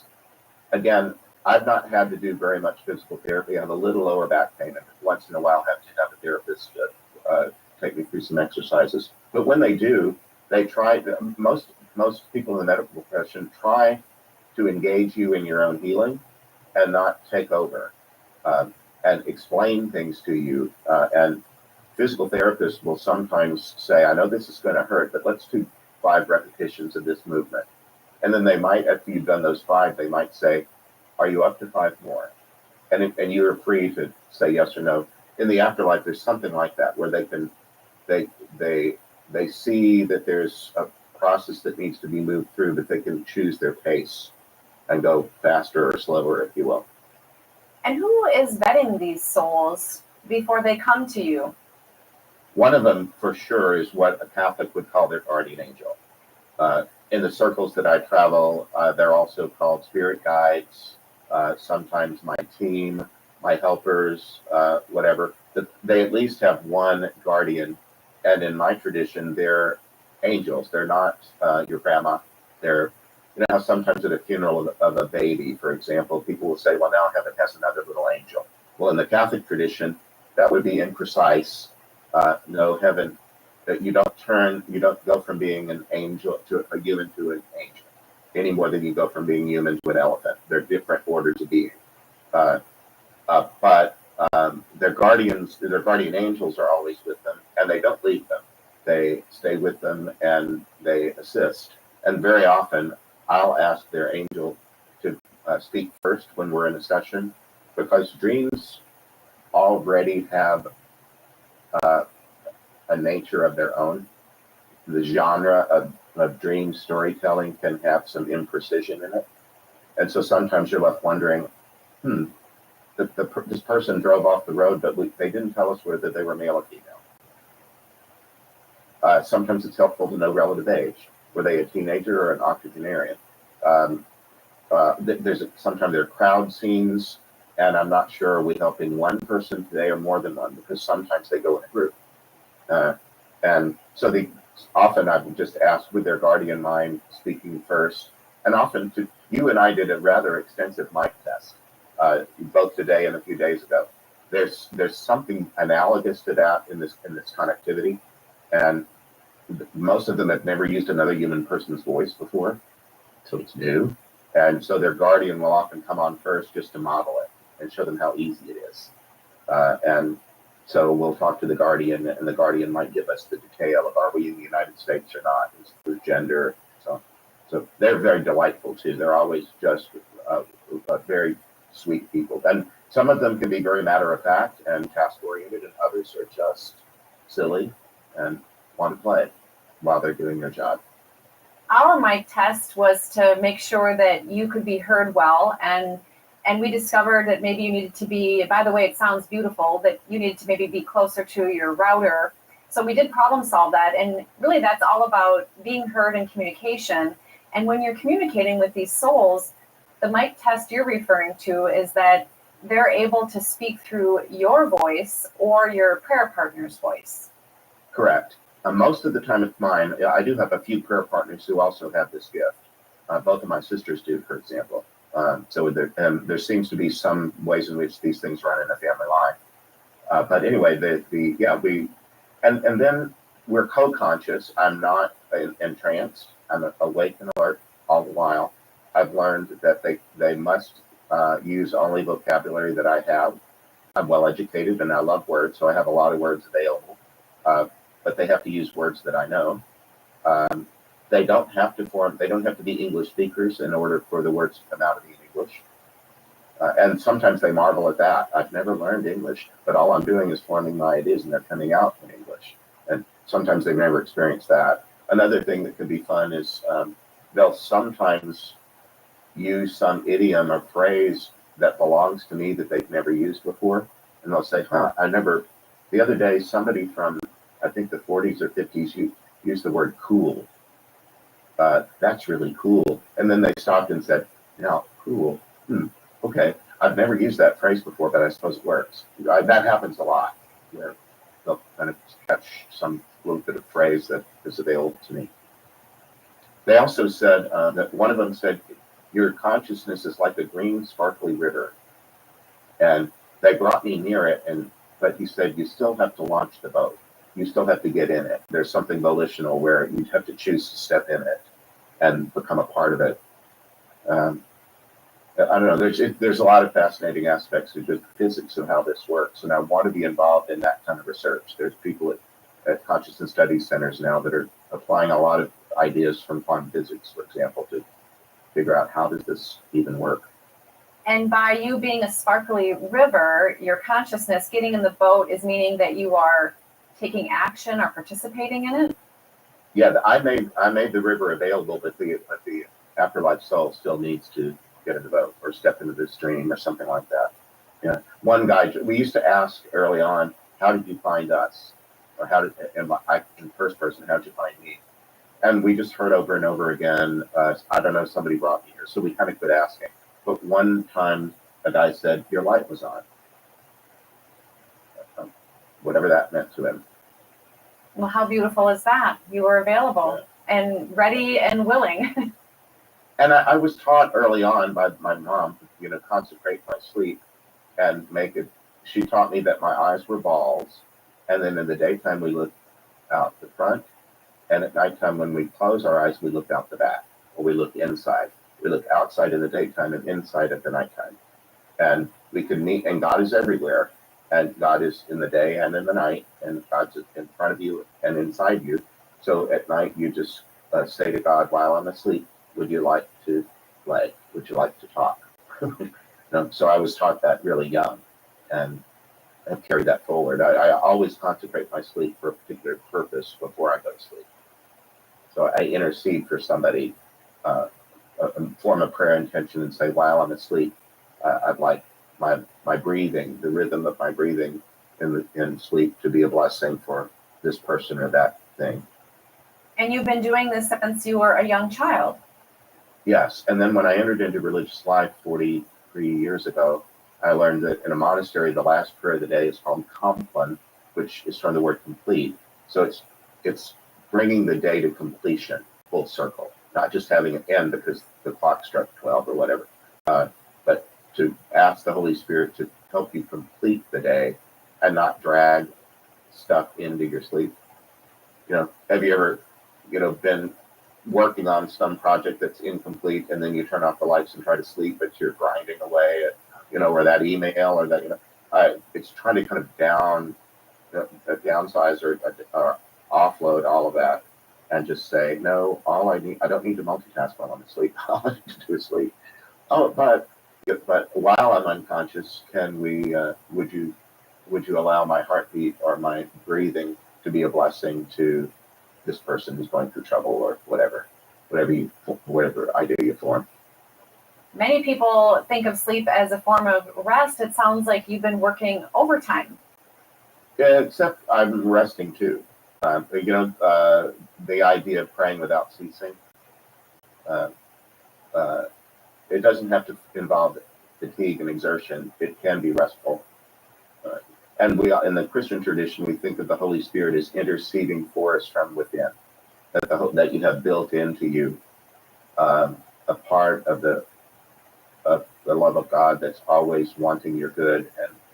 And one of the metaphors about the Holy Spirit is the Holy Spirit is the defense attorney, the paraclete, the one who speaks up for you. And so that there's a voice within you that's always promoting your good, even while you're asleep. So my order is semi-contemplative, so I've been trained in some of these ways of thinking and acting. How beautiful to set an intention that your breath is a form of prayer for others. If you think about the two components of a breath, inspiring and expiring, inspiration is the root word of spirit is breath, and respiration. So God's breath is moving in and out of you all the time. And when you bring it in, it's nourishing you. And it's no more expensive to take a deep breath than a shallow one. You know, when I'm on retreat, I teach people some breathing things, and I say, you don't need to worry about the inflation when you're breathing. You can breathe really deep breaths, and the meter is not running. You can nourish your body fully by taking very deep breaths, and then on the way out, it's always cleansing you. The toxins leave your body every time you expire, and then if you do this next to a green plant, the plant is doing the same thing you're doing. It's taking in what it needs. It's taking in the carbon dioxide that you throw off, and it's getting rid of oxygen as a waste product. And if you just sit next to a plant and breathe deeply, you can help each other and detox. And in the night, I pray to detox. And when I have troubles, anxieties, worries, angers, I just say there's this toxin in me and I don't know how to get it out, but I know that my breathing always detoxes me. Would you please see that wherever these memories are stored, that they leave one breath at a time? I've done that, 40 years, I'm sure. You have lived a tremendous life of service and have given so much to so many. How has it helped you personally? Well, I'm enjoying my life. I recently started a podcast too. I call it The Joyful Friar, which was St. Dominic's nickname, the founder of our order. And it was why I was attracted to this brotherhood and not another. I've lived in a joyful life, and that doesn't mean that every moment is happy, but I believe we can wait in joyful hope when things are bad, when things are not going the way we wish they would. They will turn. They really will. And in Christian language, Good Friday turns into Easter morning. You just have to be patient with it. And then sometimes you just have to form an idea of the hoped for thing and trust that good will come. And then try to be aware of goodness even in a bad time. I remember praying. My dad died a very long, slow death of Parkinson's disease and dementia. He was under 100 pounds at his death. And I just remember praying for the grace for that day to be a good day, that the day of his death would be, that he would have a happy death. And I remember blessing his body and thinking, okay, that day has arrived, and it's not happy, but it can be peaceful. And I'm hopeful for him and glad that his suffering is over. Lots of people have had to go through stuff like that, where they try to look for the best even in a difficult time. That's what I do. I'm sorry to hear about your father, and I'm sure your prayers supported his peaceful transition. He's never been better. He's just fine. He died in 1997, and he's a picture of health now. He's a very happy fellow. And you communicate with him regularly? Yeah, I wait for him to do the initiating, but once in a while, he does that more with my younger sister. I was from a family of 5, and Catherine was the late-in-life child who had our parents to herself after we had gone off to school. And so she has a special relationship with him. And so sometimes I hear about their interactions since he's passed. But once in a while, he shows up to me just with a nudge or a wave. We don't chat, but We could if we wanted, but we don't find it necessary. You mentioned Easter. How do you relate to the story of Jesus being resurrected from the dead in light of your experiences? One thing that's important to me is that Jesus spoke to the dead while he was alive, before the cross.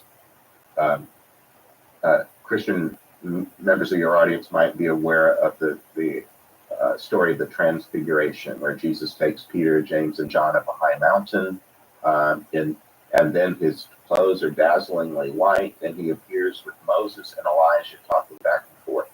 Moses and Elijah are historical figures of the day that had been dead, died centuries previously, but there he was talking with them.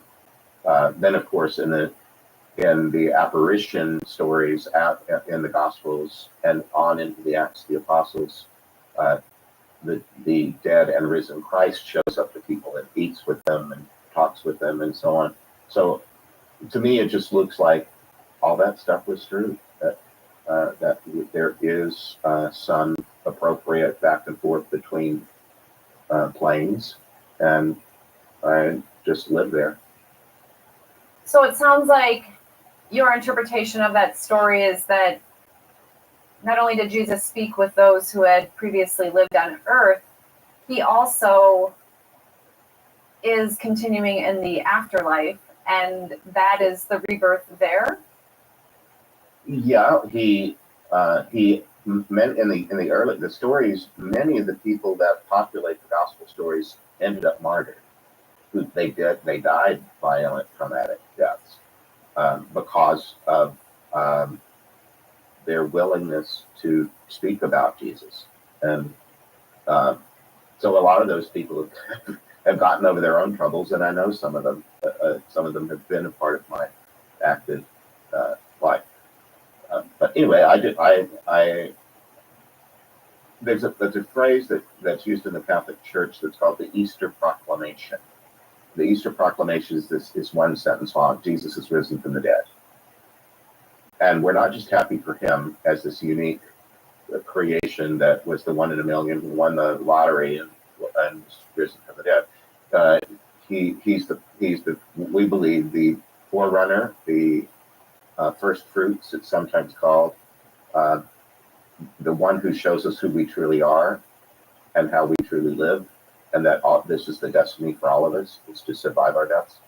And the reason I've made this such a late in life focus, because I believe all of us on this earth are mortal, and if we gained an appreciation for the fact that we're also immortal at the same time, we might not let decline and approaching death or the loss suddenly of loved ones boss us around. I deal a lot now because of people like you that make me known through podcasts and such. I have a lot of people who contact me through my website who have lost children or lost somebody they love, and many times it's sudden, although even deaths that were predictable still hurt, and oftentimes people really don't know what to do after that. And so I end up helping them. I'll just say, well, remember, you're talking to a Catholic priest, so don't be too surprised if I use Catholic Christian language, but I do believe Catholic does mean universal, so that you don't have to default to sectarian language necessarily, but it's what I know. So I share what I know and just say, it's not necessary for you to think of your loved one as far away. In fact, nobody really wants to be in a long-distance relationship if they can be with their beloved. Could you just try flipping it? Before you think of them, would you imagine them nearby? That might change things. So I do a little bit of, I don't do extensive online counseling with the same person. You know, in the first of the Afterlife Interrupted books, we use the word stuck in the subtitle. But so I sometimes am known for this. People will Google stuck souls and my name will come up, and they'll contact me. But sometimes they're quick to assume that their loved one is stuck without real evidence of that. And so sometimes I'll challenge that and say, let's not presume that they're having a problematic afterlife because we don't know that to be true. They could just be having a nice sleep. But very often at funerals, we say, may they rest in peace. So let's not make it worse than it has to be. Grief is already bad. Can we just ease up a bit? And then I teach them little, ways to enhance their own intuition in the ways that they might think of their loved one, and talk with them, or at least talk at them. Even if they don't have the satisfaction of hearing messages and such, I can at least teach them how to form their imagination to pray for the good of their loved one. That's a lovely service to help people know if they can continue to have a relationship with their loved ones. You discovered that these souls aren't necessarily stuck, however. Yes, I early on that seemed to be the case, and that's one of those places where, when I was talking earlier about you could be wrong, being wrong doesn't necessarily mean that you chose the wrong option on a true-false test. Not everything is binary that way. Sometimes you can be wrong just by exaggerating a truth to the point where you've stretched it to the point where now you've moved away from truth. So some of the souls that I've dealt with just died so suddenly. Many are murder victims, for example, and so they might have anger, resentments, different things like that they need to move through, but they're not necessarily. One way to be stuck would be to be in a trauma loop, and that's one reaction to being a victim of trauma. But not every traumatic event creates a trauma loop. Some people get shot or have the trauma, and they experience it as one thing that happened in the sequence of events, and then they deal with it. And so some people are really not so much stuck as they are just working through what they have to do to find peace.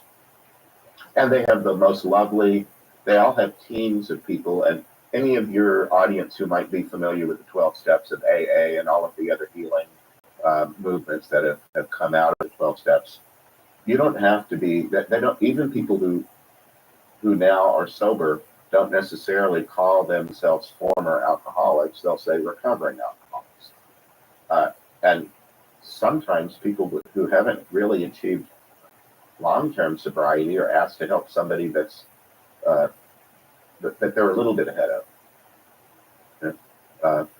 I've been in campus ministry, and a lot of the times in ministry, people who are flawed and wounded are helping people who are also flawed and wounded, because sometimes the parts of us that aren't flawed or wounded are helpful to somebody else, and you don't necessarily have to wait until you reach some status in order to help somebody else. And I find that in the afterlife, sometimes people who are still working through a traumatic death are doing so while they're helping new arrivals or other folk. It gives dignity to see yourself as having gifts to give that make someone else's life better. And sometimes people led lives that had very little dignity attached to them. And then in the afterlife, they have to learn, oh, you were always better than people thought you were. You were always better than you thought you were. The will just help you see that. And one of the ways they do that is by helping people grow in their own esteem, by seeing themselves as helpful agents, someone who accomplished something. Even in AA, they very often will give you some little button or badge or coin or something that's your 30-day coin that shows that you've made some progress, and everybody applauds. I've seen that. There's afterlife scenes where people are sometimes, they have their moment in the spotlight, and there are other people who just stay back to applaud them so that they get, acknowledgement, and then they move on to a next part of their progress. It's really sweet. So the soul or consciousness continues to evolve. Yes. Yeah. I just believe that's so natural. I mean, I'm almost 67 years old. I'm not the way I was at 50 or 30. Sort of am, because there are attributes that are that move and don't change. But then there are others, like my hair color. It wasn't always gray. There are lots of attributes that we have that are what in philosophical language are called accidentals. You can go to the store and have a different hair color by the end of the day if you want, but you're still you.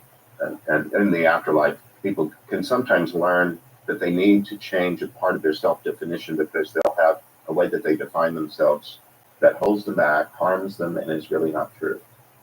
That phrase that, have you ever had anybody say to you angrily, "That's just the way I am"? Sure. Or maybe you said that to somebody else. Well, oftentimes that's a defense mechanism at a time when someone's being challenged to be a better version of themselves, but they don't want to. And then they have the perfect right not to, I suppose. But sometimes in the afterlife, they have to be shown, well, if you persist in that thought, you're free to do so. We just won't be able to help you. But please don't think that way, because we really do want to help you. Many of the souls who die traumatically or tragically, you have discovered, do actually continue on in the afterlife quite seamlessly. But I believe you suggested that maybe only about 5% of those become the ones who need your assistance from people such as yourself.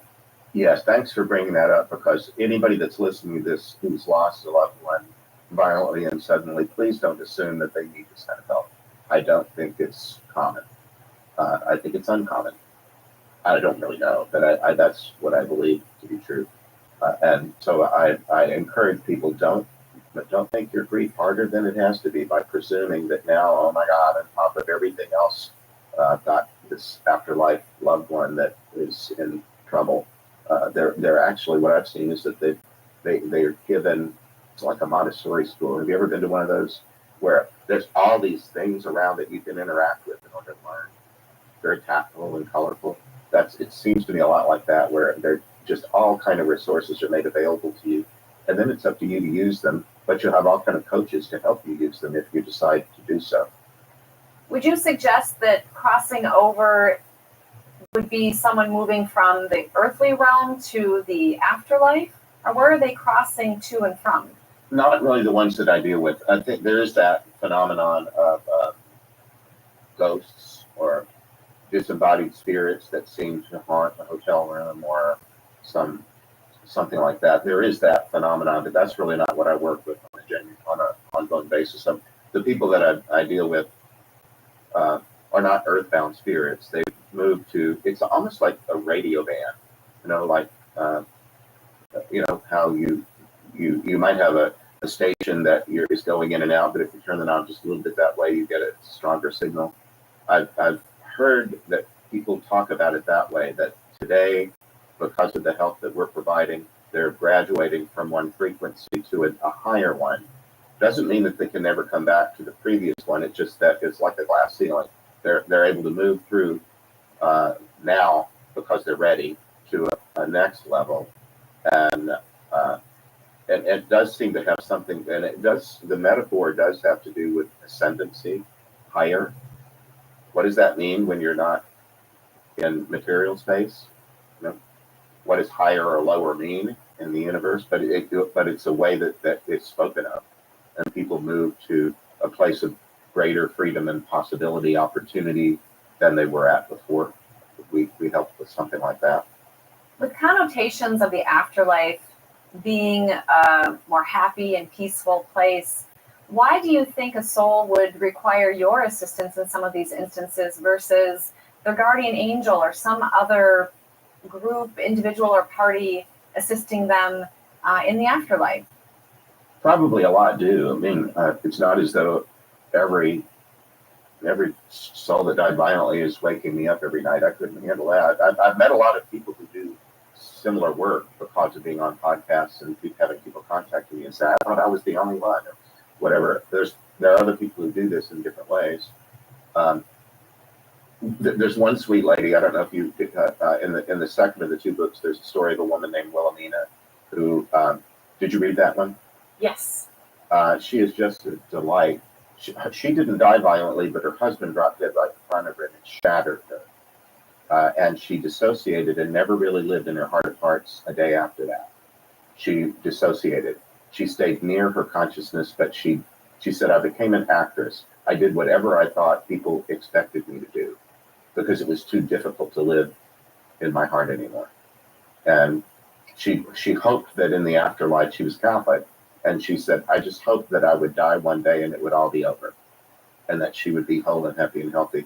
Well, she did die, and when she arrived to her afterlife place, they said, well, it's not automatic, dear. You still have to take part. We'll show you how, because you used to know how to do this. And we'll remind you. We'll help you.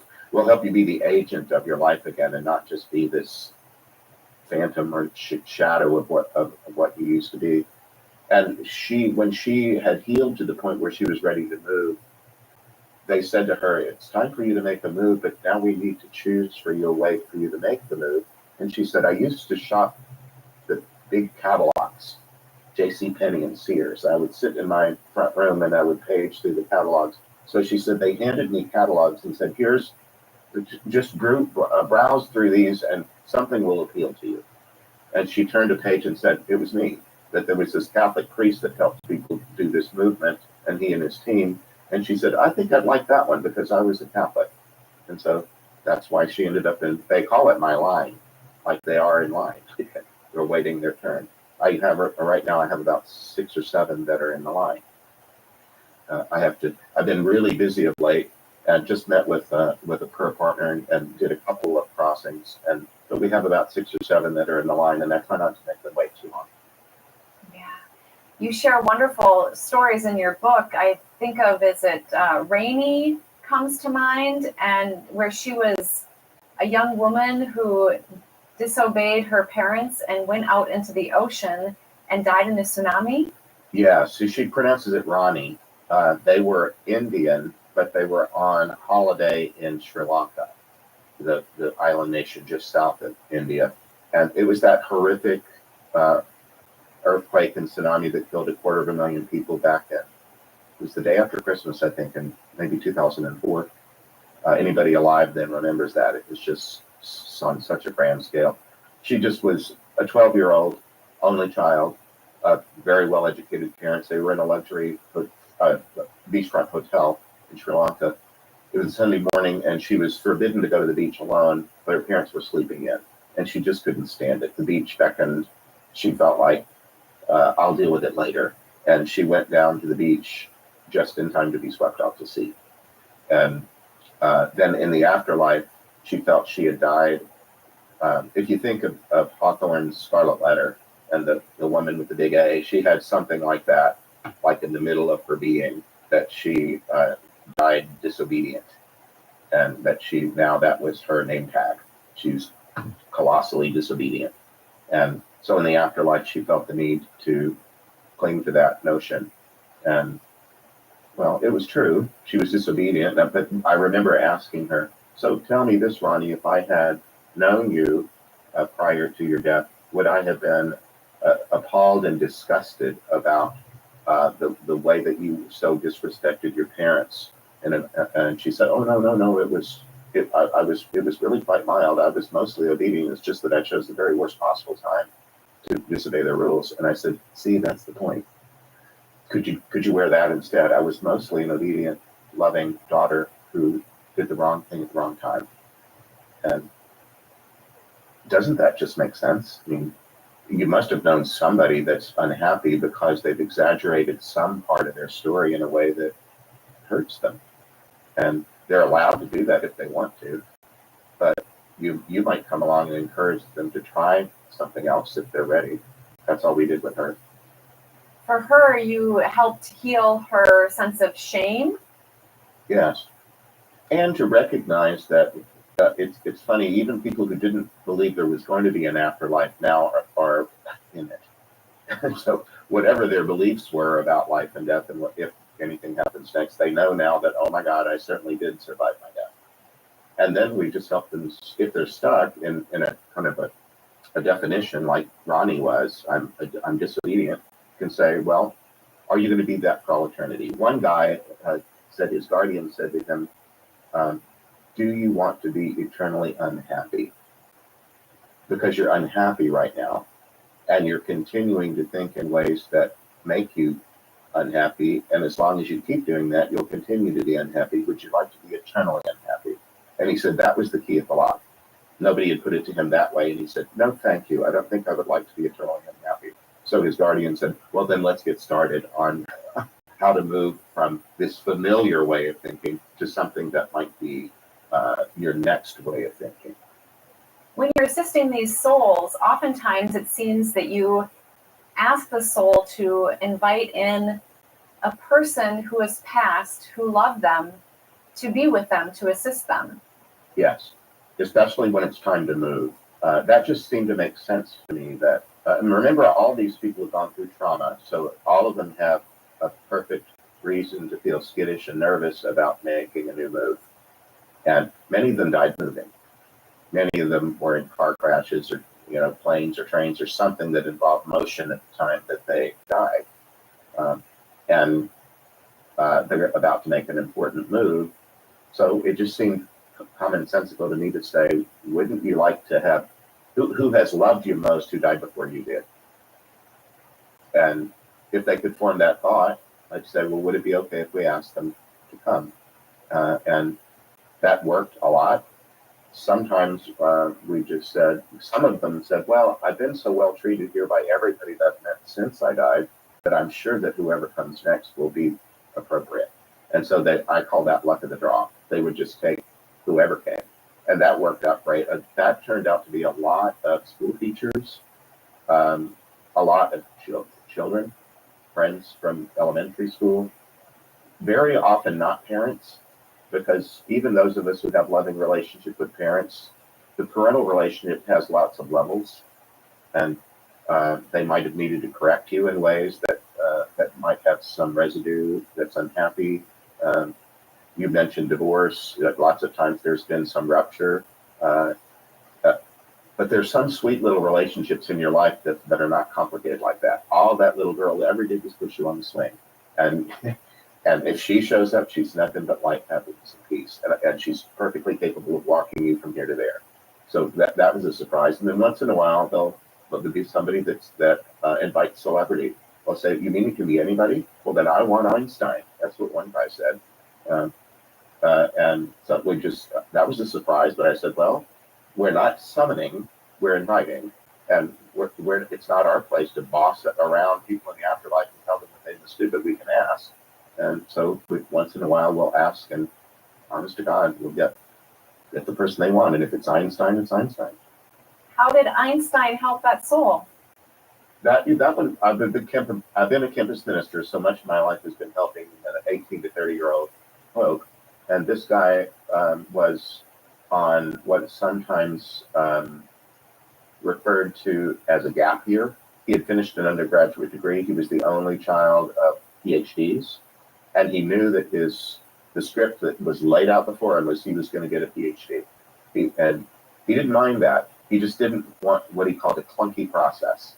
He didn't want to have to take some 2-year master's in something and then apply somewhere else for something else. He was looking for something that he thought was seamless. And he said, I didn't want he wanted a generalist PhD. Do those even exist? Is there a way that you can get a doctorate? I think that's sort of the antithesis of a doctorate. Yeah, exactly. If any of your audience have been to a graduation where somebody actually gets a PhD, they usually read their dissertation title out loud, and there's often laughter all through the auditorium because none of us would know what that means. It just seems laughable in the moment. Well, he didn't want that. He wanted something broader and deeper. And he said, I wasn't religious, but I like the way religious people often thought of things. I liked philosophy, but I didn't want to be a philosopher. He said, I liked physics and chemistry, but I didn't want to spend all that lab time.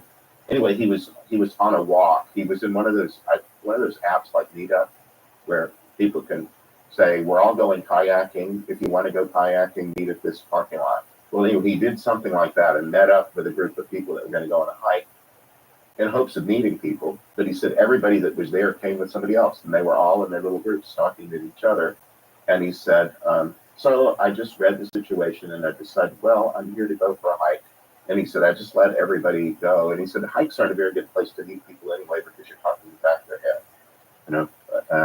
And they're on a trail, it's usually one at a time. And so he said, I just decided to fall back and be alone with my thoughts.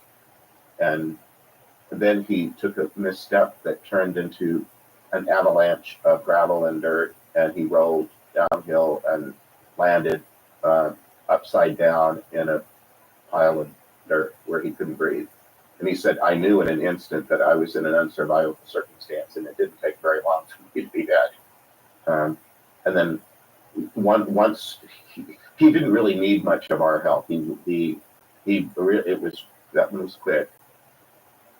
But he'd not done it before, and he said, well, here's the way it typically works. Either you pick somebody from your life who's loved you and has died. You just allow for somebody to come. And then as an aside, I said, once in a while, people ask for somebody famous who's died. And he said, wait just a second. You just kind of passed over that in a hurry. Does that mean that I could ask for anybody who has ever lived and died? I said, well, we can't demand that they come, but we can ask that they do. And he said, well, if that's the case, I want Einstein. So ask and you shall receive. He asked for Einstein. I said, my friend who was the prayer partner, I remember her saying, all righty then. We'll ask for Einstein. And then when he emerged, it's not visual for me, but he said, this is so cool. He's showing up not like that old guy with the walrus mustache and the wild white hair. He's showing up as a tweedy young professor, like 30 years old or something, just starting out his career, where he can kind of be like an older brother mentor, really, really smart older brother. He'd always wished he had a sibling. He didn't have one. He said, he's coming to me like he's my really, really smart older brother. So off they went. What did Einstein do? Took him for a walk or something. All he did was walk. He died walking. But he said, we're going to go for a walk, but there's not going to be any avalanches this time. We're just going to go for a walk. And I don't know, we had to have contacted him one more time to get his permission. I'd have to go back and read my own book to remember the details of what they did, what he said next. But he ended up helping other young people. He was met by a group of people who died while getting doctorates.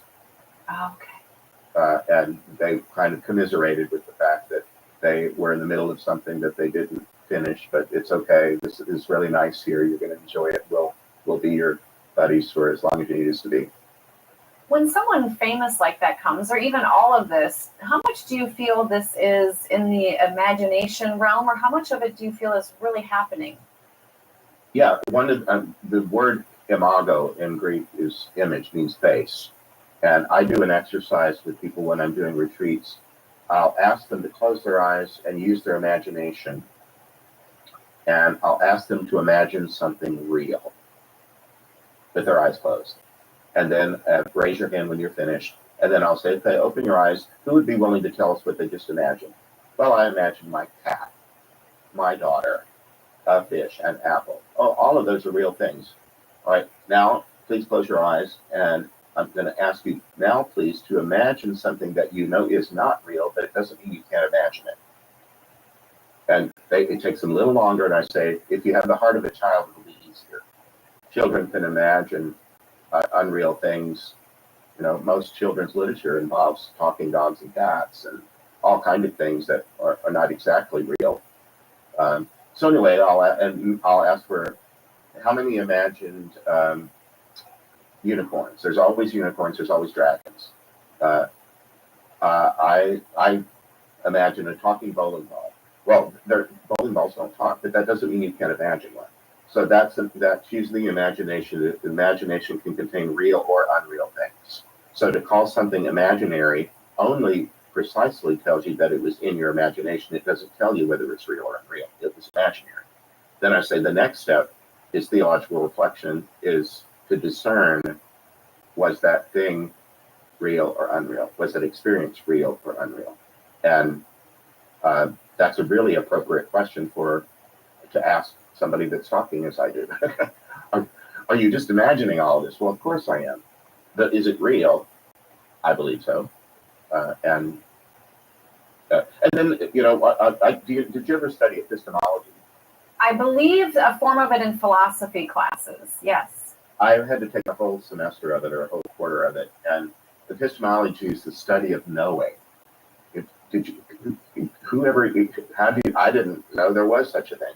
But one of the things that the basic tenets of epistemology is the idea that in human bodies we know things through the five senses, either one or a combination of the five senses. And in a courtroom, the judge and the jury and the lawyers were not at the scene of the crime, and so they bring in someone who testifies that I saw this, I heard that, and then the rest of us have to decide whether or not we believe in their testimony. Okay, the scientific method moves that way. If it didn't, we'd have to repeat every last experiment ever done, have our own sense of whether the sun rises in the east or not. Well, knowledge will never advance if we just keep going on that hamster wheel.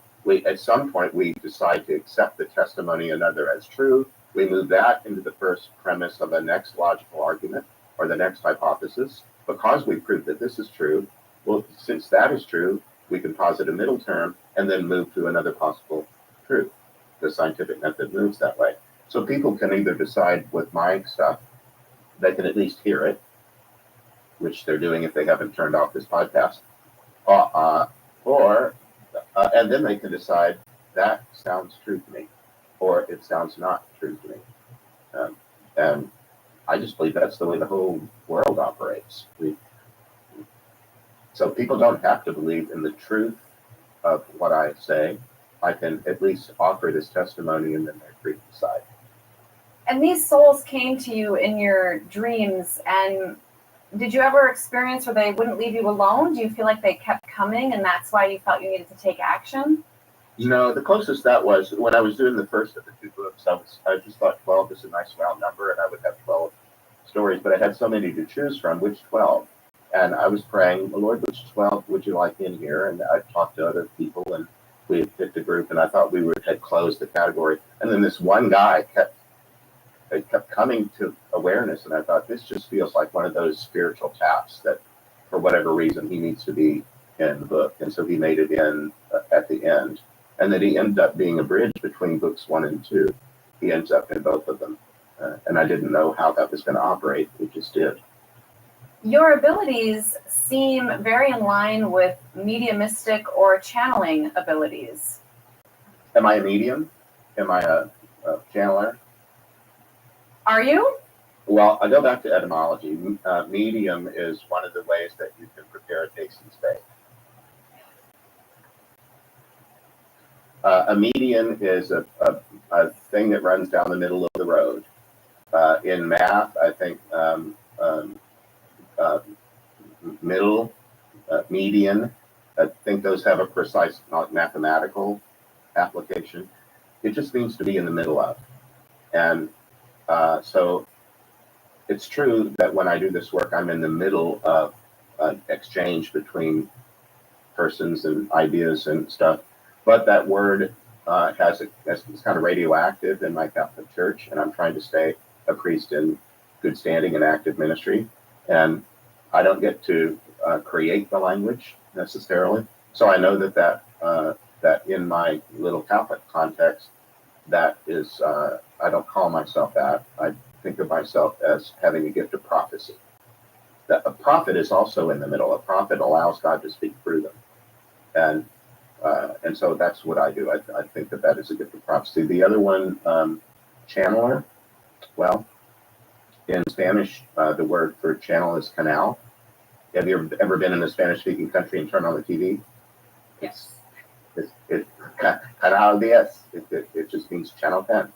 So canal is a channel, and it's just something that somehow contains an energy that's flowing. A channel of electricity through a wire, or here in Arizona, I'm very near a canal that brings water from the Colorado River to Phoenix, and I do have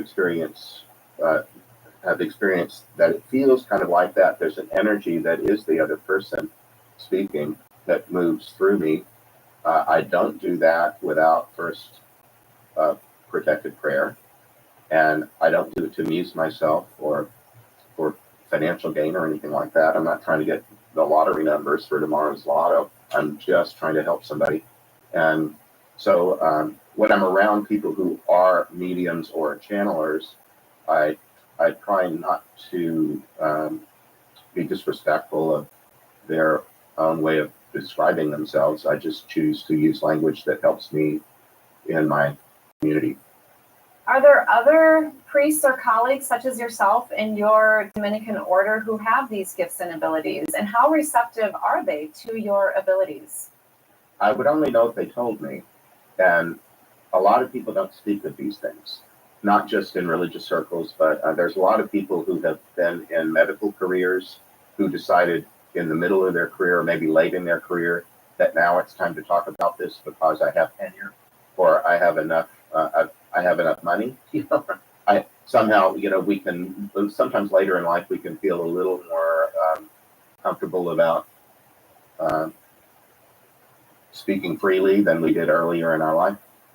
Sometimes by midlife or later, we've experienced enough rejection that we've managed to get through that we know that we can do it again. If somebody so-and-so rejects me because I've said something, well, I can live with that.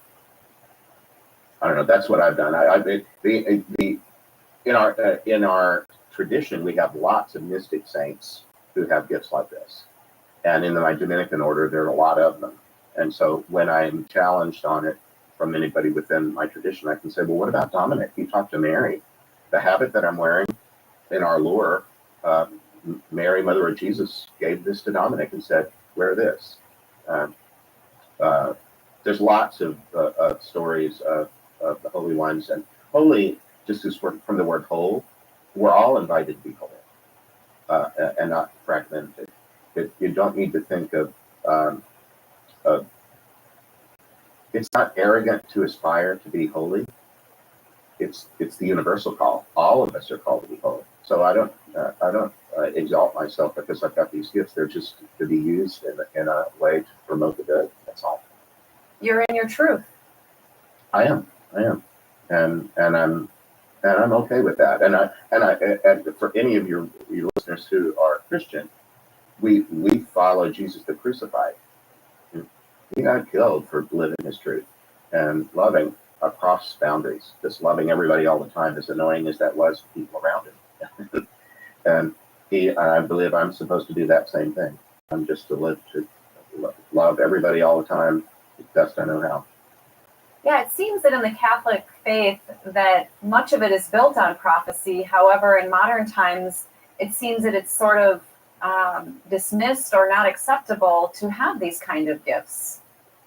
It depends. When that occurs in my life, it's usually people are concerned about the dark side, about the demonic.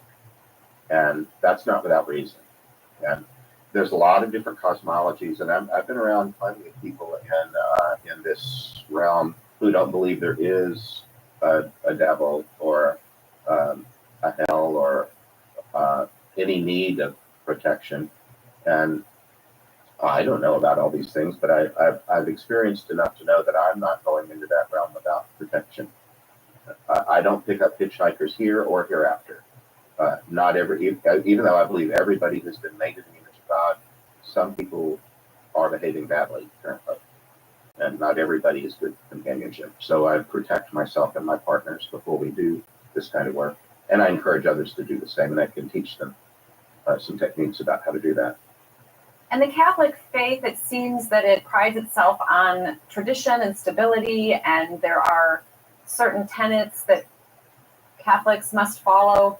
How do you feel you may be progressing the Catholic faith, or is that even something that's even possible, or do you even view it that way?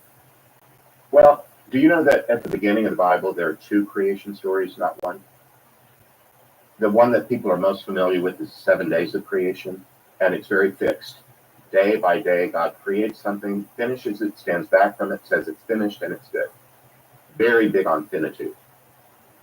Then there's a second story that's the Adam and Eve story, which is actually 500 years older than the other one. And that one, the first one starts with a formless void and God speaking across an abyss and saying, let there be light. So it presumes a God outside of the created thing, creating the thing. The second story starts, the curtain opens with God sitting in a mud puddle. It was mostly desert, but there was water bubbling out of the ground, and God scoops up some clay and turns it, makes something, a container out of it, or puts his mouth up to it and blows into it and it becomes a human being. And then he looks at it and says, it's good, but it could be better. And then he says, I think it needs a companion. And so in that story, God takes all the biodiversity of the earth and does like a parade, like you might under the Christmas tree with your toys. Makes a parade of everything. All the animals come by the first human, and God is waiting for the guy to be delighted.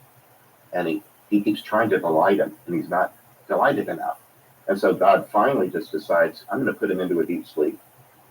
He's going to tweak his creation. He's going to continue to work with it, not just finish it. He continues to work with it until he finally he scoops out some of him because he's made of clay. He scoops out the middle of him, creates another being. He wakes up next to that being and goes, this one at last is bone of my bone, flesh of my flesh. So you see that there's a way of thinking of God actively co-creating an evolving universe in that story. And I just believe that's been there all along, and that and the universe is expanding, and if we're universal people, we expand with it. That just seems natural to me. Amen to that. And how would you define God? Love. God is love. God is all truth. God's beyond words, concepts. My beloved. That's a start. And where are we in relationship to God? Inside. I often ask groups, I did this just last week, I asked a group of people, hey, has anybody here ever lived inside anybody else? And the other day, this lady took the bait and said, no, of course not. And then I just let there be some silence until someone goes, all of us lived inside somebody else. I asked this lady, how did you get here? Were you hatched from an egg? Even an egg, that would have been something you were once inside of. We were all once inside somebody else. And then I'll say, okay, do you believe that God is everywhere? And almost everybody who believes in God will say, yes, I believe that God is everywhere. It used to be that ancients thought that there were localized gods. And the answer would have been, no, of course not. There's a God of here and there's a God of there. Moderns don't think that way. We think that if there's a God, that God is everywhere. So I'll say, okay, do you believe that God is everywhere? Well, then you're somewhere. How much do you weigh? And of course, nobody wants to answer that in public, but there's a certain substance that's you. It's very evident there's a you here that's in this space. Well, if God's everywhere, aren't you in the space that God is in? Don't you overlap like Venn diagrams where you're inside God? And then if you're inside God, well, I'll ask them, do you think fetuses believe in mothers? I don't know. But if you can't see God, it might be because you're inside God.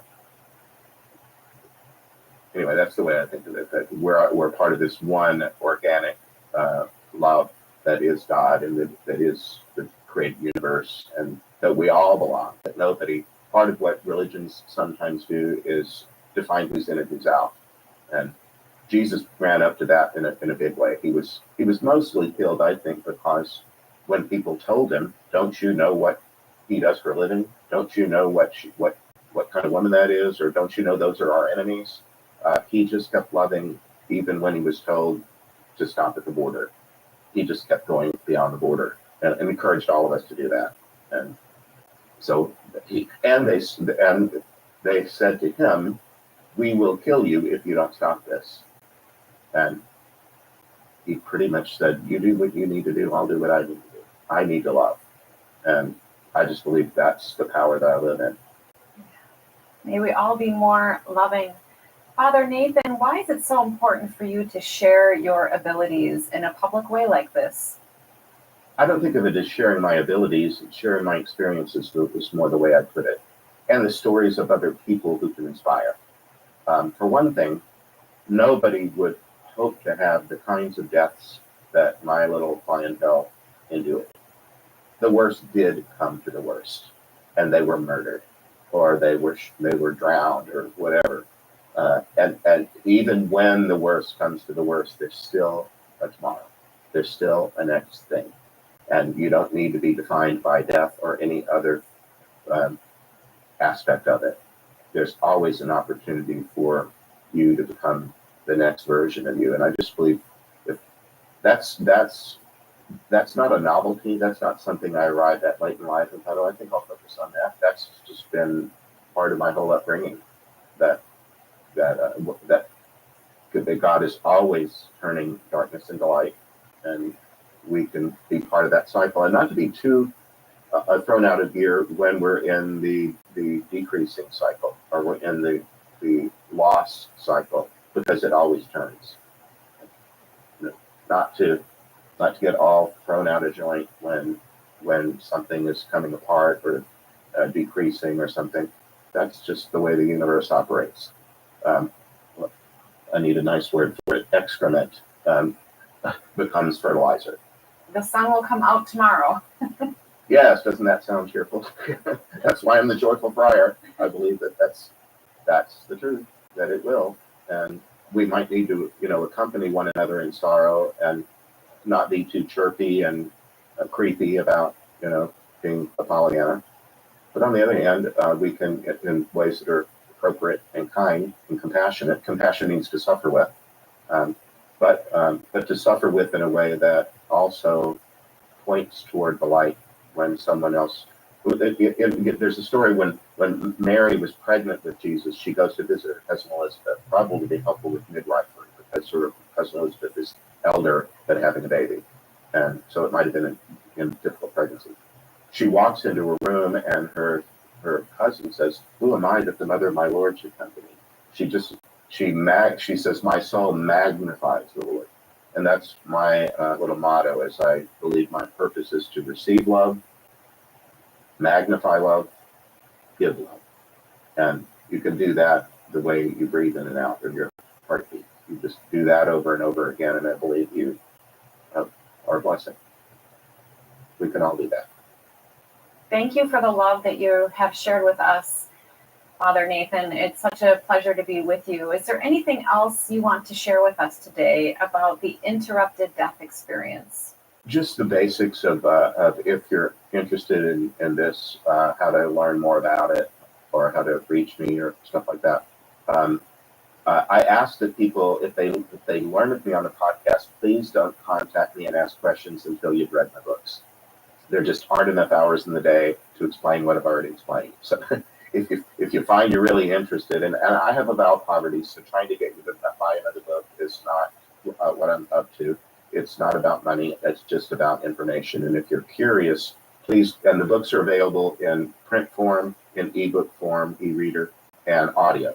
And I particularly like the audio ones because they're in my own voice, and they're mostly with my companions' voices too. So do that first.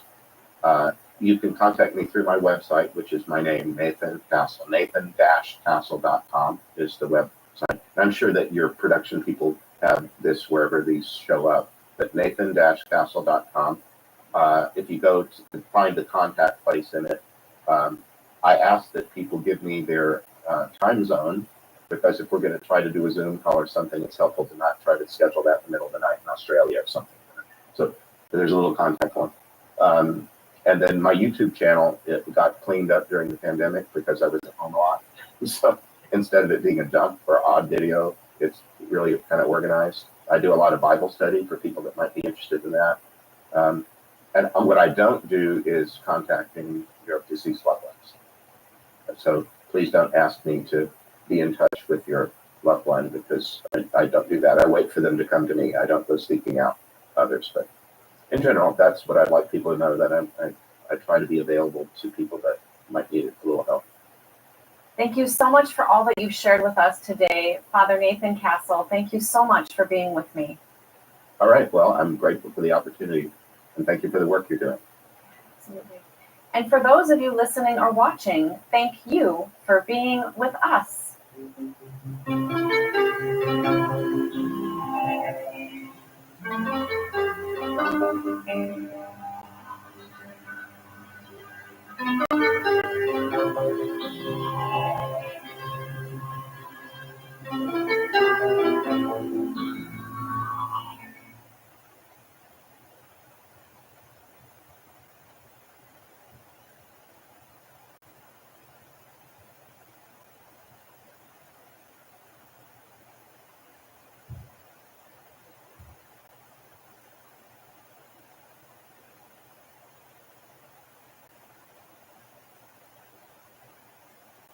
At QFC, we believe in bringing you the freshest produce, meat, and seafood.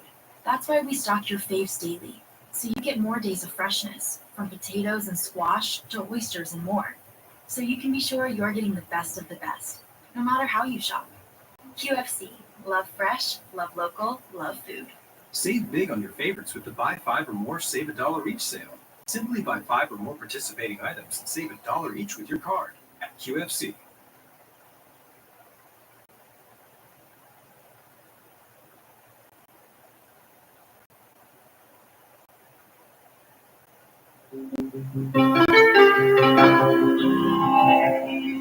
Thinking aloud. Conversations on the leading edge of knowledge and discovery with psychologist Jeffrey Mishlove.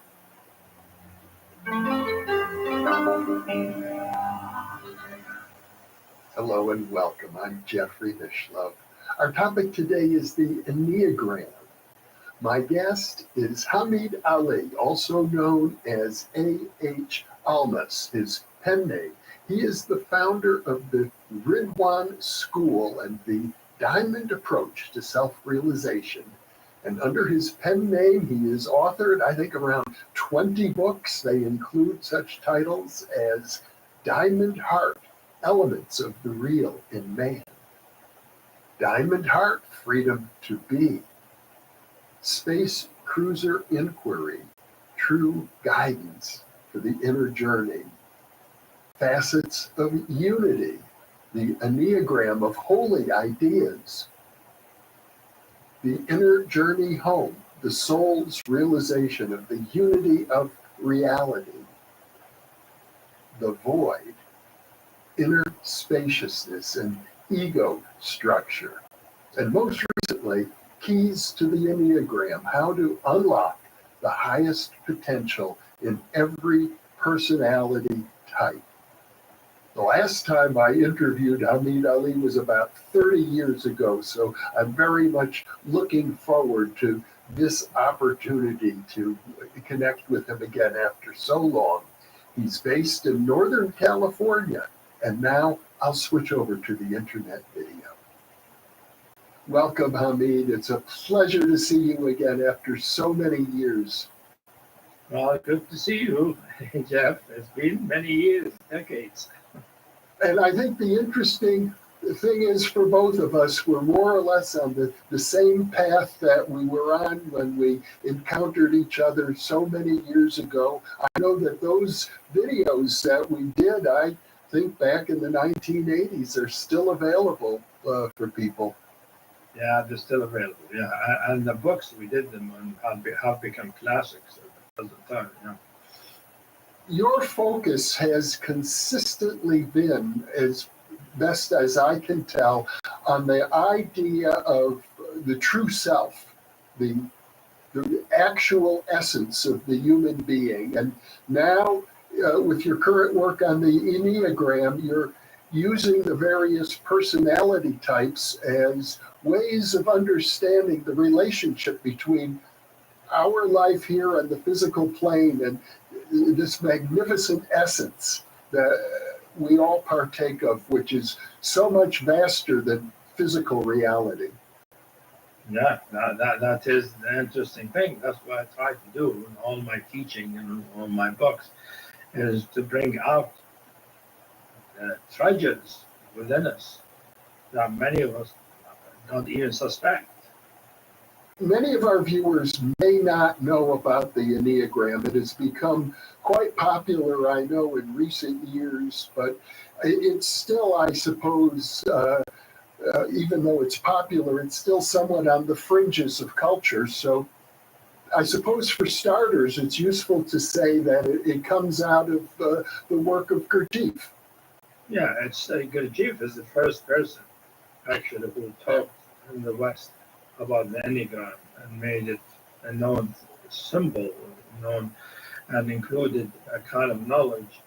And he said that he brought this knowledge from the East, all the way from what he called the Sun Moon, some kind of secret spiritual, community that he was able to penetrate, get into, And he learned many things, and one of them is the knowledge of the Enneagram, which became part of the backbone of his work. My recollection is that you were exposed to this work through Claudio Nerano, a psychiatrist who was sort of integrating modern psychiatry with the teachings of Gurdjieff and other esoteric schools. That's true. I was part of a group that Claudio Nerano started in Berkeley in 1972, something like that. And it was a group, like 90 or 100 of us. And I had met him before in Essen. I was going to Essen, and he did a workshop of meditation and Gestalt therapy. He was a Gestalt therapist. But he had just come from Bolivia, I think, where he met this mystic teacher, Oscar Echazo, and he studied with him for a couple of years, 3 years, and he learned from him the Enneagram in a slightly different way than Gurdjieff did. Gurdjieff did not talk about types, Enneagram type, the 9 types. Oscar Echazo talked about the 9 types. So the Enneagram has 9 points. So each point is a type of personality for a human being. And so Miranda learned that from Oscar Echazo, and he had some kind of experiences with illumination, all of that made him feel he could be a teacher, spiritual teacher. So he did, and his teaching was mostly a combination of meditation, spiritual work, and psychological processing and exercises. And in that process, he took the skeleton of knowledge he got from Chazo, and he filled it in with a great deal of psychological knowledge because he was a good psychologist, a psychiatrist, from the Karen Horney school of self-analysis. So he really expanded the knowledge of the Enneagram by making it he had a lot more, and we did a lot of psychological work and processing about each one of the types and the time I spent with them. And I gather it was after your work with Claudio Nerano that you created your own approach, the Diamond approach and the Ridwan School, which you've been active in now for all these decades. Yeah, I started at the end of the 70s, because I worked with him, worked with other teachers, Tibetan, Gurdjieffian teachers, and learned all kinds of things. Then I started having my own process that happened in its own. I'm sure all the other had something to do with it. And that developed into a kind of experience and understanding and a stream of revelations, basically, about what is our true inner reality, what is our true being, what is the essence of our consciousness. And it's still happening, Jeff. That's the interesting thing. It hasn't stopped. It's like when you open this, the faucet doesn't stop, it keeps getting more.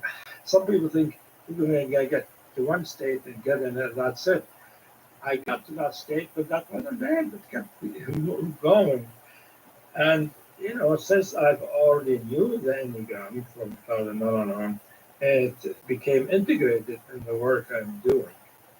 So it's not the main part of the work I do, but it is one facet of the work of that approach that I have been developing through me, and I've been teaching, and we have a whole school, groups, books, and all that about it now. The Enneagram itself, to the extent that people understand anything about it, they associate it, I think, with 9 personality types, almost like you could say the 12 signs of astrology. You've got the 9 types of the Enneagram, but I know there's much more to it than that. The way it became popular is as a typology. There are 9 types. And the Enneagram, interesting, the knowledge of the Enneagram. When you first hear about the descriptive typologies, it seems so exact, so it fits so well when the person feels, oh, you're a 6, and they learn about all the traits and the path of the 6, they feel seen, sort of like, wow. And then it adds to their knowledge other things that they haven't seen about themselves. That's how we learn how to use it and learn about ourselves. But the Enneagram, let's say, there is the Enneagram what's called the fixations, and that gives it the system topology. But the Enneagram has many levels. There are many Enneagrams. Oscar Chazo also had 90 Enneagram or something level. I only use 6 or 7 of them. And so I had published a book about one of the levels I call the Holy Ideas, and that is my book, Facets of Unity. That was, 20 years ago or so. And this book came later, and I'm dealing with it. I'm using the fixation and trying to get to what is the underlying true thing about us that make us develop into that kind of character. That is called the type. I remember from our conversation some 30 years ago, we had an interesting discussion about the distinction between the essence, which is very universal. I think of it as the one mind that sees through the eyes of all living creatures, versus what you called at that time the personal essence, which was universal, but at the same time unique to each individual. And I imagine this is also related to your thinking about the Enneagram. It is. Well, okay, so we need to get into a certain area of my understanding of what I mean by essence. Some people call it the inner nature or true nature, right, or spiritual nature. Is that for me, in my experience, the essential nature or the true nature is not just one thing, not one homogeneous experience. It's not like you experience pure consciousness and that's it. I mean, some people talk about it that way. Oh, I feel pure awareness and that is I'm realized and enlightened. Yes, there is that in my experience. We can experience ourselves as pure awareness and pure consciousness, and that is the essence. However, true nature or the spiritual nature is a whole universe of experience. There's a whole universe with many dimensions, many forms, many ways of it appearing in the experience, and all of them are true, all of them not creation of the mind. Because the inner realm of the spirit is not formed by our mind or by our history. It is its own inherent truth. And that inherent truth appears not just in the most well-known these days in the spiritual circle as pure awareness, pure consciousness, but also appears as many qualities of spirit. I call them qualities. So pure. I first of all, I usually find that it is most useful to recognize the essential nature, spiritual nature, not as just conscious awareness, but as pure presence of being, that I am. So not I am conscious of itself, but I'm conscious of its own being. Conscious that knows it is. And that makes it a sense of presence. This is a feeling of fullness, texture, and richness. I mean, that just happened to be the direction my experience gone. Some people just go as light. Everything is light. That's also an expression of spiritual nature. I experience light, but for me, presence, the fullness, the richness of presence, which appears like in the heart, appears as nectars, the flowing nectars. Love is not just light, golden light. No, it's a flowing golden nectar. So it has more richness, more substance in it. So that's first of all we need to understand is that my approach has to do with presence, which is consciousness, conscious of its being. Not just conscious of its consciousness, conscious of its being, which is conscious of itself. And this presence can differentiate itself into many forms and many qualities. And these forms and the qualities are the ones I discuss in this new book about the Enneagram, the keys to the Enneagram. Because what I found out is that each one of the types is somehow a reflection of one of those qualities, one of those forms that arise from pure presence. They are pure presence. They are presence. However, presence in a particular quality, in a particular the quality has texture, has density, has color, can have taste, can have smell. All of all the sensory modality have their subtle counterparts, which all spiritual people know about that. If somebody is deep into their spirituality, but instead of talking about brilliant light or pure consciousness, here in this book, I discuss those qualities of being, but I do it by first looking at the type. What is it about the type that points us to that quality? You see, and that way we have possible access to this quality. You use the word nectar, and I think in your book you also refer to the word honey in a similar way. In my experience, which is pretty limited, I think maybe for a few seconds I've had this sense of nectar. It is the sweetest, most pleasurable feeling I can imagine. It feels sort of like divine unity. It seems totally blissful. It is. Nectar is all blissful, pleasurable, really sweet, like heavenly sweetness. And there are many kinds, different kinds. So the nectars, the heart appears, but there are many other qualities that are not necessarily related to the heart, and might be related to the mind. And the mind would be like clarity and knowingness and things like that. But there are other things like strength and will, impeccability. All these are qualities of presence.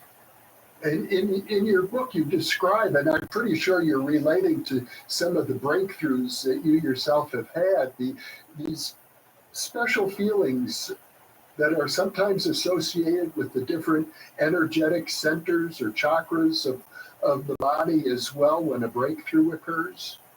This book, for some reason, I do describe some of my experiences, which I don't do in most of my books. In this book, I brought in like the experience of honey you mentioned.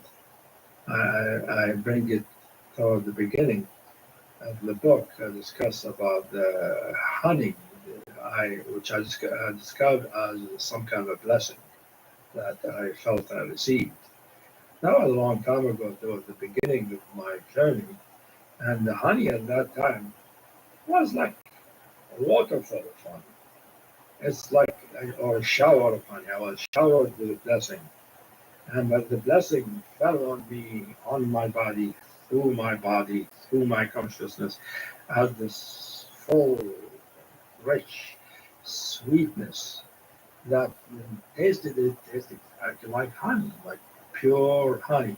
And the interesting thing too, Jeff, is that when I experienced that honey that's full of honey, which was of course pleasurable and melting me and relaxing me and making me feel I'm being blessed, the wonderful thing.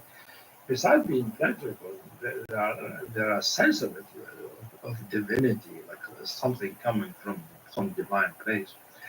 Is that at the same time there was a sound. The sound was the buzzing of the bees.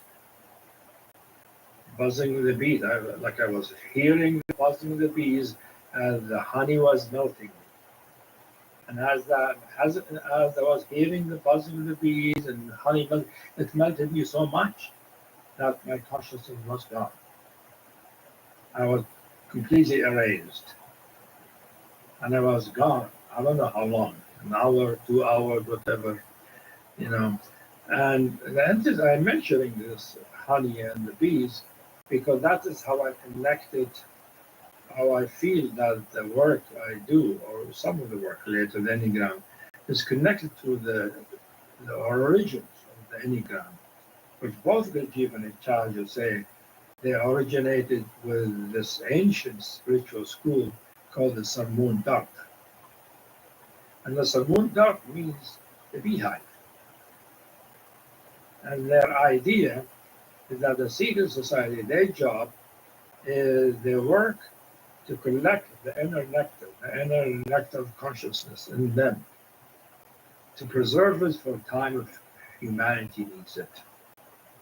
When it is needed, they re-inject it back in society in some kind of spiritual tradition or another. So some people, some scholars actually believe the mystical sides of most religion comes because of the influence of the sun moon, because they've been around for 10,000 years or so. That's, I don't know if there is real proof for that, but that's the story. And so I brought in that experience because I felt if they are the beehives and they thought of themselves as jars of honey, walking around and preserving it for when humanity needs it. When humanity needs it, doesn't mean humanity is going to be destroyed. More like the spiritual light is thinning, is disappearing.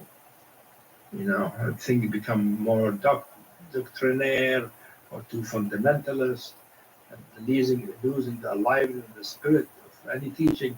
They come back and re-inject something. Like I remember reading some scholarly studies about how Mahayana Buddhism developed. In Buddhism, it started with Theravada, then Mahayana, then the Mahayana has a doctrine called Buddha nature, which originally the Theravada didn't have that doctrine, Buddha nature, which is that there is a nature for the human being that is eternal, that is perfect, right? That it has compassion, and scholars believe that element came from the sun moon. So that they affected Buddhism by giving Buddhism the idea of Buddha nature would then took off. This idea of Buddha nature became all kinds of things in different Mahayana schools, including Zen and Tibetan Buddhism.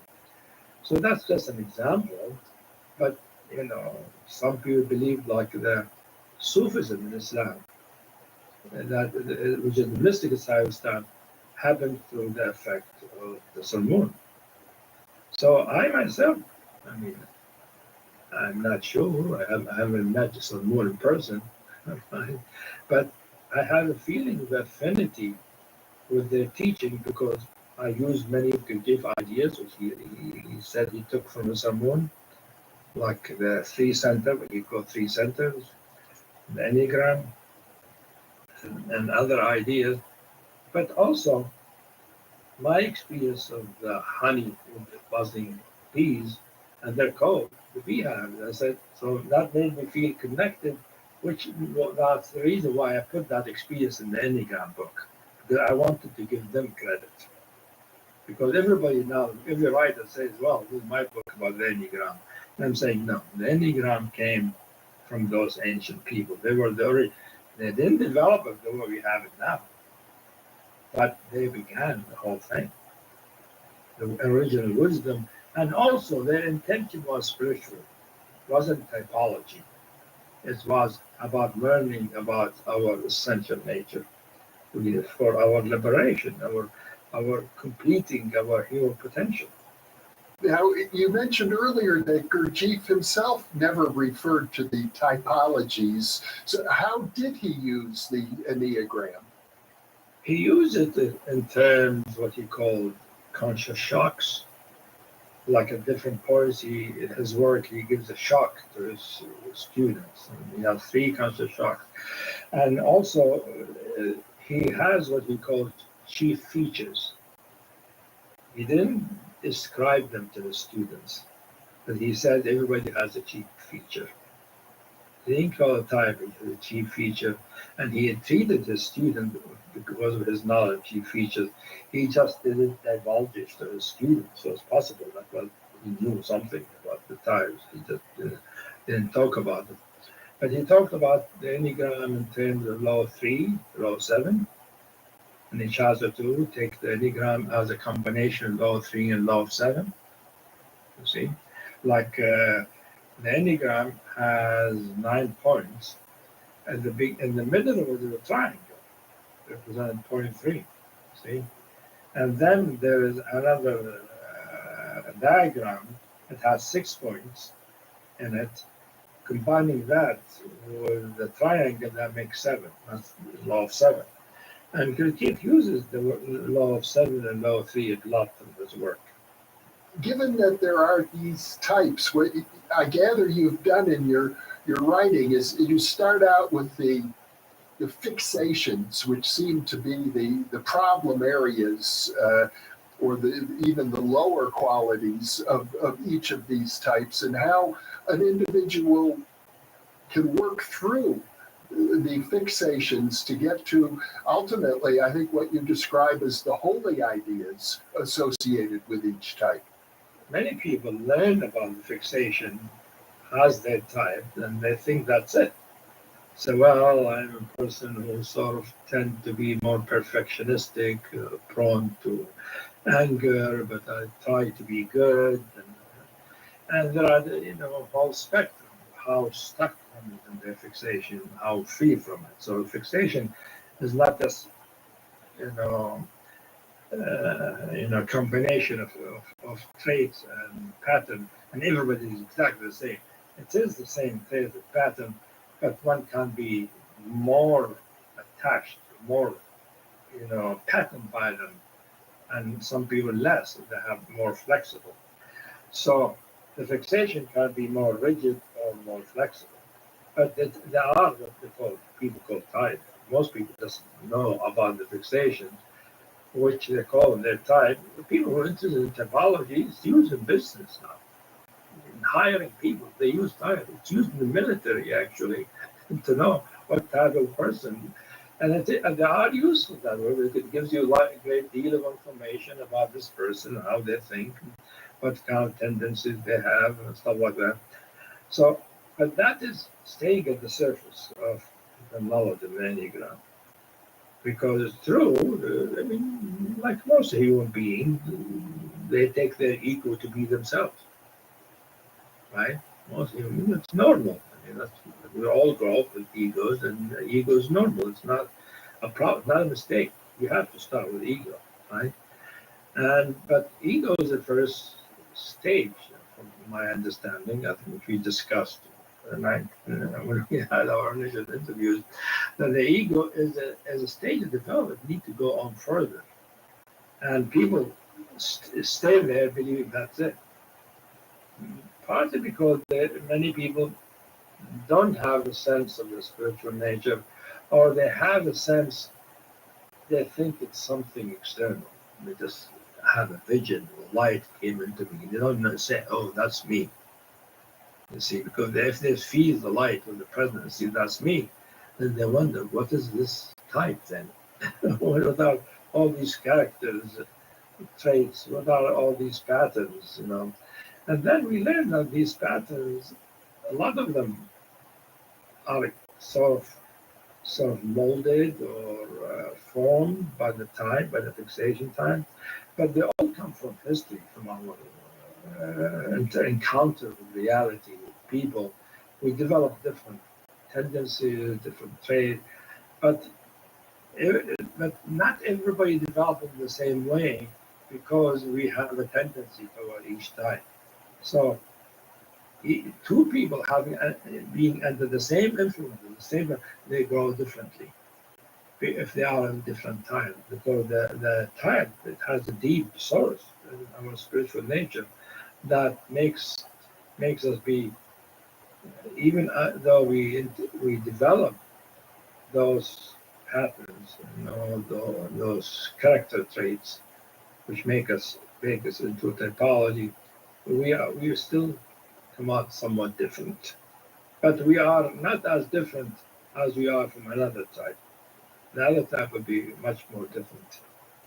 What intrigued me is that as you're describing each of these types and the stages that they move through, and often I think referring to either your own personal experience or to the biographies of many great spiritual teachers who would be well known to certainly to people in the spiritual community, if not the larger public.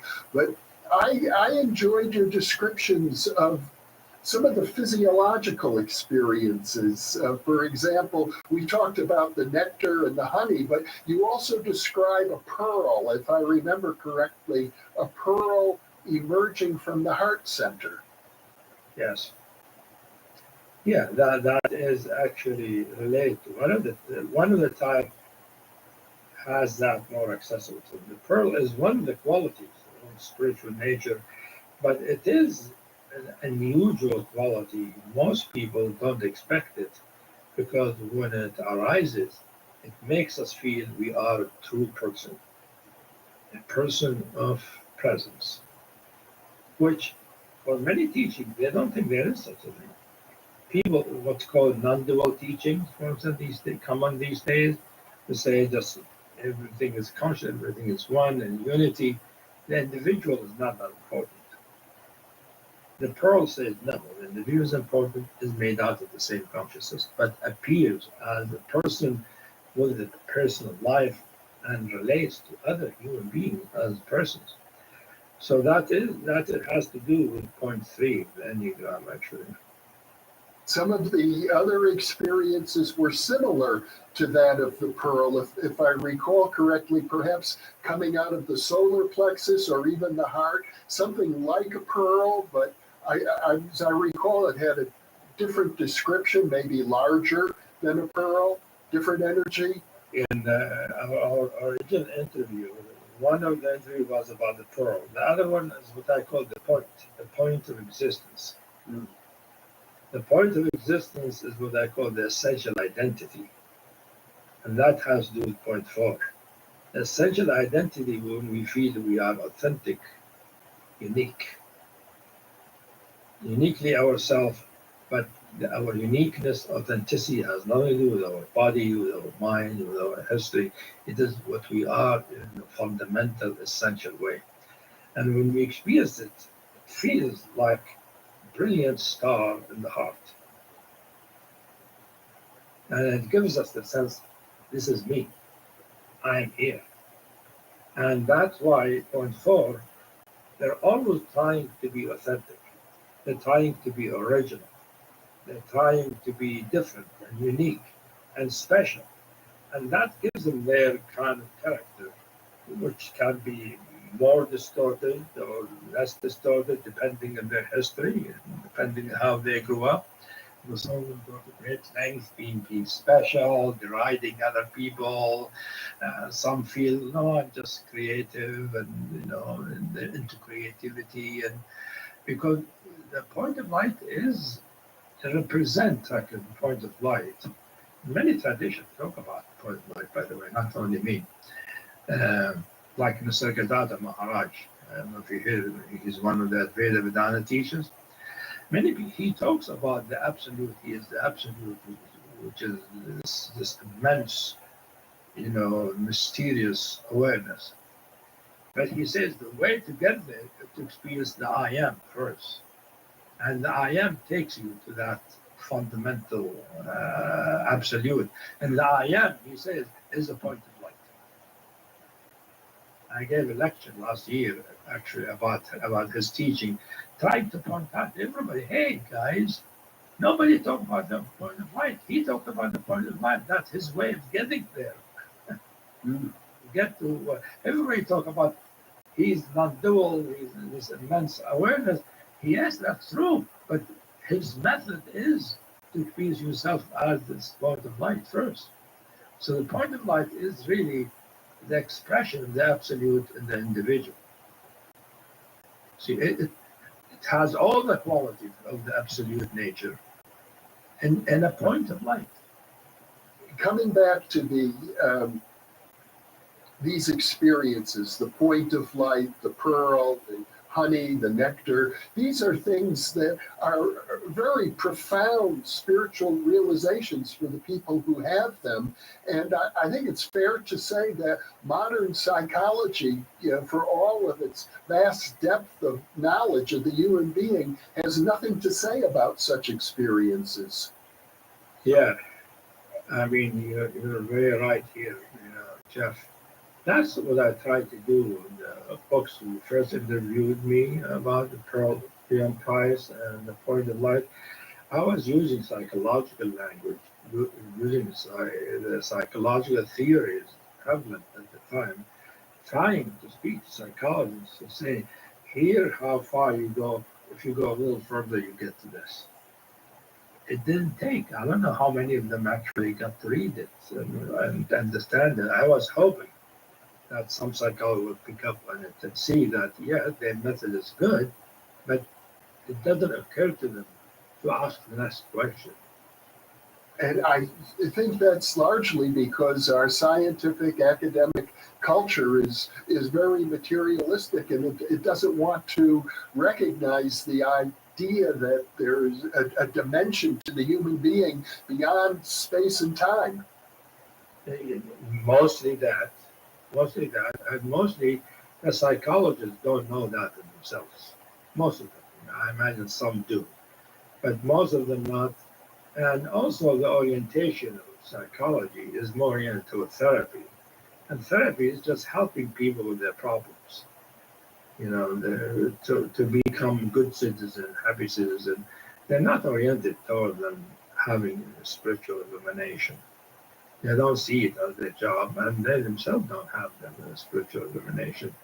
But in my books, I try to sort of nudge them a little bit that the psychology can go deeper.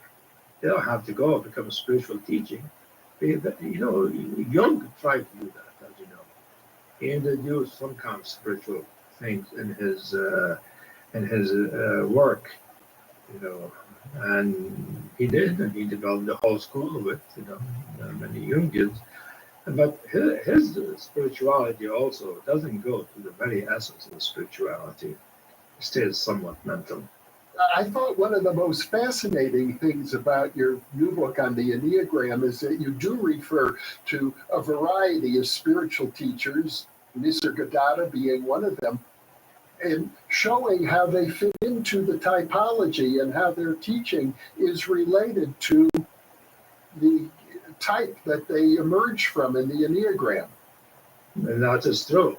I tried to give example of people, both realized people and people stuck in their fixation, to show what's it like to be that type, whether you're stuck or you're free. And yeah, so I mentioned people like Nisargadatta, for instance. I recognize Nisargadatta, the Ascetic type, especially when I saw videos of him talking to students.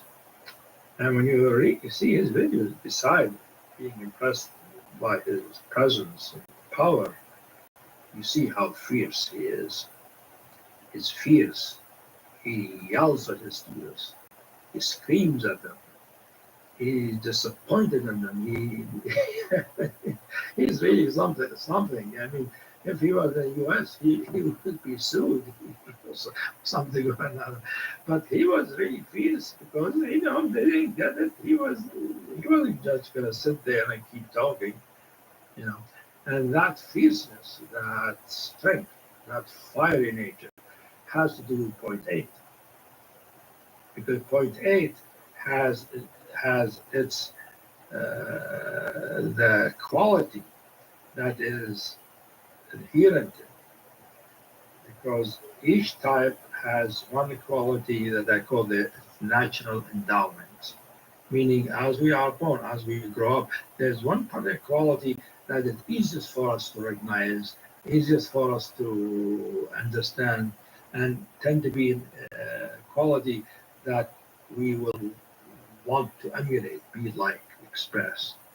So for point 8, that quality is what I call essential strength, which is a fiery quality, almost like red lava. Presence that is so hot and so full, so rich, and so powerful. It's like full aliveness, full. So the type, the fixate that we destruct that, it becomes like anger, being a bully, being vengeful, and all of that.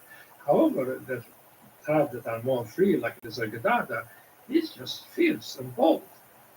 He speaks his mind, and that. So he's a good example of a liberated 8. Your chief too is a liberated 8.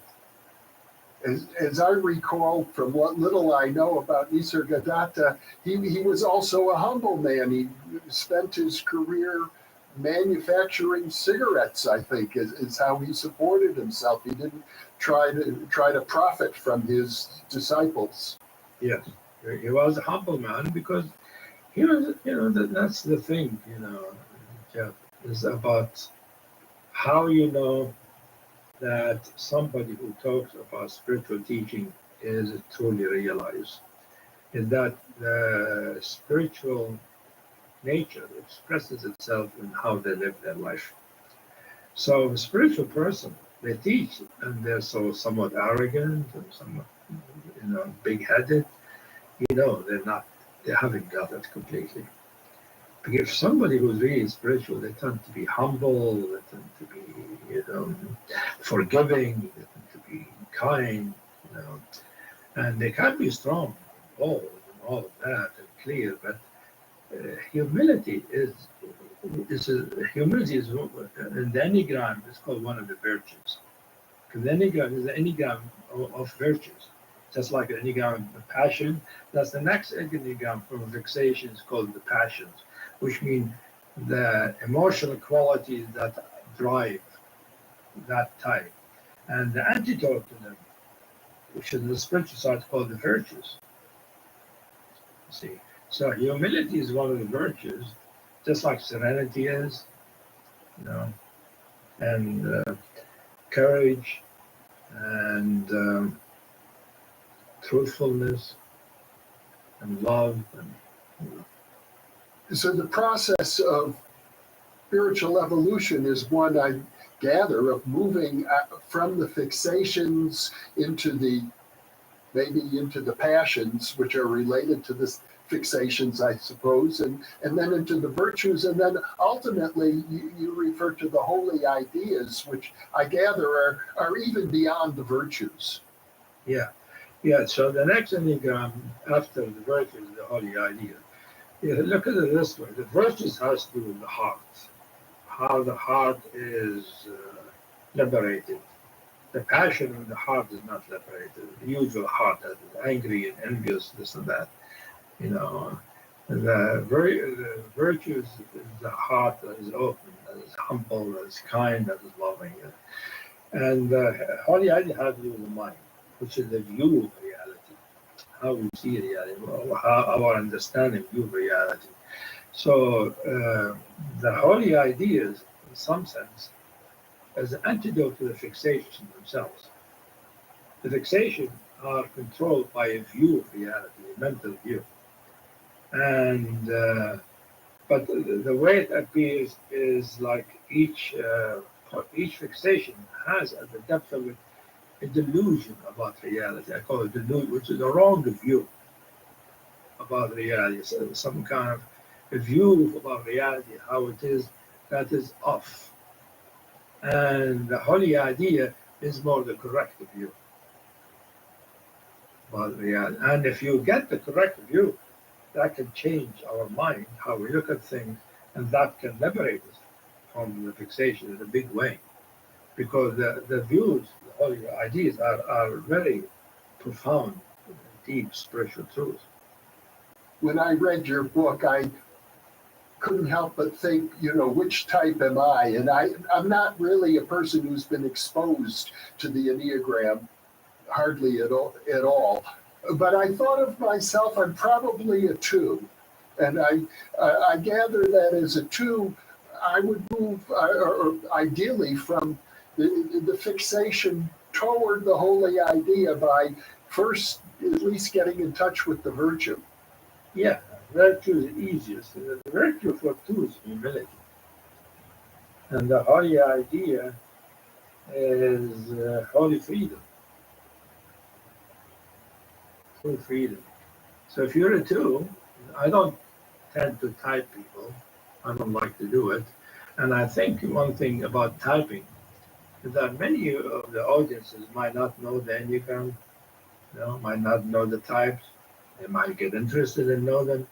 But the point is to know that the Enneagram is a type of psychology, an ancient one, that tells us something about our mind, our emotion, our character, that is different from Freudian psychology or modern psychology, like cognitive psychology or human psychology. It's an old psychology, but the psychology is connected to the spiritual dimensions. So the psychological dimension, the emotional dimension, the spiritual dimension, and so people who are interested in that can learn it, but also they might not read it, they might not understand it, but what we're talking about that our character is connected to a spiritual quality is true about everybody. Somebody doesn't really need to know their type. They just know the basic knowledge. This basic knowledge can be very useful, even for somebody who's not familiar with the Enneagram knowledge. And I just read your book and intuitively thought that must be the closest description that I have of my own self-image would be 2. But I guess maybe for some people there are actually written tests you can take. From what I understand, there are people who develop tests you could take online to get your type. But I think the best way is to read and study and see which one you seem more appropriate, you seem to you feel you resonate with. And you might want to read more than one book because there are different teachers, each one has a slightly different take. See, it's a very big field. There are hundreds of writers now. And I will take some of the original writers who first wrote, like Naranjo, Adam Palmer, Ross, and Sandra Mitri, those people who were still close to the spiritual part and wrote the original. Later on, it developed, and different people added their things, which are useful, but I don't know how faithful they are to the original descriptions. We started by talking about Oscar Ichazo, the Bolivian teacher who founded the school known as Arica. I know back in the 1970s, it was a very popular spiritual approach. As I recall, John Lilly was influenced by it. I haven't heard anything about the Arica school subsequently. I'm assuming it sort of died off with Oscar Ichazo, or it has merged into other teachings such as your own. Is there anything further we can say about Ichazo himself? Yes. Arica school continued and still exists. And Ichazo has lived for a long time in Hawaii, in Maui, and he passed away last year. But from what I understand, the school still exists, still continues. I don't know in what shape, but I know some people in it. So the school continues, but a smaller way than it used to be. More contained, a bunch of people in it, really faithfully in it, following the practices that Ichazo gave them. And I think his wife, he's not behind, is part of the leadership there. But I don't know the leadership. I know some of the members there, and that's how I know the school continues. But I remember it was very well known in New York, for instance. They were giving workshop in New York a few decades ago, but they moved to Hawaii, and then, so Oscar Chazo is credited by the fact that he's the one who introduced the types. He called them enneagons rather than enneagrams, and he Yeah, had yeah. 108 of them, as I recall. Yeah, my original book, my Facet of Unity book about the holy ideas, the introduction was written by Oscar Chazo. I asked him, he wrote it because he acknowledged that teaching as good. And I mean, for him to approve of a teaching, and he didn't do it with anybody else. But he wrote a nice introduction.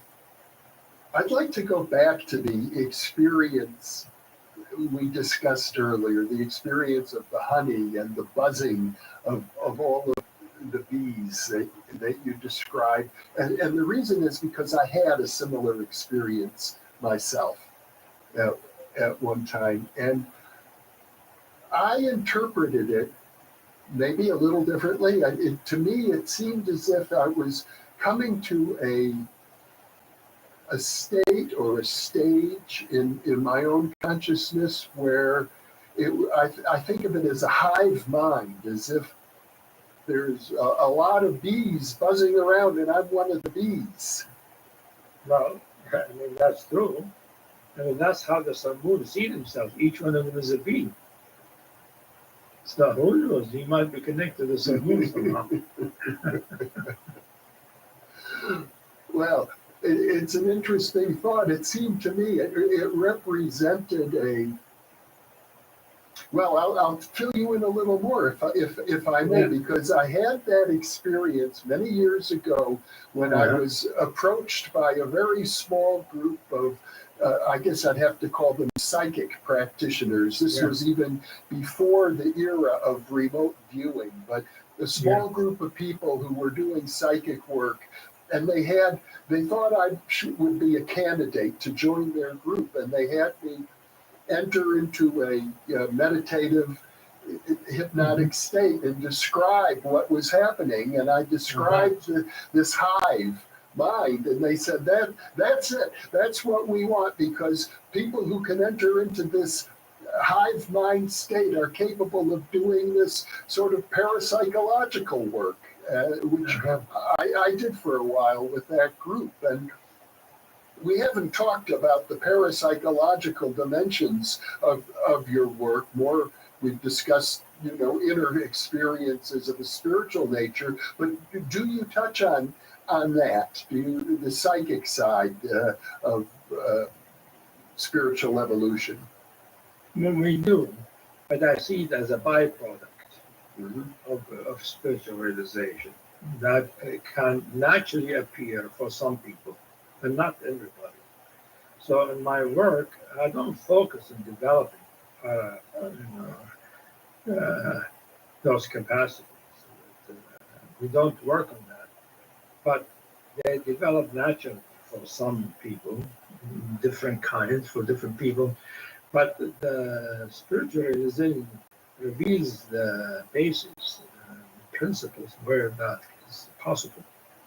So how parapsychology happens, because the parapsychology, basically, the people, researchers, look at it as certain capacities, thing at a distance or things like that, but in the physical world, appearing in the physical world, while the spiritual essence, the spiritual nature shows why is that possible. And it depends on the individual, on the proclivities, different kinds can develop. I know many spiritual traditions suggest that these paranormal abilities are very real, but that they're ultimately a distraction from spiritual growth, and can even be a pitfall if one becomes ego attached to them. Yeah, if you become a focus, it's like you're focusing on the byproduct instead of focusing on the real thing, and that's why they become a distraction. See, because they are exciting, interesting, and all that, and if one goes in that direction, I remember, for instance, the story, Tibetan story. They talk the story of Milarepa. I don't know if you heard Milarepa. Milarepa is one of the saints, one of the school of Tibetan Buddhism. Originally, they said he was one of those parapsychological, guy with great deal of parapsychological, capacity. He was able to fly and do all kinds of things. And then, and he was like a magician. They called him a magician at that time, because he had all these powers. And then he met his teacher, called Marpa. Who was the sort of, and Marpa became his teacher. He accepted Marpa as his teaching, as his teacher, and by accepting, he took all that power, all that interest, and put it into his spiritual practice. And he became one of the most enlightened, most saintly people in the tradition of Tibetan Buddhism, and he forgot about flying and doing all these things. And when people asked him about him, he said, no, that's not what mattered. What mattered is to be enlightened. I think that's a good lesson for our viewers, because I know on this channel I focus an awful lot on the parapsychological dimensions. Yeah, I saw from your interviews, yes. So it's always good to remind people that there's more to life than just that. You see, I think the parapsychological, why some people are interested in it, is that the parapsychological in some way can, to some degree, be measured, can be sort of somewhat verified, not easily, but verified. And because of that, you can speak to the spiritual community. I mean, not spiritual, to scientific community, and say there is something not physical, but verifiable. That is one way of introducing into the scientific world that there is more to reality than physics and matter. I think that's a big part of the interest of the study in parapsychology. It's the transition from the spiritual to the physical. Absolutely. From a scientific point of view, it's part of one of the biggest mysteries we're confronted with, ultimately, the mystery of consciousness itself. But I think your work really focuses on aspects of consciousness that go beyond the parapsychological, and I suspect are ultimately far more profound. Well, they are profound in the sense you could be very great psychic and able to do all these things, but you won't be free. Doesn't mean you're free, doesn't mean you're fulfilled, doesn't mean you're complete. And spiritual realization gives a sense of authenticity of who we are. We are our true being. And there's a sense of meaning of our life. There's a sense of fulfillment, that we fulfilled our function, that our potential is naturally arising. And that is much more liberating, much more fulfilling, and plus the ecstasy that comes with, and the great discoveries. I mean, the spiritual dimension is a spiritual world. It's like we know the physical world, how big it is now, how many billions of light years, how many galaxies, how many things, all. And the spiritual world is like, that is just the surface. Mm-hmm. There is many dimensions, many other forms and worlds and all that we can explore. So to be in this, to realize about spiritual reality is both to be true to yourself. You are what you truly are, not what the culture made you to be, or what history made you to be, and you feel contented and fulfilled in being who you are, and happy naturally, and able to discover things about reality that most people can't even think about. And they're very interesting. Like I tell you one of my discoveries, for instance, that are not in this book. I discovered at some point when I was experiencing the absolute, that this I talk about, I was this deep, vast infinity beyond the world, right? Deep, vast, profound, real, and it is the source and the nature of consciousness. I was experiencing that for some years. I was like most of the 90s, I was living in that place as that. But then I noticed at some point, everything was in the same, except something at some point appeared within it. Something that looked like almost like a meteor. And I said, how can that be? Everything is in the surface of that. What can be within that vastness? So I explored that. And that then led me to experience it and realize, oh, it is the spiritual manifestation I've never seen before. And when I experienced it and realized it, the experience that everything, I am everything, and everything is infinite, right? It changed to all that infinity is within me as the individual. That all points of time and space are at one point. This is what's called now non-locality. Yeah, as non-locality as part of it. And entanglement. This shows everything is entangled. Yes. And that one point has all the points in it, not only all the points, all the times. Like within this moment, I have all of my past, all my future, all the time in the whole world. And that can become an actual experience, an interesting realization. And the value of it is that I feel so close to everybody. Because everybody inside me, I'm inside them. Which is very different from the experience of the vast and the absolute. Well, we are all made out of the same substance, the same reality. Here we're not just made out of substance. We are actually singularly each other in some fundamental, deep way. So it is a different kind of spirituality. Yeah, the principle is called the holographic principle. The hologram, each part of it has all parts in it. Oh, yes. That's how it is. I call it the hologram. It's like you, as Jeffrey, because you're part of the hologram, you have all the rest of the hologram in you. As a matter of just recognizing, seeing it. So that's when I say new discoveries, I'm just giving you an example of the discovery that is not just being aware or consciousness, but going to reality manifest things in it. Spiritual world is so rich. See, but that takes us far away from the Enneagram and the qualities in it.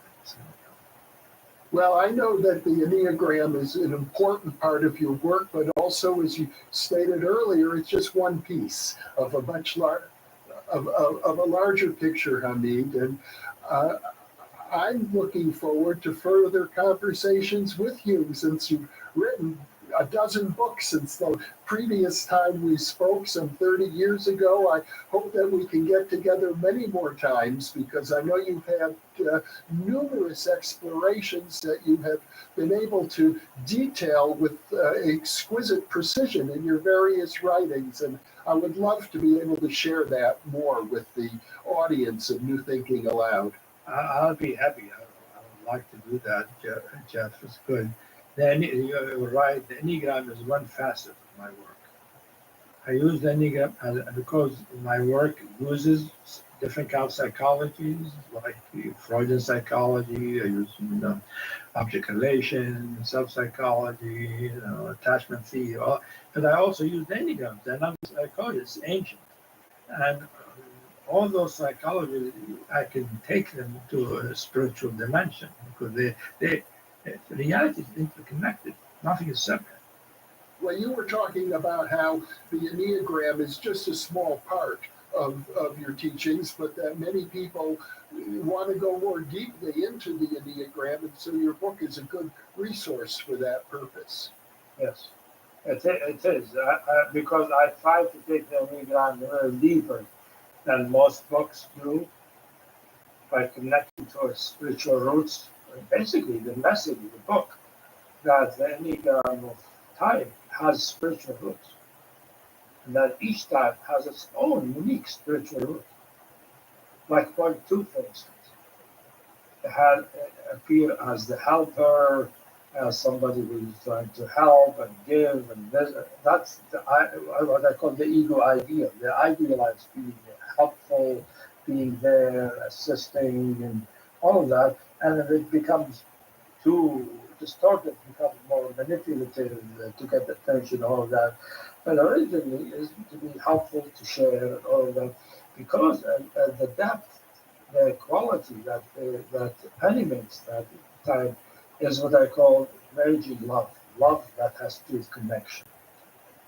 Has to do with connection, nourishment, sweetness, closeness, intimacy.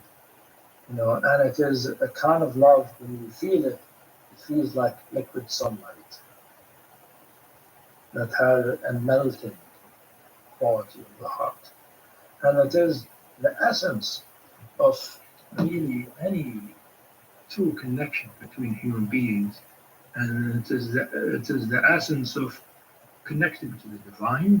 It's both in human life, it's connecting to other people, connecting to nature, and connecting to the divine, because this quality of the true nature is a love, it's a quality of heart, it's a kind of nectar, but of a sweetness that is not found on earth.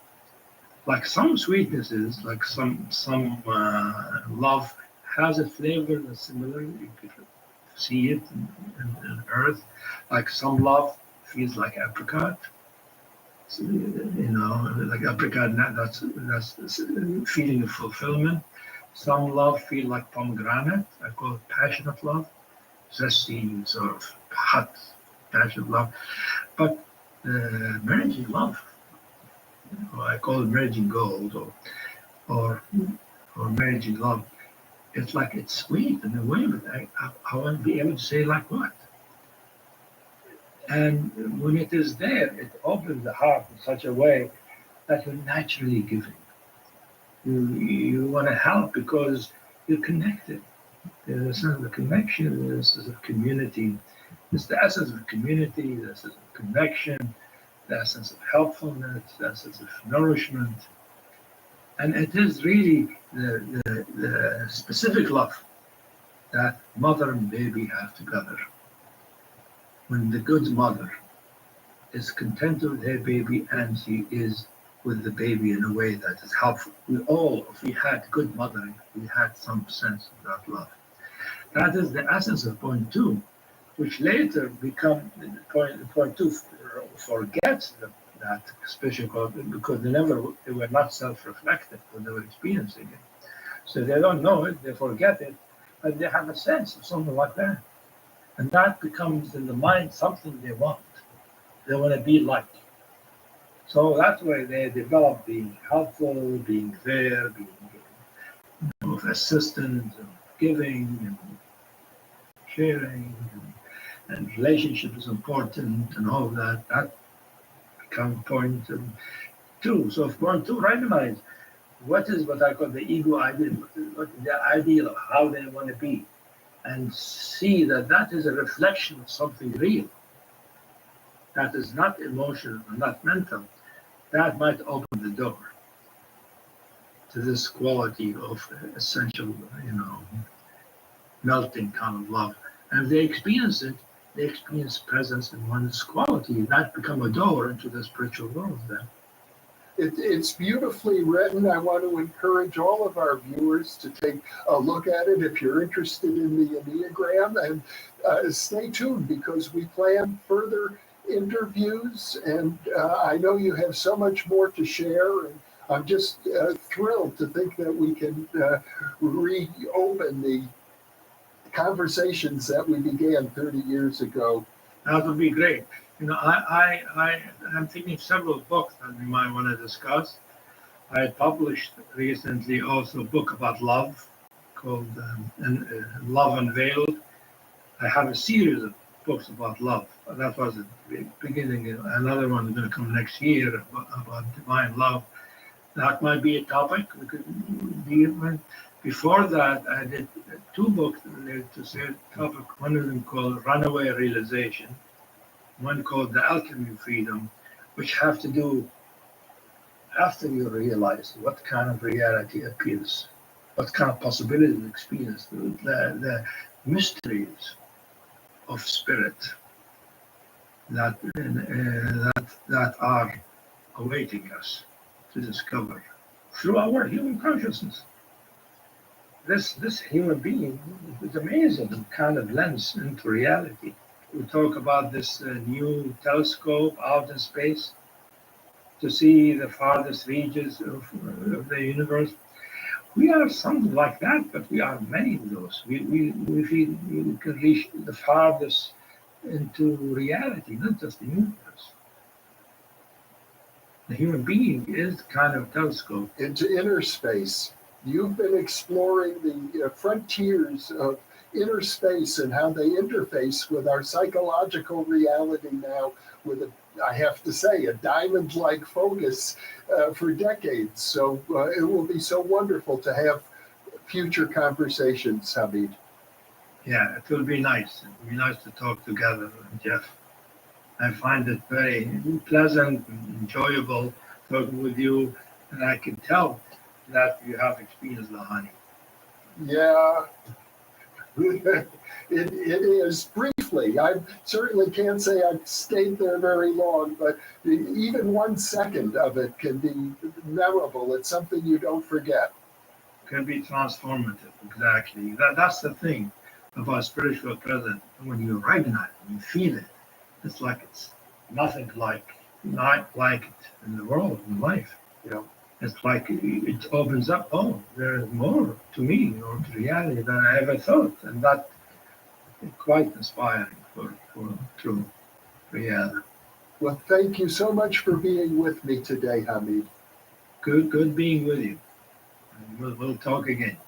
And for those of you listening or watching, thank you for being with us.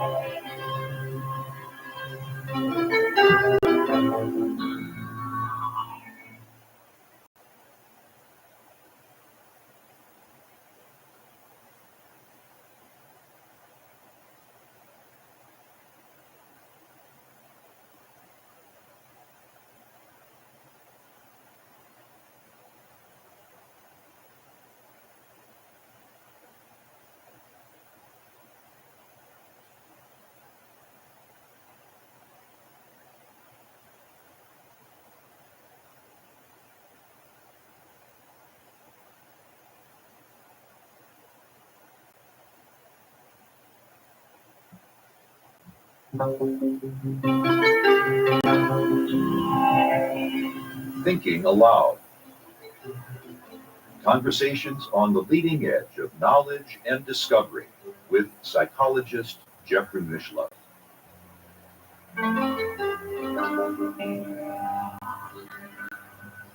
Hello and welcome. I'm Jeffrey Mishlove. Today we are going to explore the role of humility in human transformation. With me is Barbara Harris Whitfield, who is the author with her husband, co-author of The Power of Humility. She is also the author of another dozen books, including such titles as The Natural Soul and Spiritual Awakenings. She is a psychotherapist, a respirational therapist, and a near-death experience researcher and experiencer. Welcome, Barbara. Thank you. Thank you very much. And to begin with, it's often noted when people get involved in transformation at the spiritual level that they're trying to bypass dealing with their real problems. Right, right. And I saw that often. And I didn't know what it was at first. It took me quite a while. When I started in the research at the medical school, we didn't know any of this yet. We were so new to the whole idea of transformation. So we had a support group, and then I interviewed hundreds of people with my colleagues. And I started getting really uncomfortable sometimes with a sort of arrogance. And the arrogance was coming from, I've had a spiritual awakening. I know it all. I am healed. All the things I was hearing. And I was like, wait a minute. From my own experience, it was, this is an initiation. I'm starting to wake up to my own traumas and my own problems, and I want to learn more. But there were these people that kept saying, "Oh no, this is it. We're using enlightened." the spiritual language as a way of maintaining their problems and rather than overcoming them. Correct. And I couldn't put my finger on it at first until I started teaching at Rutgers. I taught for 12 years on the Institute of Drug and Alcohol Studies. Yes. And after a while, my students were helping me. My classes were called When the 12th Step Happens First. There's no arrogance in that. When the 12th step, meaning spiritual awakening, happens first, and we're clueless about those other 11 steps. I mean, I was lucky that I met Charlie and started looking at the recovery movement. Your husband, Yes. Charles Woodfield. Correct. And looking at all of these steps in order to have a spiritual awakening. Yeah. So when it happens first, we're really clueless. And what finally happened, one of my students, this is when I realized it was spiritual bypass. Now, you know, a lot of our viewers may not be familiar with the 12 steps. So they're largely, maybe we could summarize, they are psychological processes for getting in touch with the ways in which you may have damaged yourself or damaged others, like taking a ruthless moral inventory of yourself. Right. And in the 12 steps, you have the ability to have a sponsor, somebody safe that can help you. And when Bill W., the founder of Alcoholics Anonymous, to me, the 12 steps are 216 words. That's it. But all of those 216 words have got to be divinely given to him, because it really is a path for healing. It's free. You find camaraderie with other people that have been through what you've been through, and slowly but surely you stop feeling the shame of whatever it is, and you start to feel that there really is hope. And it's not just for alcoholics or drug addicts. We just came from an ACOA conference, Adult Children of Alcoholics. They're damaged enough by living with an alcoholic in their childhood that the 12 steps can be adapted to help them get through it with no shame. So it really, these 12 steps are for anybody who wants to work through an emotional, psychological issue. Correct. And if they want to, they can come to us. You know, we do individual and group, or they can just do it on their own if they don't get stuck. And I understand that Bill W., the anonymous founder of Alcoholics Anonymous, I understand he was in communication with the great Swiss psychotherapist, Carl Jung. Yes. So Their story is remarkable. There's a lot of depth behind all of this. And Bill W. had a light experience. It might not have been near death, but he was in detox. And detox is another trigger for having these kinds of spiritual experiences. In fact, I've collected 14 or 15 different triggers: the loss of a loved one, hearing a spiritual talk, or reading spiritual literature. That's where I love Course in Miracles. Childbirth, helping somebody else die, just being with somebody as they're dying. There are many, many triggers. I mentioned before the trauma transcendence interface when you're in the middle of a huge trauma. So there's many different triggers, and some people get the whole idea of humility right away, and some people do what I'm calling a spiritual bypass. And when I was at Rutgers teaching, one of my students was the one that really brought it into focus for me.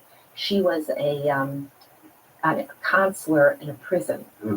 And this one man who was there for child sexual abuse, he had incested his own daughters and some of his daughter's friends. He claimed to have had a spiritual awakening and was walking around with the Bible. And his minister came, brought his daughters, and insisted that they forgive him because he had had a spiritual awakening. This was so forced, and it was so arrogant on the minister and the father's part that this student who was explaining the whole situation and I talked about that this was a spiritual bypass, that he did not go through the stages of recovery to then maybe ask them for an apology. But apologies don't come, and forgiveness doesn't come like that. It doesn't come from a head trip where somebody is insisting that you forgive. Real, true forgiveness is a release over years from your heart. It's your heart finally letting it go. So that was spiritual bypass. And then Charlie and I started talking about the lack of humility, that these people had none. And we define humility as the willingness and the openness to learn more about ourselves, others, and God. That is a wonderful definition. It makes it very clear because humility often gets confused with kind of an abjectness,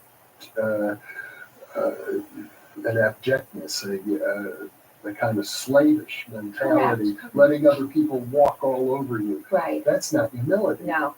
Humility is not quoting the Bible all the time or quoting some other spiritual literature, but opening up our ears and our heart to hear what other people are saying. Realizing I need to learn rather than there's nothing I need to learn. Yeah. So backtrack a little. You know, Charlie and I lived together and then we get married, but we both came from first marriages that were very painful. So we both brought baggage with us. And as I understand it, you also came from childhoods that were traumatic. Right. So we both came with all of this, which makes it really hard to trust. A lot of baggage, hard to trust. Yeah. And then we have dear friends that had a spiritual community up in the mountains in California, and they were having difficulty in the spiritual community. And they got a hold of this map that is the one-page map that we base the entire book, The Power of Humility, on. This map takes you from conflict on the bottom to finally finding somebody else. And of course, Charlie and I found each other where we could co-commit to getting out of conflict. Right. And then above that is co-creation, where we invite God to come in and be with us in this struggle to get rid of our baggage and have humility. And then the top level is unity. And I thought that was just another reality. But the therapists we were teaching said, oh no, the unity level happens mainly in group therapy. And we started watching our own groups, and there's a moment or there's a 5 minutes where it's so apparent, it's almost like having humidity that we can feel in the room. And this is unity. This unity is with each other. All of us and a God source that has come in where we can talk about the most painful, difficult subjects. And it's not painful, it's healing. So those are the 4 levels. Well, those 4 levels seem to almost encompass both the depths and the heights of human experience. Right. And I gather from your work that the transition from one level to the next is, in order to achieve that transition, humility is the requirement. Well, that's interesting that you said that, because the first year we worked on this book with this other couple, she kept saying, what drives it? What moves us up? And, we don't know. And then one day Charlie just said, and this is from him studying the 12 steps, he said, it's the power of humility. And it just hit us all at once that that's what it is. And it's difficult at first. Here we were in our marriage doing one of these dances, which is still conflict. And when you choose humility, the coupleship changes to shoulder. We're facing the world now together and pledging to one another that we're not going to get into conflict anymore, that we're going to hear each other out. That's that first movement up. And the first third of the book was how to get from that first level to co-commitment. And it took us 5 years to write this book. To go from conflict to co-commitment. Yeah. It took us 5 years to write the book, and I would say it took us well over a year for the two of us personally to make that shift with each other to move up to co-commitment. Now, between you and your husband, you've written some 20 books. Right. So this was real work. Most of them come faster. Right. If we hadn't have written that book, we would have had the joy that we live with now, because joy comes from humility. You can see the beauty that's in us and all around us if we're willing to learn, if we're willing to have the willingness to open up to what life really is, not what we expect it to be, but what it really is. That's what humility is. Well, and so what you're suggesting by spiritual bypass is a lot of people who might say, well, things are already perfect. Yeah, it's so hard to be perfect. We're not perfect. God knows we're not perfect. And if we open up to the fact that we're not perfect, life becomes a lot easier. In the first chapter, we list 12 traits of humility. And then Charlie threw two more at me that I had never thought about besides gratitude. I think we added gratitude. And it was don't know and nobody's special. Two Zen concepts. Like a koan. Yeah, absolutely. And it took me at least a month to realize that I don't know. And that's where the humility comes from. I don't know, I'm open to learning. And when you do that, your ego doesn't have to be spinning all the time that you know. The harder one for me was nobody special. I mean, Charlie had been studying Zen for years. So it was an easy concept for him. What do you mean nobody special? I'm special. Over and over again, I kept doing this. I've worked my whole life to get rid of my pain and be special. Well, one day I tried it, and I could not believe how much easier it was to breathe and live. If I'm nobody special, if I can just be me, then I don't have to have a mask anymore. Then I don't have to prove to people that I know.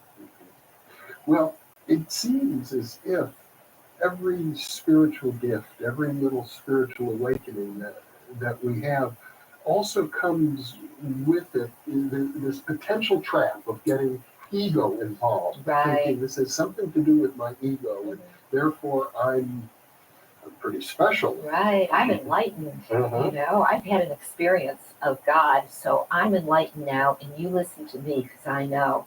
What a trap. All the way through spiritual growth, there are traps. The trap of being psychic. Which is, of course, in my field of parapsychology, a big one. I know many gifted psychics who, of course, they're human like everyone else. They have their struggles, and yet people often look up at them as somehow being better than human just because they can express a psychic gift. And you know, for a while there, I was up on that.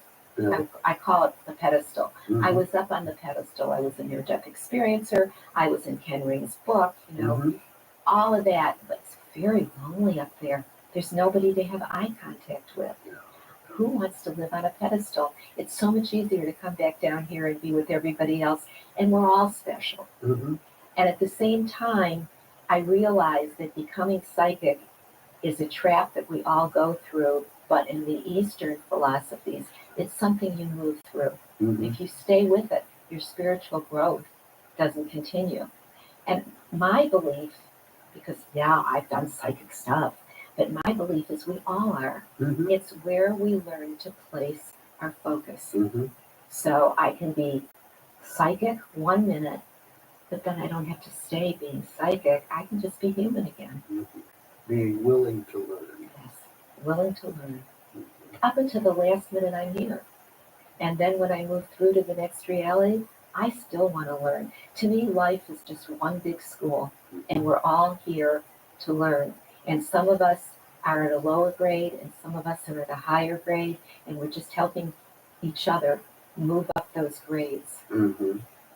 As I recall, one of the principles you work with is that the people who bug you the most, and who get under your skin and bother you the most, are really your teachers. They're our spiritual teachers.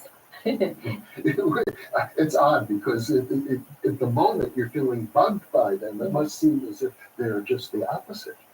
Absolutely, but if there are a few people that still really bug me, I have to look at what is it about them that I don't like, and guess what? It's what I still haven't resolved within me. Yeah. So they're just being a mirror to what I've rejected in myself. So you've got these 4 stages. Let's go through them again.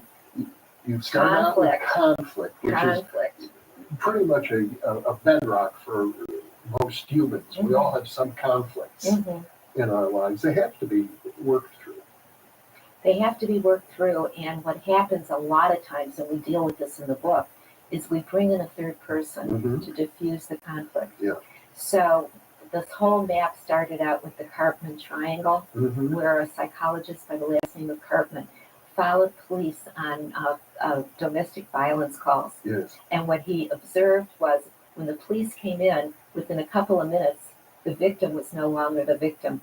They were now the victim. The 2 people maybe in a domestic quarrel are turning against the policeman. The policeman, and then the persecutor, which is usually the husband, turns around and tries to save the police from his wife. So what you're seeing are those 3 poles going around and around and around, and there's no resolution. In other words, if I'm having a conflict with you, bringing in a third person to somehow resolve or settle the dispute or side with me is not a good idea. No, if you look at it from an energetic standpoint, there's energy between us that's really jagged. Yeah. And this third person comes in, and we're able to shift that energy over to him, and he's the one that's getting the jagged energy, but nothing's getting resolved. Yeah. Nothing. At an energetic level, the problem is still there, even though it might seem to have gone away. It's another form of bypass. Right, exactly. If we pledge, if you and I said, okay, let's move up to co-commitment, let's move up to the next triangle, all of a sudden, if I was the victim, I become empowered because you're now here to help me work through the conflict. We can talk about it without any of that stagnant, horrible, jagged energy. In other words, you and I are on the same side. Correct. The conflict becomes the third person, which is fine. Yeah, and the conflict becomes the learning experience. We learn at the second level. It's so much easier to live life like that. And then, after we get really comfortable with that, all we have to do is say a prayer. And Charlie likes to say that there's a prayer that's only one word that really works: help. Just ask God to come in and help. So at the third, and this works fantastically with my adult children. Now, I want to stop you because you've used the word God. And I know that word is going to push people's buttons. I'm sorry. No, it's okay. Let's talk about what you mean. There is a divine energy that knows so much more than we do, that is so much more intelligent than anything I could ever do on my own, that when I say help, help happens in a way I could have never guessed. And I have to swallow my ego because I'll use my children as an example, and my kids are in their 40s and 50s. Yeah. You know, we still got baggage from raising them before I had my NDE, when I was not so... Your near-death experience, a profound spiritual awakening that we discussed in an earlier interview. Correct. So my ego wants to jump in and teach them what I know. Well, that can't happen. What I have to do is be on their side and just say, help. And this energy comes in and resolves it. It may take an hour, it might take a week, it might take a month. I just have to believe it. And it's resolved in a way that is so peaceful and nothing I could have ever predicted. So that's what I mean by God. And when I teach A Course in Miracles, or when I'm just studying A Course in Miracles myself, it seems to me that brilliant energy that enveloped me in my own near-death experience, it's that same energy. It's so intelligent. Intelligent isn't enough of a word. Now, some of our viewers probably don't know what is A Course in Miracles. I had Jane Smith is her name. She's a near-death experiencer that I had met years ago. And she said to me, Barbara, have you read A Course in Miracles yet? And I said, no, what is it? And she said, It was written by the same energy we were with in our near-death experiences. Well, many of us who have had these experiences at the beginning, we don't want to read anybody else's. We know what we know, and we're so afraid that other writing is going to mess up. Okay, so it took me several years, and when Charlie and I were living together in the beginning, he said to me, here's the book called A Course in Miracles. I said, no, I don't want to mess up my experience. Well, finally, one night, there were 3 books. I picked up the thin one, which is called The Teacher's Manual. I sat up and read and I cried all night long. This author understood what I touched in my near-death experience. And this, we might just say, the book was channeled. Yes. I happen to have met, and you probably have too, the Helen Schuckman. No, I wish I could have. Yes, I met her and Bill Thetford, who are the 2 Columbia University psychologists who channeled this material. They were working at Columbia University, and it became kind of a rat race, I think, at Columbia Teachers College. And one day, Helen, who was an atheist, said to her colleague, Bill Thetford, there's got to be another way. We don't have to keep doing this. And after she said that to her colleague, like co-commitment or co-creation, and asking for another way, asking for help, all of a sudden, out of the blue, came this voice saying, take dictation. And before long, these books came through perfectly transcribed. Yes, yes. And for me, after that reading, we decided we would read a lesson every morning. That would be a touchstone before we both left for work. So every morning we would go out on our porch and we would read a page, one lesson. And it was interesting because we had hung over the front door.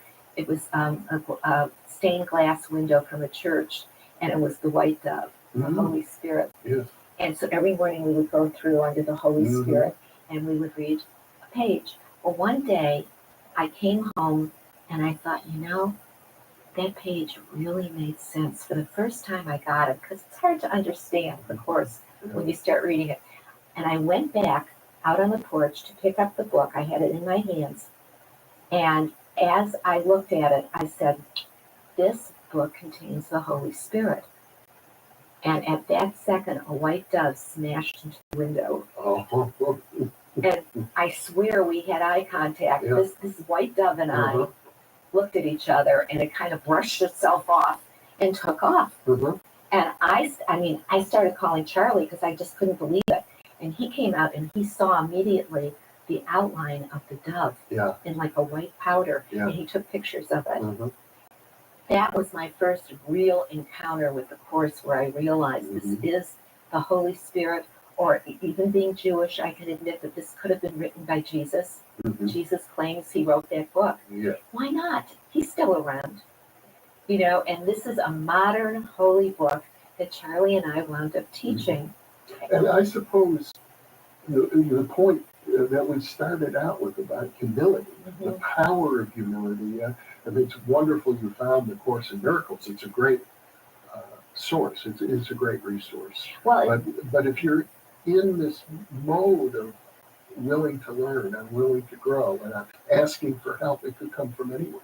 It could, but what I love about A Course in Miracles is it's really maybe attacking is the wrong word, it's addressing our ego. It is the most sophisticated book I've ever seen on how to handle the ego so it becomes our servant instead of our master. So that's what I love about it. And we cycled through it at least 3 times before we started teaching it. And teaching it was a joy. So the book really, really helped our relationship too. And I guess you feel that there are miracles in your life. Oh, all the time. Or maybe to put it even more appropriately, life itself is a miracle. Yes. It's a miracle that I came through what I came through and can be who I am now. You have come through so much. Yes. From everything I know about your story. Right. So, I think enlightenment, the word enlightened is a moment. There are many, many moments that I've had that were enlightening. But to choose to call ourselves enlightened is just another ego level that we have to overcome and move through. And it doesn't have to be the Course, it can be any book, like you said, that helps us address that ego so we can just be who we are and enjoy life. That's a miracle. And it needn't even be a book asking for help. It might come. Well, it could be somebody we can't stand that's teaching us. Or as you point out, a dove. The dove. Yeah. And we still have the pictures. Uh-huh. So it really did happen. Yeah. It's as if the whole universe is alive. And the whole universe is here to support us in our growth. Well, that is a very profound understanding, and one that you're able to state so simply and with humility. Barbara Harris Whitfield, thank you so much for sharing with me. Thank you, Jeff. And thank you for being with us.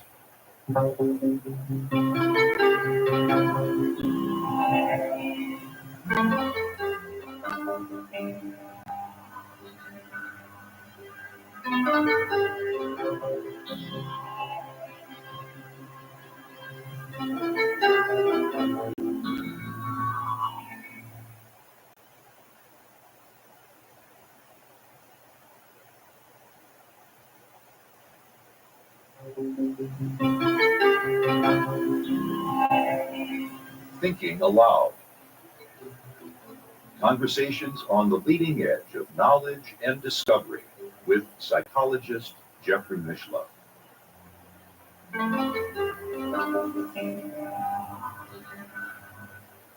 Hello and welcome. I'm Jeffrey Mishlove. My guest today is Paul Levy, who's a workshop and seminar leader based in Portland, Oregon. He is the author of The Madness of George W. Bush and Dispelling Wetiko, about which we've done a previous interview. He has also written The Quantum Revelation, a radical synthesis of science and spirituality. Today, however, we're going to talk to him about his personal story, an encounter with the psychiatric system, an encounter with evil within his own family, as described in his book, Awakened by Darkness, When Evil Becomes Your Father. Once again, this is an internet interview, and I'll switch over now to the internet video. Welcome, Paul. It's a pleasure to be with you once again. Yeah, I'm so happy to be here, Jeffrey. Thank you. We're going to be talking about your life story. I know from having read your book, it could only be described as an ordeal. And I think that it's an ordeal that lasted for decades. I assume because some of the primary events took place nearly 40 years ago, it's taken you a very, very long time to process what happened. Yes, that is definitely true. And it's an ongoing process. It's not like, it's clear to me that I'll be dealing with this process for the rest of my life. But historically, in time, it really, happened close to 40 years ago, and it was such an unbelievable, overwhelming trauma that almost killed me. It destroyed my family. It almost drove me crazy, or it actually did drive me crazy for a while.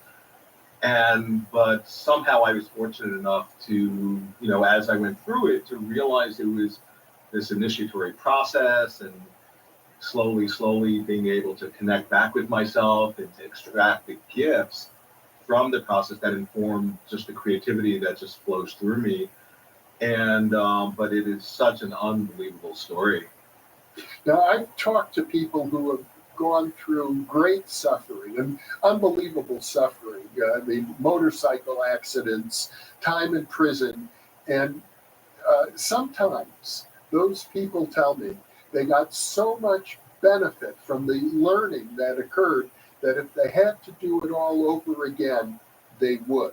In fact, some say in a heartbeat, they'd do it again. Would you describe yourself that way? No. I would, I'm getting there. Because my experience, and I'm just being honest, my experience was direct, unmediated encounter with absolute archetypal evil. And I'm very aware that a lot of people go through, traumas and say, "Oh, I would choose to do that again," and I'm so happy. The closest I get to it is that out of the experience came my work, and I've written these books, and they're really helping people. And a little while ago, I began to contemplate, well, what if there was a universe without the books that I've written, compared to being in a universe where these books are actually, they're incarnate. And I realized, no, I would choose the universe where the books are actually, in form. And that was to choose that will, because the books were a direct result of what I went through. So that's as close as I've come. But it was so, unless you've had your own version of a direct encounter with archetypal evil, that's trying to destroy you, you can't relate. And so I can't authentically say, oh, I would choose it again. I'm still a work in progress in that way. But the books are symbolic, really, of your own inner state. You're the guy who wrote the books. Yeah, no, totally. And I'm aware of that. And the books for me, like if I hadn't connected through this process with with just the creative spirit that lives in me and finding my voice, then I would have been in trouble, and that wouldn't have been a good outcome. But the fact that I've created this work about, this mind virus or the collective psychosis or the revelations of quantum physics or how all of this is a dream, and, how just there are so many different dimensions of my work that are actually really helping people, and I'm aware that that's the real fruit of having gone through this ordeal, and slowly, kind of like, I'm in no way a shaman. I'm only a shaman in my wildest dreams. I kind of joke with my friends about that, but I'm aware of that archetype, that it's by going through this death sort of rebirth experience and encounters with the darker forces and going mad, that if the shaman, if they don't get stuck in that realm in the underworld, they can potentially, recover gifts that they bring back to the community. And, I'm very fortunate when I see, oh yeah, there's like a part of that process that seems to be happening through me. The story really begins when you're a young child and you first encounter your father, who is capable of exhibiting enormous, explosive, diabolical rage, and then either forgetting it ever happened or acting as if this is perfectly normal, and somehow managing to get other members of your family and at one point even the psychiatric community to sort of treat it as if he's the normal one, and you, who are the victim of that rage, are abnormal. Yeah, no, that's exactly true. And just so to maybe give a little form to the story. So, like I just anyways, I've always been under the illusion that I had a happy childhood. Let's put it that way. That illusion was recently dispelled. I spoke to Gabor Mate just recently, and he was asking me about my father, and I was presenting, oh, I had a happy childhood up until the abuse happened when I was in college. And he very quickly, like a heat-seeking missile, just unpacked and showed, well, your actual childhood couldn't have been that happy if you had a psychopathic father like that. And I realized that. But the real problematic aspect happened when I was in my college age years, and I began to individuate and separate from my father, who I didn't know was so fused with me and unconsciously identified with me, that when I was actually stepping out of his image of who I was supposed to be and actually was beginning to individuate and become myself, which was by definition separate from my father, he all of a sudden, it unbeknownst to me, it activated, you could say, the archetype of the myth of the negative father, who feels jealous and threatened by their son as they individuate and tries to kill them. That's really, in essence, the archetype of the negative father, and or to possess them. And so basically, as I was just, in a completely loving, healthy way, expressing my own separation and individuation, that consolated my father to just completely go into murderous rages where I was literally afraid I would be killed.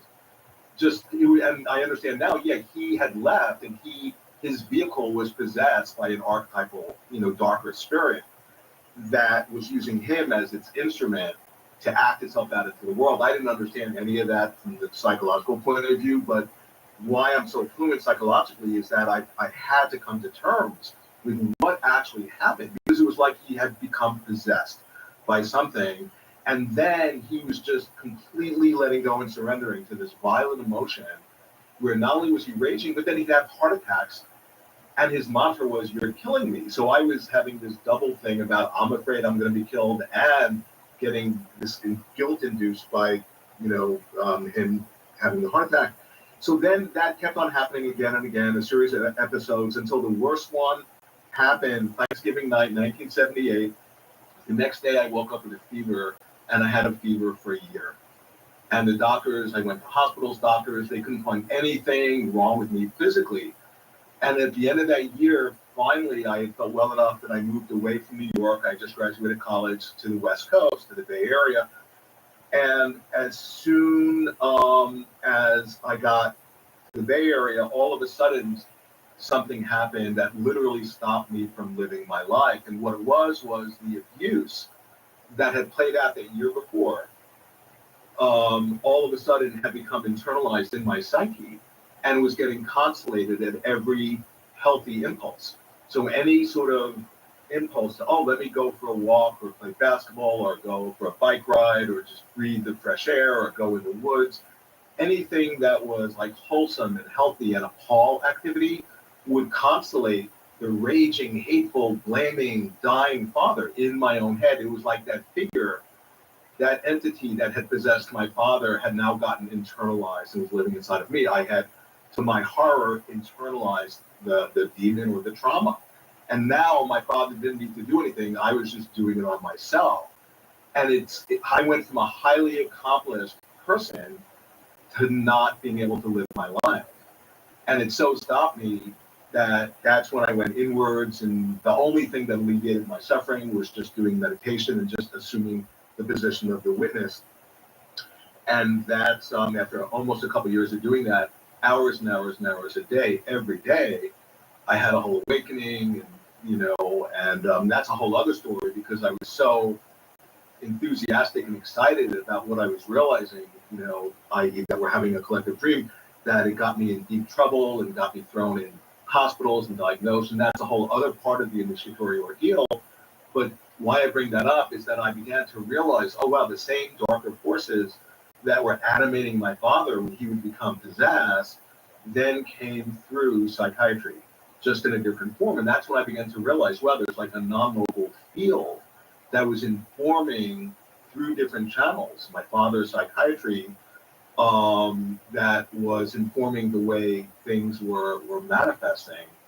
And I guess one final thing about that's when I began to first be introduced to what I would later write books about, because I realized, whenever I was trying to shed light on the abuse or on the darkness that my father was playing, the whole non-local field would configure to actually protect the abuser. And I began to realize, that's like a deeper process. And of course, now we see that happening, with church or Bill Cosby or Harvey Weinstein or a whole number of people, that when somebody is trying to shed light on a darker shadow or if there's abuse, just watch what typically happens. The field will, configure and conspire itself so as to protect the darkness and to demonize the light. And I was realizing just the horror of that. That was an indication for me of when I talk about, archetypal evil, but it was also revealing something to me. It was showing me something really deeper in the fabric of the universe and in my own mind. And that's when I began to realize, oh my God, the evil forces that are playing out that almost destroyed me and literally consumed and destroyed my entire family. I haven't had a family for close to 20 years and all that, that entails just having to live with that. But I was realizing, oh my God, there's this revelation encoded in the abuse.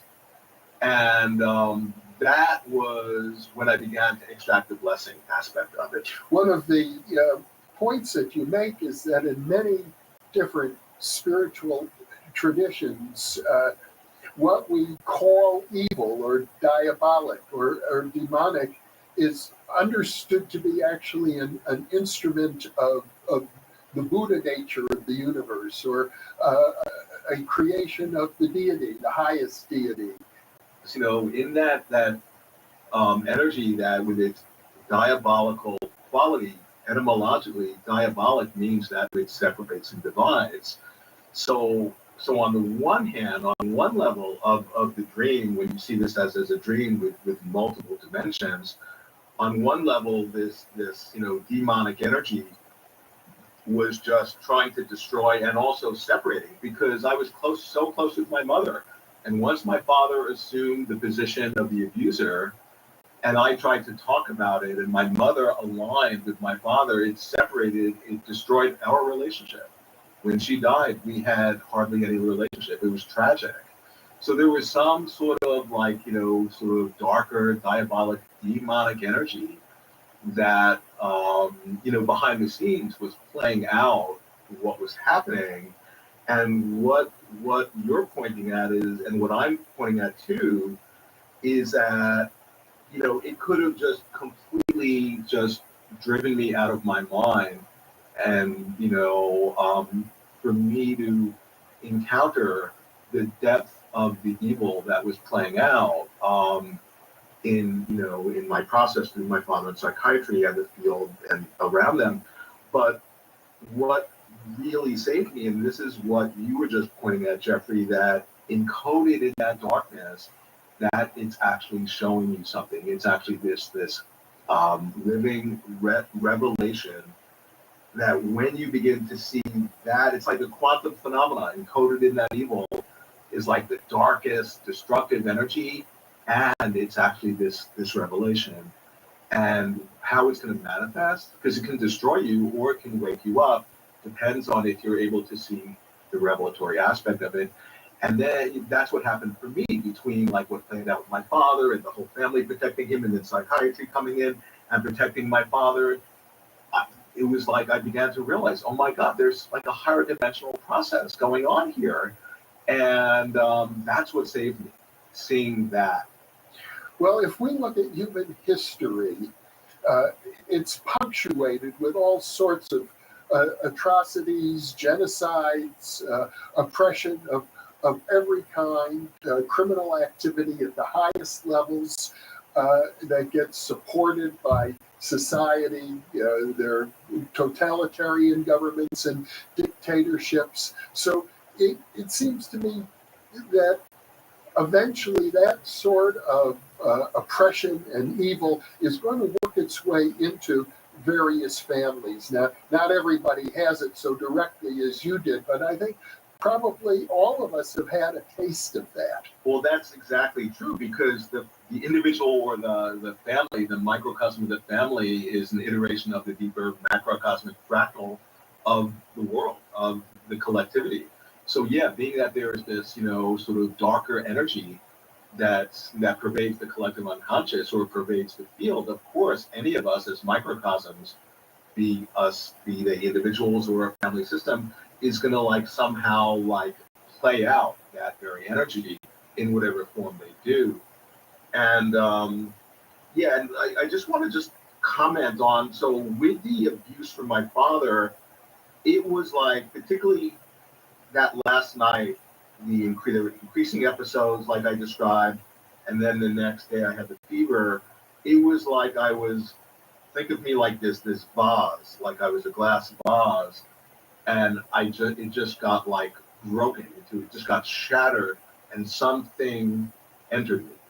It was like getting a transfusion of that very evil. And that's why it took me, my whole mind body dealt with it by having a fever for a year. I realized that later.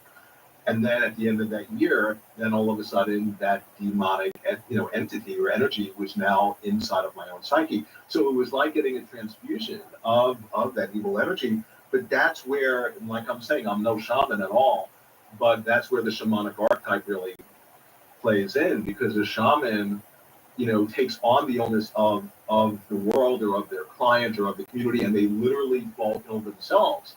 And I've had a creative illness, a shamanic illness, for decades. And but slowly, they're able to metabolize that poison, that illness, and bring themselves back to, center to health, to their wholeness. And like I'm saying, I'm still a work in progress, but I feel, particularly with my work, that as I found my voice and my creativity, that's the very, because encoded, what I'm also discovering is that encoded in that evil is the creative spirit. And which means that for us to really be able to exorcise or transmute that evil is to actually connect with the creative voice inside of us. And thankfully, that's what I've been doing. But it's like the fuel of that my creativity is the darker force. And so that's why it's so important. Like I was saying, a shaman somehow is able to metabolize that illness, that evil, it's interesting, they take it on, which means they confront it, but also it means to take it in oneself. So it's to experience the evil, not just objectively, like it's outside, but to experience it from the inside, subjectively, that, you are it, but to not identify with it. That's the danger, where once you take in that darkness, if you identify with it, then you just unwittingly, unconsciously become an instrument to act it out on whoever. But the idea is to like experience it from the inside and then to distinguish yourself from it. That's the shamanic trip of how they actually assimilate the darkness. And, I'm not talking, like I said, I'm like an intellectual person who studies this, and I'm certainly not an accomplished shaman, but I'm somebody who's been deeply 24/7 in this process. And I've had to learn it, or it would have killed me, definitely. We can see over your shoulder on this image, you have the complete works of Carl Jung. It looks like on the bookshelf. And I know in your writing, you quote his alchemical studies, and you quote also many other theological writers, many of whom take the notion of diabolic energy as literal, as if there's some autonomous energy. And yet the psychologists say, well, it's actually, it might seem like that, but it's really an aspect of the psyche. And you seem to go back and forth quite a bit between these two perspectives, as if really they're both valid. It's interesting because that idea, like on the one hand, if you invest, this evil, for example, with like this reality in a certain way, you could conceivably be investing it with an unwarranted reality that it doesn't deserve, really, in the sense that, like, I bring in quantum physics saying there's nothing objective, so people who think there's an objective devil or evil force, well, no, that absolutely is not true. But then if people just say, oh, well, then it's just your projection. No, this evil, it's not just imagination, it's not just projection. It somehow exists in a like this intermediate realm. And all we know is that subjectively, I can talk for myself, subjectively, I experience it as if it's some autonomous other entity that's other than myself, right? That's how my subjective experience but I don't want to then jump ahead of myself and then assume, oh, because I experience it subjectively as if it's objective, that doesn't mean it exists objectively. That's just the way I'm subjectively experiencing it. See, I'm being very accurate. We're trying to be careful in my language because I feel that that's where people get really confused. So you don't want to also give it this objective existence that it doesn't deserve. It's not just subjective, even though subjectively we experience it as if it's objective. And what is its reality? Well, I certainly don't know. I'm very comfortable though in holding sort of the both and, that it's just like, part of my own self and it exists out there, and would seem contradictory or exclusive, and I'm comfortable with holding both and not just like having to reach a conclusion that exists one way or the other. But I want to say psychologically, not theologically, but psychologically, evil is as real as we are, and its effects are all around us. For people, I know a lot of New Age people who just dismiss evil and say, oh, it's not really real. I think they're just completely deluded, because and by having that viewpoint of thinking evil's not real, well, then you're unwittingly offering yourself to be an instrument for evil. You're colluding with evil by doing that. But the paradox is that if you think evil's real, then you're also colluding with evil by like investing it with a reality that doesn't deserve. See, all of this is pointing at the nature of the beast we're dealing with. Okay, and so the point is, psychologically speaking, evil is as real, as you can get, and how it shows up, not just playing out in our world, but that's reflecting that deeper evil in us, and not just personal evil, but archetypal evil that we all interface with. And that's, in a way, the blessing of what played out with my father. It's given me such an unbelievable deep insight into the nature of evil. I've had to, or it would have killed me. Back to your story, as I recall, after you moved to Northern California, Berkeley, where I spent quite a bit of time myself in those years, you had a kind of an awakening.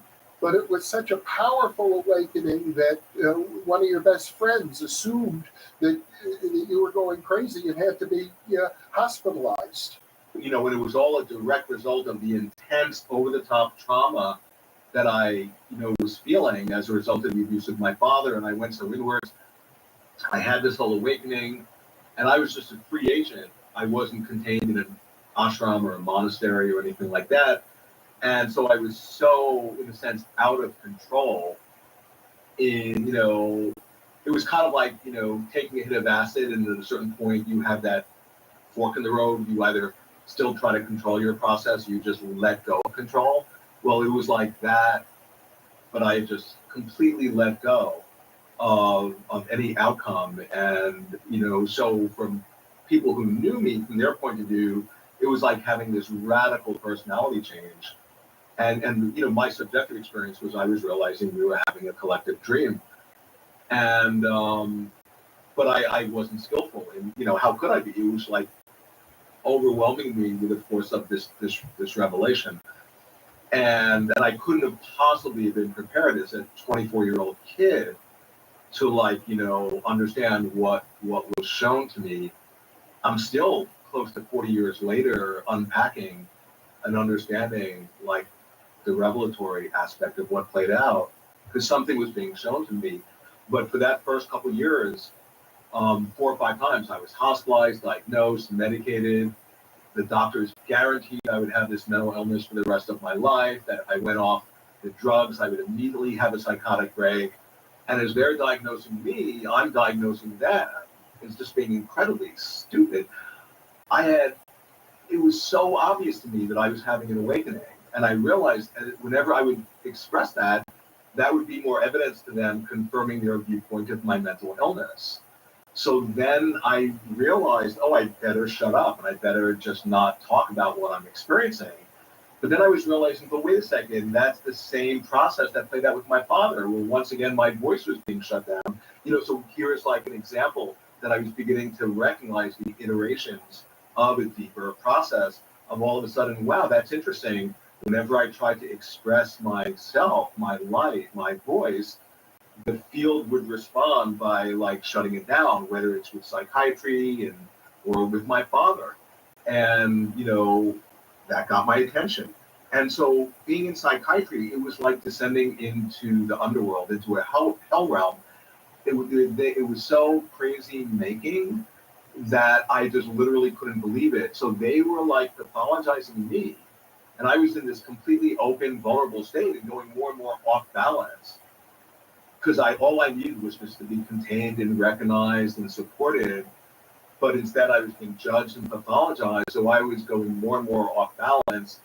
And so then once psychiatry got me, which was, within the first day, and they began pathologizing me, that contributed to, that made me sick, and then once I expressed that or exhibited that, then that confirmed to them their diagnosis in a self-perpetuating feedback loop, as if they were casting a spell and they were in the business of making people sick. And the more I was trying to point that out, the more I was pathologized for what I was reflecting in a way that was completely maddening. And it was total abuse it was like overwhelming abuse that the whole system of psychiatry was perpetrating on their patients. But somehow I was like traveling through it and taking notes. And so anyways, I could just go on and on about that, but I was lucky to escape psychiatry with my life and with my sanity intact. Interestingly, all of this happened around the same time as the anti-psychiatry movement was becoming quite popular. You quote in your book the writings of R.D. Laing, and his work was, I studied in the 1960s as an undergraduate. It was very popular at the time, but apparently not particularly popular with the psychiatrists you were dealing with. They were just so entrained. The DSM-3 had just come out the year before in 1980, and that was the edition announcing the big discovery of the chemical imbalance. And so every single psychiatrist was diagnosing me as, being chemically imbalanced. And of course, then a number of years later, the same, psychiatrists, the authors of the DSM-3 have since come out and said, oh, by the way, there's no such thing as a chemical imbalance. That was totally a bogus, made up diagnosis that was inspired by the pharmaceutical companies so they could sell more drugs, so they could make more money. And so that was, that was just horrendous. And the tragic part was that my parents both died completely, in their minds, psychiatrists were authority figures.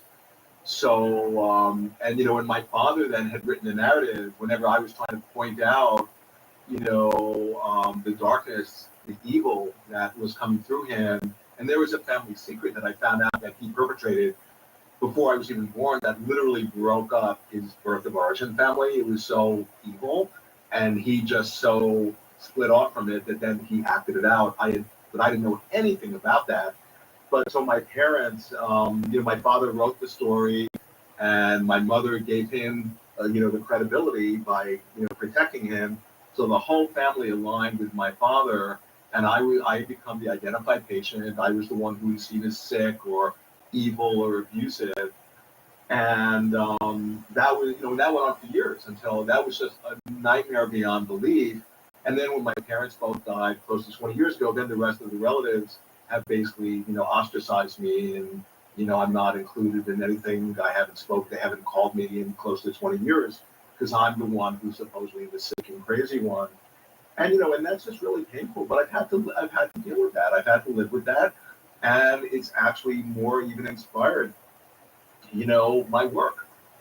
At one point, Paul, all of this actually got you in trouble with not only the psychiatric system, but also the criminal justice system. And you describe actually very eloquently being raped inside of the Santa Rita jail.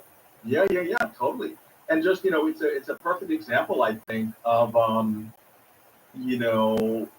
when you have a spiritual awakening and it's not sort of contained and supported, but yet pathologized and judged, so you can go a bit out of control. So how I got arrested, and how I got arrested is kind of a funny story, in that I was having this awakening and I was realizing who I was and who we all are, our Christ nature, our Buddha nature, and all this, but it was getting slightly more and more out of balance. And so what began happening, there was one day that I was writing these checks, I was going around town buying stuff and writing checks, and and for way more than I had in my account. And my thinking was, oh, I was, this is an example of how I was veering off balance, of tuning into, I have infinite abundance, and no, it'll be covered. So that was clearly like an expression of being off balance, combined with having the realization of, I was realizing, wow, I'm the Buddha, I'm the Messiah, we're all the Messiah, we're all Christ. Oh my God, we could dream ourselves awake. But I hadn't integrated that. So I was also, there was just such a sense of inflation at that point, absolutely, which is like, that always happens when you actually, all of a sudden, have a connection with the higher self. The unconscious tendency, and you recognize that is who you are, is to identify with it. But that's a natural part of spiritual awakening. It's like with this if you shoot like this rocket ship, out through the atmosphere, it has to have enough rocket fuel to break the Earth's atmosphere. And that's when, but then, the rocket fuel just, it can drop off just very naturally. It doesn't need, that's kind of example of when there's inflation, you have a direct encounter with the higher self, you identify with it, you inflate to break out of the atmosphere of your conceptual mind. But then if you still hold on to that, that's inflation. But if that just, naturally lets go, it's, then, you actually develop a relationship with the higher self instead of just becoming identical with it. That's the inflation. So that, what I described with writing the checks, that was still a residue of my inflation. So then I went to, it was an eyeglass store on Shattuck Avenue, and I wanted to buy a pair of sunglasses. So I wrote them a check, and they called up the bank, and the bank said, no, don't accept his check. And I said, no, I stand for it. I'm good for this. I'm, because I was identified with my Buddha nature, but I was still, suffering from inflation. And so then they made one more phone call. They said, well, just hold on 1 second. And then, 5 minutes later, the police came and they arrested me and they brought me into Santa Rita, that's where I was raised. And I talk about that in my book. And, and that was a horrible thing, but it was in a full-blown spiritual awakening. So my experience of it was not from the ordinary state of mind. But when I look back upon that, I see now, that was like my descent into the deepest, darkest, underworld that I could imagine, and The story reminds me a little bit of a Zen phrase that I've heard called the stink of enlightenment. And I think if you were in an ashram or a monastery or a place where they understood what you were doing, you would have had a supportive environment around you. But instead, you were really in the grip of this American culture with all of its grace and beauty, but with all of its darkness and evil. And you experienced the dark underbelly of the society that we still share. One way of saying that is that if anybody had my experience in an indigenous culture, they would understand, this person, might be being called to be a healer or a teacher or a shaman or something, like that. And, and they would take care of them. They would support the person. They would make sure they were safe. Because all that I needed, I see this now. I mean, I it was pretty obvious, is that I just needed to have a container to just, because the wildest creativity was coming through. I was having these revelations. I was connecting with some of the greatest enlightened teachers in the world, not in my imagination, but in actual fact. And they told me a number of years later, we were recognizing we were having some form of awakening, that you weren't just a crazy person, but, all consensus reality, everybody, all of my friends at that point, they just thought, Paul is, whatever, having a nervous breakdown, psychotic break. And, but it's all perfect when I look back upon it, because like I'm saying, at a certain point, I realized all of that was part of like the initiatory experience. It was like, I was traversing these darker realms, and, that's unfolded throughout the collective field and obviously inside of my mind. And I've just been fortunate, like I said, to be able to, extract the blessing and connect with my creativity. Because when I talk about archetypal evil, one of the things that saved me was after the last hospitalization in '82, I began having night after night these dreams that were showing me what was happening, that were just completely blowing my mind. And I knew nothing about dreams at that point, but I quickly figured out I have to understand what is this showing me? And so it was really, kind of shedding light on the archetypal dimension of evil that I was confronting. And an example was my father. He literally wanted to possess me, like I was an object for his, so that he wouldn't have to face himself. And he just spent his dying breath doing that. And that's kind of what I mean about it. It was the myth of the archetypal negative mythic father, who just wants to possess their child. And yeah, so I mean, honestly, I'm just thankful that I got through it, because it easily could have crippled me or disabled me. And I openly share in my work, I feel crippled. I feel totally, sort of in this wounded state, because when you have an encounter with and I think with just archetypal evil, which is different than just personal evil. It's like you can't even imagine how different it is. It reconfigures you, or at least it has me. It deformed me in a way. It completely changed the trajectory of my life and of my mind. But I've just been fortunate to be able to carry it in a way to find my gifts and create my work in a way that's actually helping people. And that's the archetype. That's the archetype of the wounded healer, which is the shaman. That it's by going through their woundedness and bringing awareness and having their heart open instead of just avoiding it and and disassociating from their wound. But it's by going through that one is able to extract the gifts. And so I've been kind of, that's really the archetype that's been informing, I think, my life. And I think it's fair to say that for the last 40 years or so, you've been pursuing a very active study of Buddhism, and also depth psychology, and also process psychology, and Kabbalah and alchemy. And you've really been struggling to integrate all of these resources in order to come to terms with what happened to you. And what, in essence, the way to describe what I would be studying was anything. The suffering after not only the abuse from my father, and then with the fever, and then when all of a sudden I had internalized the abuser and then internalized the trauma, but then add the psychiatry abuse from that,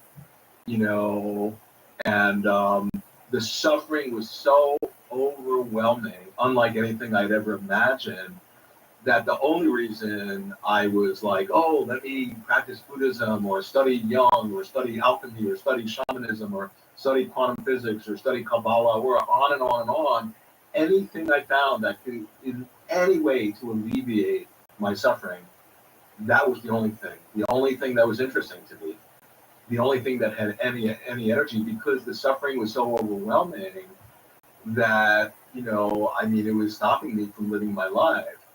And, as the years have gone on, I understand now, it's like, oh yeah, I kind of feel like in a certain way, when Christ, after being crucified and he descends into the underworld for 3 days before he comes back in the resurrected body, it kind of feels like, oh wow, I've been sort of in that underworld. But more and more, it's like I'm able to alchemically transmute it to fuel my creative work. And like I keep on saying, if I wasn't able to do that, I probably would have jumped off a bridge. I really have no doubt about that, I guess it's fair to say that all of the studying you have done paid off. Yeah, no, I think so. I think because, the way that I'm synthesizing these wisdom traditions is my own. It's unique. I don't know anybody else who's doing it in the way that I'm doing it. And because of that, it's helpful for people. And, but keep in mind, by doing my studying and my Buddhist practice and my writing and my creative work and my dreaming, all of those are the ways that I'm deepening my own integration and deepening my own healing, and then at a certain point you begin to realize, wow, the suffering that I'm experiencing, yeah, it's my own, and it's my own personal suffering. And then, of course, like what part of it is just like my own clinging compared to what part of it is sort of coming from the divine, so to speak. But that suffering, it's not just personal, but then you realize, being archetypal, that you're also feeling the suffering that's in the field, that's in the collective unconscious of our species. And that, the way I see it, is that's the doorway where you can actually more engage with, your bodhisattvic nature. That, oh wow, if I actually feel this really fully and experience this really fully and express it creatively, it's not just helping me, but that's an offering that's actually adding light to the field and helping other people who are also going through their own version of exactly this process. Because what I was beginning to see when I had my awakening is that, oh wow, we're not separate. We're actually dream characters in each other's dreams. We're interdependent, interconnected. And out of that was arising this incredible compassion. But the point is that, you know, I was seeing through the separates, through the illusion of the separate self. And, you know, that was in essence the core realization that I was beginning to have. And another way of describing that is like, oh my God, we're having a collective dream. We're all dream characters in each other's dreams, and we're all co-dreaming together. There's something about your story which also strikes me actually as being archetypically Jewish. I'm thinking, for example, of the sacrifice of Isaac, where God commands Abraham to take his only child and sacrifice him, and then Abraham's ready to kill his son, and then God says, okay, you don't have to do it now, sacrifice a goat instead. Or the story of Jacob wrestling with an angel. Right, I was going to bring up, I totally relate to the Jacob wrestling with the angel thing, where, you know, I write about that story, and I ask the question, well, why was he wrestling with the angel? And I point out that he would have been killed if he didn't wrestle with it. So, you know, it was for his own survival. And in a way, I totally relate. Like I was just a completely open-hearted, good, you know, innocent kid.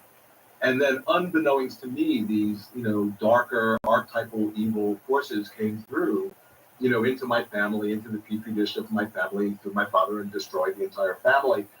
And but I all of a sudden was forced. I had to, like Jacob, wrestle with these forces. And, you know, the idea and the myth is that if you make it till dawn, then you've made it, you know, till the light emerges. And then when Jacob does that, you know, the angel, it wounds him on the hip. And that's, I totally relate to that, just symbolic of an encounter with like this numinous energy, with the deity, with the darker God, so to speak. It's a wounding, it's a totally traumatizing experience. And that's why I openly say to people, yeah, I totally feel like I'm in, you know, PTSD, but it's like we all are. I realize our species is in PTSD, but there's a way of holding it where it becomes like the elixir for the creative spirit. And then what does the archangel do? Once he wounds Jacob on the hip, he changes his name to Israel. And the idea being that his nature was changed by the encounter with the God. And so, like, the energy, my father was just an ordinary human being, just totally ignorant.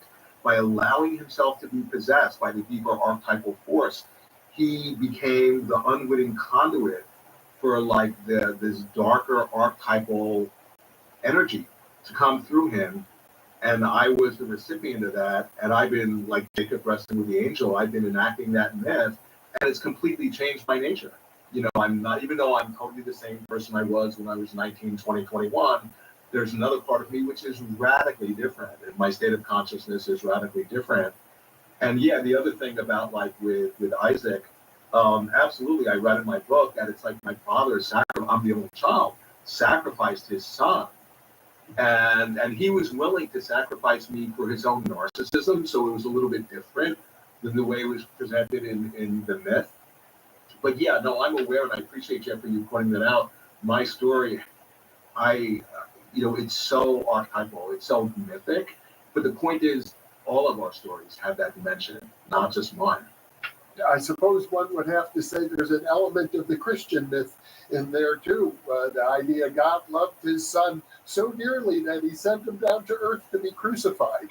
When I was asked, when Gabor Mate, we were talking last week, and it was such a cool interview because it was so unlike anything I was used to, the questions he was asking. And at one point he asked, well, do you feel like you're free? And I'd never been asked that, you know, in the moment in a live interview. And I basically said, well, you know, when I connect with my true nature and when I write, I feel really free. But then I began talking about, but then another part of me feels incredibly, like, bound as if I'm crucified. And I literally was talking about how I completely can feel that, like I'm, just crucified on the cross, in the sense of holding the tension of the opposites. And I just experienced that so acutely in the core of my being. And what I've learned is that, to the extent that instead of prematurely dissociating and identifying with one of the opposites at the expense of the other, in which case then I just seem to develop more dis-ease or symptoms. If I can hold that tension, that creative tension, out of that comes like something that I couldn't have made by myself, whether you call it grace, the transcendent function, that's Jung's word, the reconciling symbol, or just creativity. So what I do, my daily practice is, I've been carrying my own cross, my own shadow, and just like, it's agonizing to be like nailed and holding the tension of the opposites, but somehow I've been able to do that in a way that something, really creative emerges out of that. So yeah, I totally identify. Here I'm Jewish and I'm a Tibetan Buddhist practitioner, but I'm super into contemplating the Christ event symbolically.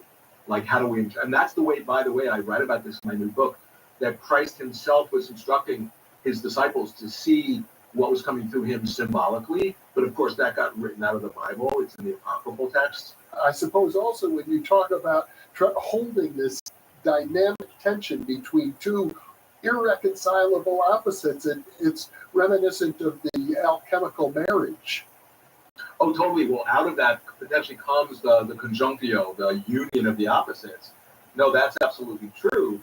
And I feel that, at certain moments, but I also feel, like I say, I'm openly, just being authentic. I'm a work in progress. And the thing that's interesting to me, when I am channeling my work, because it feels like I just become an instrument in something, other or higher than myself, that my conscious ego mind comes through. When I'm doing that, I feel so incredibly just, in myself, and I'm doing what I'm here to do, and just filled with light and inspiration. The thing which is interesting is I notice the more I do that, the more it also seems to attract the darker forces that always want to seem to obscure that or destroy that. And so that's a process I've been tracking, and that, that was encoded in the whole, the drama with my father and with psychiatry. But what I've more and more over the years had the realization of, instead of that being an error, like, I wish that wasn't happening. No, that's like showing me, I'm on the right path. That, of course, the closer you get to the light, it's going to invoke the darker forces to try to stop you. But the darker forces, it's just like when Buddha was becoming enlightened under the Bodhi tree. All of the forces of, like, the evil one, of Mara, came trying to stop him and seduce him, or, screw with him, or tempt him, or just mess with him. Do anything and everything to stop him from becoming enlightened. And from one point of view, that's seen as, they're bad, they're obstacles, they shouldn't be there. But no, they were secretly, those evil forces were secretly Buddha's allies. They were helping him to develop the muscle of enlightenment. And, so that's what I'm pointing at, that the darker forces, both in our minds that get consolated as we connect with our light, and the darker forces that are manifesting in the seeming outside world, actually, on one level, could be seen to be really evil and bad and all that. But the point is that they're also the revelation of something of that darker part of us, and they're actually like helping us to actually wake up. An example being, look at what's happening in the world, the coronavirus pandemic. Things have gotten so surreal. It's easier to recognize the dreamlike nature because it's so dreamlike. Just as an example, that encoded in the seeming darkness is like a blessing. Well, I have to say this, Paul.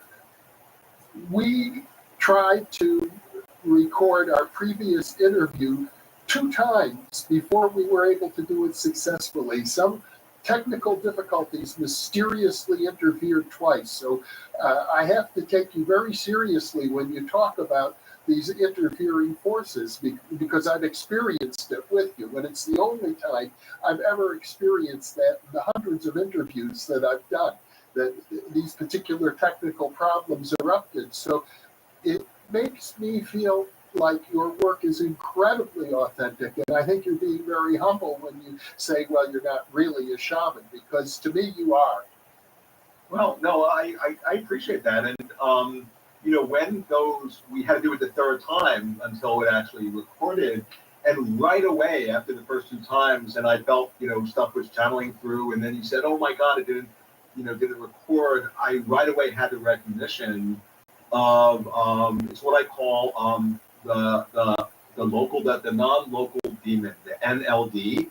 And it's like this non-local demon that pervades the field, that through its connections to the external world, whenever somebody, because I felt like I was really channeling information that was really helpful for people, when somebody's channeling light, the non-local demon will, through its connections to the field, will do everything and anything it can to shut that down. But because we were persistent, that third interview actually, that happened and that recorded. And yeah, and I appreciate, the reflection about being a shaman. I just, in no way do I identify with that, because I think of, I have my teachers. If you want to know a shaman, they're really a shaman. My sense, and I wrote an article about this, we're all shamans in training. And I can identify with that. And, yeah, I'm a shaman in training, and I'm in no way, do I want to take on that projection of being an accomplished shaman, because it's just not true. And but yeah, I appreciate your reflection though.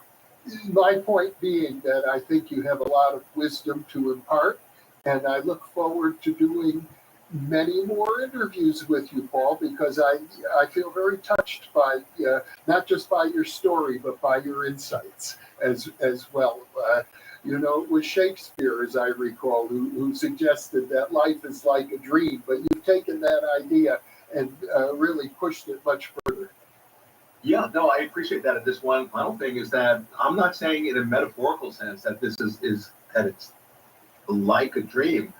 I actually got into sort of a debate. A very well-known Tibetan Buddhist translator came over to visit me a number of years ago and had tea, and he was saying, no, life it's like a dream. It's metaphorical. And I was saying, no, there's no metaphor about it. This isn't like a dream. This is a dream. This is nothing other than a dream. And we kind of disagreed, but that was fine, because it was very friendly and warm.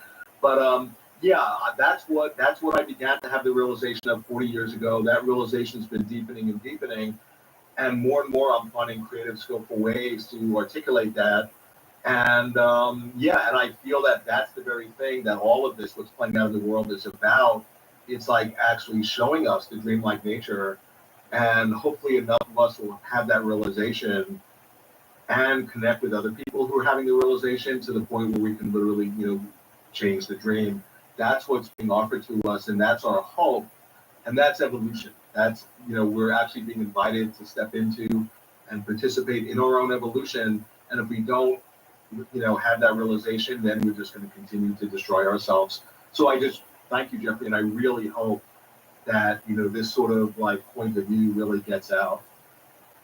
I think actually Shakespeare was direct. He said, if I recall correctly, we are such stuff as dreams are made of. Right, exactly. Well, Paul Levy, thank you so much for being with me. I so appreciate it, Jeffrey. Thank you so much. And for those of you watching, thank you for being with us.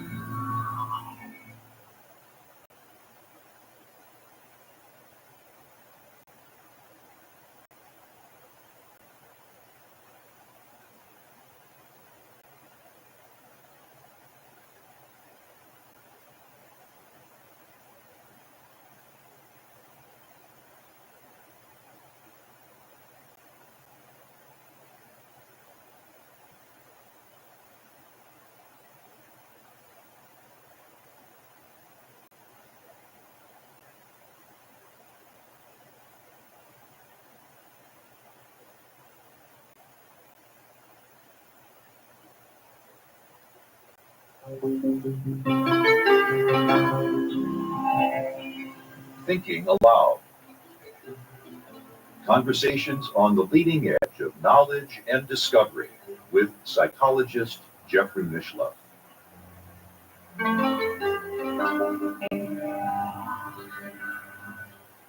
Hello and welcome. I'm Jeffrey Mishlove. Today we are going to explore the life of a forgotten mystic, George William Russell, who wrote under the pen name of A.E. and was an extremely influential figure in many dimensions in the early part of the 20th century. He was a poet, an artist, a mystic, a social activist. My guest today is my good friend James Tunney, the Irish barrister who has lectured all over the world in matters of law. He is the author of several books on mysticism, including The Mystical Accord, Sutras to Suit Our Times, Lines for Spiritual Evolution, The Mystery of the Trapped Light, Mystical Thoughts in the Dark Age of Scientism, Empire of Scientism, the dispiriting conspiracy and inevitable tyranny of scientocracy, and Tech Bondage, Slavery of the Human Spirit. He has also written 2 dystopian novels, Blue Lies, September, and Ireland, I Don't Recognize Who She Is. James lives in Gothenburg, Sweden, and now I'll switch over to the internet video. Welcome again, James. What a pleasure to be with you. Fantastic to see you as always, Jeffrey. I'm looking forward for a conversation as always. Thank you. We're talking about an individual who was very influential in his own day in the early 20th century, late 19th century, but has been, aside from people in Ireland where he came from, largely forgotten. That's correct. And in fact, I was thinking about how he would be described, how I think about him. And to a certain extent, he's the forgotten mystic, because he was essentially a mystic. He saw himself as a mystic. And when I became interested again in mystics, I began to look back at a figure that I have to confess, when I read about him early on, I wasn't that interested in him, because there are more dramatic figures in some ways in Irish history. And in some ways, probably because of my family history, we're drawn to figures that were more romantic in some sense. And he was always in the background. It's like in the story about the emperor when he's building a new palace and he gets the architects to submit their plans, and he gets them to identify a number 2 architect to help them, and then he picks the one who got most number 2s. Well, A.E. Russell would have been one of those figures. He was regarded as a great man by most people that met him, but in some ways, whether he achieved greatness is a matter for history to decide. So, as well as the forgotten mystic, I see him more and more in terms of a homely mystic. So the word home is very important. In Ulster Scots, in the dialect of English that he would be familiar with, there's a word hamely, which is a nice word to describe that homely idea. And it refers to an unassuming person who's easygoing and down to earth. And that was very, very important to him, because he was very down to earth, and the earth and the land was very, very important to him, as well as the ground of being, if you like. And it's interesting that the word home has the word om in it, and India was another connection. And he wrote, you see this certain themes that he wrote he was editor of the Irish Homestead for about 18 years. And the idea of home, the spiritual home and the physical home, is very, very important. So it's a bit like Maslow's pyramid. He was not only conscious of the top of the pyramid, which he certainly had reached, but he was conscious of the need to begin from the ground upwards. So he's a forgotten mystic, but in his lifetime, he was regarded as a statesman.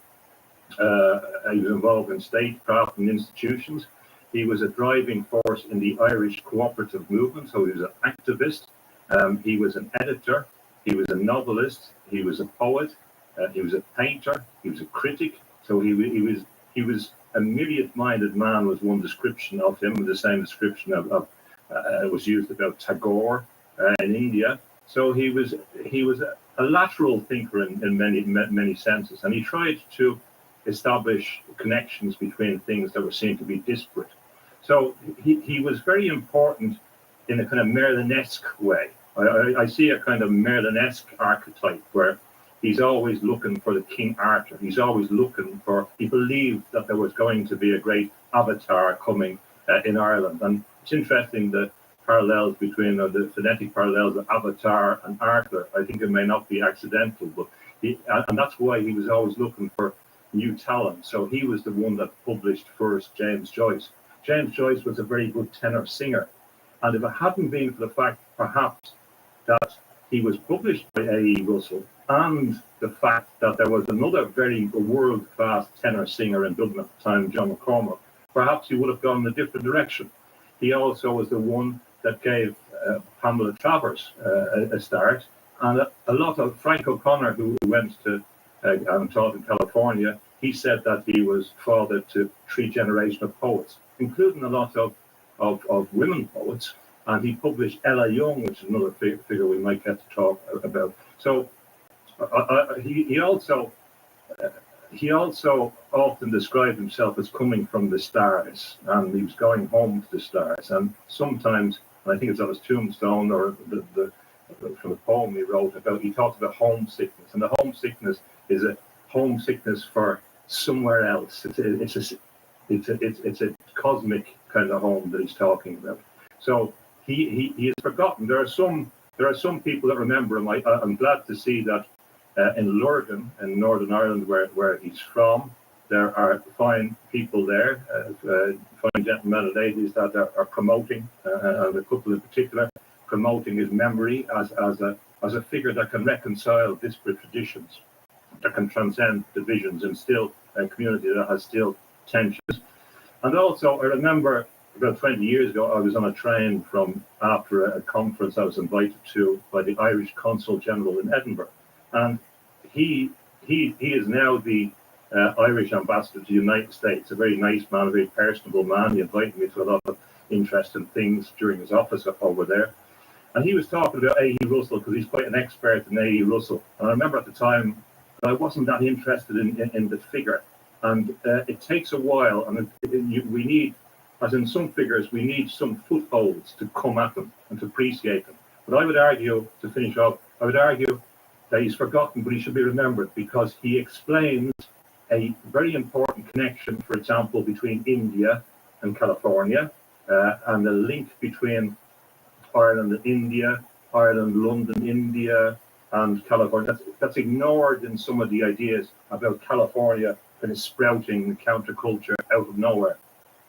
Well, one of the things that really strikes me about him is that his career track in many ways is parallel to yours. He's a painter, so are you. He's a poet, so are you. He writes on mysticism, so did you. He's very involved in political and social issues, so are you. So there aren't very many people who combine all of those characteristics. There's a major difference in this. The major difference is that he was very successful, Jeff. In one exhibition, he had an exhibition with a very important Irish figure who was the first woman elected to the British Parliament. She didn't take her seat, that's why they ignore her, and because she was a rebel and she was sentenced to death and it was commuted. But so he exhibited with her, and he sold 36 or 37 paintings, which is remarkable. And his poetry books sold in their thousands. His book on mysticism, The Candle of Vision, sold very well as well. It's an important book on mysticism that would have influenced people like Aldous Huxley. He would have referred to that as one of the mystical texts. And also other people like Gerald Heard. And an interesting example, Gerald Heard, people associate him with Vedanta in California, but he learned about Vedanta in Dublin because he worked in the organization that A.E. Russell ran. So the idea that they went to California and got this Indian mysticism over there is historically slightly inaccurate. To answer the question, there is, I can see parallels, but I wouldn't overstate them. And I don't get accused of being great too often, Jeffrey. But he was very successful in the different domains. And he was certainly, when he, as a Merlin-esque figure with his round table, when he had all the artists coming to his house regularly, I don't know that I'd be able to do that. I prefer to do my own thing. But what I would say is, when I was looking back and say, well, where did this mysticism come from? The origin, I believe, is in his drawing and painting. And I was looking back to try and identify where it started for him as a boy. And there's one little reference that said he began to draw when he went to somewhere around St. Bridget's Well in Northern Ireland. And I found that quite interesting, because this connection with Bridget, the connection with inspiration, with sources, is a connection. We've talked about Bridget and Bride before. It comes up again and again. And he started off in painting, and he was from Northern Ireland, and the family came in about 10 to Dublin. So he goes to art school and evening classes in the Dublin Metropolitan Art School. And he went quite young. So he's only a young teenager going to this art, or to study art. And there was different type of private institutions as well that he may have had classes at. And when he goes to the Dublin Metropolitan Art School, he meets Yeats there, of all people to meet. So him and Yeats were two very important people, as we know. And at that stage, he was exploring poetry. So it was a natural progression. And Yeats was interested in art. Don't forget, his brother was a great Irish artist, and his father was an artist. So it was a natural progression. And Yeats was very interested at that stage in magic. So he begins to get involved in magic. So the progression into magic, and then we can talk about theosophy and other streams, comes out. So the logical progression. But I would argue that colour and art and painting and drawing is a profound way of opening the doors of perception. And if one does it regularly, if one begins to look at images of paintings, and this is the basis of a lot of magic and sigil magic, but one begins to open up doors of perception. And there are simpler ways. It's easy to take psychedelics in some sense. It's not easy to go through a disciplined process of concentrating on composition and image and looking at art. But art and colour can open the doors of perception as easily or as profoundly as other keys. One of the things that impressed me about his art is that he seemed to anticipate a lot of contemporary New Age art in terms of his willingness to depict what seemed to me to be obvious spiritual entities in his paintings. Yes, and this is interesting. When you look at both mystics, when they write poetry or when they write art, it can sometimes create a certain type of opaque, translucent feeling where it's hard to get a grip on it, because sometimes the sense is more important than the motif, for example. So his painting paints what he saw and what he could see all around him. From the time he was around 16, and this was about 1883, he had a profound experience of, now, in some sense, it sounds like a descent of a being into him. And then when you talk in those terms, again, people get worried that you're talking about a possession or something like that. I don't see it in those terms. The mystic often refers to a sense of an intervention from a higher force. Now, that intervention, if you wanted to be very physiological, you could say it was one part of the brain beginning to visit their experience from the right and the left, and that connection between being explored. But that's too simple, and we shouldn't be looking for reductionist explanations. But he did have a sense of a spirit entering him. And now Christians say, well, that's possession, that's who. But the Holy Spirit, the Great Spirit, is a familiar concept in a number of different philosophies. And that happened to him. And when that happened to him, and again, I think it's associated with his ability to begin to see other forces, he began to see a whole lot of beings around, a whole lot of shining beings around him. And he had all these visions. He could see through time. He could see scenes that weren't there. These many descriptions of seeing beings around him. And so when he's going to, and this is another part of the mystic journey which people mistake. They think that people start off saying theosophy and they follow that. But often people go and look for answers in these places after having some experience before that. And in that sense, he's different from Yeats, who's not a mystic in the same way. And it's a great case study for the difference between a mystic and a magician. So they were very close in many senses, but later, although it's certain that he explored magic, he begins about 1888 to reject it, and there's a very interesting letter that he writes to Blavatsky we can talk about that. But yes, there's a kind of simplicity about his paintings. If you're in the right mood, they can really strike you. There's something vibrant that comes between them. But he had no problem. He was one of the people that openly talked. He didn't do it in a way to garner attention. He did it in a way because people were curious about it. He could see things around him. He could anticipate things. He could interpret things. And he had other powers of remote viewing, of telepathy, etc. So people were aware that he had these powers, but as with the Indian mystics say, you shouldn't be focusing on the cities. He didn't do so, but he certainly believed that he could help people by bringing them access to different dimensions, to show them there was another world there. And that's also consistent with his later interest, which came later, in Irish mythology, which was very, very important.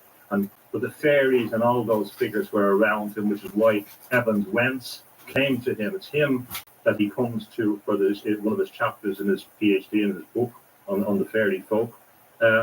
One point I just want to mention on this before I finish is that I would also refer to Scotland in this context, because actually, for me, the great work on fairies is the Secret Commonwealth by Reverend Kirk in 1691, which got it in the language of the people, the whole story about the peasants. A.E. Russell, peasant and fairies, A.E. Russell could see that, but it's there in the Celtic culture in both Scotland and Ireland. It's worth mentioning parenthetically, I suppose, that the Secret Commonwealth has been an inspiration for a recent novel by very popular British novelist Pullman.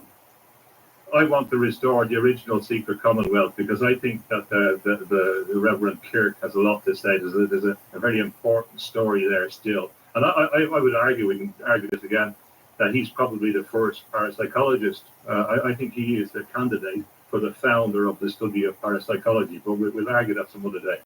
That would be a very interesting discussion.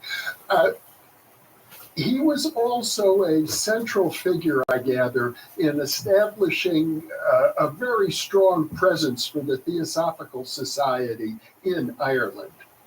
What happened in relation to theosophy, it's important to distinguish a few different elements because they can coalesce at different times. Theosophy, of course, began in the United States in its modern form in 1875. And actually, interestingly, one of the founders was William Quan Judge, who came from Dublin, which is interesting. And it comes back to London, and there was a few books which were very significant at that stage. There was the book by A.P. Sinnott, The Occult World and Esoteric Buddhism. And Yeats got his hands on some of these books, and he gave them another person who was important in the triangle was Charles Johnson. And Charles Johnson went to London, and he came back and he established a Hermetic Society and a Theosophical Society. So there's various incarnations of these bodies. It's important to remember that in London, there were two strands that kind of popped up in the public esoteric sphere at that stage. There was the Hermetic stream, and there was also the Theosophical stream. And there were different emphasis in those groups. For example, there was a kind of Oriental Hermeticism, and then there was another interesting figure in London is Anna Kingsford, and she's a kind of neglected figure because she was interested in theosophy, but from a Christian Kabbalistic fashion that would probably link back into the Florentine magicians and Mirandola and others. So it comes to Dublin, and A.E. Russell is heavily involved in the circle of people that are interested in theosophy, and he attends lectures. So a very important figure in this context was Mohini Chatterjee, who comes from India to London and gives a lecture, I think 1885 in Dublin, that was very significant for both Yeats, or he gave a series of lectures over a week, I think. So it was very significant for Yeats and Russell. And he wasn't talking about theosophy as such, he was talking about the great Indian scriptures, Vedanta and Upanishads, and that had a lasting effect on these people in Dublin. Now, Charles Johnson, the figure I mentioned, was also another figure who was born in 1867 in Northern Ireland. And he went off to India, and he would be an early translator of Patanjali's Yoga Sutras and the Bhagavad Gita. So it's important to emphasize there was a strong connection between Ireland and India as two colonial places under the colonial power, and they had an affinity. And they had an affinity as well, a deeper affinity, because Irish mythology has some parallels and some believed to be closer to some of the Indian context. And in fact, the Irish language, which has the oldest vernacular literature in Western Europe, has or is closer in form to the Sanskrit than many other languages in Europe. So there's natural affinities. So he's around. He's around these people. He deepens his knowledge of Indian philosophy and theosophy, and he's there through all the shenanigans, all the splits. There's a famous statement by Brendan Behan, the Irish revolutionary, who said that the first thing on the agenda of any Irish revolutionary movement is the split. And the same thing happens in relation to esoteric and mystical bodies as well. So he gets interested in theosophy and magic. And it seems to me that he was experimenting with magic over that period from 1885 to 1888, where he begins to take a different emphasis. He wasn't officially a member. He's a bit like you, Jeff. He doesn't join things. So he joined in probably about 1889, and he also later ran a Hermetic society for many years in Dublin. So it's fair to see him in terms of a group of people that had very, very close connections with sources in London that were exploring a range of forces. And the most important letter that helps us answer some of these questions about the mystic and the magician, the difference between them, was a letter that he wrote to Madame Blavatsky's magazine called Lucifer in 1888. And I've been reflecting on this. Now, Lucifer was around for a couple of years. Now, that's obviously very controversial. It seemed to be very anti-Christian. And to a certain extent, there is a strong anti-Christian and or rejection of Christianity in some levels that can be seen in certain strands of theosophy, or at least a sense that Christianity had failed in many senses. As in Northern Ireland, he could see that we had Christians on both sides who wanted to kill each other. So he wasn't very impressed by Christianity in practice. So he wrote this letter in November, on the date November the 6th, 1888, to Madame Blavatsky, where he's asking whether the theosophists believe in God like he believes in God. And he's obviously going through some kind of internal struggle. And he says that he identifies in a third person, but it sounds like it's a first person. He talks about the person who becomes interested in mystical stuff and magic and explores magic. And he begins to suggest that the movement into spiritualism may become a wrong kind of movement, and that a person can be drawn into lower levels that are destructive for the person. So he's painting a dangerous picture of mysticism that leads to magic, and he's asking her in the letter that was published in Lucifer whether or where the Theosophical Society fits into this. And I was wondering about why this was important, and I would point out that in 1888 this part of the English-speaking world, that part of the English-speaking world, was gripped with the Whitechapel murders with Jack the Ripper. And right from the start of the Ripper murders, there was arguments that there was some black magic going on, and even it's crazy. We'll talk about this some other time. But some theosophists were suspects over a period of time in relation to this. And you also have the strange death of Edmund Gurney in 1888. There was some interesting phenomena happening in relation to occult matters in London in 1888. Also, there was a shift in Swedish occultism to London in 1888. Something was happening.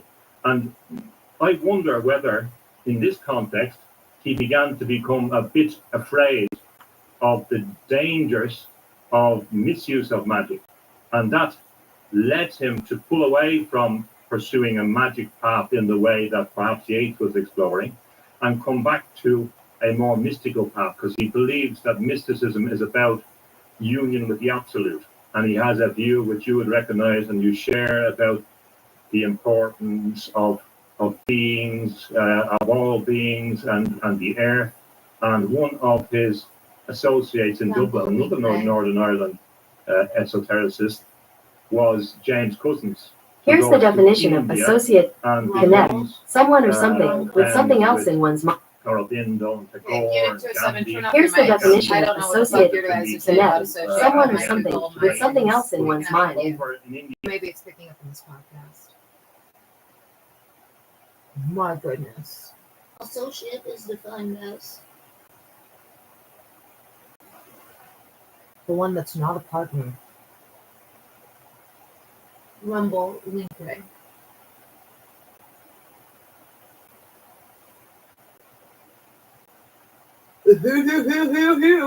Some of you are going to prison for the rest of your life.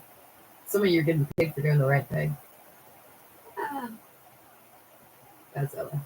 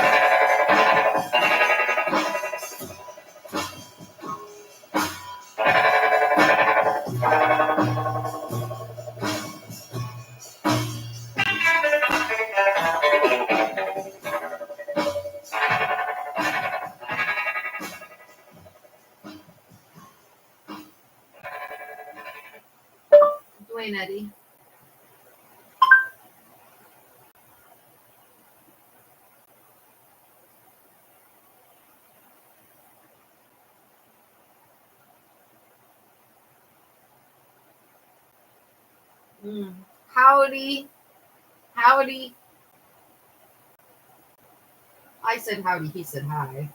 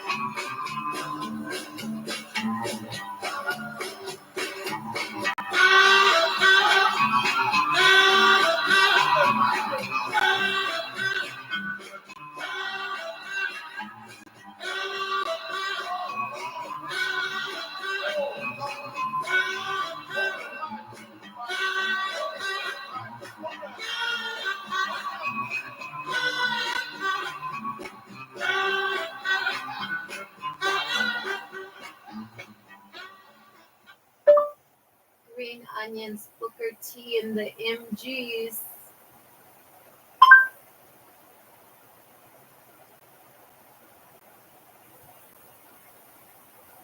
Some people say that green onions and scallions are two different things, but they're not. They just need to know a Jew who can explain to them they're the same fucking things, folks.